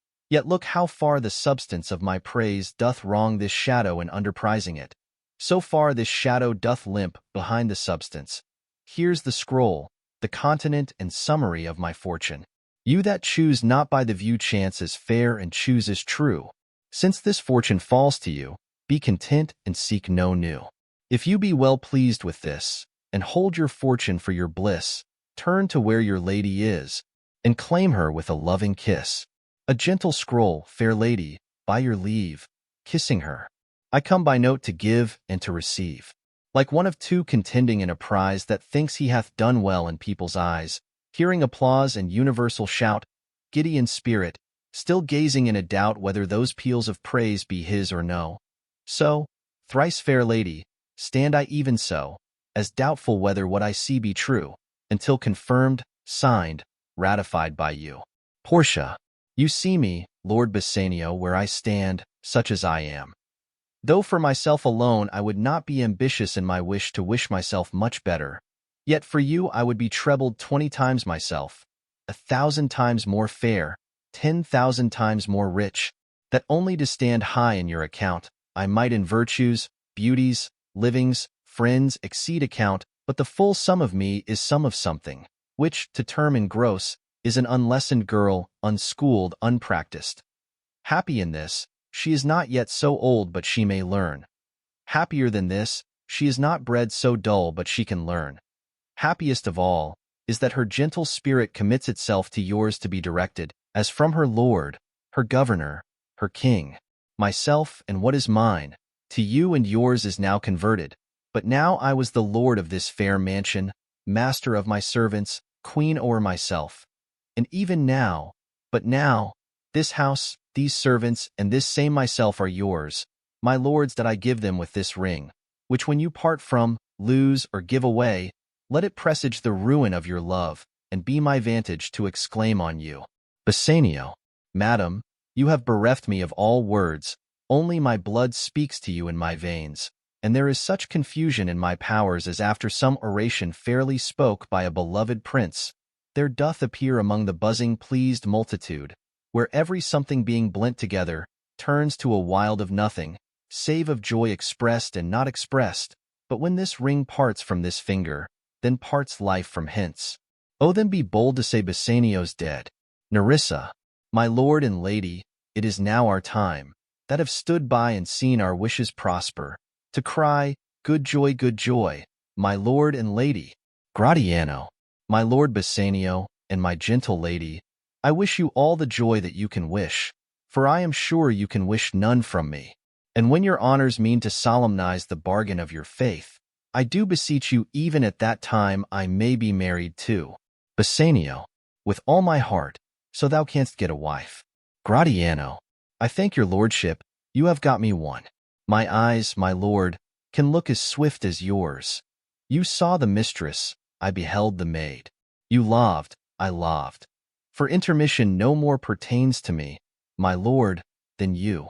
Your fortune stood upon the caskets there, and so did mine too, as the matter falls. For wooing here until I sweat again, and swearing till my very roof was dry with oaths of love, at last, if promise last. I got a promise of this fair one here to have her love, provided that your fortune achieved her mistress. Portia, is this true, Nerissa? Nerissa, madam, it is, so you stand pleased withal. Bassanio, and do you, Gratiano, mean good faith? Gratiano, yes, faith, my lord. Bassanio, our feast shall be much honored in your marriage. Gratiano, we'll play with them the first boy for 1,000 ducats. Nerissa, what, and stake down? Gratiano, no, we shall ne'er win at that sport and stake down. But who comes here? Lorenzo and his infidel? What, and my old Venetian friend, Salerio. Enter Lorenzo, Jessica, and Salerio. Bassanio, Lorenzo and Salerio, welcome hither. If that the youth of my new interest here have power to bid you welcome, be why your leave. I bid my very friends and countrymen, sweet Portia, welcome. Portia, so do I, my lord. They are entirely welcome. Lorenzo, I thank your honor for my part, my lord. My purpose was not to have seen you here, but meeting with Salerio by the way, he did entreat me, past all saying nay, to come with him along. Salerio, I did, my lord, and I have reason for it. Signor Antonio commends him to you. Gives Bassanio a letter. Bassanio, ere I ope his letter, I pray you tell me how my good friend doth. Salerio, not sick, my lord, unless it be in mind, nor well, unless in mind, his letter there will show you his estate. Bassanio opens the letter. Gratiano, Nerissa, cheer yon stranger, bid her welcome. Your hand, Salerio did. What's the news from Venice? How doth that royal merchant, good Antonio? I know he will be glad of our success. We are the Jasons, we have won the fleece. Salerio, I would you had won the fleece that he hath lost. Portia, there are some shrewd contents in yon same paper that steals the color from Bassanio's cheek. Some dear friend dead, else nothing in the world could turn so much the constitution of any constant man. What, worse and worse? With leave, Bassanio, I am half yourself, and I must freely have the half of anything that this same paper brings you. Bassanio, O sweet Portia, here are a few of the unpleasantest words that ever blotted paper, gentle lady.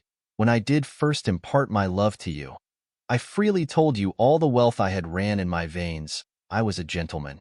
And then I told you true, and yet, dear lady, rating myself at nothing, you shall see how much I was a braggart when I told you my state was nothing. I should then have told you that I was worse than nothing. For indeed I have engagged myself to a dear friend, engagged my friend to his mere enemy, to feed my means. Here is a letter, lady, the paper as the body of my friend, and every word in it a gaping wound issuing lifeblood. But is it true, Salerio? Hath all his ventures failed? What, not one hit? From Tripolis, from Mexico, and England, from Lisbon, Barbary, and India, and not one vessel scaped the dreadful touch of merchant-marring rocks? Salerio, not one, my lord. Besides, it should appear that if he had the present money to discharge the Jew, he would not take it. Never did I know a creature that did bear the shape of man so keen and greedy to confound a man. He plies the Duke at morning and at night, and doth impeach the freedom of the state if they deny him justice. 20 merchants, the Duke himself, and the magnificos of greatest port have all persuaded with him, but none can drive him from the envious plea of forfeiture, of justice, and his bond. Jessica, when I was with him, I have heard him swear to Tubal and to Chus, his countrymen, that he would rather have Antonio's flesh than 20 times the value of the sum that he did owe him. And I know, my lord, if law, authority, and power deny not, it will go hard with poor Antonio. Portia, is it your dear friend that is thus in trouble? Bassanio, the dearest friend to me, the kindest man, the best conditioned and unwearied spirit in doing courtesies, and one in whom the ancient Roman honor more appears than any that draws breath in Italy. Portia, what sum owes he the Jew? Bassanio, for me 3,000 ducats. Portia, what, no more. Pay him 6,000, and deface the bond. Double 6,000, and then treble that, before a friend of this description shall lose a hair through Bassanio's fault. First go with me to church and call me wife, and then away to Venice to your friend. For never shall you lie by Portia's side with an unquiet soul. You shall have gold to pay the petty debt 20 times over. When it is paid, bring your true friend along. My maid Nerissa and myself meantime will live as maids and widows. Come away. For you shall hence upon your wedding day bid your friends welcome, show a merry cheer. Since you are dear bought, I will love you dear. But let me hear the letter of your friend. Bassanio, sweet Bassanio, my ships have all miscarried, my creditors grow cruel, my estate is very low, my bond to the Jew is forfeit, and since in paying it, it is impossible I should live. All debts are cleared between you and I. If I might but see you at my death notwithstanding, use your pleasure. If your love do not persuade you to come, let not my letter. Portia, O love, dispatch all business and be gone. Bassanio, since I have your good leave to go away, I will make haste. But, till I come again, no bed shall e'er be guilty of my stay, nor rest be interposer twixt us twain. Exeunt.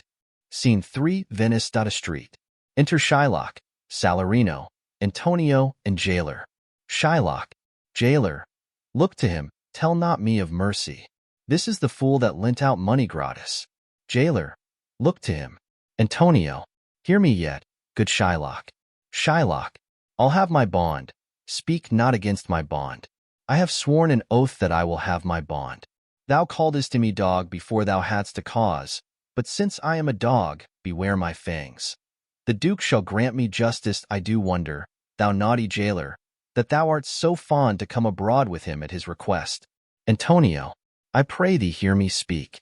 Shylock, I'll have my bond. I will not hear thee speak. I'll have my bond, and therefore speak no more. I'll not be made a soft and dull-eyed fool, to shake the head, relent and sigh, and yield to Christian intercessors. Follow not. I'll have no speaking. I will have my bond. Exit. Salarino, it is the most impenetrable cur that ever kept with men. Antonio, let him alone. I'll follow him no more with bootless prayers. He seeks my life, his reason well I know. I oft delivered from his forfeitures many that have at times made moan to me.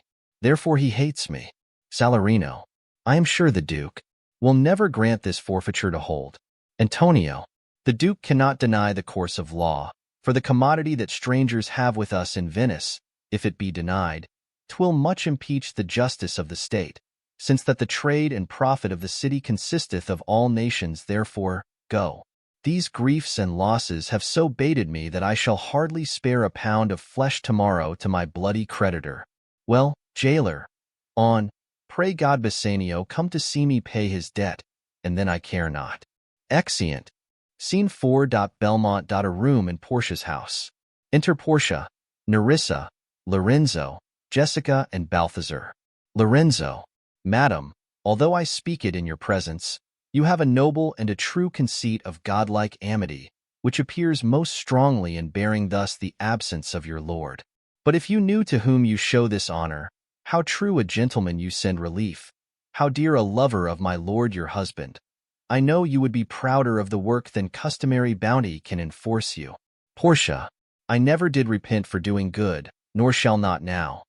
For in companions that do converse and waste the time together, whose souls do bear an equal yoke of love, there must be needs a like proportion of lineaments, of manners, and of spirit, which makes me think that this Antonio, being the bosom lover of my lord, must needs be like my lord. If it be so, how little is the cost I have bestowed in purchasing the semblance of my soul from out the state of hellish cruelty. This comes too near the praising of myself.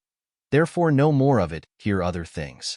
Lorenzo, I commit into your hands the husbandry and manage of my house until my lord's return. For mine own part, I have toward heaven breathed a secret vow to live in prayer and contemplation, only attended by Nerissa here, until her husband and my lord's return. There is a monastery 2 miles off, and there we will abide. I do desire you not to deny this imposition, the which my love and some necessity now lays upon you. Lorenzo, Madam, with all my heart, I shall obey you in all fair commands. Portia, my people do already know my mind, and will acknowledge you and Jessica in place of Lord Bassanio and myself. So fare you well till we shall meet again.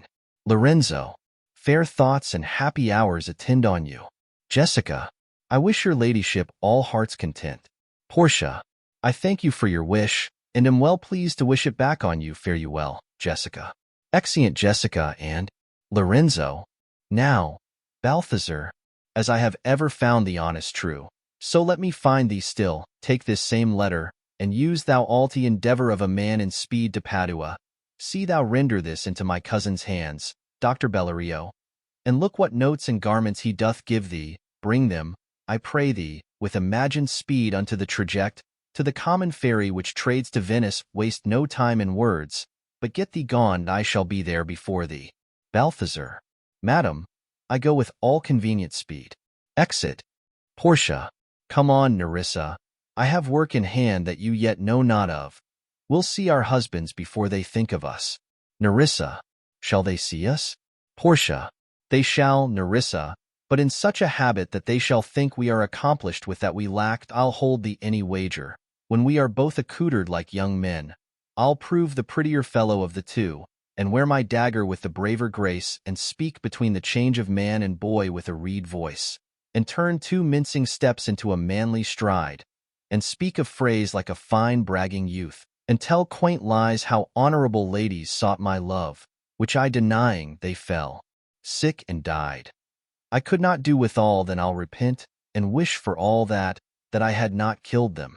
And 20 of these puny lies I'll tell, that men shall swear I have discontinued school about a 12-month. I have within my mind 1,000 raw tricks of these bragging jacks, which I will practice. Nerissa, why, shall we turn to men? Portia, fie, what a question's that! If thou wert near a lewd interpreter. But come, I'll tell thee all my whole device when I am in my coach, which stays for us at the park gate. And therefore haste away, for we must measure 20 miles today. Exeunt. Scene V. The same. A garden. Enter Launcelot and Jessica. Launcelot. Yes, truly, for look you, the sins of the father are to be laid upon the children. Therefore, I promise you, I fear you'd I was always plain with you. And so now I speak my agitation of the matter. Therefore be of good cheer. For truly I think you are damned. There is but one hope in it that can do you any good, and that is but a kind of bastard hope neither. Jessica. And what hope is that, I pray thee? Launcelot. Mary, you may partly hope that your father got you not, that you are not the Jew's daughter. Jessica. That were a kind of bastard hope indeed. So the sins of my mother should be visited upon me. Launcelot. Truly then I fear you are damned both by father and mother. Thus when I shun Scylla your father, I fall into Charybdis your mother. Well, you are gone both ways. Jessica. I shall be saved by my husband. He hath made me a Christian. Launcelot. Truly the more to blame he. We were Christians and now before. E'en as many as could well live one by another. This making of Christians will raise the price of hogs. If we grow all to be pork-eaters, we shall not shortly have a rasher on the coals for money. Enter Lorenzo. Jessica. I'll tell my husband, Launcelot, what you say. Here he comes. Lorenzo. I shall grow jealous of you shortly, Launcelot, if you thus get my wife into corners. Jessica. Nay, you need not fear us, Lorenzo. Launcelot and I are out. He tells me flatly there's no mercy for me in heaven, because I am a Jew's daughter. And he says you are no good member of the Commonwealth, for in converting Jews to Christians you raise the price of pork. Lorenzo. I shall answer that better to the Commonwealth than you can the getting up of the Negro's belly. The more is with child by you, Launcelot. Launcelot. It is much that the more should be more than reason. But if she be less than an honest woman, she is indeed more than I took her for. Lorenzo. How every fool can play upon the word. I think the best grace of wit will shortly turn into silence, and discourse grow commendable in none only but parrots. Go in, Sirrah. Bid them prepare for dinner. Launcelot. That is done, sir. They have all stomachs. Lorenzo. Goodly lord, what a wit-snapper are you. Then bid them prepare dinner. Launcelot. That is done too, sir. Only cover is the word. Lorenzo. Will you cover, then, sir? Launcelot. Not so, sir. Neither I know my duty. Lorenzo. Yet more quarreling with occasion. Wilt thou show the whole wealth of thy wit in an instant? I pray thee understand a plain man in his plain meaning. Go to thy fellows, bid them cover the table, serve in the meat, and we will come in to dinner. Launcelot. For the table, sir, it shall be served in. For the meat, sir, it shall be covered. For your coming in to dinner, sir, why, let it be as humors and conceits shall govern. Exit. Lorenzo. O dear discretion, how his words are suited! The fool hath planted in his memory an army of good words, and I do know a many fools that stand in better place, garnished like him, that for a tricksy word defy the matter. How cheer'st thou, Jessica? And now, good sweet, say thy opinion. How dost thou like the Lord Bassanio's wife? Jessica. Past all expressing, it is very meet the Lord Bassanio live an upright life, for having such a blessing in his lady, he finds the joys of heaven here on earth, and if on earth he do not merit it, in reason he should never come to heaven. Why, if two gods should play some heavenly match, and on the wager lay two earthly women, and Portia one, there must be something else pawned with the other, for the poor rude world hath not her fellow. Lorenzo. Even such a husband hast thou of me as she is for a wife. Jessica. Nay, but ask my opinion too of that. Lorenzo. I will anon. First let us go to dinner.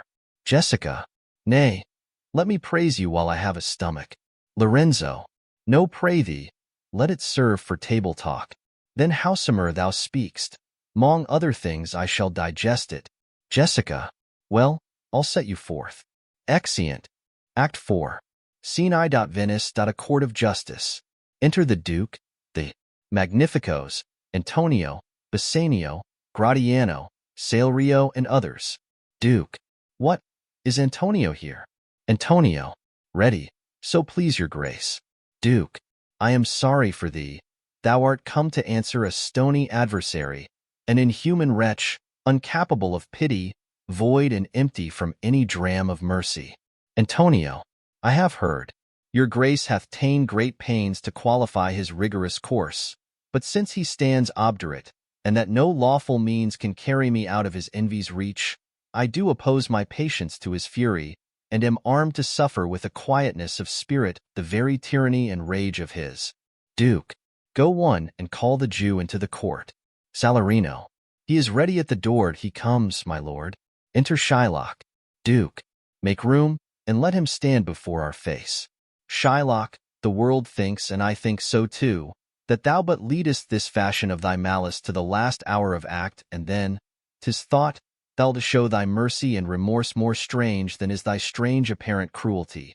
And where thou now exacts the penalty, which is a pound of this poor merchant's flesh, thou wilt not only loose the forfeiture, but, touched with human gentleness and love, forgive a moiety of the principal, glancing an eye of pity on his losses that have of late so huddled on his back, and now to press a royal merchant down, and pluck commiseration of his state from brassy bosoms and rough hearts of flint, from stubborn Turks and Tartars, never trained to offices of tender courtesy.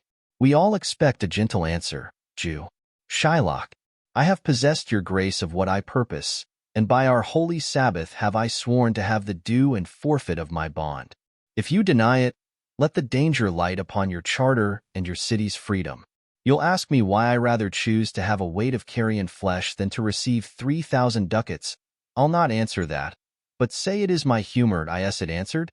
What if my house be troubled with a rat, and I be pleased to give 10,000 ducats to have it banned? What are you answered yet? Some men there are love not a gaping pig, some that are mad if they behold a cat, and others, when the bagpipe sings I the nose, cannot contain their urine. For affection, mistress of passion, sways it to the mood of what it likes or loathes. Now, for your answer. As there is no firm reason to be rendered why he cannot abide a gaping pig, why he a harmless necessary cat, why he a woolen bagpipe, but of force must yield to such inevitable shame as to offend, himself being offended, so can I give no reason, nor I will not, more than a elodigit hate and a certain loathing I bear Antonio, that I follow thus a losing suit against him. Are you answered? Bassanio. This is no answer, thou unfeeling man, to excuse the current of thy cruelty. Shylock. I am not bound to please thee with my answer. Bassanio. Do all men kill the things they do not love? Shylock. Hates any man the thing he would not kill? Bassanio. Every offense is not a hate at first. Shylock. What? Wouldst thou have a serpent sting thee twice? Antonio. I pray you, think you question with the Jew. You may as well go stand upon the beach and bid the main flood bait his usual height. You may as well use question with the wolf, why he hath made the ewe bleat for the lamb. You may as well forbid the mountain pines to wag their high tops and to make no noise when they are frettin with the gusts of heaven. You may as well do anything most hard as seek to soften that, than which what's harder. His Jewish heart, therefore, I do beseech you, make no mo offers, use no farther means, but with all brief and plain conveniency. Let me have judgment, and the Jew his will. Bassanio. For thy 3,000 ducats here is 6. Shylock. If every ducat and 6,000 ducats were in 6 parts, and every part a ducat, I would not draw them. I would have my bond. Duke. How shalt thou hope for mercy, rendering none? Shylock. What judgment shall I dread, doing no wrong? You have among you many a purchased slave, which, like your asses and your dogs and mules, you use in abject and in slavish parts. Because you bought them, shall I say to you, let them be free, marry them to your heirs? Why sweat they under burdens? Let their beds be made as soft as yours, and let their palates be seasoned with such viands. You will answer, the slaves are ours. So do I answer you. The pound of flesh which I demand of him is dearly bought. 'Tis mine and I will have it. If you deny me, fie upon your law. There is no force in the decrees of Venice. I stand for judgment answer. Shall I have it? Duke. Upon my power I may dismiss this court, unless Bellerio, a learned doctor, whom I have sent for to determine this, come here today. Salarino. My lord, here stays without a messenger with letters from the doctor, new come from Padua. Duke.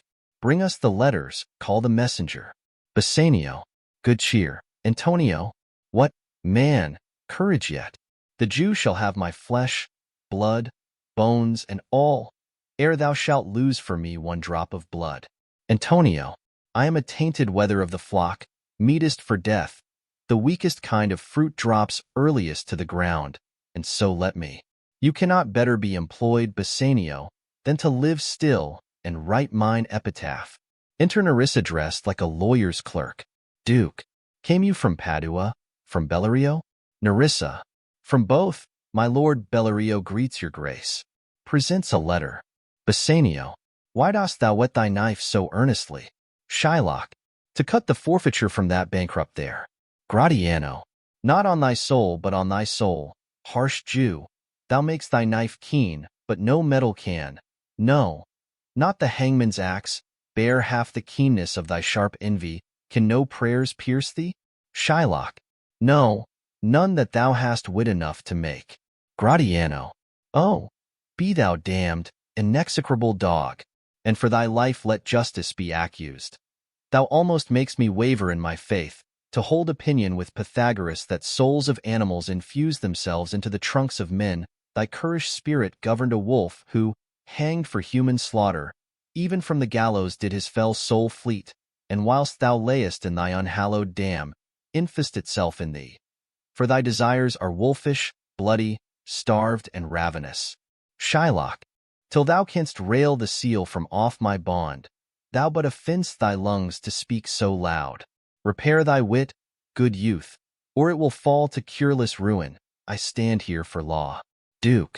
This letter from Bellerio doth commend a young and learned doctor to our court. Where is he? Nerissa. He attendeth here hard by. To know your answer, whether you'll admit him. Duke of Venice. With all my heart. Some 3 or 4 of you go give him courteous conduct to this place. Meantime, the court shall hear Bellerio's letter. Reads. Your grace shall understand that at the receipt of your letter I am very sick, but in the instant that your messenger came, in loving visitation was with me a young doctor of Rome. His name is Balthazar. I acquainted him with the cause and controversy between the Jew and Antonio the merchant. We turned o'er many books together.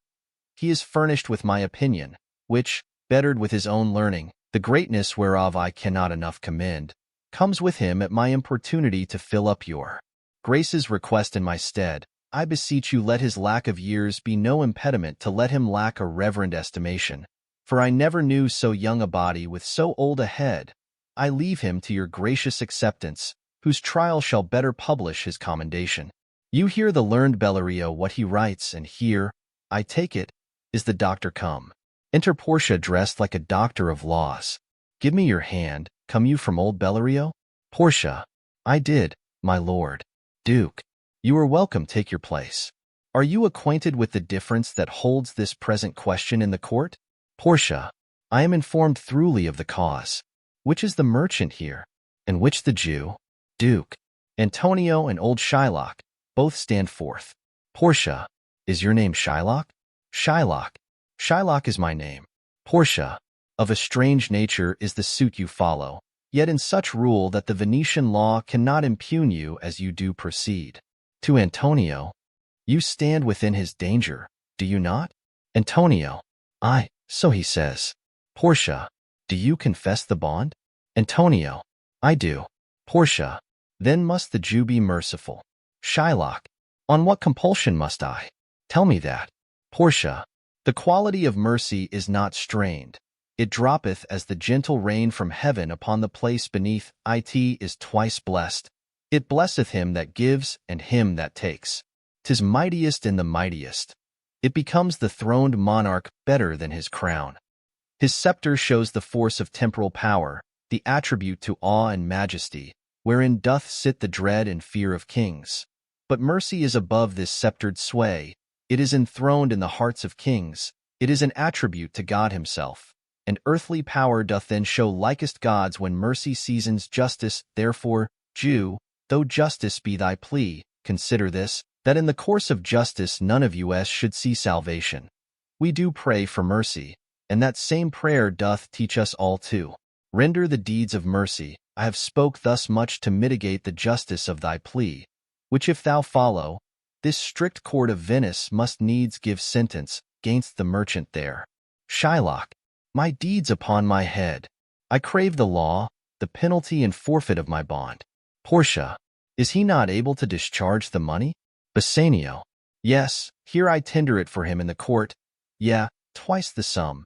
If that will not suffice, I will be bound to pay it 10 times o'er on forfeit of my hands, my head, my heart. If this will not suffice, it must appear that malice bears down truth, and I beseech you, rest once the law to your authority. To do a great right, do a little wrong, and curb this cruel devil of his will. Portia. It must not be. There is no power in Venice can alter a decree established.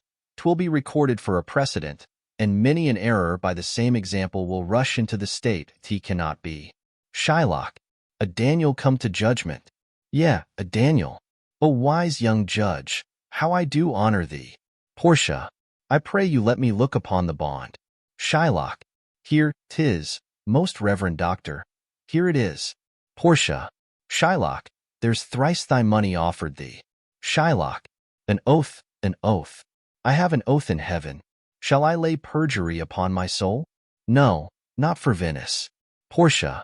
Why, this bond is forfeit, and lawfully by this the Jew may claim a pound of flesh, to be by him cut off nearest the merchant's heart. Be ye merciful, take thrice thy money.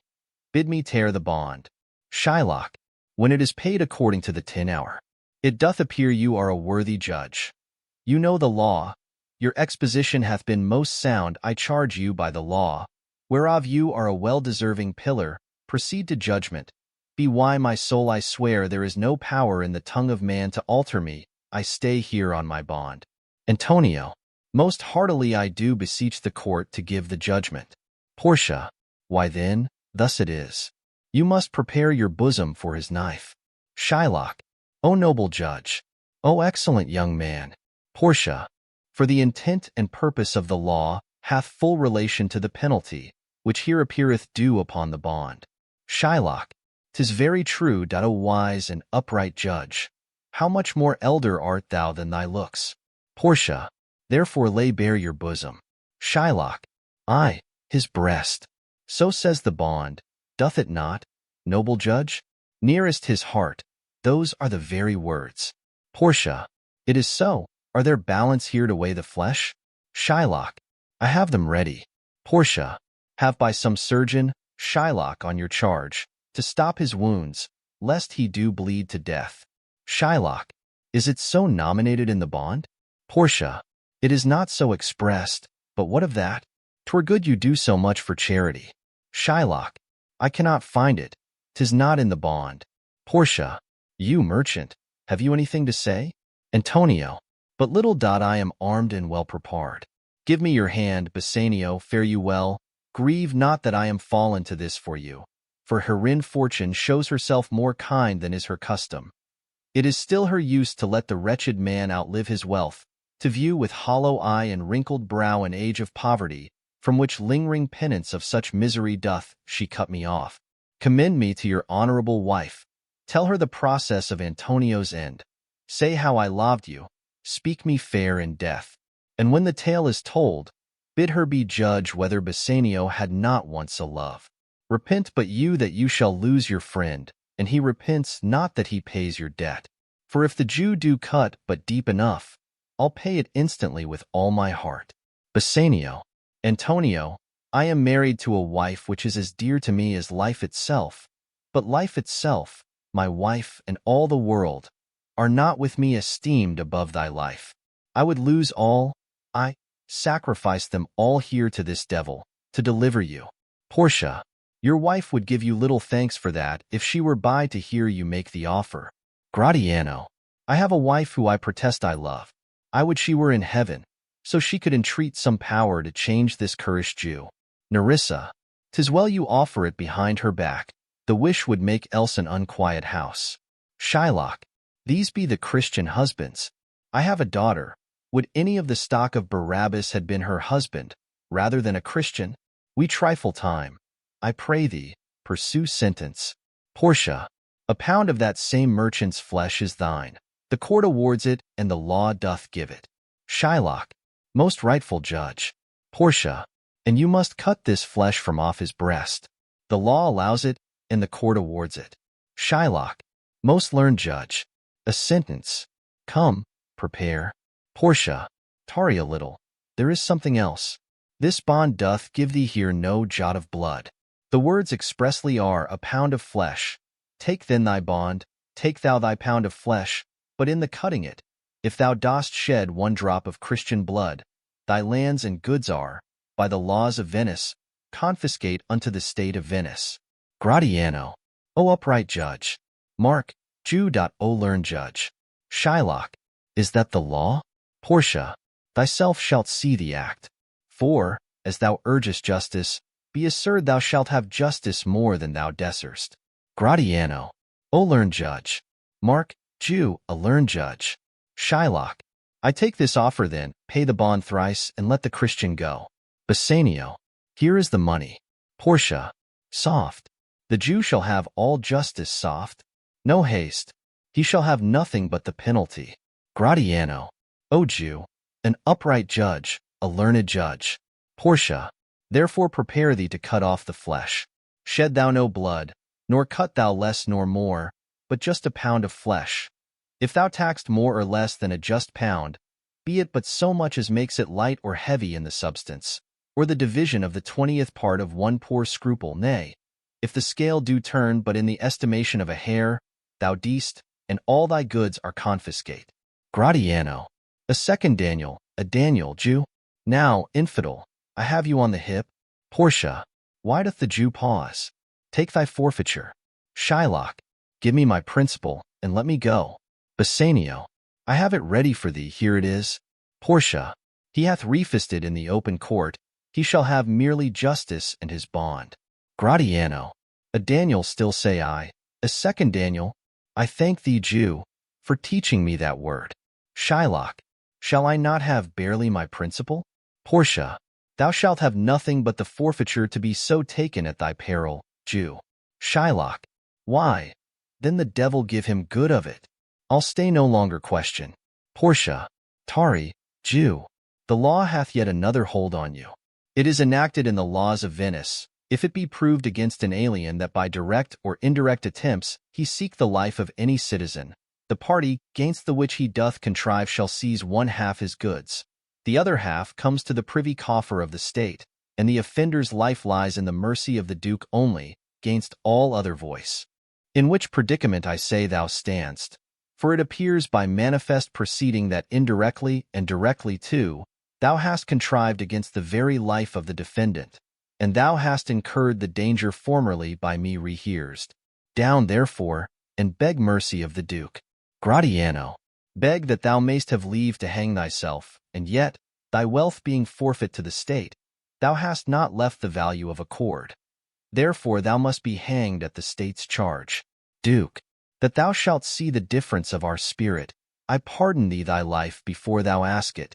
For half thy wealth it is Antonio's, the other half comes to the general state, which humbleness may drive unto a fine. Portia, I, for the state, not for Antonio. Shylock, nay, take my life and all, pardon not that. You take my house when you do take the prop that doth sustain my house. You take my life when you do take the means whereby I live. Portia, what mercy can you render him, Antonio? Gratiano, a halter gratis, nothing else, for God's sake. Antonio, so please my lord the Duke and all the court to quit the fine for one half of his goods, I am content. So he will let me have the other half in use, to render it upon his death unto the gentleman that lately stole his daughter. 2 things provided more, that for this favor he presently become a Christian. The other, that he do record a gift, here in the court, of all he dies possessed unto his son Lorenzo and his daughter. Duke, he shall do this, or else I do recant the pardon that I late pronounced here. Portia, art thou contented? Jew, what dost thou say? Shylock, I am content. Portia, clerk, draw a deed of gift. Shylock, I pray you give me leave to go from hence. I am not well. Send the deed after me, and I will sign it. Duke, get thee gone, but do it. Gratiano, in Christ's name shalt thou have 2 godfathers. Had I been judge, thou shouldst have had 10 more, to bring thee to the gallows, not to the font. Exit Shylock. Duke, sir, I entreat you home with me to dinner. Portia, I humbly do desire your grace of pardon. I must away this night toward Padua, and it is meet I presently set forth. Duke, I am sorry that your leisure serves you not. Antonio, gratify this gentleman, for in my mind you are much bound to him. Exeunt Duke, and his train. Bassanio, most worthy gentleman, I and my friend have by your wisdom been this day acquitted of grievous penalties, in lieu whereof 3,000 ducats due unto the Jew we freely cope your courteous pains withal. Antonio, and stand indebted, over and above in love and service to you evermore. Portia, he is well paid that is well satisfied, and I delivering you, am satisfied, and therein do account myself well paid. My mind was never yet more mercenary. I pray you know me when we meet again. I wish you well, and so I take my leave. Bassanio, dear sir, of force I must attempt you further. Take some remembrance of us as a tribute, not as fee. Grant me 2 things, I pray you, not to deny me, and to pardon me. Portia, you press me far, and therefore I will yield. To Antonio, give me your gloves, I'll wear them for your sake. To Bassanio, and, for your love, I'll take this ring from you. Do not draw back your hand. I'll take no more, and you in love shall not deny me this. Bassanio, this ring, good sir? Alas, it is a trifle. I will not shame myself to give you this. Portia, I will have nothing else but only this, and now methinks I have a mind to it. Bassanio, there's more depends on this than on the value. The dearest ring in Venice will I give you, and find it out by proclamation. Only for this I pray you pardon me. Portia, I see, sir, you are liberal in offers. You taught me first to beg, and now methinks you teach me how a beggar should be answered. Bassanio, good sir, this ring was given me by my wife, and when she put it on, she made me vow that I should neither sell, nor give, nor lose it. Portia, that skews serves many men to save their gifts. And if your wife be not a mad woman, and know how well I have deserved this ring, she would not hold out enemy forever for giving it to me. Well, peace be with you. Exeunt Portia and Nerissa. Antonio, my lord Bassanio, let him have the ring. Let his deservings and my love withal be valued. against your wife's commandment. Bassanio, go, Gratiano, run and overtake him. Give him the ring, and bring him if thou canst unto Antonio's house away. Make haste. Exit Gratiano. Come, you and I will thither presently, and in the morning early will we both fly toward Belmont. Come, Antonio. Exeunt. Scene 2, the same street. Enter Portia and Nerissa. Portia. Inquire the Jew's house out, give him this deed, and let him sign it. We'll away tonight, and be a day before our husband's home. This deed will be well welcome to Lorenzo. Enter Gratiano. Gratiano. Fair sir, you are well o'ertaken. My lord Bassanio, upon more advice, hath sent you here this ring, and doth entreat your company at dinner. Portia. That cannot be. His ring I do accept most thankfully, and so I pray you tell him furthermore. I pray you show my youth old Shylock's house. Gratiano. That will I do. Nerissa. Sir, I would speak with you. Aside to Portia, I'll see if I can get my husband's ring, which I did make him swear to keep forever. Portia. To Nerissa. Thou mayst, I warrant, we shall have old swearing that they did give the rings away to men, but we'll outface them, and outswear them too. Away. Make haste. Thou knowst where I will tarry. Nerissa. Come, good sir. Will you show me to this house? Exeunt. Act V. Scene I. Belmont, the avenue to Portia's house. Enter Lorenzo and Jessica. Lorenzo. The moon shines bright in such a night as this, when the sweet wind did gently kiss the trees, and they did make no noise, in such a night, Troilus methinks mounted the Trojan walls, and sight his soul toward the Grecian tents where Cressid lay that night. Jessica. In such a night, did Thisbe fearfully o'ertrip the dew, and saw the lion's shadow ere himself, and ran dismayed away. Lorenzo. In such a night, stood Dido with a willow in her hand upon the wild sea banks, and waft her love to come again to Carthage. Jessica. In such a night, Medea gathered the enchanted herbs that did renew old Aeson. Lorenzo. In such a night, did Jessica steal from the wealthy Jew, and with an unthrift love did run from Venice as far as Belmont. Jessica. In such a night, did young Lorenzo swear he loved her well, stealing her soul with many vows of faith, and ne'er a true one. Lorenzo. In such a night, did pretty Jessica, like a little shrew, slander her love, and he forgave it her. Jessica. I would outnight you did no body come, but hark, I hear the footing of a man. Enter Stefano. Lorenzo. Who comes so fast in silence of the night? Stefano. A friend. Lorenzo. A friend. What friend? Your name, I pray you. Friend? Stefano. Stefano is my name, and I bring word my mistress will before the break of day be here at Belmont. She doth stray about by holy crosses where she kneels and prays for happy wedlock hours. Lorenzo. Who comes with her? Stefano. None but a holy hermit and her maid. I pray you, is my master yet returned? Lorenzo. He is not, nor we have not heard from him. But go we in, I pray thee, Jessica, and ceremoniously let us prepare some welcome for the mistress of the house. Enter Launcelot. Launcelot sola. Sola. Wahaho. Sola. Sola. Lorenzo. Who calls? Launcelot. Sola. Did you see Master Lorenzo?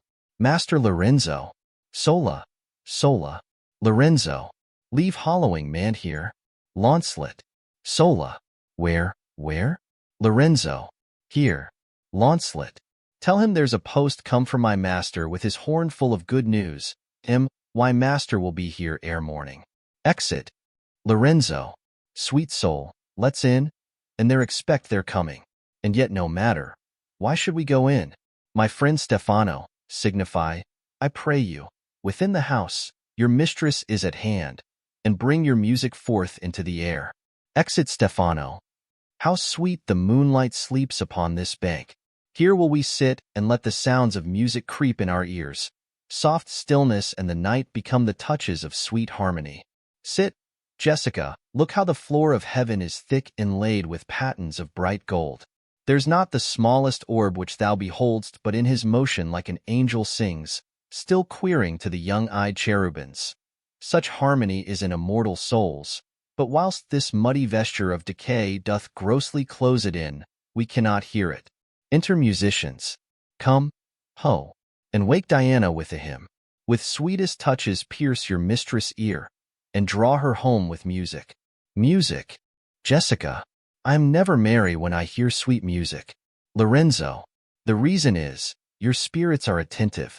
For do but note a wild and wanton herd or race of youthful and unhandled colts, fetching mad bounds, bellowing and neighing loud, which is the hot condition of their blood, if they but hear perchance a trumpet sound, or any air of music touch their ears, you shall perceive them make a mutual stand, their savage eyes turned to a modest gaze by the sweet power of music.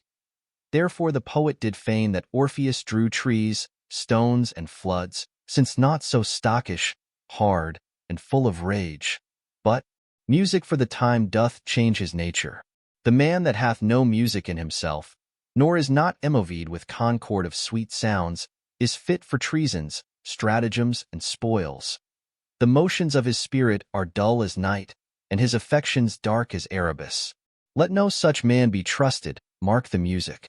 Enter Portia and Nerissa.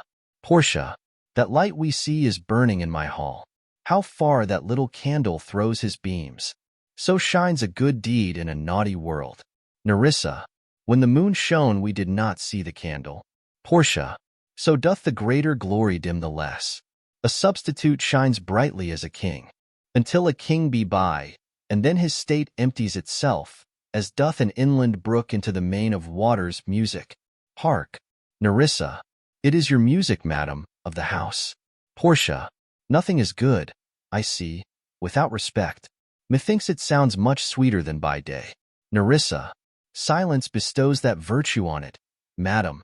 Portia, the crow doth sing as sweetly as the lark when neither is attended, and I think the nightingale, if she should sing by day when every goose is cackling, would be thought no better a musician than the wren.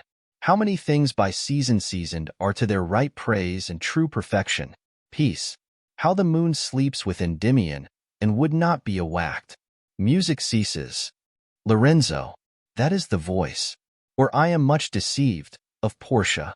Portia, he knows me as the blind man knows the cuckoo, by the bad voice. Lorenzo, dear lady, welcome home. Portia, we have been praying for our husband's welfare, which speed, we hope, the better for our words. Are they returned? Lorenzo, madam, they are not yet, but there is come a messenger before to signify their coming. Portia, go in. Nerissa, give order to my servants, that they take no note at all of our being absent hence, nor you, Lorenzo. Jessica, nor you.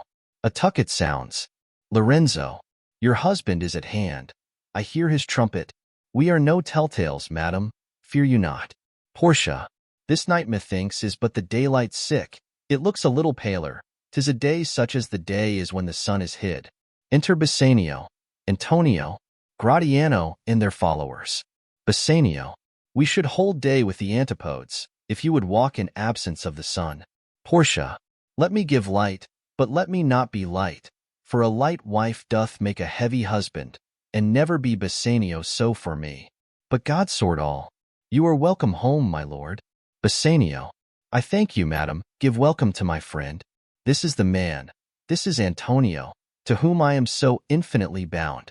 Portia, you should in all sense be much bound to him, for, as I hear, he was much bound for you.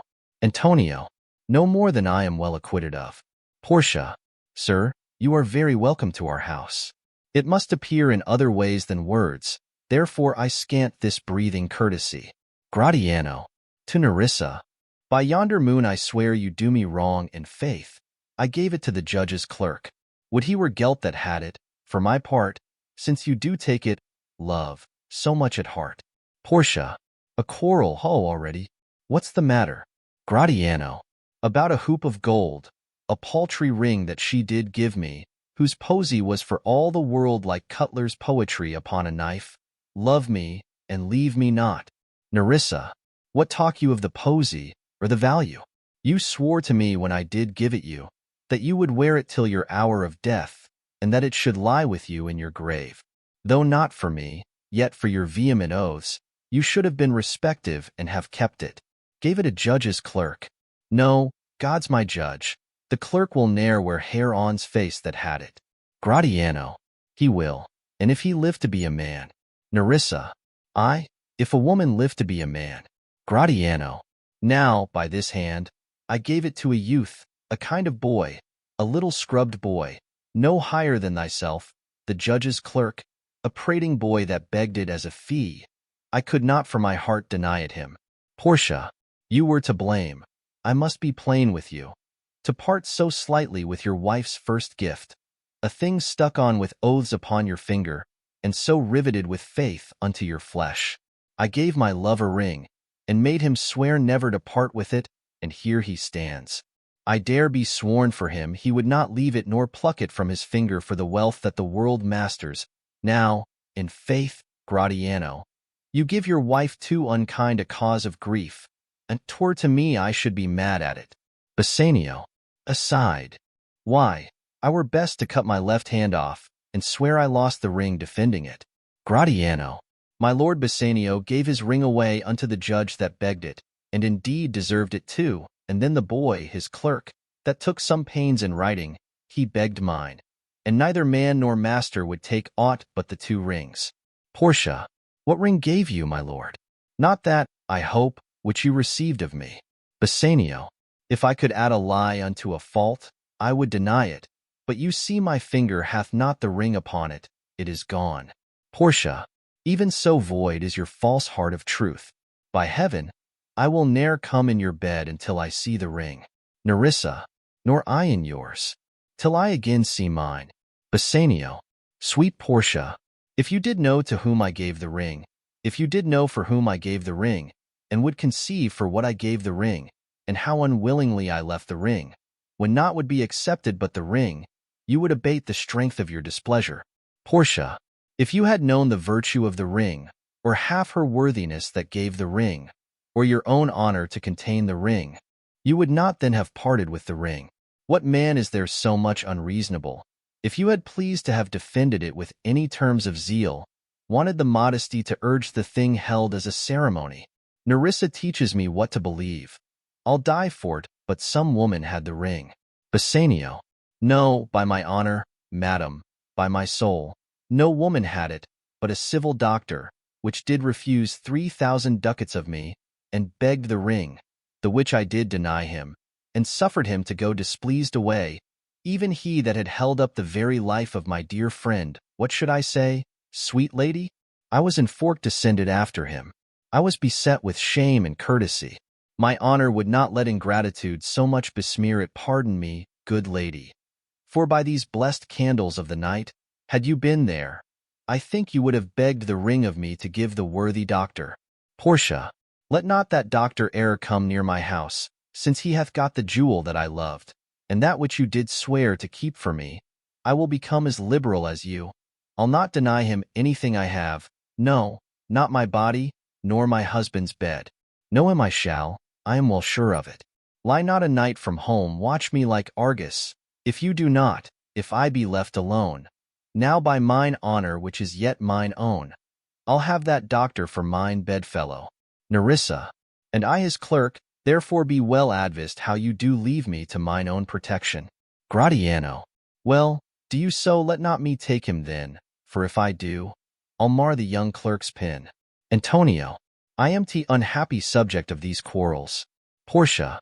Sir, grieve not you are welcome notwithstanding. Bassanio.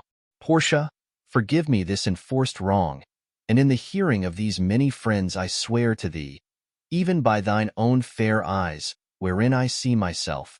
Portia. Mark you but that, in both my eyes he doubly sees himself, in each eye one doth swear by your double self, and there's an oath of credit.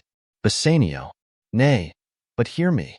Pardon this fault, and by my soul I swear I never more will break an oath with thee. Antonio.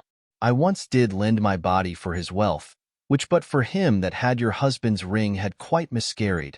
I dare be bound again, my soul upon the forfeit, that your lord will never more break faith advisedly. Portia. Then you shall be his surety, give him this, and bid him keep it better than the other. Antonio. Here, Lord Bassanio, swear to keep this ring. Bassanio. By heaven, it is the same I gave the doctor. Portia. I had it of him. Pardon me, Bassanio, for by this ring the doctor lay with me. Nerissa. And pardon me, my gentle Gratiano, for that same scrubbed boy, the doctor's clerk, in lieu of this, last night did lie with me. Gratiano. Why, this is like the mending of highways in summer, where the ways are fair enough. What, are we cuckolds ere we have deserved it? Portia. Speak not so grossly, you are all amassed. Here is a letter. Read it at your leisure. It comes from Padua, from Bellerio. There you shall find that Portia was the doctor, Nerissa there, her clerk Lorenzo here shall witness I set forth as soon as you, and even but now returned. I have not yet entered my house, Antonio. You are welcome, and I have better news in store for you than you expect. Unseal this letter soon. There you shall find 3 of your argosies are richly come to harbor suddenly. You shall not know by what strange accident I chanced on this letter. Antonio. I am dumb. Bassanio. Were you the doctor, and I knew you not? Gratiano. Were you the clerk that is to make me cuckold? Nerissa. I, but the clerk that never means to do it, unless he live until he be a man. Bassanio. Sweet doctor, you shall be my bedfellow. When I am absent, then lie with my wife. Antonio. Sweet lady, you have given me life and living, for here I read for certain that my ships are safely come to road. Portia. How now, Lorenzo? My clerk hath some good comforts too for you. Nerissa. I, and I'll give them him without a fee. There do I give to you and Jessica, from the rich Jew, a special deed of gift, after his death, of all he dies possessed of. Lorenzo. Fair ladies, you drop manna in the way of starved people. Portia. It is almost morning, and yet I am sure you are not satisfied of these events at full. Let us go in, and charge us thereupon interrogatories, and we will answer all things faithfully. Gratiano. Let it be so. The first interrogatory that my Nerissa shall be sworn on is, whether till the next night she had rather stay, or go to bed now, being 2 hours today. But were the day come, I should wish it dark till I were couching with the doctor's clerk. Well, while I live, I'll fear no other thing so sore as keeping safe Nerissa's ring. Exeunt. The Merry Wives of Windsor. Contents. Act I. Scene I. Windsor, before Page's house. Scene 2. The same. Scene 3. A room in the Garter Inn. Scene 4. A room in Dr. Caius's house. Act 2. Scene I. Before Page's house. Scene 2. A room in the Garter Inn. Scene 3. A field near Windsor. Act 3. Scene I. A field near Frogmore. Scene 2. A street in Windsor. Scene 3. A room in Ford's house. Scene 4. A room in Page's house. Scene V. A room in the Garter Inn. Act 4. Scene I. The street. Scene 2. A room in Ford's house. Scene 3. A room in the Garter Inn.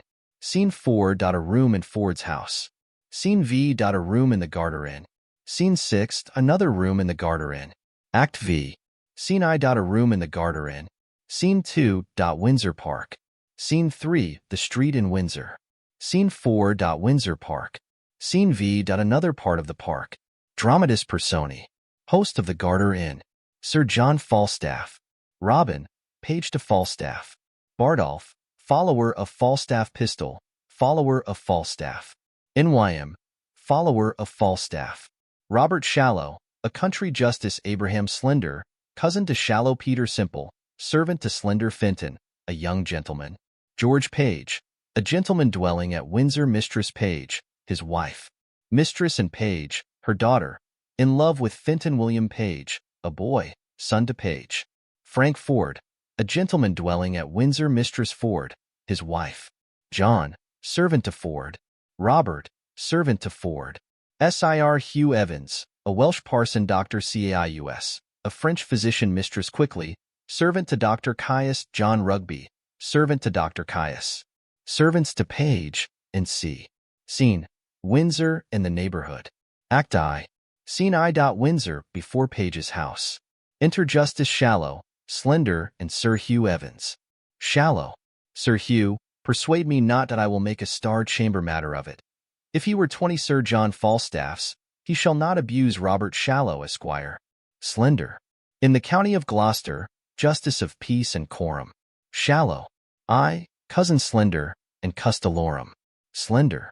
I, and Ratalorum too, and a gentleman born, Master Parson, who writes himself Armigero in any bill, warrant, quittance, or obligation. Armigero. Shallow. I, that I do, and have done any time these 300 years. Slender.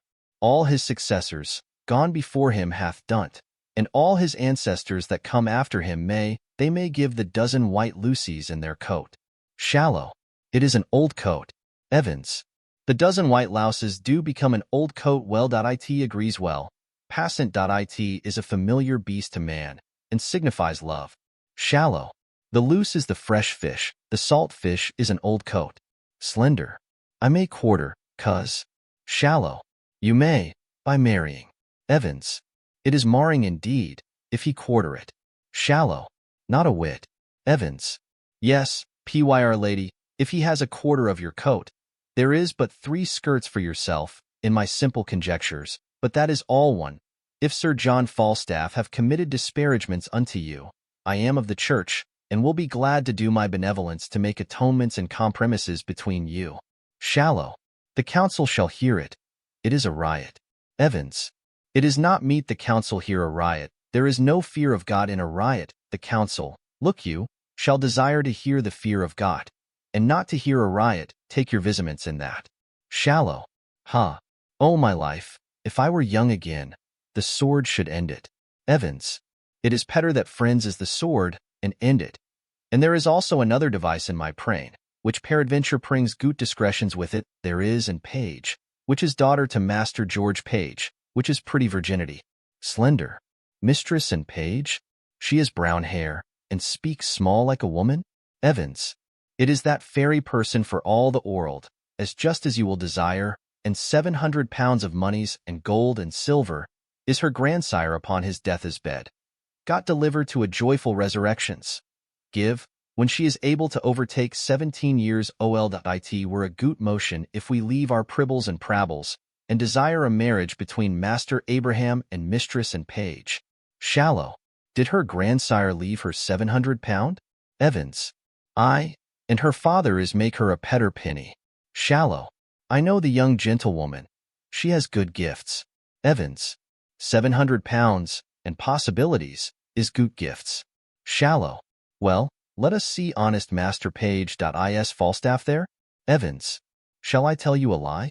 I do despise a liar as I do despise one that is false, or as I despise one that is not true. The knight Sir John is there, and I beseech you be ruled by your well-willers. I will peep the door for Master Page. Knocks. What ho! God bless your house here. Page. Within. Who's there? Evans. Here is God's blessing, and your friend and Justice Shallow, and here young Master Slender, that peradventure shall tell you another tale, if matters grow to your likings. Enter Page. Page. I am glad to see your worships well. I thank you for my venison, Master Shallow. Shallow. Master Page. I am glad to see you. Much good do it your good heart. I wished your venison better. It was ill killed. How doth good Mistress Page? And I thank you always with my heart, with my heart. Page. Sir, I thank you. Shallow. Sir, I thank you. By yen, no, I do. Page. I am glad to see you, good Master Slender. Slender. How does your fallow greyhound, sir? I heard say he was outrun on Cotsall. Page. It could not be judged, sir. Slender. You'll not confess, you'll not confess. Shallow. That he will not, 'tis your fault. 'Tis your fault, 'tis a good dog. Page. A cur, sir. Shallow. Sir, he's a good dog and a fair dog. Can there be more said? He is good and fair. Is Sir John Falstaff here? Page. Sir, he is within, and I would I could do a good office between you. Evans. It is spoke as a Christians ought to speak. Shallow. He hath wronged me, Master Page. Page. Sir, he doth in some sort confess it. Shallow. If it be confessed, it is not redressed. Is not that so, Master Page? He hath wronged me, Indeed he hath, at a word. He hath, believe me, Robert Shallow, Esquire, saith he is wronged. Page. Here comes Sir John. Enter Sir John Falstaff, Bardolph, Nym, and Pistol. Falstaff. Now, Master Shallow, you'll complain of me to the king? Shallow. Knight, you have beaten my men, killed my deer, and broke open my lodge. Falstaff. But not kissed your keeper's daughter. Shallow. Tut a pin. This shall be answered. Falstaff. I will answer it straight. I have done all this that is now answered. Shallow. The council shall know this. Falstaff. 'Twere better for you if it were known in council. You'll be laughed at. Evans. Pauca verba. Sir John. Good worts. Falstaff. Good worts? Good cabbage. Slender. I broke your head. What matter have you against me? Slender. Marry, sir, I have matter in my head against you, and against your coney-catching rascals, Bardolph, Nym, and Pistol. They carried me to the tavern and made me drunk, and afterwards picked my pocket. Bardolph. You Bamberry cheese. Slender. It is no matter. Pistol. How now, Mephistopheles? Slender. It is no matter. Nym. Slice, I say. Pauca. Slice, that's my humor. Slender. Where's Simple, my man? Can you tell, cousin? Evans. Peace, I pray you, now let us understand. There is 3 umpires in this matter, as I understand. That is, Master Page, Fidelicet Master Page, and there is myself, Fidelicet myself, and the 3 party is, lastly and finally, mine host of the Garter. Page. We 3 to hear it, and end it between them. Evans. Very good, I will make a brief of it in my notebook, and we will afterwards work upon the cause with as great discreetly as we can. Falstaff. Pistol. He hears with ears. Evans. The Tevil and his tam. What phrase is this? He hears with ear. Why, it is affectations. Falstaff. Pistol. Did you pick Master Slender's purse? Slender. By these gloves, did he, or I would I might never come in mine own great chamber again else. Of 7 groats and mill sixpences, and 2 Edward shovelboards that cost me 2 shilling and 2 pence a piece of Yed Miller, by these gloves. Falstaff. Is this true, Pistol? Evans. No, it is false, if it is a pick-purse. Pistol. Ha, thou mountain foreigner. Sir John and master mine, I combat challenge of this Latin bilbo. Word of denial in thy labras here. Word of denial. Froth and scum, thou least. Slender. Points at Nym. By these gloves, then, 'twas he. Nym. Be avist, sir, and pass good humours. I will say merry trap with you. If you run the nuthook's humor on me, that is the very note of it. Slender.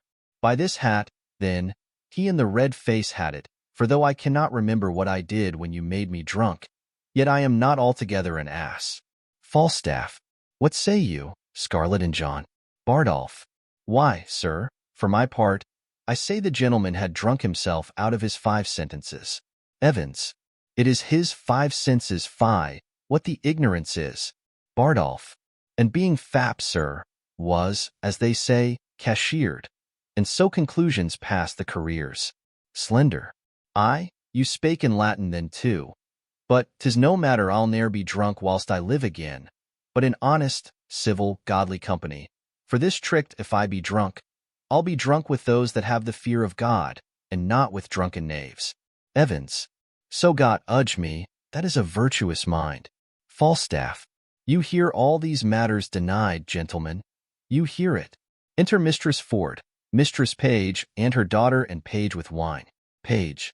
Nay, daughter, carry the wine in. We'll drink within. Exit and Page. Slender. Oh heaven, this is Mistress and Page. Page. How now, Mistress Ford? Falstaff. Mistress Ford, by my troth, you are very well met. Be why your leave, good mistress. Kisses her. Page. Wife, bid these gentlemen welcome. Come, we have a hot venison pasty to dinner. Come, gentlemen, I hope we shall drink down all unkindness. Exeunt all but Slender. Slender. I had rather than 40 shillings. I had my book of songs and sonnets here. Enter Simple. How now, Simple. Where have you been? I must wait on myself. Must I? You have not the book of riddles about you, have you? Simple. Book of riddles? Why? Did you not lend it to Alice Shortcake upon Allhallowmas last, a fortnight afore Michaelmas? Enter Shallow and Sir Hugh Evans. Shallow. Come, cuz, we stay for you. A word with you. Cuz, Mary, this, cuz. There is, as 'twere, a tinder, a kind of tinder, made afar off by Sir Hugh here. Do you understand me? Slender. Aye, sir, you shall find me reasonable if it be so. I shall do that. That is reason. Shallow. Nay, but understand me. Slender. So I do, sir. Evans. Give ear to his motions, Master Slender. I will description the matter to you, if you be capacity of it. Slender. Nay, I will do as my cousin Shallow says. I pray you pardon me. He's a justice of peace in his country, simple though I stand here. Evans. But that is not the question. The question is concerning your marriage. Shallow. Aye, there's the point, sir. Evans. Mary, is it, the very point of it, to mistress and page. Slender. Why, if it be so, I will marry her upon any reasonable demands. Evans. But can you affection the Oman? Let us command to know that of your mouth or of your lips. For diverse philosophers hold that the lips is parcel of the mouth, therefore, precisely, can you carry your goodwill to the maid? Shallow. Cousin Abraham Slender, can you love her? Slender. I hope, sir, I will do as it shall become one that would do reason. Evans. Nay, God's lords and his ladies, you must speak positable, if you can carry her your desires towards her. Shallow. That you must, will you, upon good dowry, marry her? Slender. I will do a greater thing than that, upon your request, cousin, in any reason. Shallow. Nay, conceive me, sweet cuz, what I do is to pleasure you. Cuz, can you love the maid? Slender. I will marry her, sir, at your request, but if there be no great love in the beginning, yet heaven may decrease it upon better acquaintance. When we are married and have more occasion to know one another, I hope upon familiarity will grow more contempt, but if you say marry her, I will marry her that I am freely dissolved and dissolutely. Evans. It is a fairy discretion answer, save the fall is in the ord dissolutely.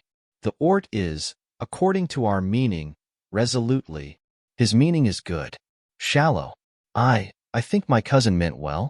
Slender. Aye, or else I might be hanged, la. Shallow. Here comes fair mistress Anne. Enter and page. Shallow. Here comes fair mistress and would I were young for your sake, Mistress Anne. And the dinner is on the table. My father desires your worship's company. Shallow. I will wait on him, fair Mistress Anne. Evans. O D's plessed will. I will not be absent at the grace. Exeunt Shallow and Sir Hugh Evans. Wilt please your worship to come in, sir? Slender. No, I thank you, forsooth, heartily. I am very well. And the dinner attends you, sir. Slender. I am not hungry, I thank you, forsooth. 'Tis simple. Go, sirrah, for all you are my man. Go wait upon my cousin Shallow. Exit simple. A justice of peace sometime may be beholding to his friend for a man. I keep but 3 men and a boy yet, till my mother be dead, but what though? Yet I live like a poor gentleman born. And I may not go in without your worship, they will not sit till you come. Slender. Faith, I'll eat nothing I thank you as much as though I did. And I pray you, sir, walk in. Slender. I had rather walk here. I thank you. I bruised my shin t'other day with playing at sword and dagger with a master of fence. 3 guineas for a dish of stewed prunes, and by my troth, I cannot abide the smell of hot meat since, why do your dogs bark so? Be there bears the town? And I think there are, sir. I heard them talked of. Slender. I love the sport well, but I shall as soon quarrel at it as any man in England. You are afraid. If you see the bear loose, are you not? And indeed, sir. Slender. That's meat and drink to me now. I have seen Sackerson loose 20 times, and have taken him by the chain, but, I warrant you, the women have so cried and shrieked at it that it passed, but women, indeed, cannot abide 'em. They are very ill-favored rough things. Enter page. Page. Come, gentle Master Slender, come dot we stay for you. Slender. I'll eat nothing, I thank you, sir. Page. By cock and pie, you shall not choose, sir. Come, come. Slender. Nay, pray you lead the way. Page. Come on, sir. Slender. Mistress and yourself shall go first. And not I, sir. Pray you keep on. Slender. Truly, I will not go first. Truly, la. I will not do you that wrong. And I pray you, sir. Slender. I'll rather be unmannerly than troublesome. You do yourself wrong, indeed. La. Exeunt. Scene 2, the same. Enter Sir Hugh Evans and Simple. Evans. Go your ways, and ask of Dr. Caius' house which is the way, and there dwells one Mistress Quickly, which is in the manner of his nurse, or his dry nurse, or his cook, or his laundry, his washer, and his wringer. Simple. Well, sir. Evans. Nay, it is better yet, give her this letter, for it is a omen that altogether's acquaintance with mistress and page. And the letter is to desire and require her to solicit your master's desires to mistress and page. I pray you be gone. I will make an end of my dinner. There's pippins and cheese to come. Exeunt. Scene 3. A room in the Garter Inn. Enter Falstaff, host, Bardolph, N.Y.M., Pistol, and Robin. Falstaff. Mine host of the Garter. Host. What says my bully rook? Speak scholarly and wisely. Falstaff. Truly, mine host, I must turn away some of my followers. Host. Discard, bully Hercules. Cashier, let them wag. Trot, trot. Falstaff. I sit at £10 a week. Host. Thou art an emperor, Caesar, Kaiser, and Feezer. I will entertain Bardolph. He shall draw. He shall tap, said I well, bully Hector? Falstaff. Do so, good mine host. Host. I have spoke. Let him followed. Let me see thee froth and limed. I am at a word. Follow. Exit host. Falstaff. Bardolph. Follow him. A tapster is a good trade. An old cloak makes a new jerkin.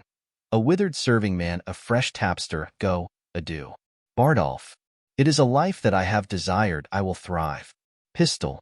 O base Hungarian wight, wilt thou the spigot wield? Exit Bardolph. N.Y.M. He was gotten and drinked, is not the humor conceded?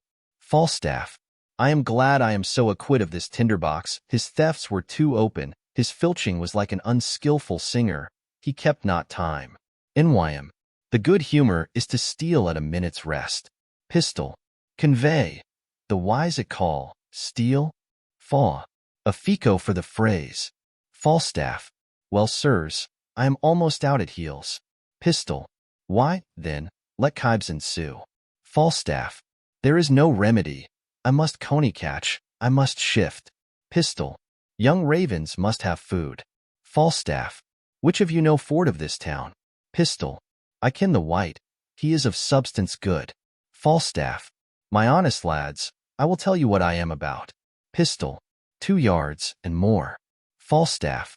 No quips now, Pistol indeed. I am in the waist 2 yards about, but I am now about no waist.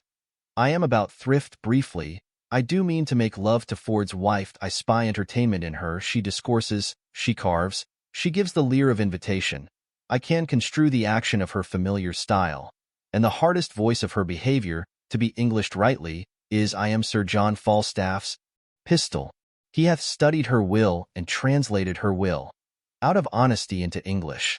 N.Y.M. The anchor is deep. Will that humor pass? Falstaff. Now, the report goes she has all the rule of her husband's purse. He hath a legion of angels. Pistol. As many devils entertain, and to her boy, say I. N.Y.M. The humor rises. It is good, humor me the angels. Falstaff. I have writ me here a letter to her, and here another to Page's wife, who even now gave me good eyes too, examined my parts with most judicious aureolades. Sometimes the beam of her view gilded my foot, sometimes my portly belly. Pistol. Then did the sun on dunghill shine. N.Y.M. I thank thee for that humor. Falstaff. Oh, she did so course o'er my exteriors with such a greedy intention that the appetite of her I did seem to scorch me up like a burning glass. Here's another letter to her. She bears the purse too. She is a regent in Guiana. all gold and bounty, I will be cheaters to them both, and they shall be exchequers to me. They shall be my East and West Indies, and I will trade to them both. Go, bear thou this letter to Mistress Page, and thou this to Mistress Ford. We will thrive, lads, we will thrive. Pistol. Shall I Sir Pandarus of Troy become, and by my side wear steel? Then Lucifer take all. Nwym. I will run no base humor here. Take the humor letter. I will keep the pavior of reputation. Falstaff. To Robin. Hold, Sirrah, bear you these letters tightly. Sail like my pinnace to these golden shores. Rogues, hence, avaunt. Vanish like hailstones, go. Trudge. Plot away, oth hoof. Seek shelter. Pack. Falstaff will learn the humor of this age. French thrift, you rogues, myself and skirted page. Exeunt Falstaff and Robin. Pistol. Let vultures gripe thy guts, for Gord and Fulham holds, and high and low beguile the rich and poor. Tester I'll have in pouch when thou shalt lack, base Phrygian Turk.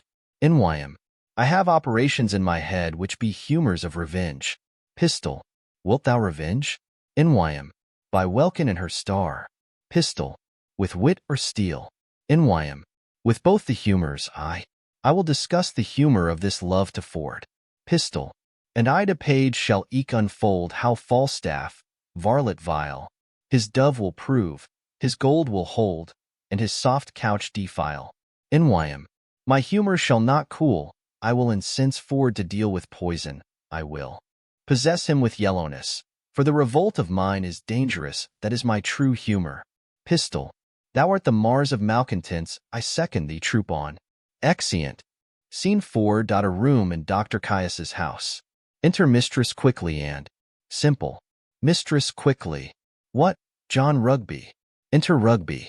I pray thee go to the casement, and see if you can see my master, Master Dr. Caius, coming. If he do, I faith, and find anybody in the house, here will be an old abusing of God's patience and the king's English.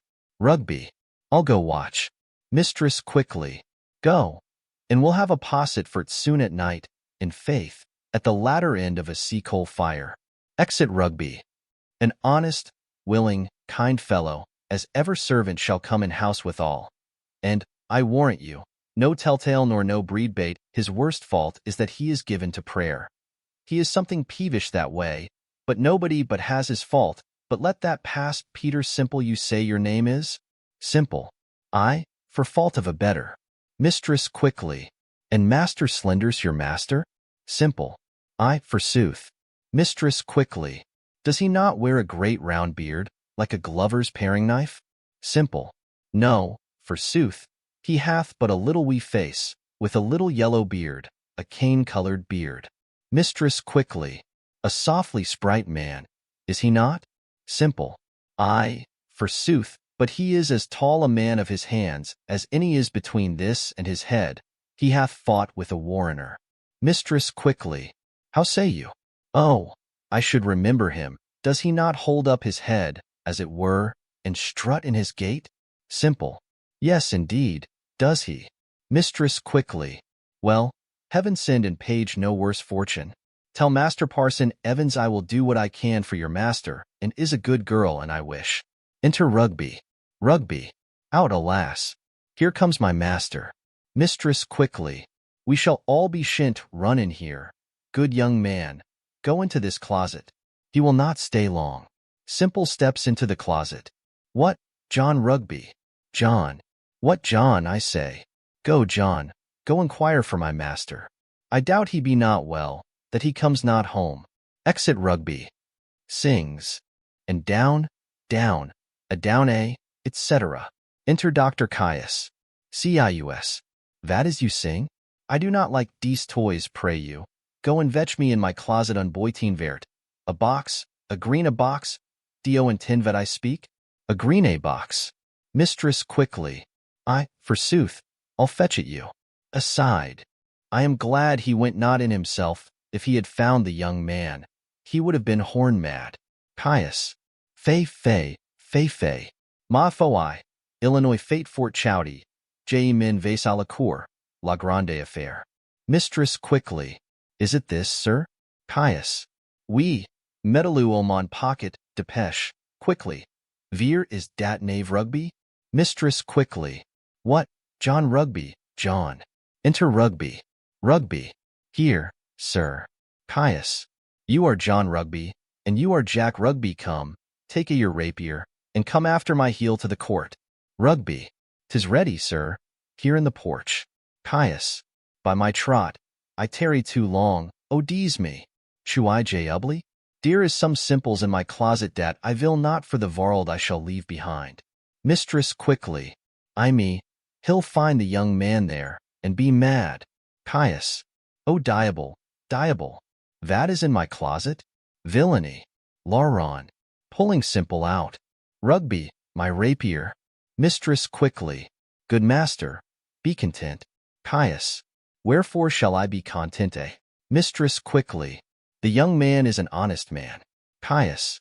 What shall the honest man do in my closet? Dear is no honest man dat shall come in my closet. Mistress quickly. I beseech you, be not so phlegmatic, hear the truth of it. He came of an errand to me from Parson Hugh. Caius. Vel? Simple. I, forsooth, to desire her to. Mistress quickly. Peace, I pray you. Caius. Peace a your tongue. Speak a your tale. Simple. To desire this honest gentlewoman, your maid, to speak a good word to mistress and page for my master in the way of marriage. Mistress quickly. This is all, indeed, la, but I'll ne'er put my finger in the fire, and need not. Caius. Sir Hugh send to you? Rugby, bailey me some paper da. Tarry you a little a while. Writes. Mistress quickly. Aside to simple. I am glad he is so quiet. If he had been throughly moved, you should have heard him so loud and so melancholy, but notwithstanding, man, I'll do your master what good I can. And the very yeah and the no is the French doctor, my master. I may call him my master, look you, for I keep his house and I wash, wring, brew, bake, scour, dress meat and drink, make the beds and do all myself. Simple. Aside to mistress quickly. 'Tis a great charge to come under one body's hand. Mistress quickly. Aside to simple. Are you a visto that? You shall find it a great charge, and to be up early and down late. But notwithstanding, to tell you in your ear, I would have no words of it. My master himself is in love with mistress and page. But notwithstanding that, I know Anne's mind, that's neither here nor there. Caius. You jacknape, give a dis letter to Sir Hugh by gar. It is a challenge, I will cut his throat into park, and I will teach a scurvy jackanape priest to meddle or make, you may be gone. It is not good you tarry here, by gar, I will cut all his 2 stones, by gar, he shall not have a stone to throw at his dog. Exit simple. Mistress quickly. Alas, he speaks but for his friend. Caius. It is no matter a ver dat. Dio not you telling me dat I shall have and page for myself? By gar, I will kill de jack priest, and I have appointed mine host of de jartier to measure our weapon, by gar, I will myself have and page. Mistress quickly. Sir, the maid loves you, and all shall be well. We must give folks leave to prate, what, the good year. Caius.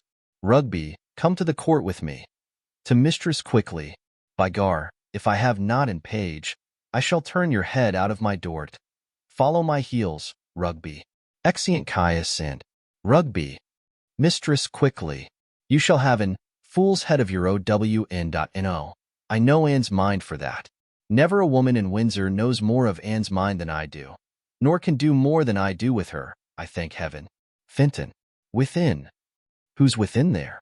Ho? Mistress quickly. Who's there, I trow? Come near the house, I pray you. Enter Fenton. Fenton. How now, good woman? How dost thou? Mistress quickly. The better, that it pleases your good worship to ask. Fenton. What news? How does pretty mistress in? Mistress quickly. In truth, sir, and she is pretty, and honest, and gentle. And one that is your friend. I can tell you that, by the way. I praise heaven for it. Fenton. Shall I do any good, think'st thou? Shall I not lose my suit? Mistress quickly. Troth, sir, all is in his hands above, but notwithstanding, Master Fenton, I'll be sworn on a book she loves you, Have not your worship a ward above your eye? Fintan. Yes, Mary, have I. What of that? Mistress quickly. Well, thereby hangs a tale, good faith. It is such another, Nan. But, I detest, an honest maid is ever broke bread. We had an hour's talk of that wart. I shall never laugh, but in that maid's company. But, indeed, she is given too much to melancholy and musing. But for you, well, go to. Fintan. Well, I shall see her today. Hold. There's money for thee. Let me have thy voice in my behalf. If thou sayest her before me, commend me. Mistress quickly. Will I? I faith that we will. And I will tell your worship more of the wart the next time we have confidence, and of other wooers. Fintan. Well, farewell. I am in great haste now. Mistress quickly. Farewell to your worship. Exit Fintan. Truly, an honest gentleman, but in loves him not, for I know Anne's mind as well as another does out upon tea. What have I forgot? Exit. Act 2. Scene I. Before Page's house. Enter Mistress Page reading a letter. Mistress Page. What? Have I scaped love letters in the holiday time of my beauty, and am I now a subject for them? Let me see. Reads. Ask me no reason why I love you. For though love use reason for his precision, he admits him not for his counselor. You are not young. No more am I. Go to, then. There's sympathy. You are merry. So am I. Ha, ha. Then there's more sympathy. You love sack. And so do I. Would you desire better sympathy? Let it suffice thee, Mistress Page, at the least, if the love of soldier can suffice, that I love thee. I will not say, pity me. 'Tis not a soldier-like phrase. But I say, love me. Be why me, thine own true knight, by day or night, or any kind of light, with all his might, for thee to fight. John Falstaff. What a Herod of Jewry is this! O wicked, wicked world! One that is well nigh worn to pieces with age, to show himself a young gallant. What an unweighed behavior hath this Flemish drunkard picked, with the devil's name, out of my conversation, that he dares in this manner essay me. Why, he hath not been thrice in my company. What should I say to him? I was then frugal of my mirth. Heaven forgive me. Why, I'll exhibit a bill in the Parliament for the putting down of men. How shall I be revenged on him? For revenged I will be, as sure as his guts are made of puddings. Enter Mistress Ford. Mistress Ford. Mistress Page. Trust me, I was going to your house. Mistress Page. And, trust me, I was coming to you. You look very ill. Mistress Ford. Nay, I'll ne'er believe that. I have to show to the contrary. Mistress Page. Faith, but you do in my mind. Mistress Ford. Well, I do, then, yet I say I could show you to the contrary. Oh, Mistress Page, give me some counsel. Mistress Page. What's the matter, woman? Mistress Ford. Oh, woman, if it were not for one trifling respect, I could come to such honor. Mistress Page. Hang the trifle, woman. Take the honor. What is it? Dispense with trifles. What is it? Mistress Ford. If I would but go to hell for an eternal moment or so, I could be knighted. Mistress Page. What? Thou least. Sir Alice Ford. These knights will hack, and so thou shouldst not alter the article of thy gentry. Mistress Ford. We burn daylight here. Read, perceive how I might be knighted. I shall think the worse of fat men as long as I have an eye to make difference of men's liking. And yet he would not swear, praised women's modesty, and gave such orderly and well-behaved reproof to all uncomeliness that I would have sworn his disposition would have gone to the truth of his word. But they do no more adhere and keep place together than the 100th Psalm to the tune of Greensleeves. What tempest, I trow, through this whale, with so many tons of oil in his belly, ashore at Windsor? How shall I be revenged on him? I think the best way were to entertain him with hope, till the wicked fire of lust have melted him in his own grease. Did you ever hear the like? Mistress Page. Letter for letter, but that the name of Page and Ford differs. To thy great comfort in this mystery of ill opinions, here's the twin brother of thy letter. But let thine inherit first, for I protest mine never shall. I warrant he hath 1,000 of these letters, writ with blank space for different names. Sure, more, and these are of the 2nd edition. He will print them, out of doubt, for he cares not what he puts into the press. When he would put us to, I had rather be a giantess and lie under Mount Pelion. Well, I will find you 20 lascivious turtles ere one chaste man. Mistress Ford. Why, this is the very same. The very hand, the very words, what doth he think of us? Mistress Page. Nay, I know not it makes me almost ready to wrangle with mine own honesty. I'll entertain myself like one that I am not acquainted withal. For, sure, unless he knows some strain in me that I know not myself, he would never have boarded me in this fury. Mistress Ford. Boarding, call you it? I'll be sure to keep him above deck. Mistress Page. So will I. If he come under my hatches, I'll never to see again. Let's be revenged on him. Let's appoint him a meeting, give him a show of comfort in his suit, and lead him on with a fine-baited delay, till he hath pawned his horses to mine host of the Garter. Mistress Ford. Nay, I will consent to act any villainy against him that may not sully the shariness of our honesty. Oh, that my husband saw this letter. It would give eternal food to his jealousy. Mistress Page. Why, look where he comes. And my good man, too. He's as far from jealousy as I am from giving him cause, and that, I hope, is an unmeasurable distance. Mistress Ford. You are the happier woman. Mistress Page. Let's consult together against this greasy night. Come hither. They retire. Enter Ford with pistol, and Page with NYM. Ford. Well, I hope it be not so. Pistol. Hope is a curdle dog in some affairs. Sir John affects thy wife. Ford. Why, sir, my wife is not young. Pistol. He woos both high and low, both rich and poor, both young and old, one with another. Ford. He loves the gallimaufry. Ford. Perpind. Ford. Love my wife? Pistol. With liver burning hot. Prevent, or go thou like Sir Actaeon he, with Ringwood at thy heels. Oh, odious is the name. Ford. What name, sir? Pistol. The Horn. I say farewell. Take heed, have open eye, for thieves do foot by night. Take heed, ere summer comes, or cuckoo birds do sing. Away, Sir Corporal NYM. Believe it, Page, he speaks sense. Exit. Pistol. Ford. Aside. I will be patient, I will find out this. NYM. To Page. And this is true, I like not the humor of lying. He hath wronged me in some humors, I should have borne the humored letter to her. But I have a sword, and it shall bite upon my necessity. He loves your wife. There's the short and the long. My name is Corporal NYM. I speak, and I avouch, 'tis true. My name is NYM. And Falstaff loves your wife. Adieu. I love not the humor of bread and cheese. Adieu. Exit. NYM. Page. Aside. The humor of it, quoth it. Here's a fellow frights English out of his wits. Ford. Aside. I will seek out Falstaff. Page. Aside. I never heard such a drawling, affecting rogue. Ford. Aside. If I do find it, well. Page. Aside. I will not believe such a Catian, though the priest the town commended him for a true man. Ford. Aside. 'Twas a good sensible fellow. Well. Mistress Page and Mistress Ford come forward. Page. How now, Meg? Mistress Page. Whither go you, George? Hark you. Mistress Ford. How now, sweet Frank, why art thou melancholy? Ford. I melancholy? I am not melancholy. Get you home. Go. Mistress Ford. Faith, thou hast some crotchets in thy head now. Will you go, Mistress Page? Mistress Page. Have with you. You'll come to dinner, George? Aside to Mistress Ford. Look who comes yonder. She shall be our messenger to this paltry night. Mistress Ford. Aside to Mistress Page. Trust me, I thought on her she'll fit it. Enter Mistress quickly.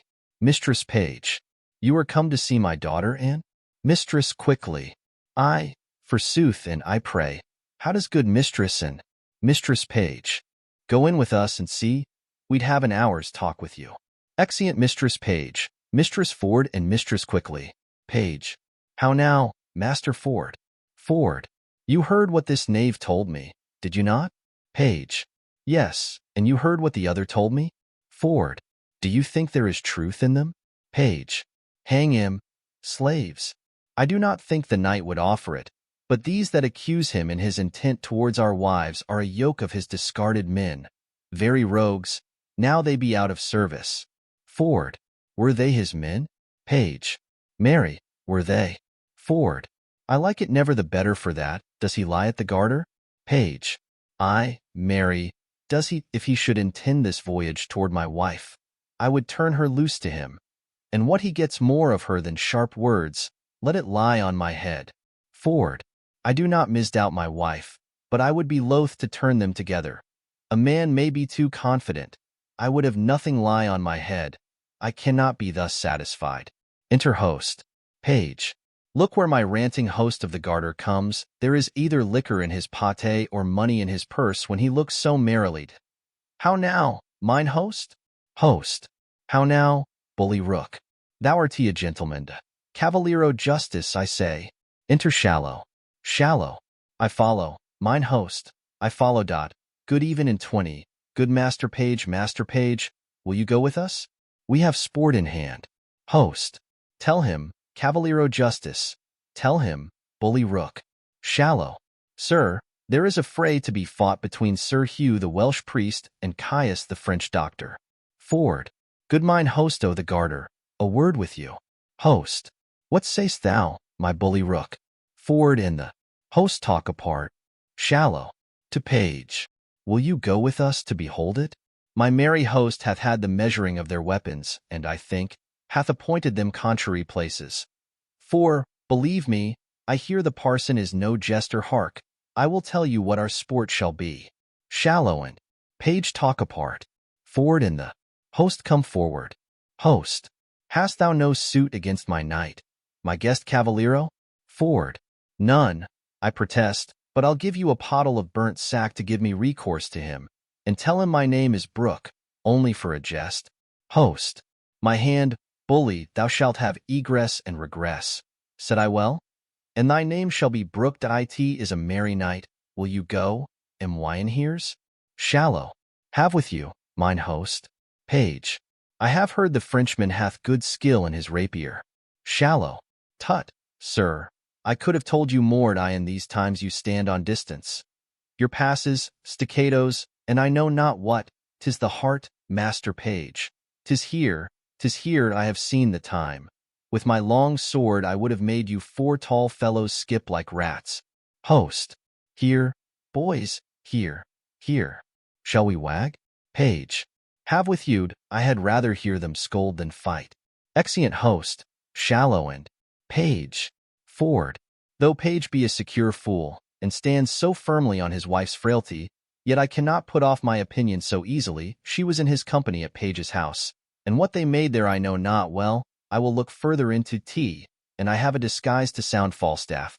If I find her honest, I lose not my labor. If she be otherwise, 'tis labor well bestowed. Exit.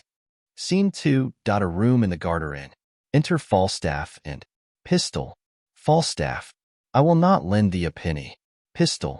Why then, the world's mine oyster, which I with sword will open. Falstaff. Not a penny. I have been content, sir. You should lay my countenance to pawn. I have grated upon my good friends for 3 reprieves for you and your coach fellow in Wyam, or else you had looked through the grate like a Gemini of baboons. I am damned in hell for swearing to gentlemen my friends you were good soldiers and tall fellows, and when Mistress Bridget lost the handle of her fan, I took tea upon mine honor thou hadst it not. Pistol. Didst not thou share? Hadst thou not 15 pence? Falstaff. Reason, you rogue, reason. Think'st thou I'll endanger my soul gratis? At a word, hang no more about me. I am no gibbet for you. Go. A short knife and a throng. To your manor of Picthatch. Go, you'll not bear a letter for me, you rogue? You stand upon your honor. Why, thou unconfinable baseness, it is as much as I can do to keep the terms of my honor precise. I myself sometimes, leaving the fear of God on the left hand, and hiding mine honor in my necessity, am fain to shuffle, to hedge, and to lurch. And yet you, rogue, will ensconce your rags, your catamountain looks, your red lattice phrases, and your bold beating oaths, under the shelter of your honor. You will not do it. You. Pistol. I do relent. What wouldst thou more of man? Enter Robin. Robin. Sir, here's a woman would speak with you. Falstaff. Let her approach. Enter Mistress quickly. Mistress quickly. Give your worship good morrow. Falstaff. Good morrow, good wife. Mistress quickly. Not so. An't please your worship. Falstaff. Good maid, then. Mistress quickly. I'll be sworn, as my mother was, the first hour I was born. Falstaff. I do believe the swearer. What with me? Mistress quickly. Shall I vouchsafe your worship a word or two? Falstaff. 2,000, fair woman, and I'll vouchsafe thee the hearing. Mistress quickly. There is one Mistress Ford, sir. I pray, come a little nearer this ways. I myself dwell with Master Dr. Caius. Falstaff. Well on. Mistress Ford, you say?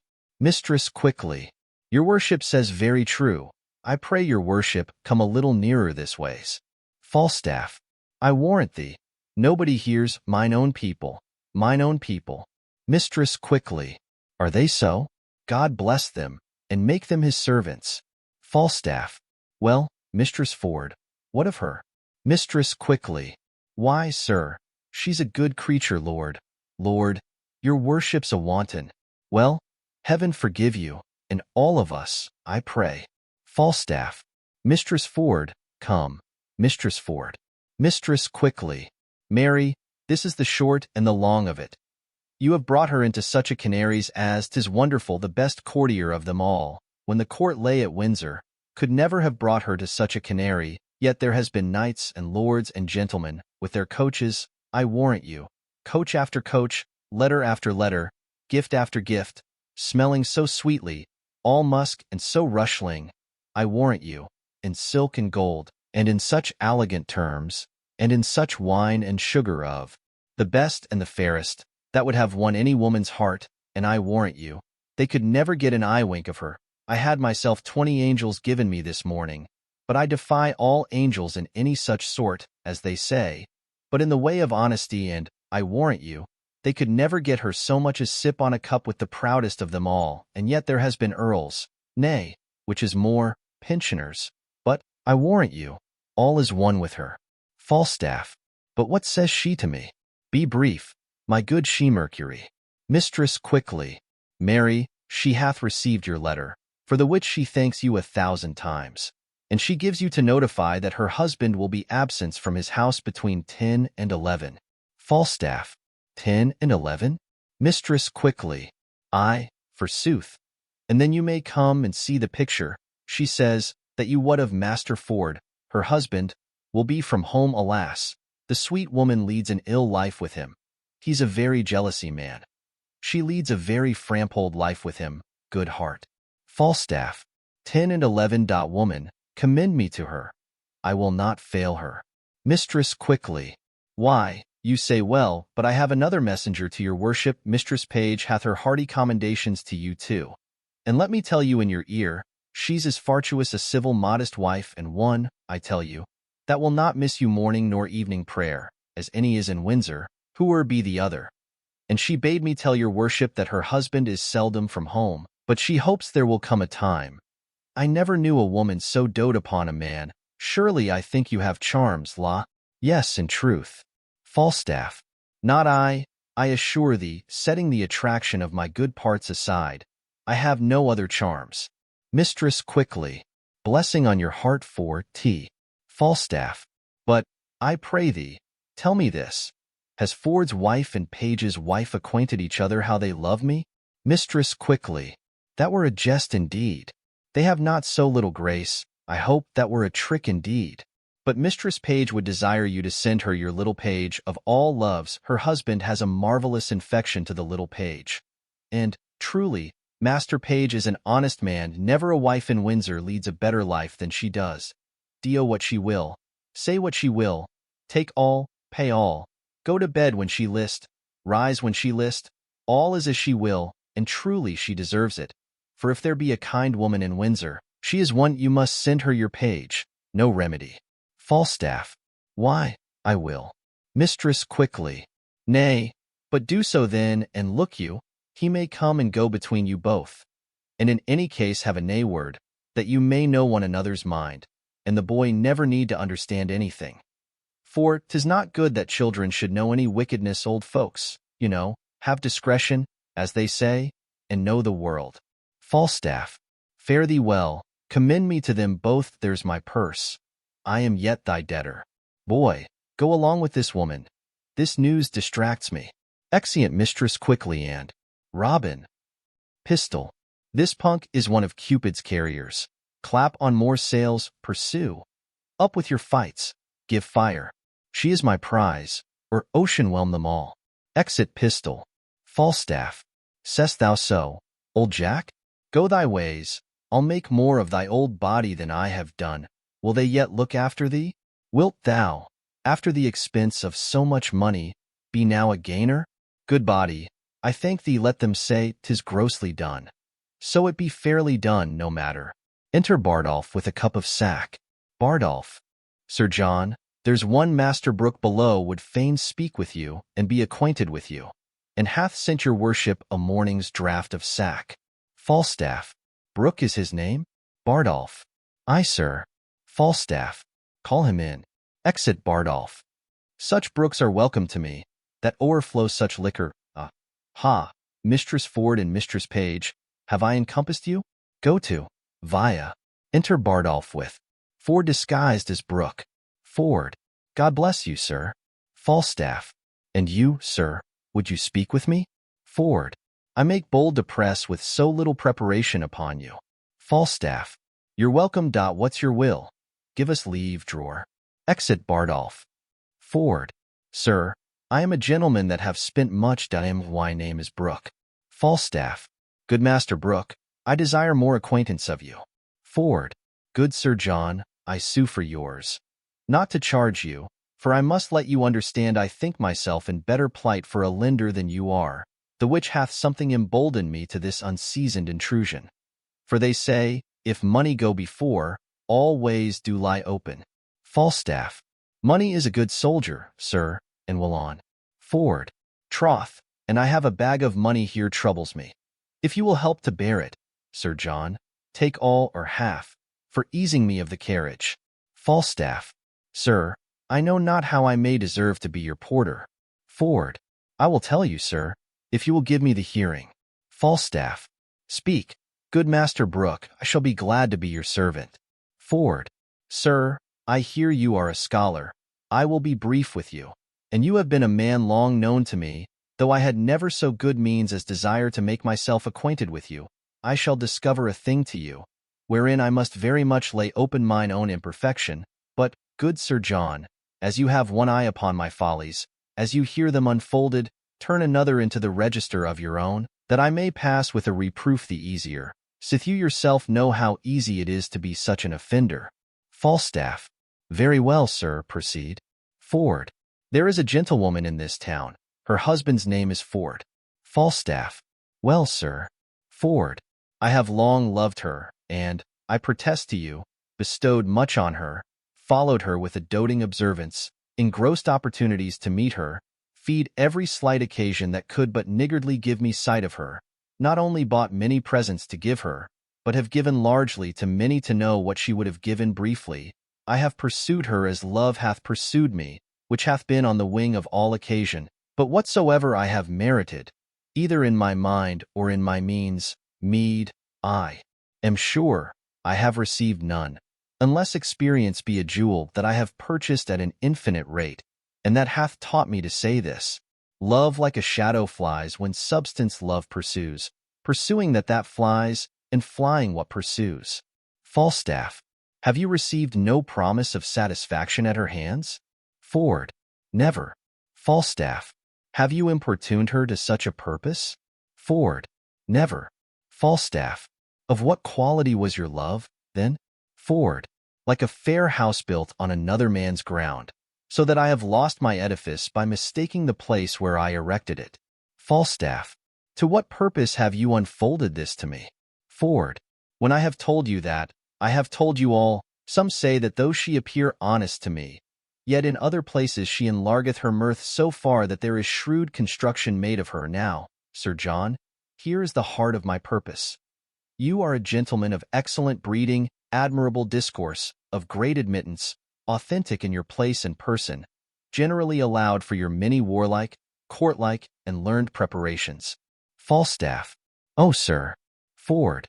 Believe it, For you know it, there is money, spend it, spend it. Spend more. Spend all I have. Only give me so much of your time in exchange of it as to lay an amiable siege to the honesty of this Ford's wife. Use your art of wooing. Win her to consent to you. If any man may, you may as soon as any. Falstaff. Would it apply well to the vehemency of your affection that I should win what you would enjoy? Methinks you prescribe to yourself very preposterously. Ford. Oh, understand my drift. She dwells so securely on the excellency of her honor that the folly of my soul dares not present itself. She is too bright to be looked against now. Could I come to her with any detection in my hand, my desires had instance and argument to commend themselves. I could drive her then from the ward of her purity, her reputation, her marriage vow, and 1,000 other her defenses, which now are too strongly embattled against me. What say you to't, Sir John? Falstaff. Master Brooke, I will first make bold with your money. Next, give me your hand. And last, as I am a gentleman, you shall, if you will, enjoy Ford's wife. Ford. Oh, good sir. Falstaff. I say you shall. Ford. Want no money, Sir John. You shall want none. Falstaff. Want no Mistress Ford, Master Brooke. You shall want none. I shall be with her, I may tell you, by her own appointment. Even as you came in to me, her assistant or go-between parted from me, and I say I shall be with her between 10 and 11. For at that time the jealous rascally knave her husband will be forth. Come you to me at night, you shall know how I speed. Ford. I am blessed in your acquaintance. Do you know Ford, sir? Falstaff. Hang him, poor cuckoldly knave. I know him not, yet I wrong him to call him poor. They say the jealous wittly knave hath masses of money, for the which his wife seems to me well favored. I will use her as the key of the cuckoldly rogue's coffer, and there's my harvest home. Ford. I would you knew Ford, sir, that you might avoid him if you saw him. Falstaff. Hang him, mechanical salt-butter rogue. I will stare him out of his wits. I will awe him with my cudgel. It shall hang like a meteor o'er the cuckold's horns, Master Brooke. Thou shalt know I will predominate over the peasant, and thou shalt lie with his wife. Come to me soon at night. Ford's a knave, and I will aggravate his style. Thou, Master Brooke, shalt know him for knave and cuckold. Come to me soon at night. Exit Falstaff. Ford. What a damned Epicurean rascal is this! My heart is ready to crack with impatience. Who says this is improvident jealousy? My wife hath sent to him. The hour is fixed. The match is made. Would any man have thought this? See the hell of having a false woman. My bed shall be abused, my coffers ransacked, my reputation gnawn at, and I shall not only receive this villainous wrong, but stand under the adoption of abominable terms, and by him that does me this wrong, terms, names. A Mammon sounds well. Lucifer, well. Barbizon, well. Yet they are devil's additions, the names of fiends, but cuckold? Whittle? Cuckold? The devil himself hath not such a name. Page is an ass, a secure ass. He will trust his wife. He will not be jealous. I will rather trust a Fleming with my butter, Parson Hugh the Welshman with my cheese, an Irishman with my aquavitae bottle, or a thief to walk my ambling gelding, than my wife with herself. Then she plots, then she ruminates, then she devises. And what they think in their hearts they may affect. They will break their hearts, but they will affect. God be praised for my jealousy. 11 o'clock the hour. I will prevent this, detect my wife, be revenged on Falstaff, and laugh at Page. I will about it. Better 3 hours too soon than a minute too late. Fie. Cuckold, cuckold, cuckold. Exit. Scene 3. A field near Windsor. Enter Dr. Caius and Rugby. Caius. Jack Rugby. Rugby. Sir? Caius. That is de clock, Jack? Rugby. 'Tis past the hour, sir, that Sir Hugh promised to meet. Caius. By gar, he has saved his soul. Dat he is no come. He is pray his Bible weld. He is no come, be why gar. Jack Rugby, he is dead already, if he be come. Rugby. He is wise, sir. He knew your worship would kill him if he came. Caius. By gar, de herring is no dead, so as I vil kill him. Take your rapier, Jack. I vil tell you how I vil kill him. Rugby. Alas, sir, I cannot fence. Caius. Villainy. Take your rapier. Rugby. Forbear. Here's company. Enter Page. Shallow, Slender, and Host. Host. God bless thee, bully doctor. Shallow. God save you, Master Dr. Caius. Page. Now, good Master Doctor. Slender. Give you good morrow, sir. Caius. That be all you. 1, 2, 3, 4. Come for? Host. To see thee fight, to see thee foin, to see thee traverse, to see thee here, to see thee there, to see thee pass thy punto, thy stock, thy reverse, thy distance, thy montanti. Is he dead, my Ethiopian? Is he dead, my Francisco? Ha, bully? What says my Esculapius, my Galen, my heart of elder? Ha? Is he dead, bully stale? Is he dead? Caius. By gar, he is de coward jack priest of de world. He is not show his face. Host. Thou art a Castilian king, urinal Hector of Greece, my boy. Caius. I pray you, bear witness that me have stay 6 or 7, 2, 3 hours for him, and he is no come. Shallow. He is the wiser man, Master Doctor. He is a curer of souls, and you a curer of bodies. If you should fight, you go against the hair of your professions. Is it not true, Master Page? Page. Master Shallow, you have yourself been a great fighter, though now a man of peace. Shallow. Bodykins, Master Page, though I now be old, and of the peace, if I see a sword out, my finger itches to make one. Though we are justices and doctors and churchmen, Master Page, we have some salt of our youth in us. We are the sons of women, Master Page. Page. 'Tis true, Master Shallow. Shallow. It will be found so, Master Page. Master Dr. Caius, I come to fetch you home. I am sworn of the peace. You have showed yourself a wise physician, and Sir Hugh hath shown himself a wise and patient churchman. You must go with me, Master Doctor. Host. Pardon, guest justice. A word, Monsieur Mockwater. Caius. Mockvader? That is dat? Host. Mockwater, in our English tongue, is valor, bully. Caius. By gar, then I have as much Mockvader as dat Englishman, scurvy jackdog priest. By gar, me will cut his ears. Host. He will clapper claw thee tightly, bully. Caius. Clapper de claw? That is dat? Host. That is, he will make thee amends. Caius. By gar, me do look he shall clapper de claw me, for, by gar, me will have it. Host. And I will provoke him to't, or let him wag. Caius. Me thank you for dat. Host. And, moreover, bully, but first, Master Guest and Master Page, and Cavaliero Slender, go you through the town to Frogmore. Page. Aside to Host. Sir Hugh is there. Is he? Host. Aside to Page. He is there, see what humor he is in. And I will bring the doctor about by the fields. Will it do well? Shallow. Aside to Host. We will do it. Page. Shallow and Slender. Adieu, good Master Doctor.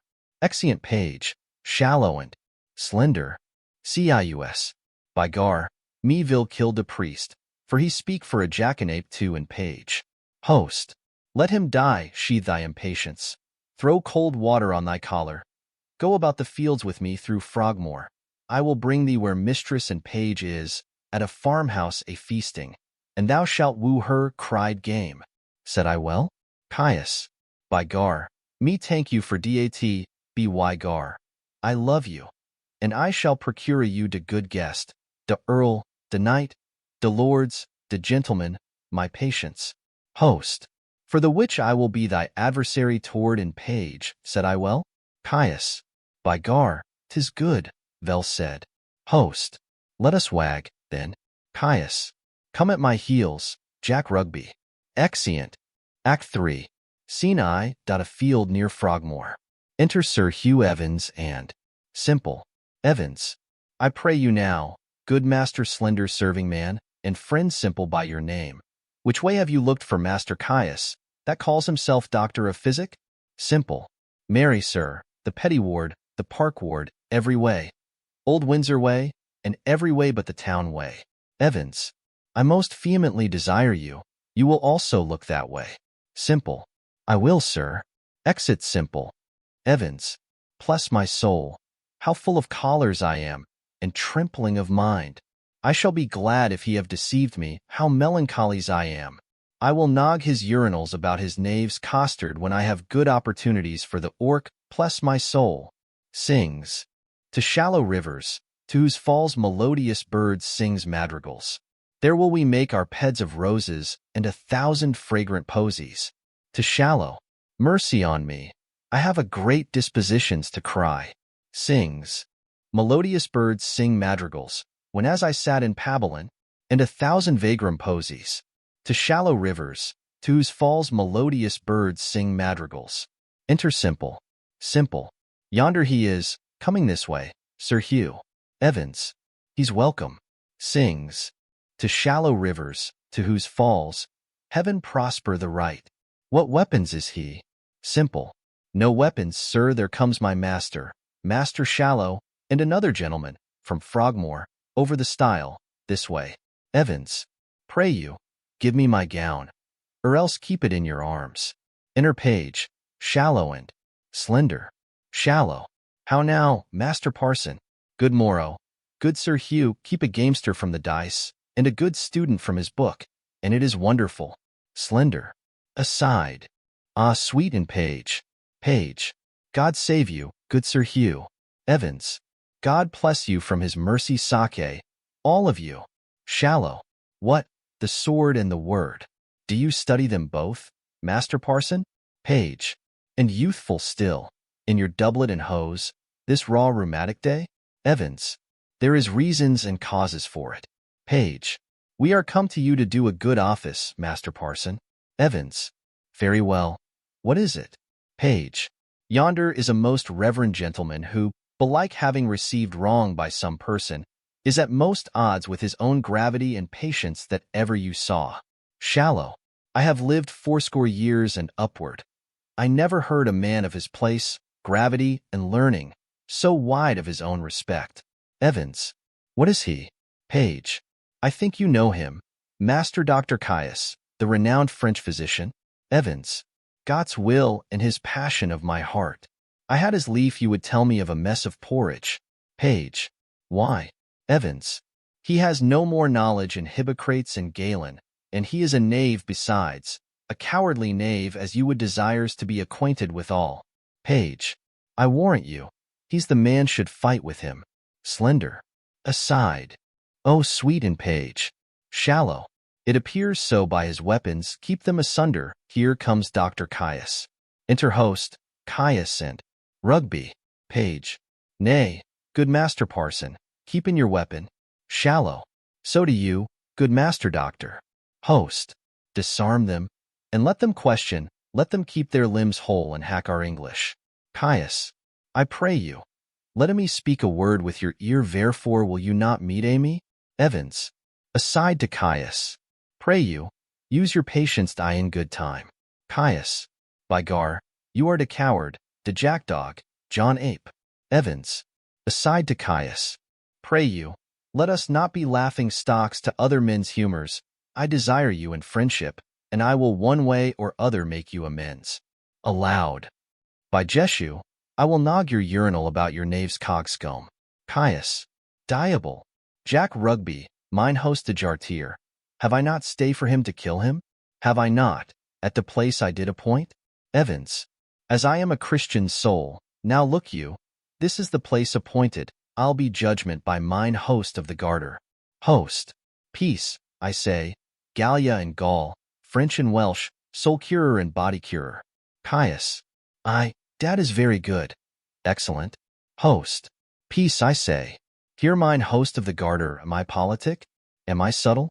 Am I a Machiavel? Shall I lose my doctor? No, he gives me the potions and the motions. Shall I lose my parson, my priest, my Sir Hugh? No, he gives me the proverbs and the no-verbs.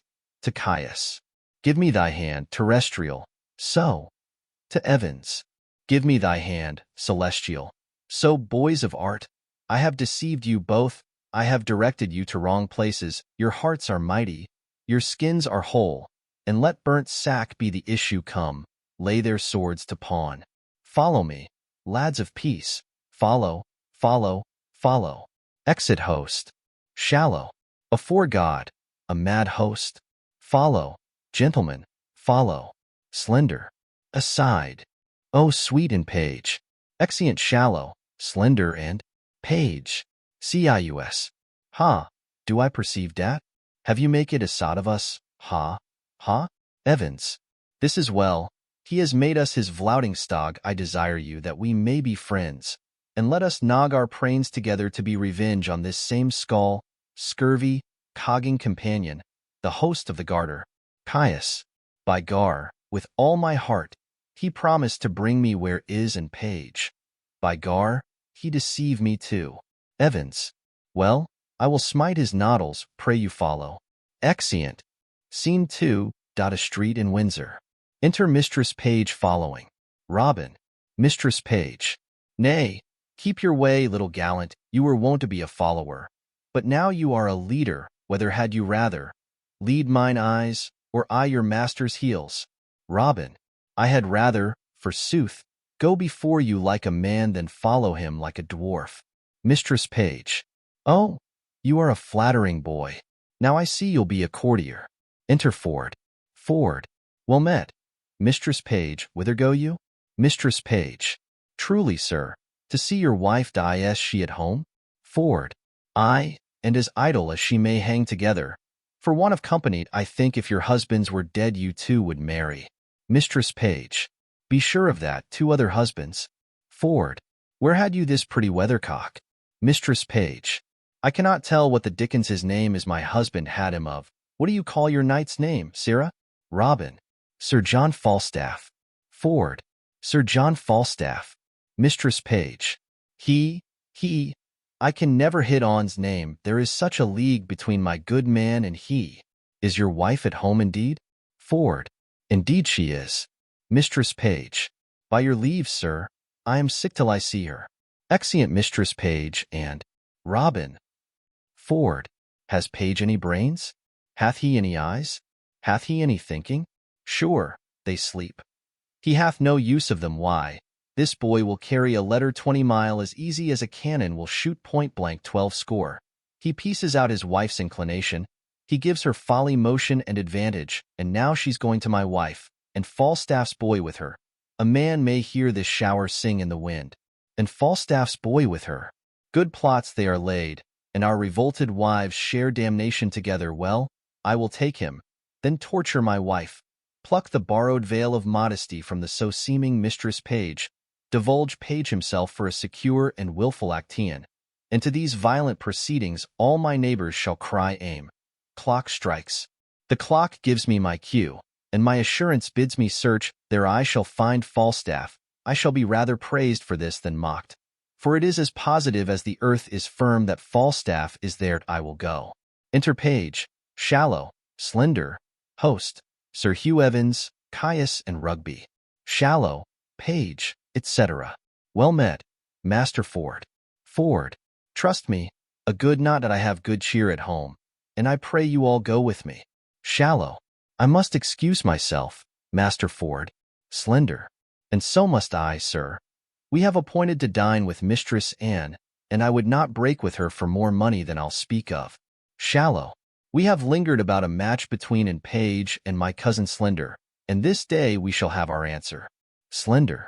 I hope I have your good will, Father Page. Page. You have, Master Slender.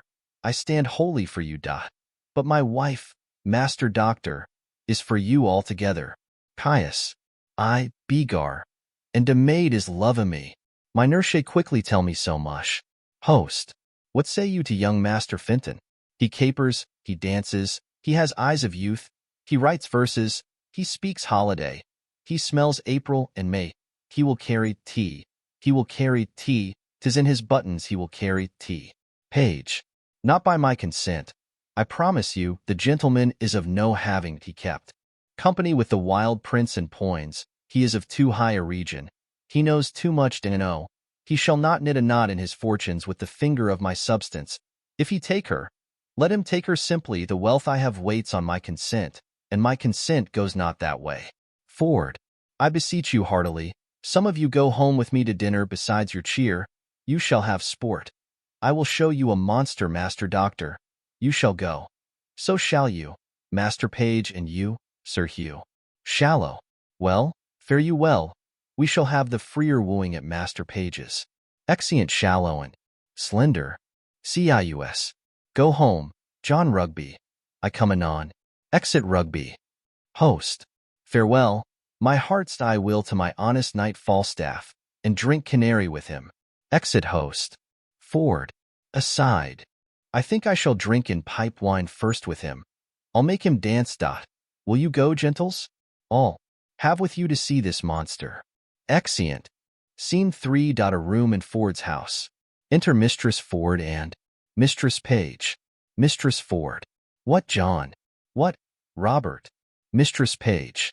Quickly, quickly. Is the buck-basket? Mistress Ford. I warrant. What, Robin, I say. Enter John and Robert with a great buck-basket. Mistress Page. Come, come, come. Mistress Ford. Here, set it down. Mistress Page. Give your men the charge. We must be brief. Mistress Ford. Mary, as I told you before, John and Robert, be ready here hard by in the brew-house. And when I suddenly call you, come forth, and without any pause or staggering, take this basket on your shoulders. That done, trudge with it in all haste, and carry it among the Whitsters and Datchet Mead, and there empty it in the muddy ditch close by the Thames side. Mistress Page. You will do it? Mistress Ford. I ha told them over and over, they lack no direction. Be gone, and come when you are called. Exeunt John and Robert. Mistress Page. Here comes little Robin. Enter Robin. Mistress Ford. How now, my eyes musket? What news with you? Robin. My master, Sir John, is come in at your back door, Mistress Ford, and request your company. Mistress Page. You little jackalent, have you been true to us? Robin. I'll be sworn my master knows not of your being here, and hath threatened to put me into everlasting liberty if I tell you of it. For he swears he'll turn me away. Mistress Page. Thou art a good boy. This secrecy of thine shall be a tailor to thee, and shall make thee a new doublet and hose. I'll go hide me. Mistress Ford. Do so. Go tell thy master I am alone. Exit Robin. Mistress Page. Remember you your cue. Mistress Page. I warrant thee, if I do not act it, hiss me. Exit Mistress Page. Mistress Ford. Go to, then will use this unwholesome humidity, this gross watery pumpion. We'll teach him to know turtles from jays. Enter Falstaff. Falstaff. Have I caught thee, my heavenly jewel? Why, now let me die, for I have lived long enough. This is the period of my ambition. Oh, this blessed hour. Mistress Ford. Oh, sweet Sir John. Falstaff. Mistress Ford. I cannot cog, I cannot prate. Mistress Ford. Now shall I sin in my wish. I would thy husband were dead. I'll speak it before the best lord. I would make thee my lady. Mistress Ford. I your lady, Sir John? Alas, I should be a pitiful lady. Falstaff. Let the court of France show me such another. I see how thine eye would emulate the diamond. Thou hast the right arched beauty of the brow that becomes the ship tire, the tire valiant, or any tire of Venetian admittance. Mistress Ford. A plain kerchief, Sir John. My brows become nothing else, nor that well neither. Falstaff. By the Lord, thou art a traitor to say so. Thou wouldst make an absolute courtier, and the firm fixture of thy foot would give an excellent motion to thy gait in a semicircled farthingale. I see what thou wert. If fortune thy foe were not, nature thy friend, come, thou canst not hide it. Mistress Ford. Believe me, there's no such thing in me. Falstaff. What made me love thee? Let that persuade thee there's something extraordinary in thee. Come. I cannot cog and say thou art this and that, like a many of these lisping hawthorn buds that come like women in men's apparel, and smell like Bucklersbury in simple time. I cannot, but I love thee, none but thee, and thou deservest it. Mistress Ford. Do not betray me, sir. I fear you love Mistress Page. Falstaff. Thou mightst as well say I love to walk by the counter gate, which is as hateful to me as the reek of a lime kiln. Mistress Ford. Well, heaven knows how I love you, and you shall one day find it. Falstaff. Keep in that mind. I'll deserve it. Mistress Ford. Nay, I must tell you, so you do. or else I could not be in that mind. Enter Robin. Robin. Mistress Ford, Mistress Ford. Here's Mistress Page at the door, sweating and blowing and looking wildly, and would needs speak with you presently. Falstaff. She shall not see me. I will ensconce me behind the arras. Mistress Ford. Pray you, do so. She's a very tattling woman. Falstaff hides himself behind the arras. Enter Mistress Page. What's the matter? How now? Mistress Page. Oh, Mistress Ford, what have you done? You're shamed, you're overthrown, you're undone forever. Mistress Ford. What's the matter, good Mistress Page? Mistress Page. Oh, well a day, Mistress Ford, having an honest man to your husband, to give him such cause of suspicion. Mistress Ford. What cause of suspicion? Mistress Page. What cause of suspicion? Out upon you. How am I mistook in you? Mistress Ford. Why, alas, what's the matter? Mistress Page. Your husband's coming hither, woman, with all the officers in Windsor, to search for a gentleman that he says is here now in the house, by your consent, to take an ill advantage of his absence. You are undone. Mistress Ford. 'Tis not so, I hope. Mistress Page. Pray heaven it be not so, that you have such a man here. But 'tis most certain your husband's coming with half Windsor at his heels, to search for such a one. I come before to tell you. If you know yourself clear, why, I am glad of it. But if you have a friend here, convey him out, be not amazed, call all your senses to you. Defend your reputation, or bid farewell to your good life forever. Mistress Ford. What shall I do? There is a gentleman, my dear friend, and I fear not mine own shame as much as his peril. I had rather than £1,000 he were out of the house. Mistress Page. For shame. Never stand you had rather, and you had rather, your husband's here at hand, bethink you of some conveyance, and the house you cannot hide him. Oh, how have you deceived me? Look, here is a basket. If he be of any reasonable stature, he may creep in here, and throw foul linen upon him, as if it were going to bucking. Or, it is whiting time. Send him by your 2 men to Datchet Mead. Mistress Ford. He's too big to go in there. What shall I do? Falstaff. Comes out of hiding. Let me see, Let me see. Oh, let me see, I'll in. Follow your friend's counsel. I'll in. Mistress Page. What, Sir John Falstaff? Are these your letters, knight? Falstaff. I love thee, and none but thee help me away. Let me creep in here. I'll never. He goes into the basket. They cover him with dirty clothes. Mistress Page. Help to cover your master, boy. Call your men. Mistress Ford. You dissembling knight. Exit Robin. Mistress Ford. What, John? Robert. John. Enter John and Robert. Go.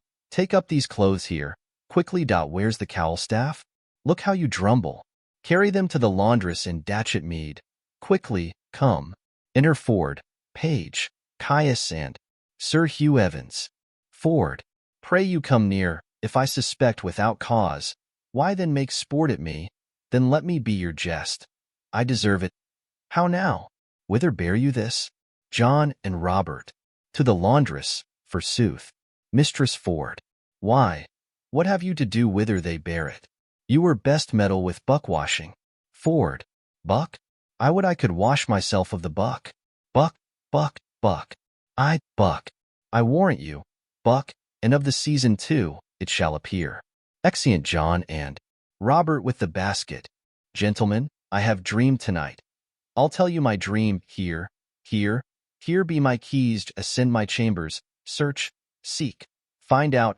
I'll warrant we'll unkennel the fox. Let me stop this way first. Locks the door. So, now uncape. Page. Good Master Ford, be contented. You wrong yourself too much. Ford. True. Master Page. Up, gentlemen. You shall see sport anon. Follow me, gentlemen. Exit Ford. Evans.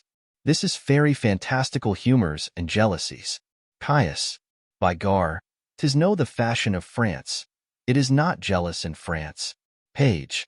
Nay, follow him, gentlemen. See the issue of his search. Exeunt Page, Evans, and Caius. Mistress Page. Is there not a double excellency in this? Mistress Ford. I know not which pleases me better, that my husband is deceived, or Sir John. Mistress Page. What a taking was he in when your husband asked who was in the basket? Mistress Ford. I am half afraid he will have need of washing, so throwing him into the water will do him a benefit. Mistress Page. Hang him, dishonest rascal. I would all of the same strain were in the same distress. Mistress Ford. I think my husband hath some special suspicion of Falstaff's being here, for I never saw him so gross in his jealousy till now. Mistress Page. I will lay a plot to try that, and we will yet have more tricks with Falstaff. His dissolute disease will scarce obey this medicine. Mistress Ford. Shall we send that foolish carrion mistress quickly to him, and excuse his throwing into the water, and give him another hope, to betray him to another punishment? Mistress Page. We will do it. Let him be sent for tomorrow 8 o'clock to have amends. Enter Ford, Page, Caius, and Sir Hugh Evans. Ford. I cannot find him. Maybe the knave bragged of that he could not compass. Mistress Page. Aside to Mistress Ford. Heard you that? Mistress Ford. You use me well, Master Ford, do you? Ford. I do so. Mistress Ford. Heaven make you better than your thoughts. Ford. Amen. Mistress Page. You do yourself mighty wrong, Master Ford. Ford. I must bear it. Evans. If there be any potty in the house, and in the chambers, and in the coffers, and in the presses, heaven forgive my sins at the day of judgment. Caius. Begar, nor I too. There is nobody's. Page. Fie, Master Ford, are you not ashamed? What spirit, what devil suggests this imagination? I would not ha your distemper in this kind for the wealth of Windsor Castle. Ford. 'Tis my fault, Master Page, I suffer for it. Evans. You suffer for a pad conscience. Your wife is as honest almonds as I will desires among 5,500 too. Caius.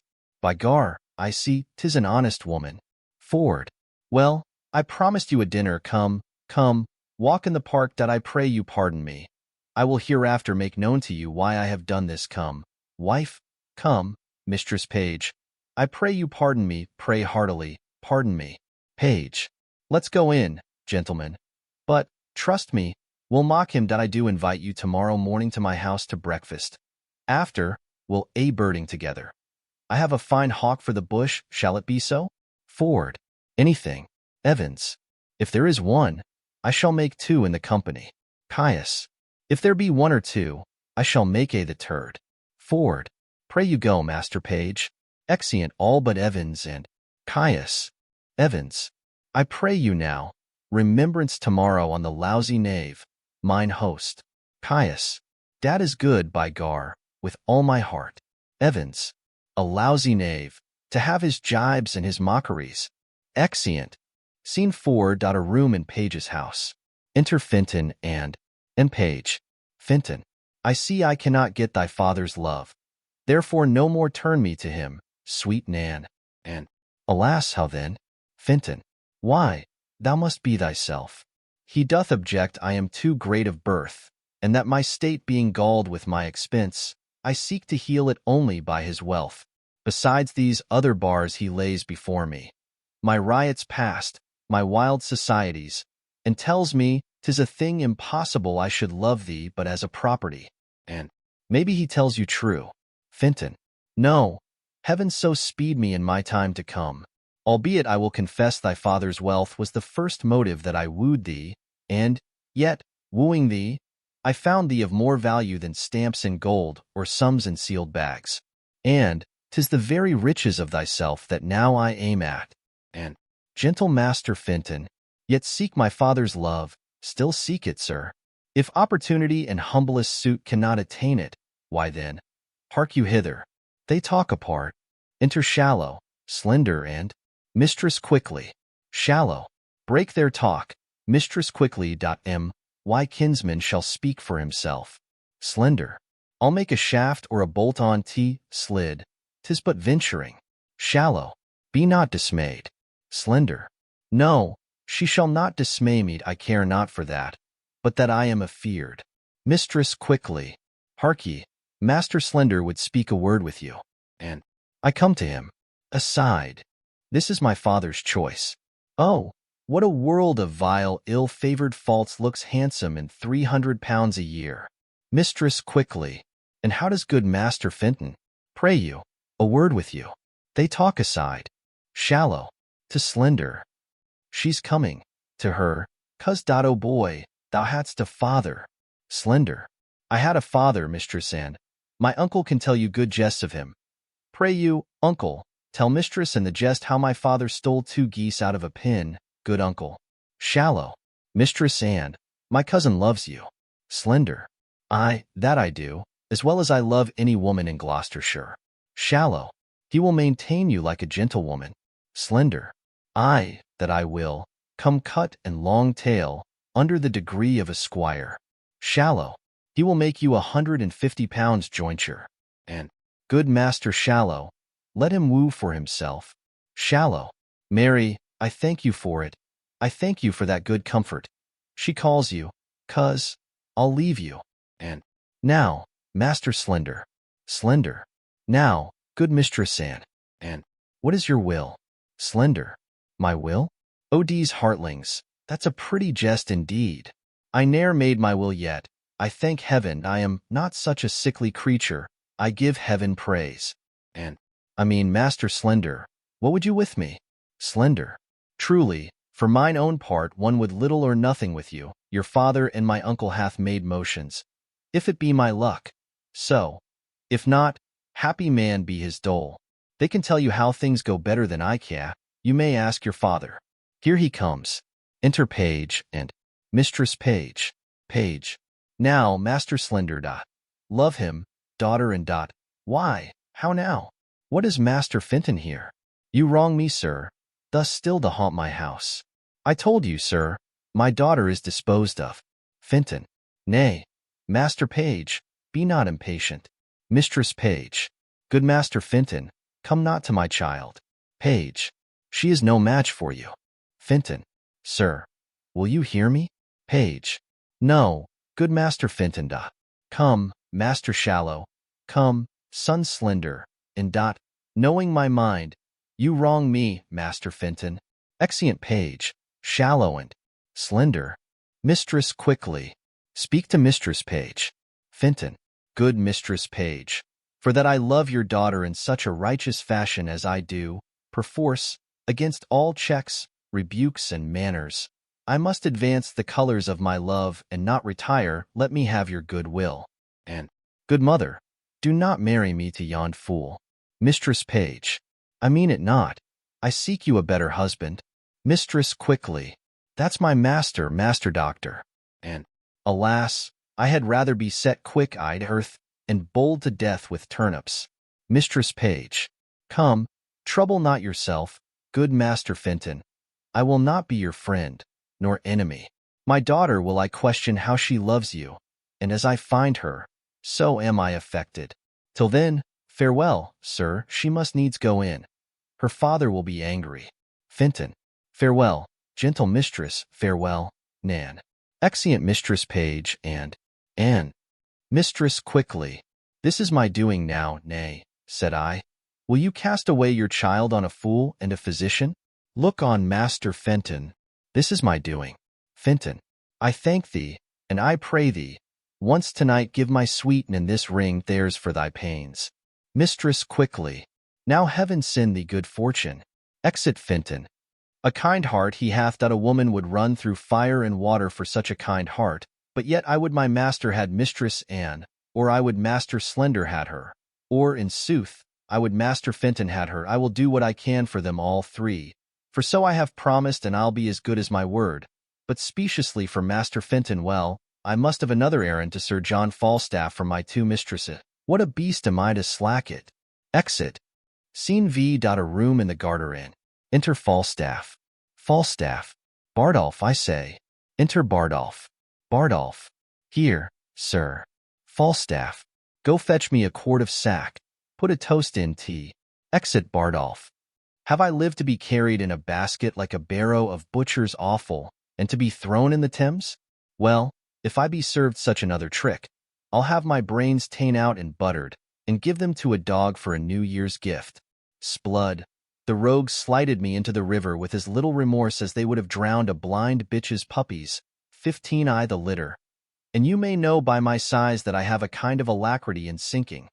If the bottom were as deep as hell, I should down I had been drowned, but that the shore was shelvy and shallow, a death that I abhor. For the water swells a man, and what a thing should I have been when I had been swelled? I should have been a mountain of mummy. Enter Bardolph with sack. Bardolph. Here's mistress quickly, sir, to speak with you. Falstaff. Come, let me pour in some sack to the Thames water. For my belly's as cold as if I had swallowed snowballs for pills to cool the rains. Call her in. Bardolph. Come in, woman. Enter mistress quickly. Mistress quickly.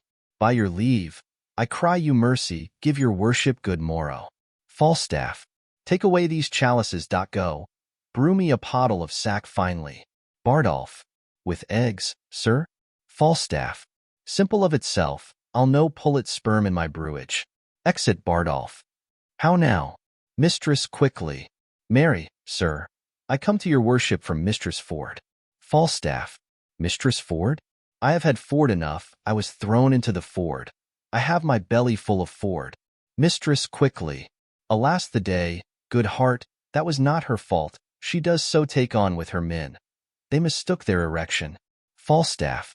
So did I mine, to build upon a foolish woman's promise. Mistress quickly. Well, she laments, sir, for it, that it would yearn your heart to see it. Her husband goes this morning a-birding. She desires you once more to come to her, between 8 and 9. I must carry her word quickly. She'll make you amends, I warrant you. Falstaff. Well, I will visit her, tell her so, and bid her think what a man is, let her consider his frailty, and then judge of my merit. Mistress quickly. I will tell her. Falstaff. Do so between 9 and 10, say'st thou? Mistress quickly. 8 and 9, sir. Falstaff. Well, be gone, I will not miss her. Mistress quickly. Peace be with you, sir. Exit mistress quickly. Falstaff. I marvel I hear not of Master Brooke. He sent me word to stay within. I like his money well. Oh, here he comes. Enter Ford disguised. Ford. God bless you, sir. Falstaff. Now, Master Brooke, you come to know what hath passed between me and Ford's wife? Ford. That indeed, Sir John, is my business. Falstaff. Master Brooke, I will not lie to you, I was at her house the hour she appointed me. Ford. And how sped you, sir? Falstaff. Very ill-favoredly, Master Brooke. Ford. How so, sir? Did she change her determination? Falstaff. No,